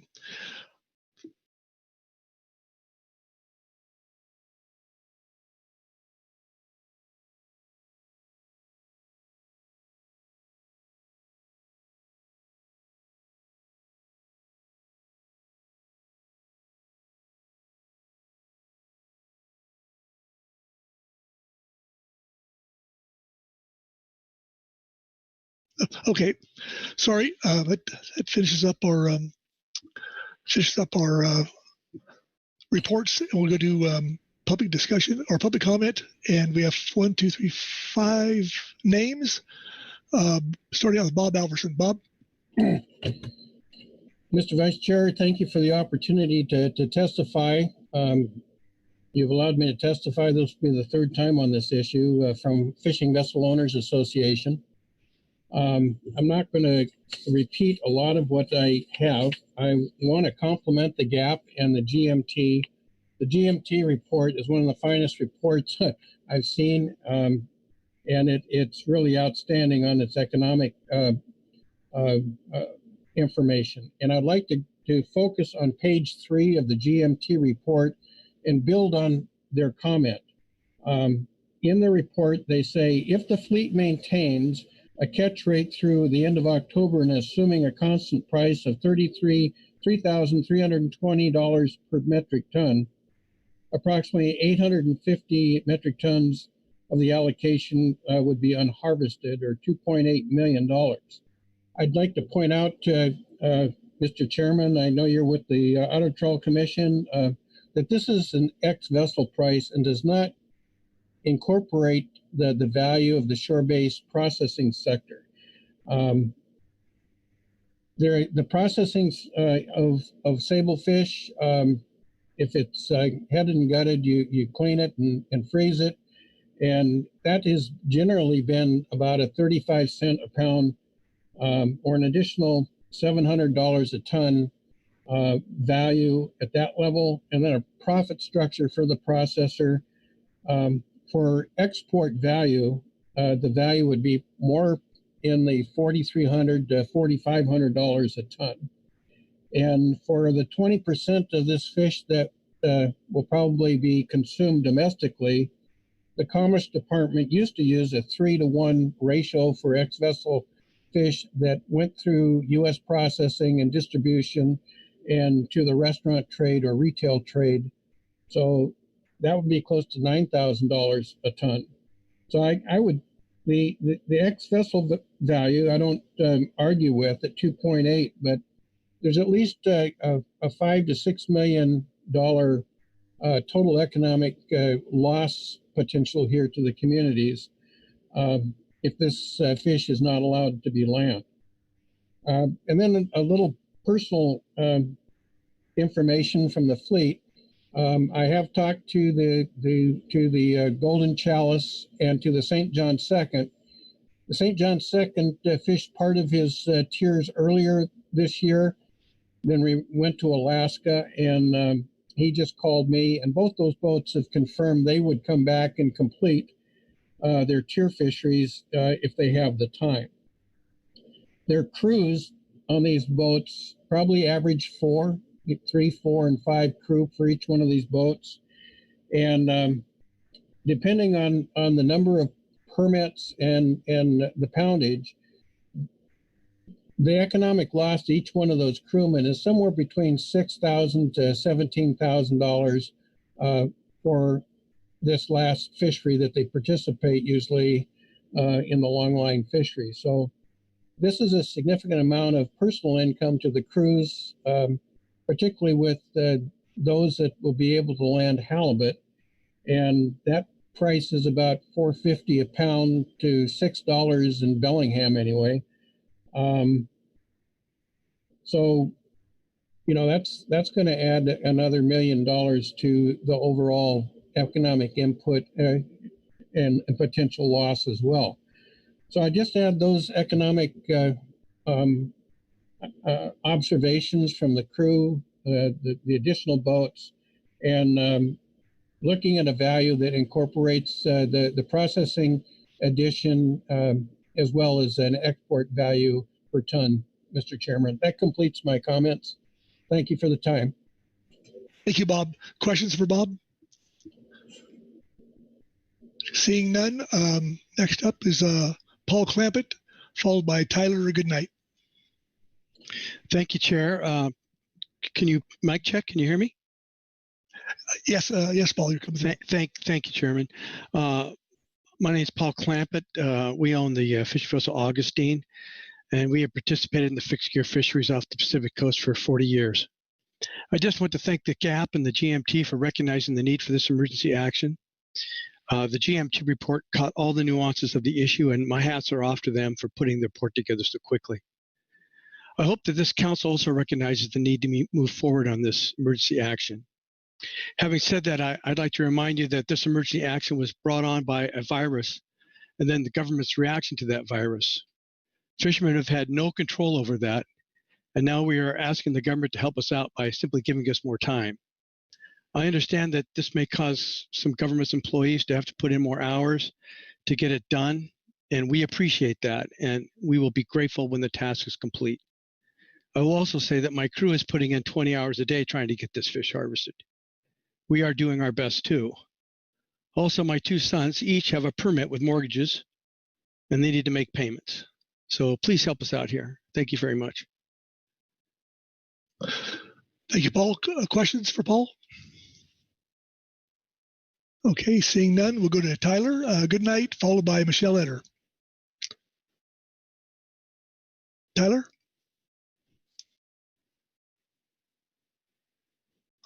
Are you muted, Tyler? Oops. You hear me now? We got you. Okay, sorry about that. Thank you, Chairman. I'm Tyler Goodnight from Northport Fisheries. Thanks for the platform here to speak. We are buyers of tiered sablefish, and I'm here to speak on the need to extend the tiered sable fishery to December 31st. I spoke on this a couple of days ago as well, so I'll try and make this brief. I think the report read earlier was pretty robust and laid out the case incredibly well, as has Bob and Paul. So I don't have a whole lot to add here now, but just to sum up my thoughts, the unforeseen challenges of the COVID pandemic has put most of the halibut and sable fleet far behind their typical schedules. All vessels we work with expect some delays during their season and plan for it, but it was impossible to expect and plan for something so unprecedented. Many vessels now will run out of time to complete their harvest, and when you couple that with the drastic grounds price reductions this year due to COVID, the economic impacts are pretty devastating. With all this being said, I think it's important that we change the closing date of the tiered sable fishery to December 31st. Thanks for your time. All right, thank you, Tyler. Questions for Tyler? Seeing none, we'll go to Michelle Etter, followed by Lynn Langford Walton. Michelle.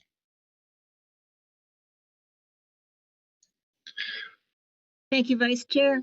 I just, again, want to add my thanks to the GMT production of this report.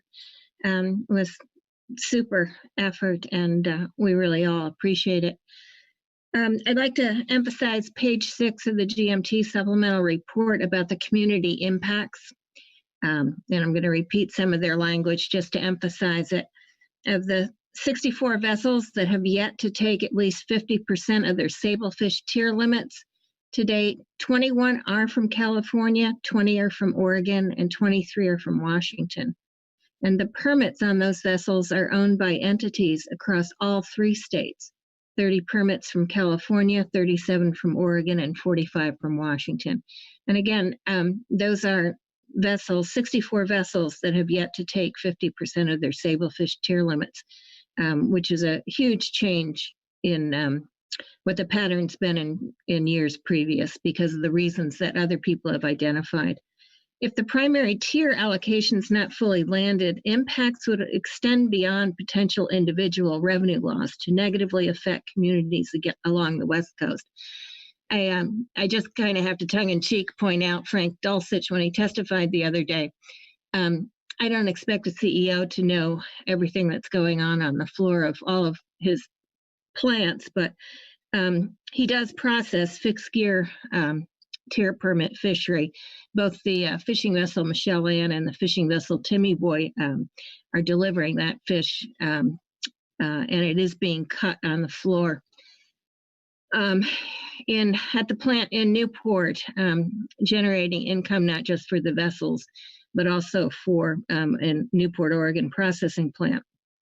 I want to highlight that in 2019, the limited entry fixed gear fishery, of which the tier fishery is the main component, was estimated to bring in $4.1 million in wages to fishing crews and captains.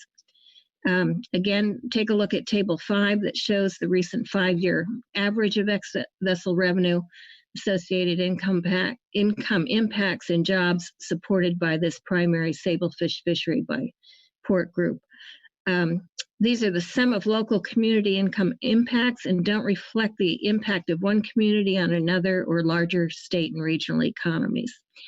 So the need for this action, again, is extremely important, and I would incorporate in my testimony by reference pages at page 11 and 12 of the GMT report, the assessment of emergency rule criteria and the findings of the GMT that this action would satisfy all 3 factors needed to for NIMS to take action to make an emergency regulation. Thank you. Thank you, Michelle. Questions for Michelle? Okay, seeing none. Lynn Langford-Walton. Lynn?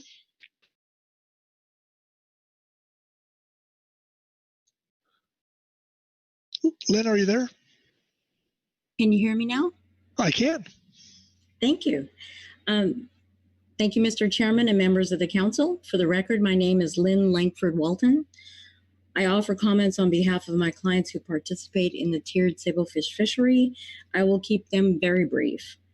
I do not have anything that could possibly improve on the excellent GMT report, the additional details in the GAPS report, or the previous commenters. We lend our support to the emergency action request in light of the negative economic consequences that will occur in its absence. And I thank you for your consideration. Thank you, Lynn. Questions for Lynn? Okay, seeing none, that takes us, that finishes public comment and takes us into council discussion and action. So with that, I see a hand, Kelly Ames, followed by Butch Smith. Kelly? Thank you, Vice Chair Pettinger. I just wanted to start off with a couple opening remarks. First, we echo the sentiments previously noted about the GMT report. Really just fantastic amount of analysis and information, particularly given the late notice. So thank you to the GMT. That report will be fundamental in our ability to respond to a potential emergency rule recommendation that may come out of this agenda item. I also want to thank the GAP and the enforcement consultants for their quick and careful consideration of this this emerging issue. Again, very, very helpful comments for us to consider as we move forward. We have heard the situation that the sablefish primary fishery fleet is in and heard the action for request. I do want to take a moment to remind you of the associated processes and workload trade-offs so everyone is clear. An emergency rule does not negate our other legal or analytical responsibilities. So we still need to scope NEPA, Endangered Species Act, Marine Mammal Protection Act. We will need to evaluate the type of NEPA analysis that's required for this action and address any other additional analyses that are necessary to support the action. With regard to workload, if the council recommends an emergency rule, we would immediately redirect our staff resources to address this request before the season would otherwise close on October 31st. This is a very fast turnaround, even for an emergency rule, but we would do our best. As we discussed under D2, implementing the 21-22 specs and management measures on January 1st is a NIMS and council priority, consistent with the FMP. Specs will remain a priority because a delay would only result in increased workload. Our other priority is completing the humpback whale consultation because a failure to comply with our ESA obligations risks the continuing operation of our fisheries. And yesterday, we heard from the council under D5 that implementing the in-season recommendations are a priority. Furthermore, we would immediately stop any engagement or further development of the SAMTAC and trawl utilization action item and the whiting utilization item to account for this additional priority workload. I heard some discussions during the advisory body reports regarding implementation of in-season. I realize the importance to the council and industry regarding the implementation date for the in-season action item recommended under D5 and how that relates to the emergency rule. However, I have to be clear, you're asking for a level of precision that I just can't provide. For both actions, the emergency rule and in-season, there has been considerable thoughtful analysis provided at this meeting. However, we would still need to review both recommendations if an emergency rule is forwarded here, assess our staff capacity relative to the priority measures I just mentioned, and then complete any additional analysis needed to support implementation. And in all of this, our rulemaking dates are all estimates. We have very limited control over some of the necessary parts of the approving and publishing of rules. For example, we've been experiencing substantial delays in publication of the Federal Register notices due to an ongoing backlog in the Office of the Federal Register. So we don't have any control over that. When I'm giving you my estimates, they're to the best of my ability based on the processes that we've seen move through the system, and we'll do our best based on the priorities that you give to us and the recommendations that you forward. Happy to answer any questions. Thank you. Thank you, Kelly. Questions for Kelly? Butch, your hand's up?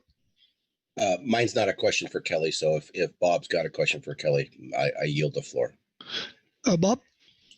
Yes, thank you, Mr. Vice Chair, and thank you, Butch, for that. Kelly, I really a lot of information there, and I appreciate it, and it helps clarify a lot of the questions I had in my mind. The one outstanding one is, I realize, given that you can't be a predictor with certainty of any of this, but what is your sense of how the emergency rule and the in-season would progress? And if you had to guess, I mean, I realize what it is at that time with all of the issues you lined out from the Federal Register notice to all of those things, that what would be your prediction of when you could get the in-season accomplished after the emergency rule? What do you feel? What's your feeling on that?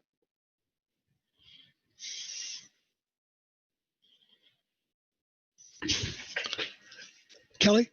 Thanks, Bob.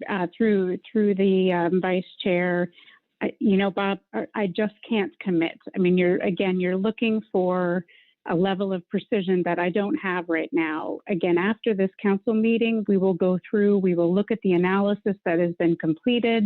We'll review our staffing capacity relative to the priority measures I just talked about. And then we'll have some clarity on what more is needed and the timeline for getting things done. But I appreciate the position that you all are in, but I just recommend that you let us know what your priorities are, and we will incorporate them accordingly and move forward to the best of our ability. Yes, thank you, Kelly. If I could, Mr. Please. Yeah, my intent there is just to kind of get an understanding of benefit for the fishermen across the board, and weighing the effects of making a decision here. And so I really appreciate your attempt to do that. And I mean, the way I understood what you said is that basically the priorities there, other than the January 1st priorities of the ESA stuff and things like that you're talking about. But for the two issues, the emergency rule would be first, because that has to be, and the other one would be as soon as you could, and that's priority over a lot of the other things that are going. But then, of course, I understand the other commitments we have to have be done by January 1st as well. So I appreciate your attempt at that, and I got a better sense now. That's what I was trying to weigh. So thank you. Okay, Bob. Butch Smith. Butch. Yeah, thanks, Vice Chair. And this is a good example why Bob and you, Mr. Vice Chair, and others spend time in the MREP program recruiting new fishermen to this process. The GMT and the GAP did some phenomenal amount of work, and there's no doubt that under the leadership of Kelly Ames, I've seen her many times before. We'll get this done, and I will. We've got an emergency in the United States, and our coastal communities have not been untouched from this whatsoever. And to make this go forward, so those guys can get back on the water and finish out as much as their quota as they have left is what this process is about. And so I won't be making a motion, but I certainly will be supporting a motion to extend that season so they can do that. Thank you, Mr. Vice Chair. Thank you, Butch. Kelly, your hand's still up. Okay, Louis Zim. Thank you very much, Mr. Vice Chair Pettinger. As you may have noticed, this has been a very difficult one for me. And I have to hark back to the GAP's recommendation, and that I am sure that they discuss dropping the mothership issue and the SAMTAC issue off the table. And I'm sure they did. And seeing that they still favor this, I most likely will be voting in favor of whatever motion comes up, though with severe reservations. Thank you. Thank you, Louis. Further discussion? Okay, Phil Anderson. Phil? Thanks, Mr. Vice Chair. I just maybe back to Kelly. I wasn't going to say anything, but Mr. Zim said something about taking the utilization and the SAMTAC issues, letting them fall off the table.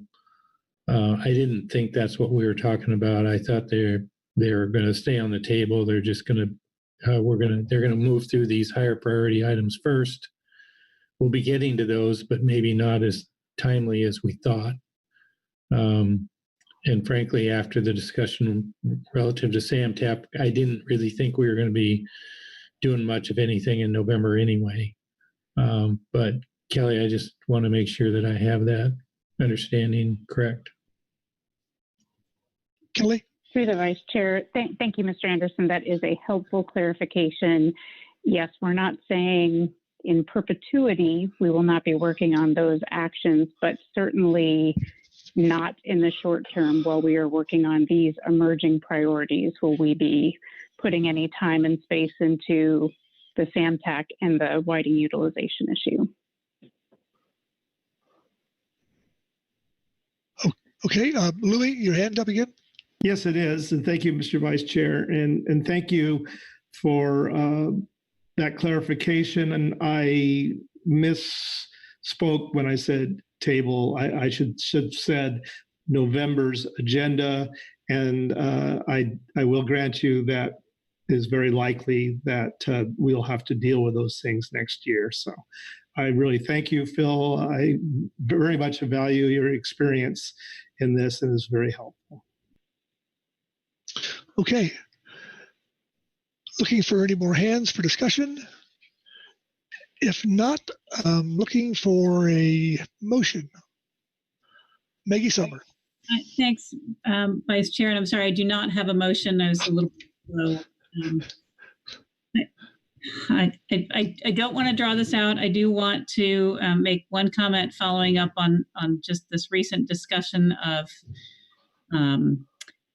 stemming from Kelly's comment that if the council moves forward with recommending an emergency action today, NIMS would disengage from the SAMTAC and the mothership utilization issue in the short term while they are working on these other emerging priorities. And then we just had a comment about they might be dropped off the November agenda. And I just would say I did not necessarily draw that conclusion from it. I'm not sure how much NIMS would have been able to engage in those processes between now and the November agenda, regardless of an emergency action today.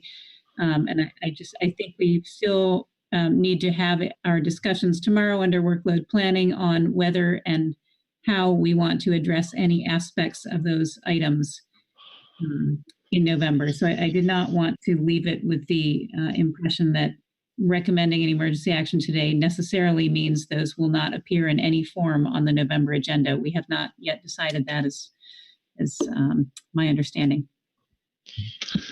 Thank you, Maggie. Louis? Well, once again, I bow to the experience of my fellow council members, and I greatly appreciate that, and greatly appreciate that clearing of what I said, and look forward to our discussion about that tomorrow. Okay, thank you, Louis. Okay, still looking for more discussion or a motion. Corey Niles. Corey? Thanks, Mr. Chair. Could not, or Mr. Vice Chair, pardon me. I couldn't get the mute button off there. I do have a motion if discussion is, if there are no one else, no other members wishing to discuss. Sandra also asked me to stall a minute if I was going to make a motion. So, Sandra, I think I will put it forward, and believe we can still have some discussion if need be in the context of the motion. That sounds good, Corey. I didn't see a bunch of hands behind you, so I think you're good. Okay, Sandra, yeah, if you wouldn't mind.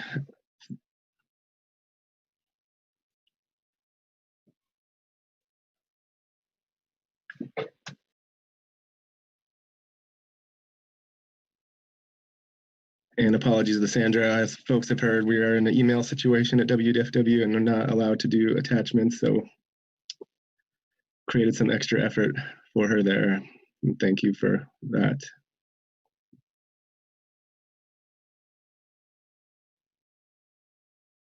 Whenever you're ready, Corey.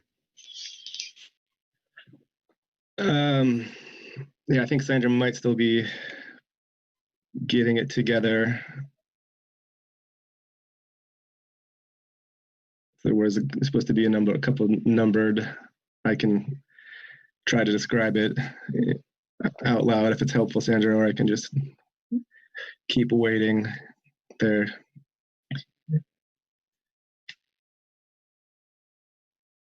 And if there should be one more sentence after the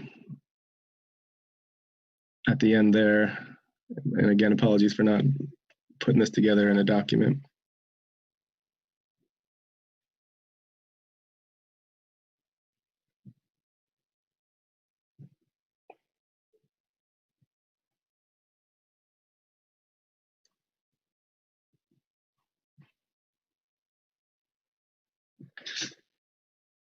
Okay, Mr. Vice Chair, I think I'm ready. If I'm clear to go. Proceed. I move that the council request that the National Marine Fishery Service, 1, initiate an emergency rule to extend the primary sablefish season from October 31st, 2020 to December 31st, 2020,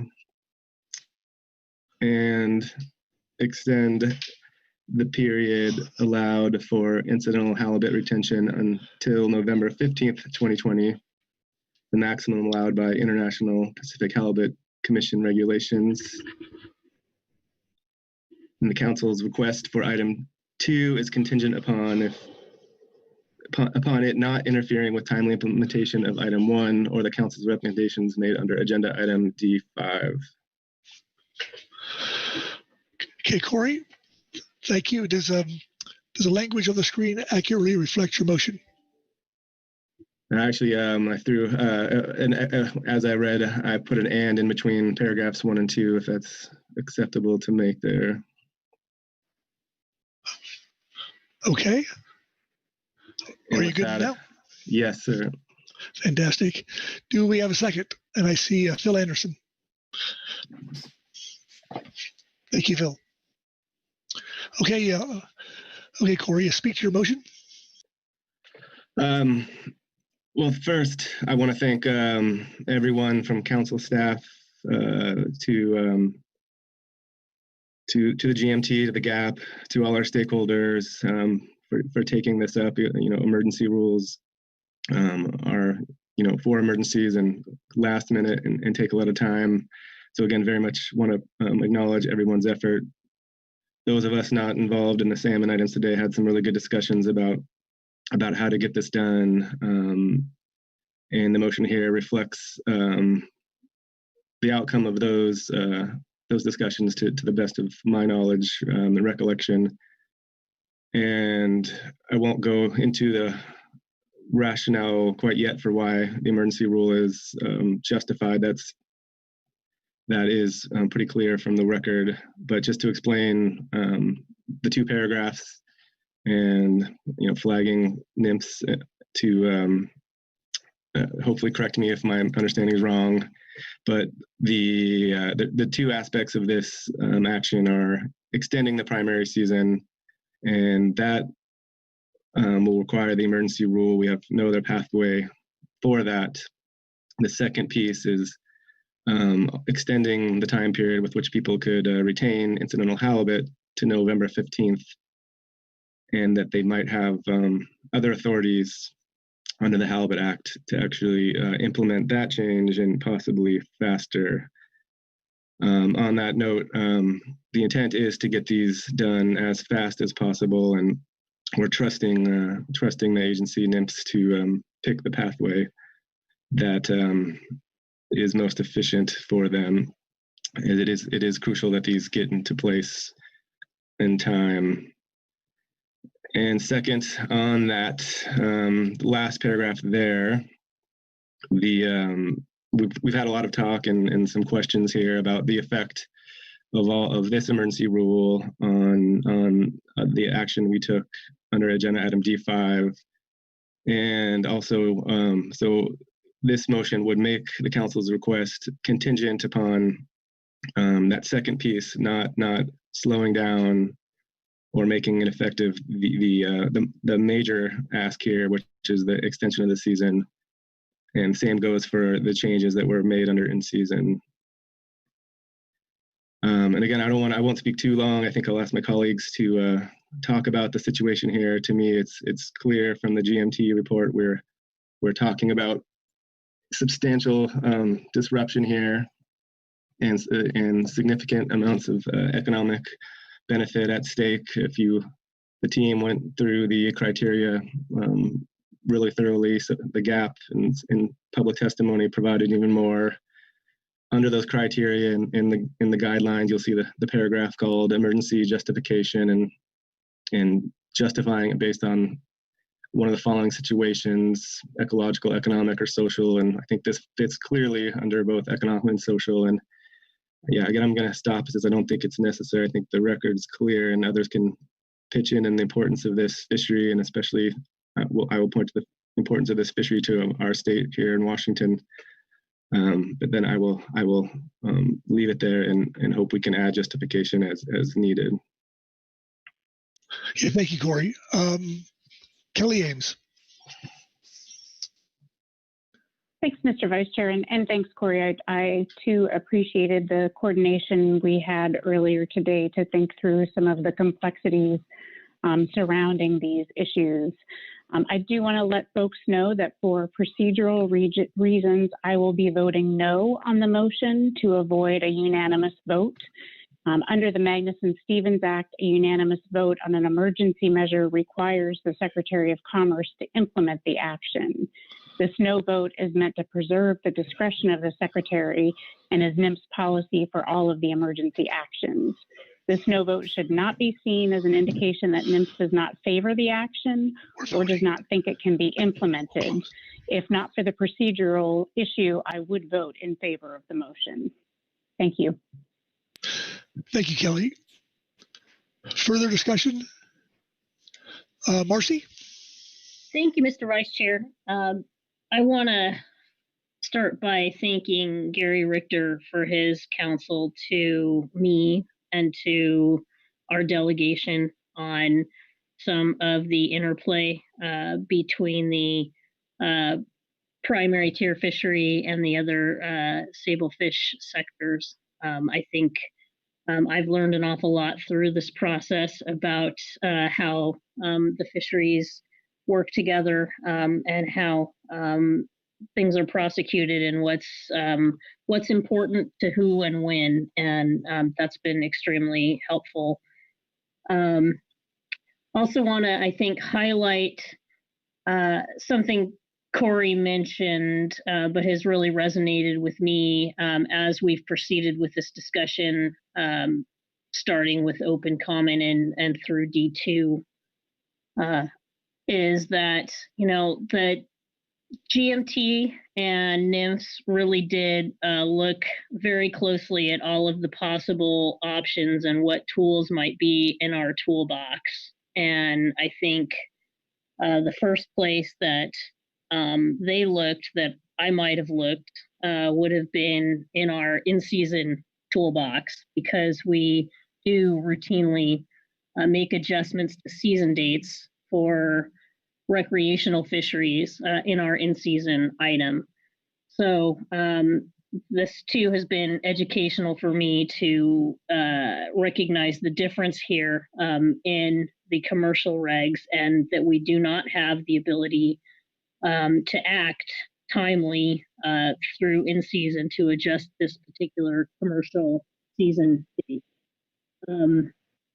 I just want to reiterate that, I think the emergency mechanism is the only tool we have left to bring about an effective change that will provide the relief that's being sought in the time frame that is under consideration here today. Next, I want to, I think, turn to the last portion of this motion about item 2 being contingent upon it not interfering with timely implementation of item 1 or the in-season recommendations. That is very important to our state, to the fact that, we do have all sectors of the sablefish fishery looking to better utilize the remaining yields available for 2020. I think the needs are the same. We didn't talk about COVID or urgency in the in-season items because we have an in-season tool for those fisheries. So in an ideal world, it would be great if the emergency action was effective around the same time as the in-season action, or rather goes in reverse order. The emergency action will be, will be undertaken first and in season. in second place, kind of as Kelly explained earlier. But in an ideal world, they'd both be effective roughly the same time.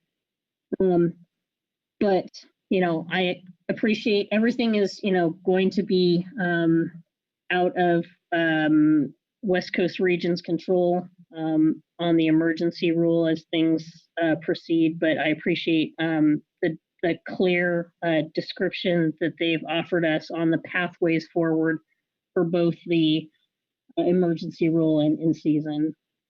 I want to note that exchange Corey had with Jesse on the economic section of the GMT report, and that the estimated economic benefits section were exclusively for the halibut, exclusively for the sablefish piece. And so to me, that suggests that maybe for item 2 here, with regard to the incidental halibut retention, there might be additional analysis needed on the halibut piece.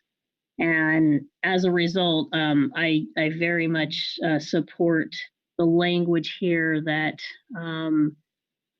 the request for item 2 being contingent upon it not interfering with timely implementation of item 1 or the in-season recommendations.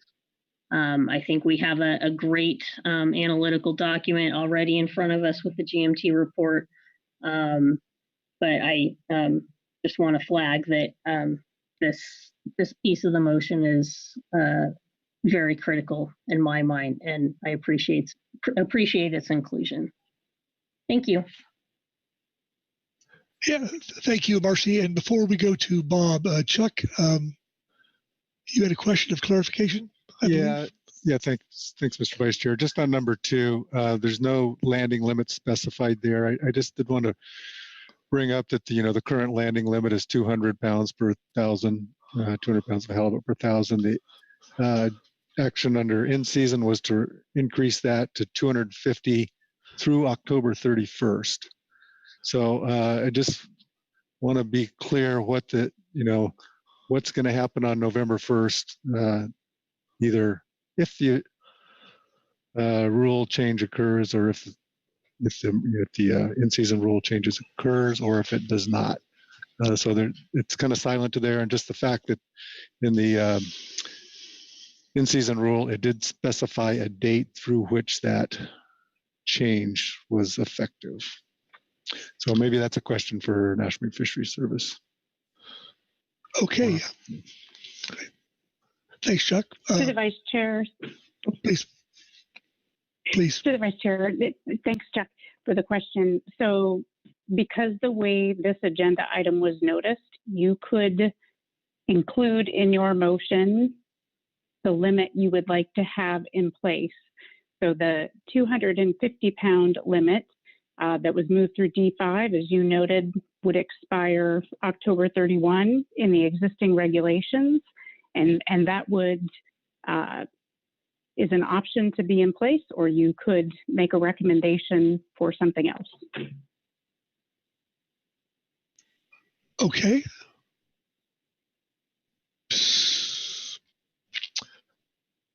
Okay, so we have some hands up right now. Let's go to Bob Dooley first. Bob? There we go. Thank you, Mr. Vice Chair. I just wanted to say that I would be supporting this motion. For sure, my concerns over the whole week here have been the way the rule would be promulgated and the effective dates and how it interacted with the in season, and trying to understand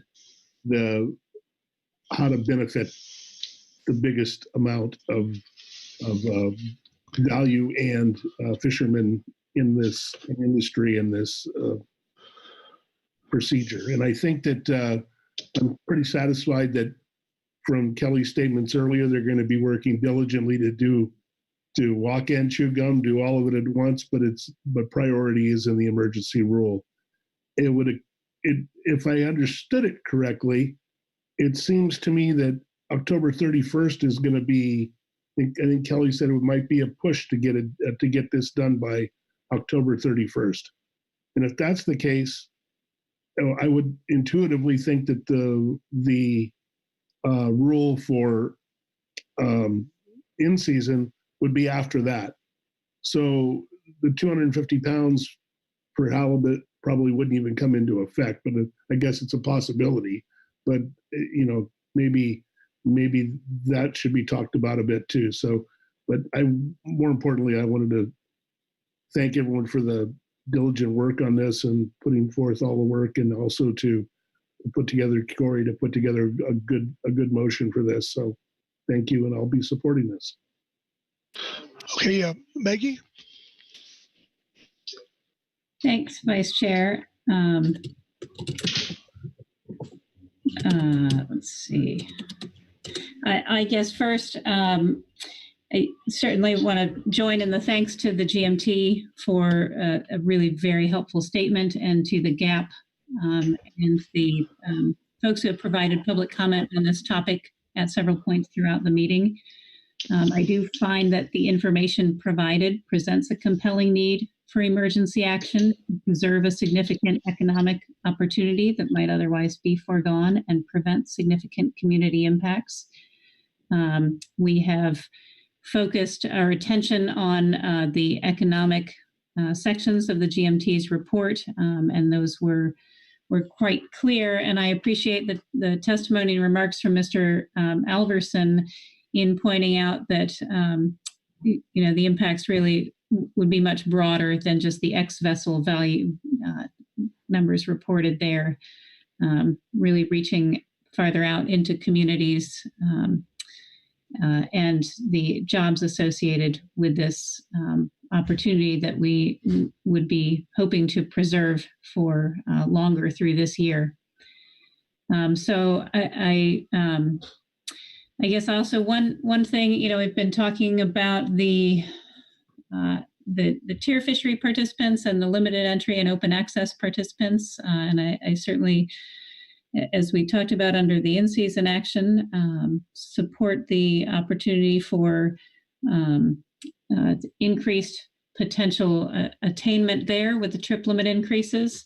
I will say one thing that struck me in the GMT report was the brief discussion of the price of tier permits. And it seems to me that is one particular investment and cost for tier permit participants that factors into the potential financial calculations and potential financial hardship that those participants might face that is really specific to the tier fishery.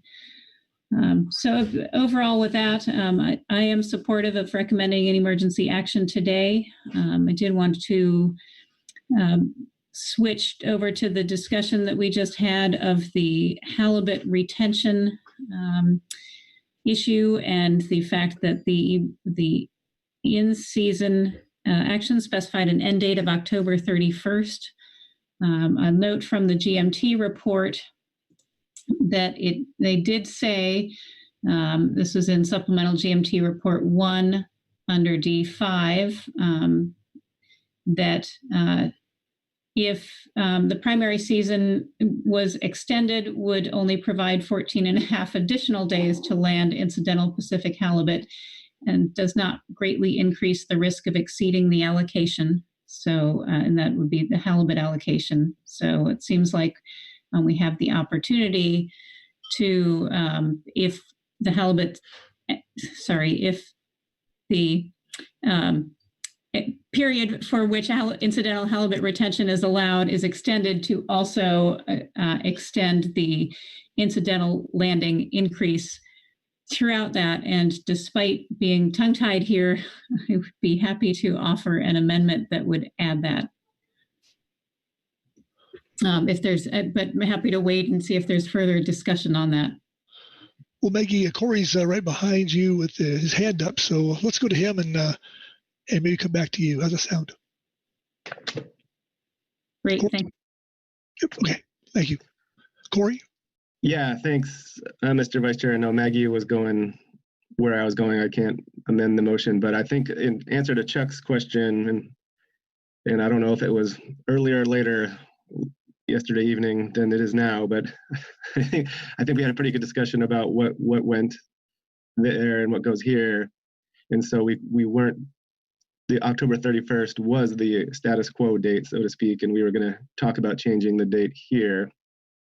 So the intent, like I'll echo Marcy's comments, and I think the intent of if motions were magic spells and they went into effect as soon as we said them, we would want them to go and play. They would go in place at the same time, or in season would already be in place. And so the effect would be that the in-season change to 250 pounds would go into effect, and they'd have that extra time till November 15th to get it. So that was the intent. And Kelly, I heard her say that it was within the scope to do that. And had I been on the ball more, would have suggested it be included under paragraph 2 there. And if Maggie's willing to do that, I would be very much in support. And yeah, these are, as people have spoken to, just a matter of procedural timing more than an intent. So again, the intent was to have that 250 go up and have the extra time. But we're saying that both of those would be be contingent on them not slowing down number 1 or the in season. So that was the thought. And if it takes an amendment to better meet that intent, it would be very much welcomed. Cool. Thank you, Corey. And Phil Anderson, please. Well, I think maybe Maggie's working on an amendment. I had been doing the same thing, but I guess my maybe question for Kelly is, do you think the change in the limit would be in place by October 31st? Kelly? Through the Vice Chair, Mr. Anderson, I'm just sorry that I cannot provide you greater specificity. I can say that if in-season isn't published by November 1st, then 200 would be in place. If it has, then 250 would be in place. And so, you have the opportunity here in this emergency rule action. The start of this emergency rule action is for November 1st. So if you want to ensure that 250 is in place, your best bet, in my opinion, would be to make that clear here. Thank you. Okay. Further discussion? Or is Maggie, please. Thanks, Vice Chair. Maybe before I propose a motion, following on what Kelly just said,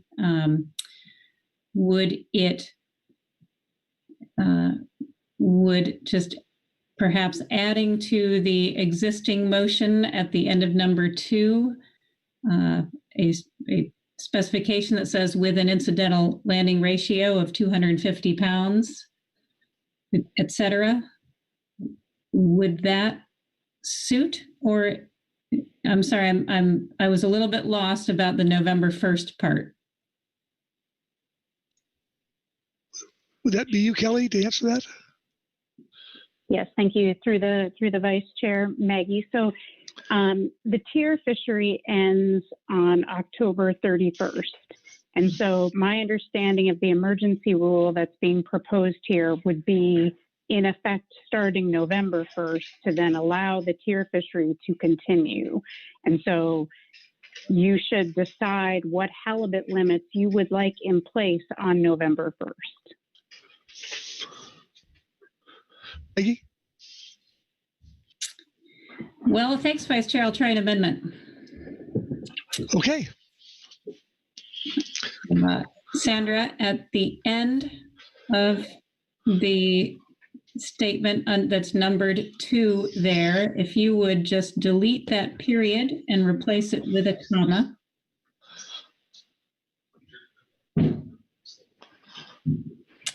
Maybe I should say that differently.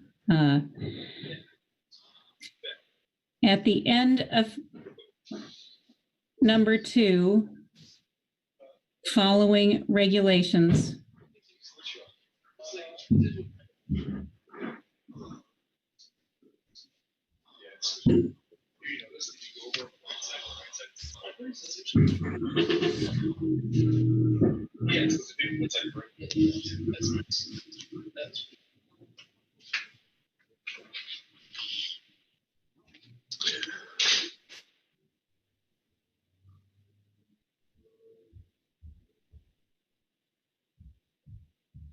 Oh.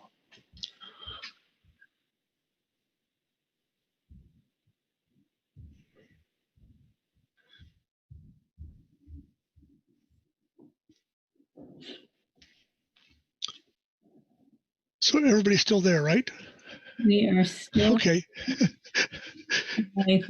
I think Sandra has a line, has the wording to insert.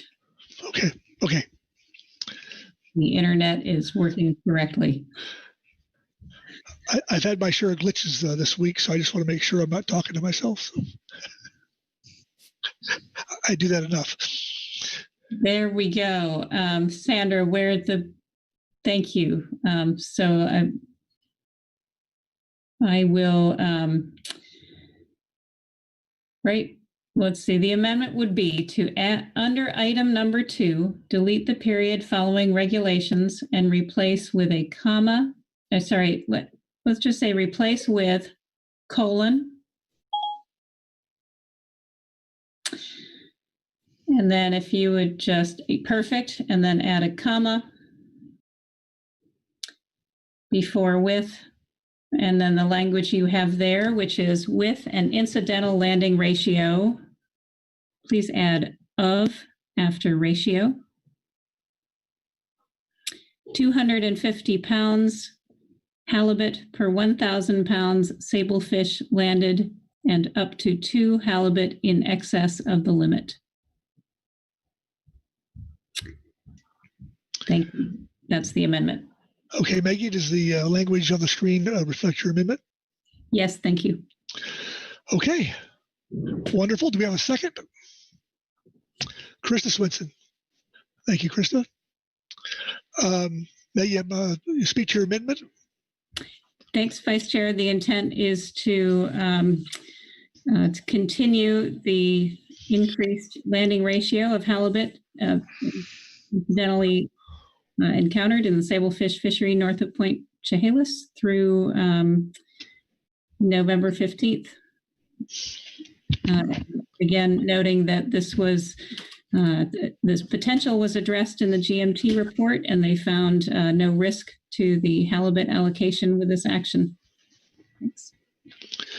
Okay. Further discussion. I see people's hands going up here. Kelly Ames? Maybe not. Krista Swinson. All right, thank you, Vice Chair, and I'll be very brief, but I do want to say thank you to everybody from stakeholders to management teams to advisory panels to state and federal agencies for really working hard to make this happen, right on down to the amendment. So I will be in favor of both the amendment and the main motion, should it go through either direction. Thank you. Thank you, Krista. Further discussion on the amendment? Seeing none, I'll call the question. All those in favor? Aye. Aye. Opposed? Opposed? Abstain? All right. Motion passes unanimously. All right, and back to the original motion. Do we have any further discussion on the amended motion on the floor? Oh, Kelly Ames.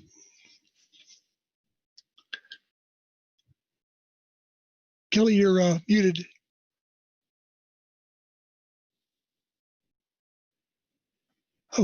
Okay, now, did I lose her? think you just accidentally hit the hand raise instead of mute. Okay. All righty. Okay. Seeing no hands, we'll call the question. All those in favor of the amended motion? In favor? Aye. Aye. Opposed? Abstentions? Motion. You need to wait. No, wait. Yeah. Whoa. So go Sorry, through. this is Kelly with a no. I was gonna. Yeah. Okay. You want to do that again? it's 7:15. Okay, so I got 13 for and one no. Is that what you got? I didn't see if there's abstentions. I didn't hear the answer. Okay. I didn't hear abstentions and no abstentions. Okay. Okay. A motion passes 13-1. And so with that, I will go to Mike Berner and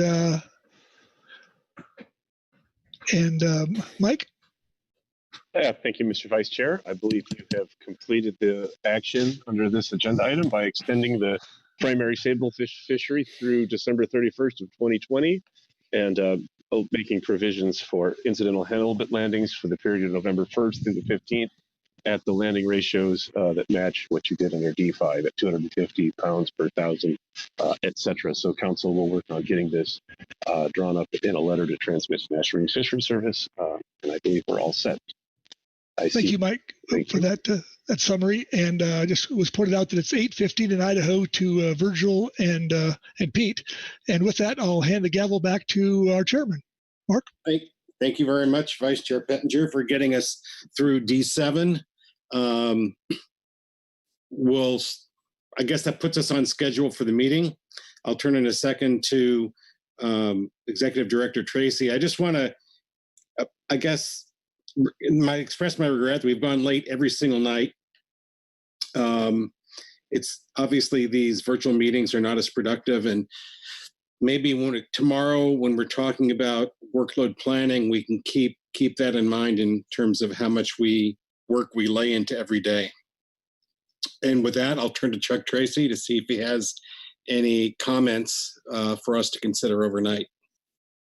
Thank you, Mr. Chairman. Yes, we are back on schedule. So we'll start with habitat first thing in the morning, and then we'll have the administrative matters starting with the executive order discussion and the rest of the suite of things. I would note that I believe there's some briefing materials that that either are available for I think all the briefing materials for the future meeting agenda workload planning C7 have been submitted and available to you. And I believe I hope there's some that either are or will be available for C2, the executive order. If they're not available now, they should be fairly early tomorrow morning. So keep an eye out for that, for those briefing materials so that we can be prepared to address them tomorrow. Thank you, Mr. Chair. All right. Well, everyone, have a good evening. Get a good night's sleep. We got another day tomorrow, and then we'll have the weekend off. Good night.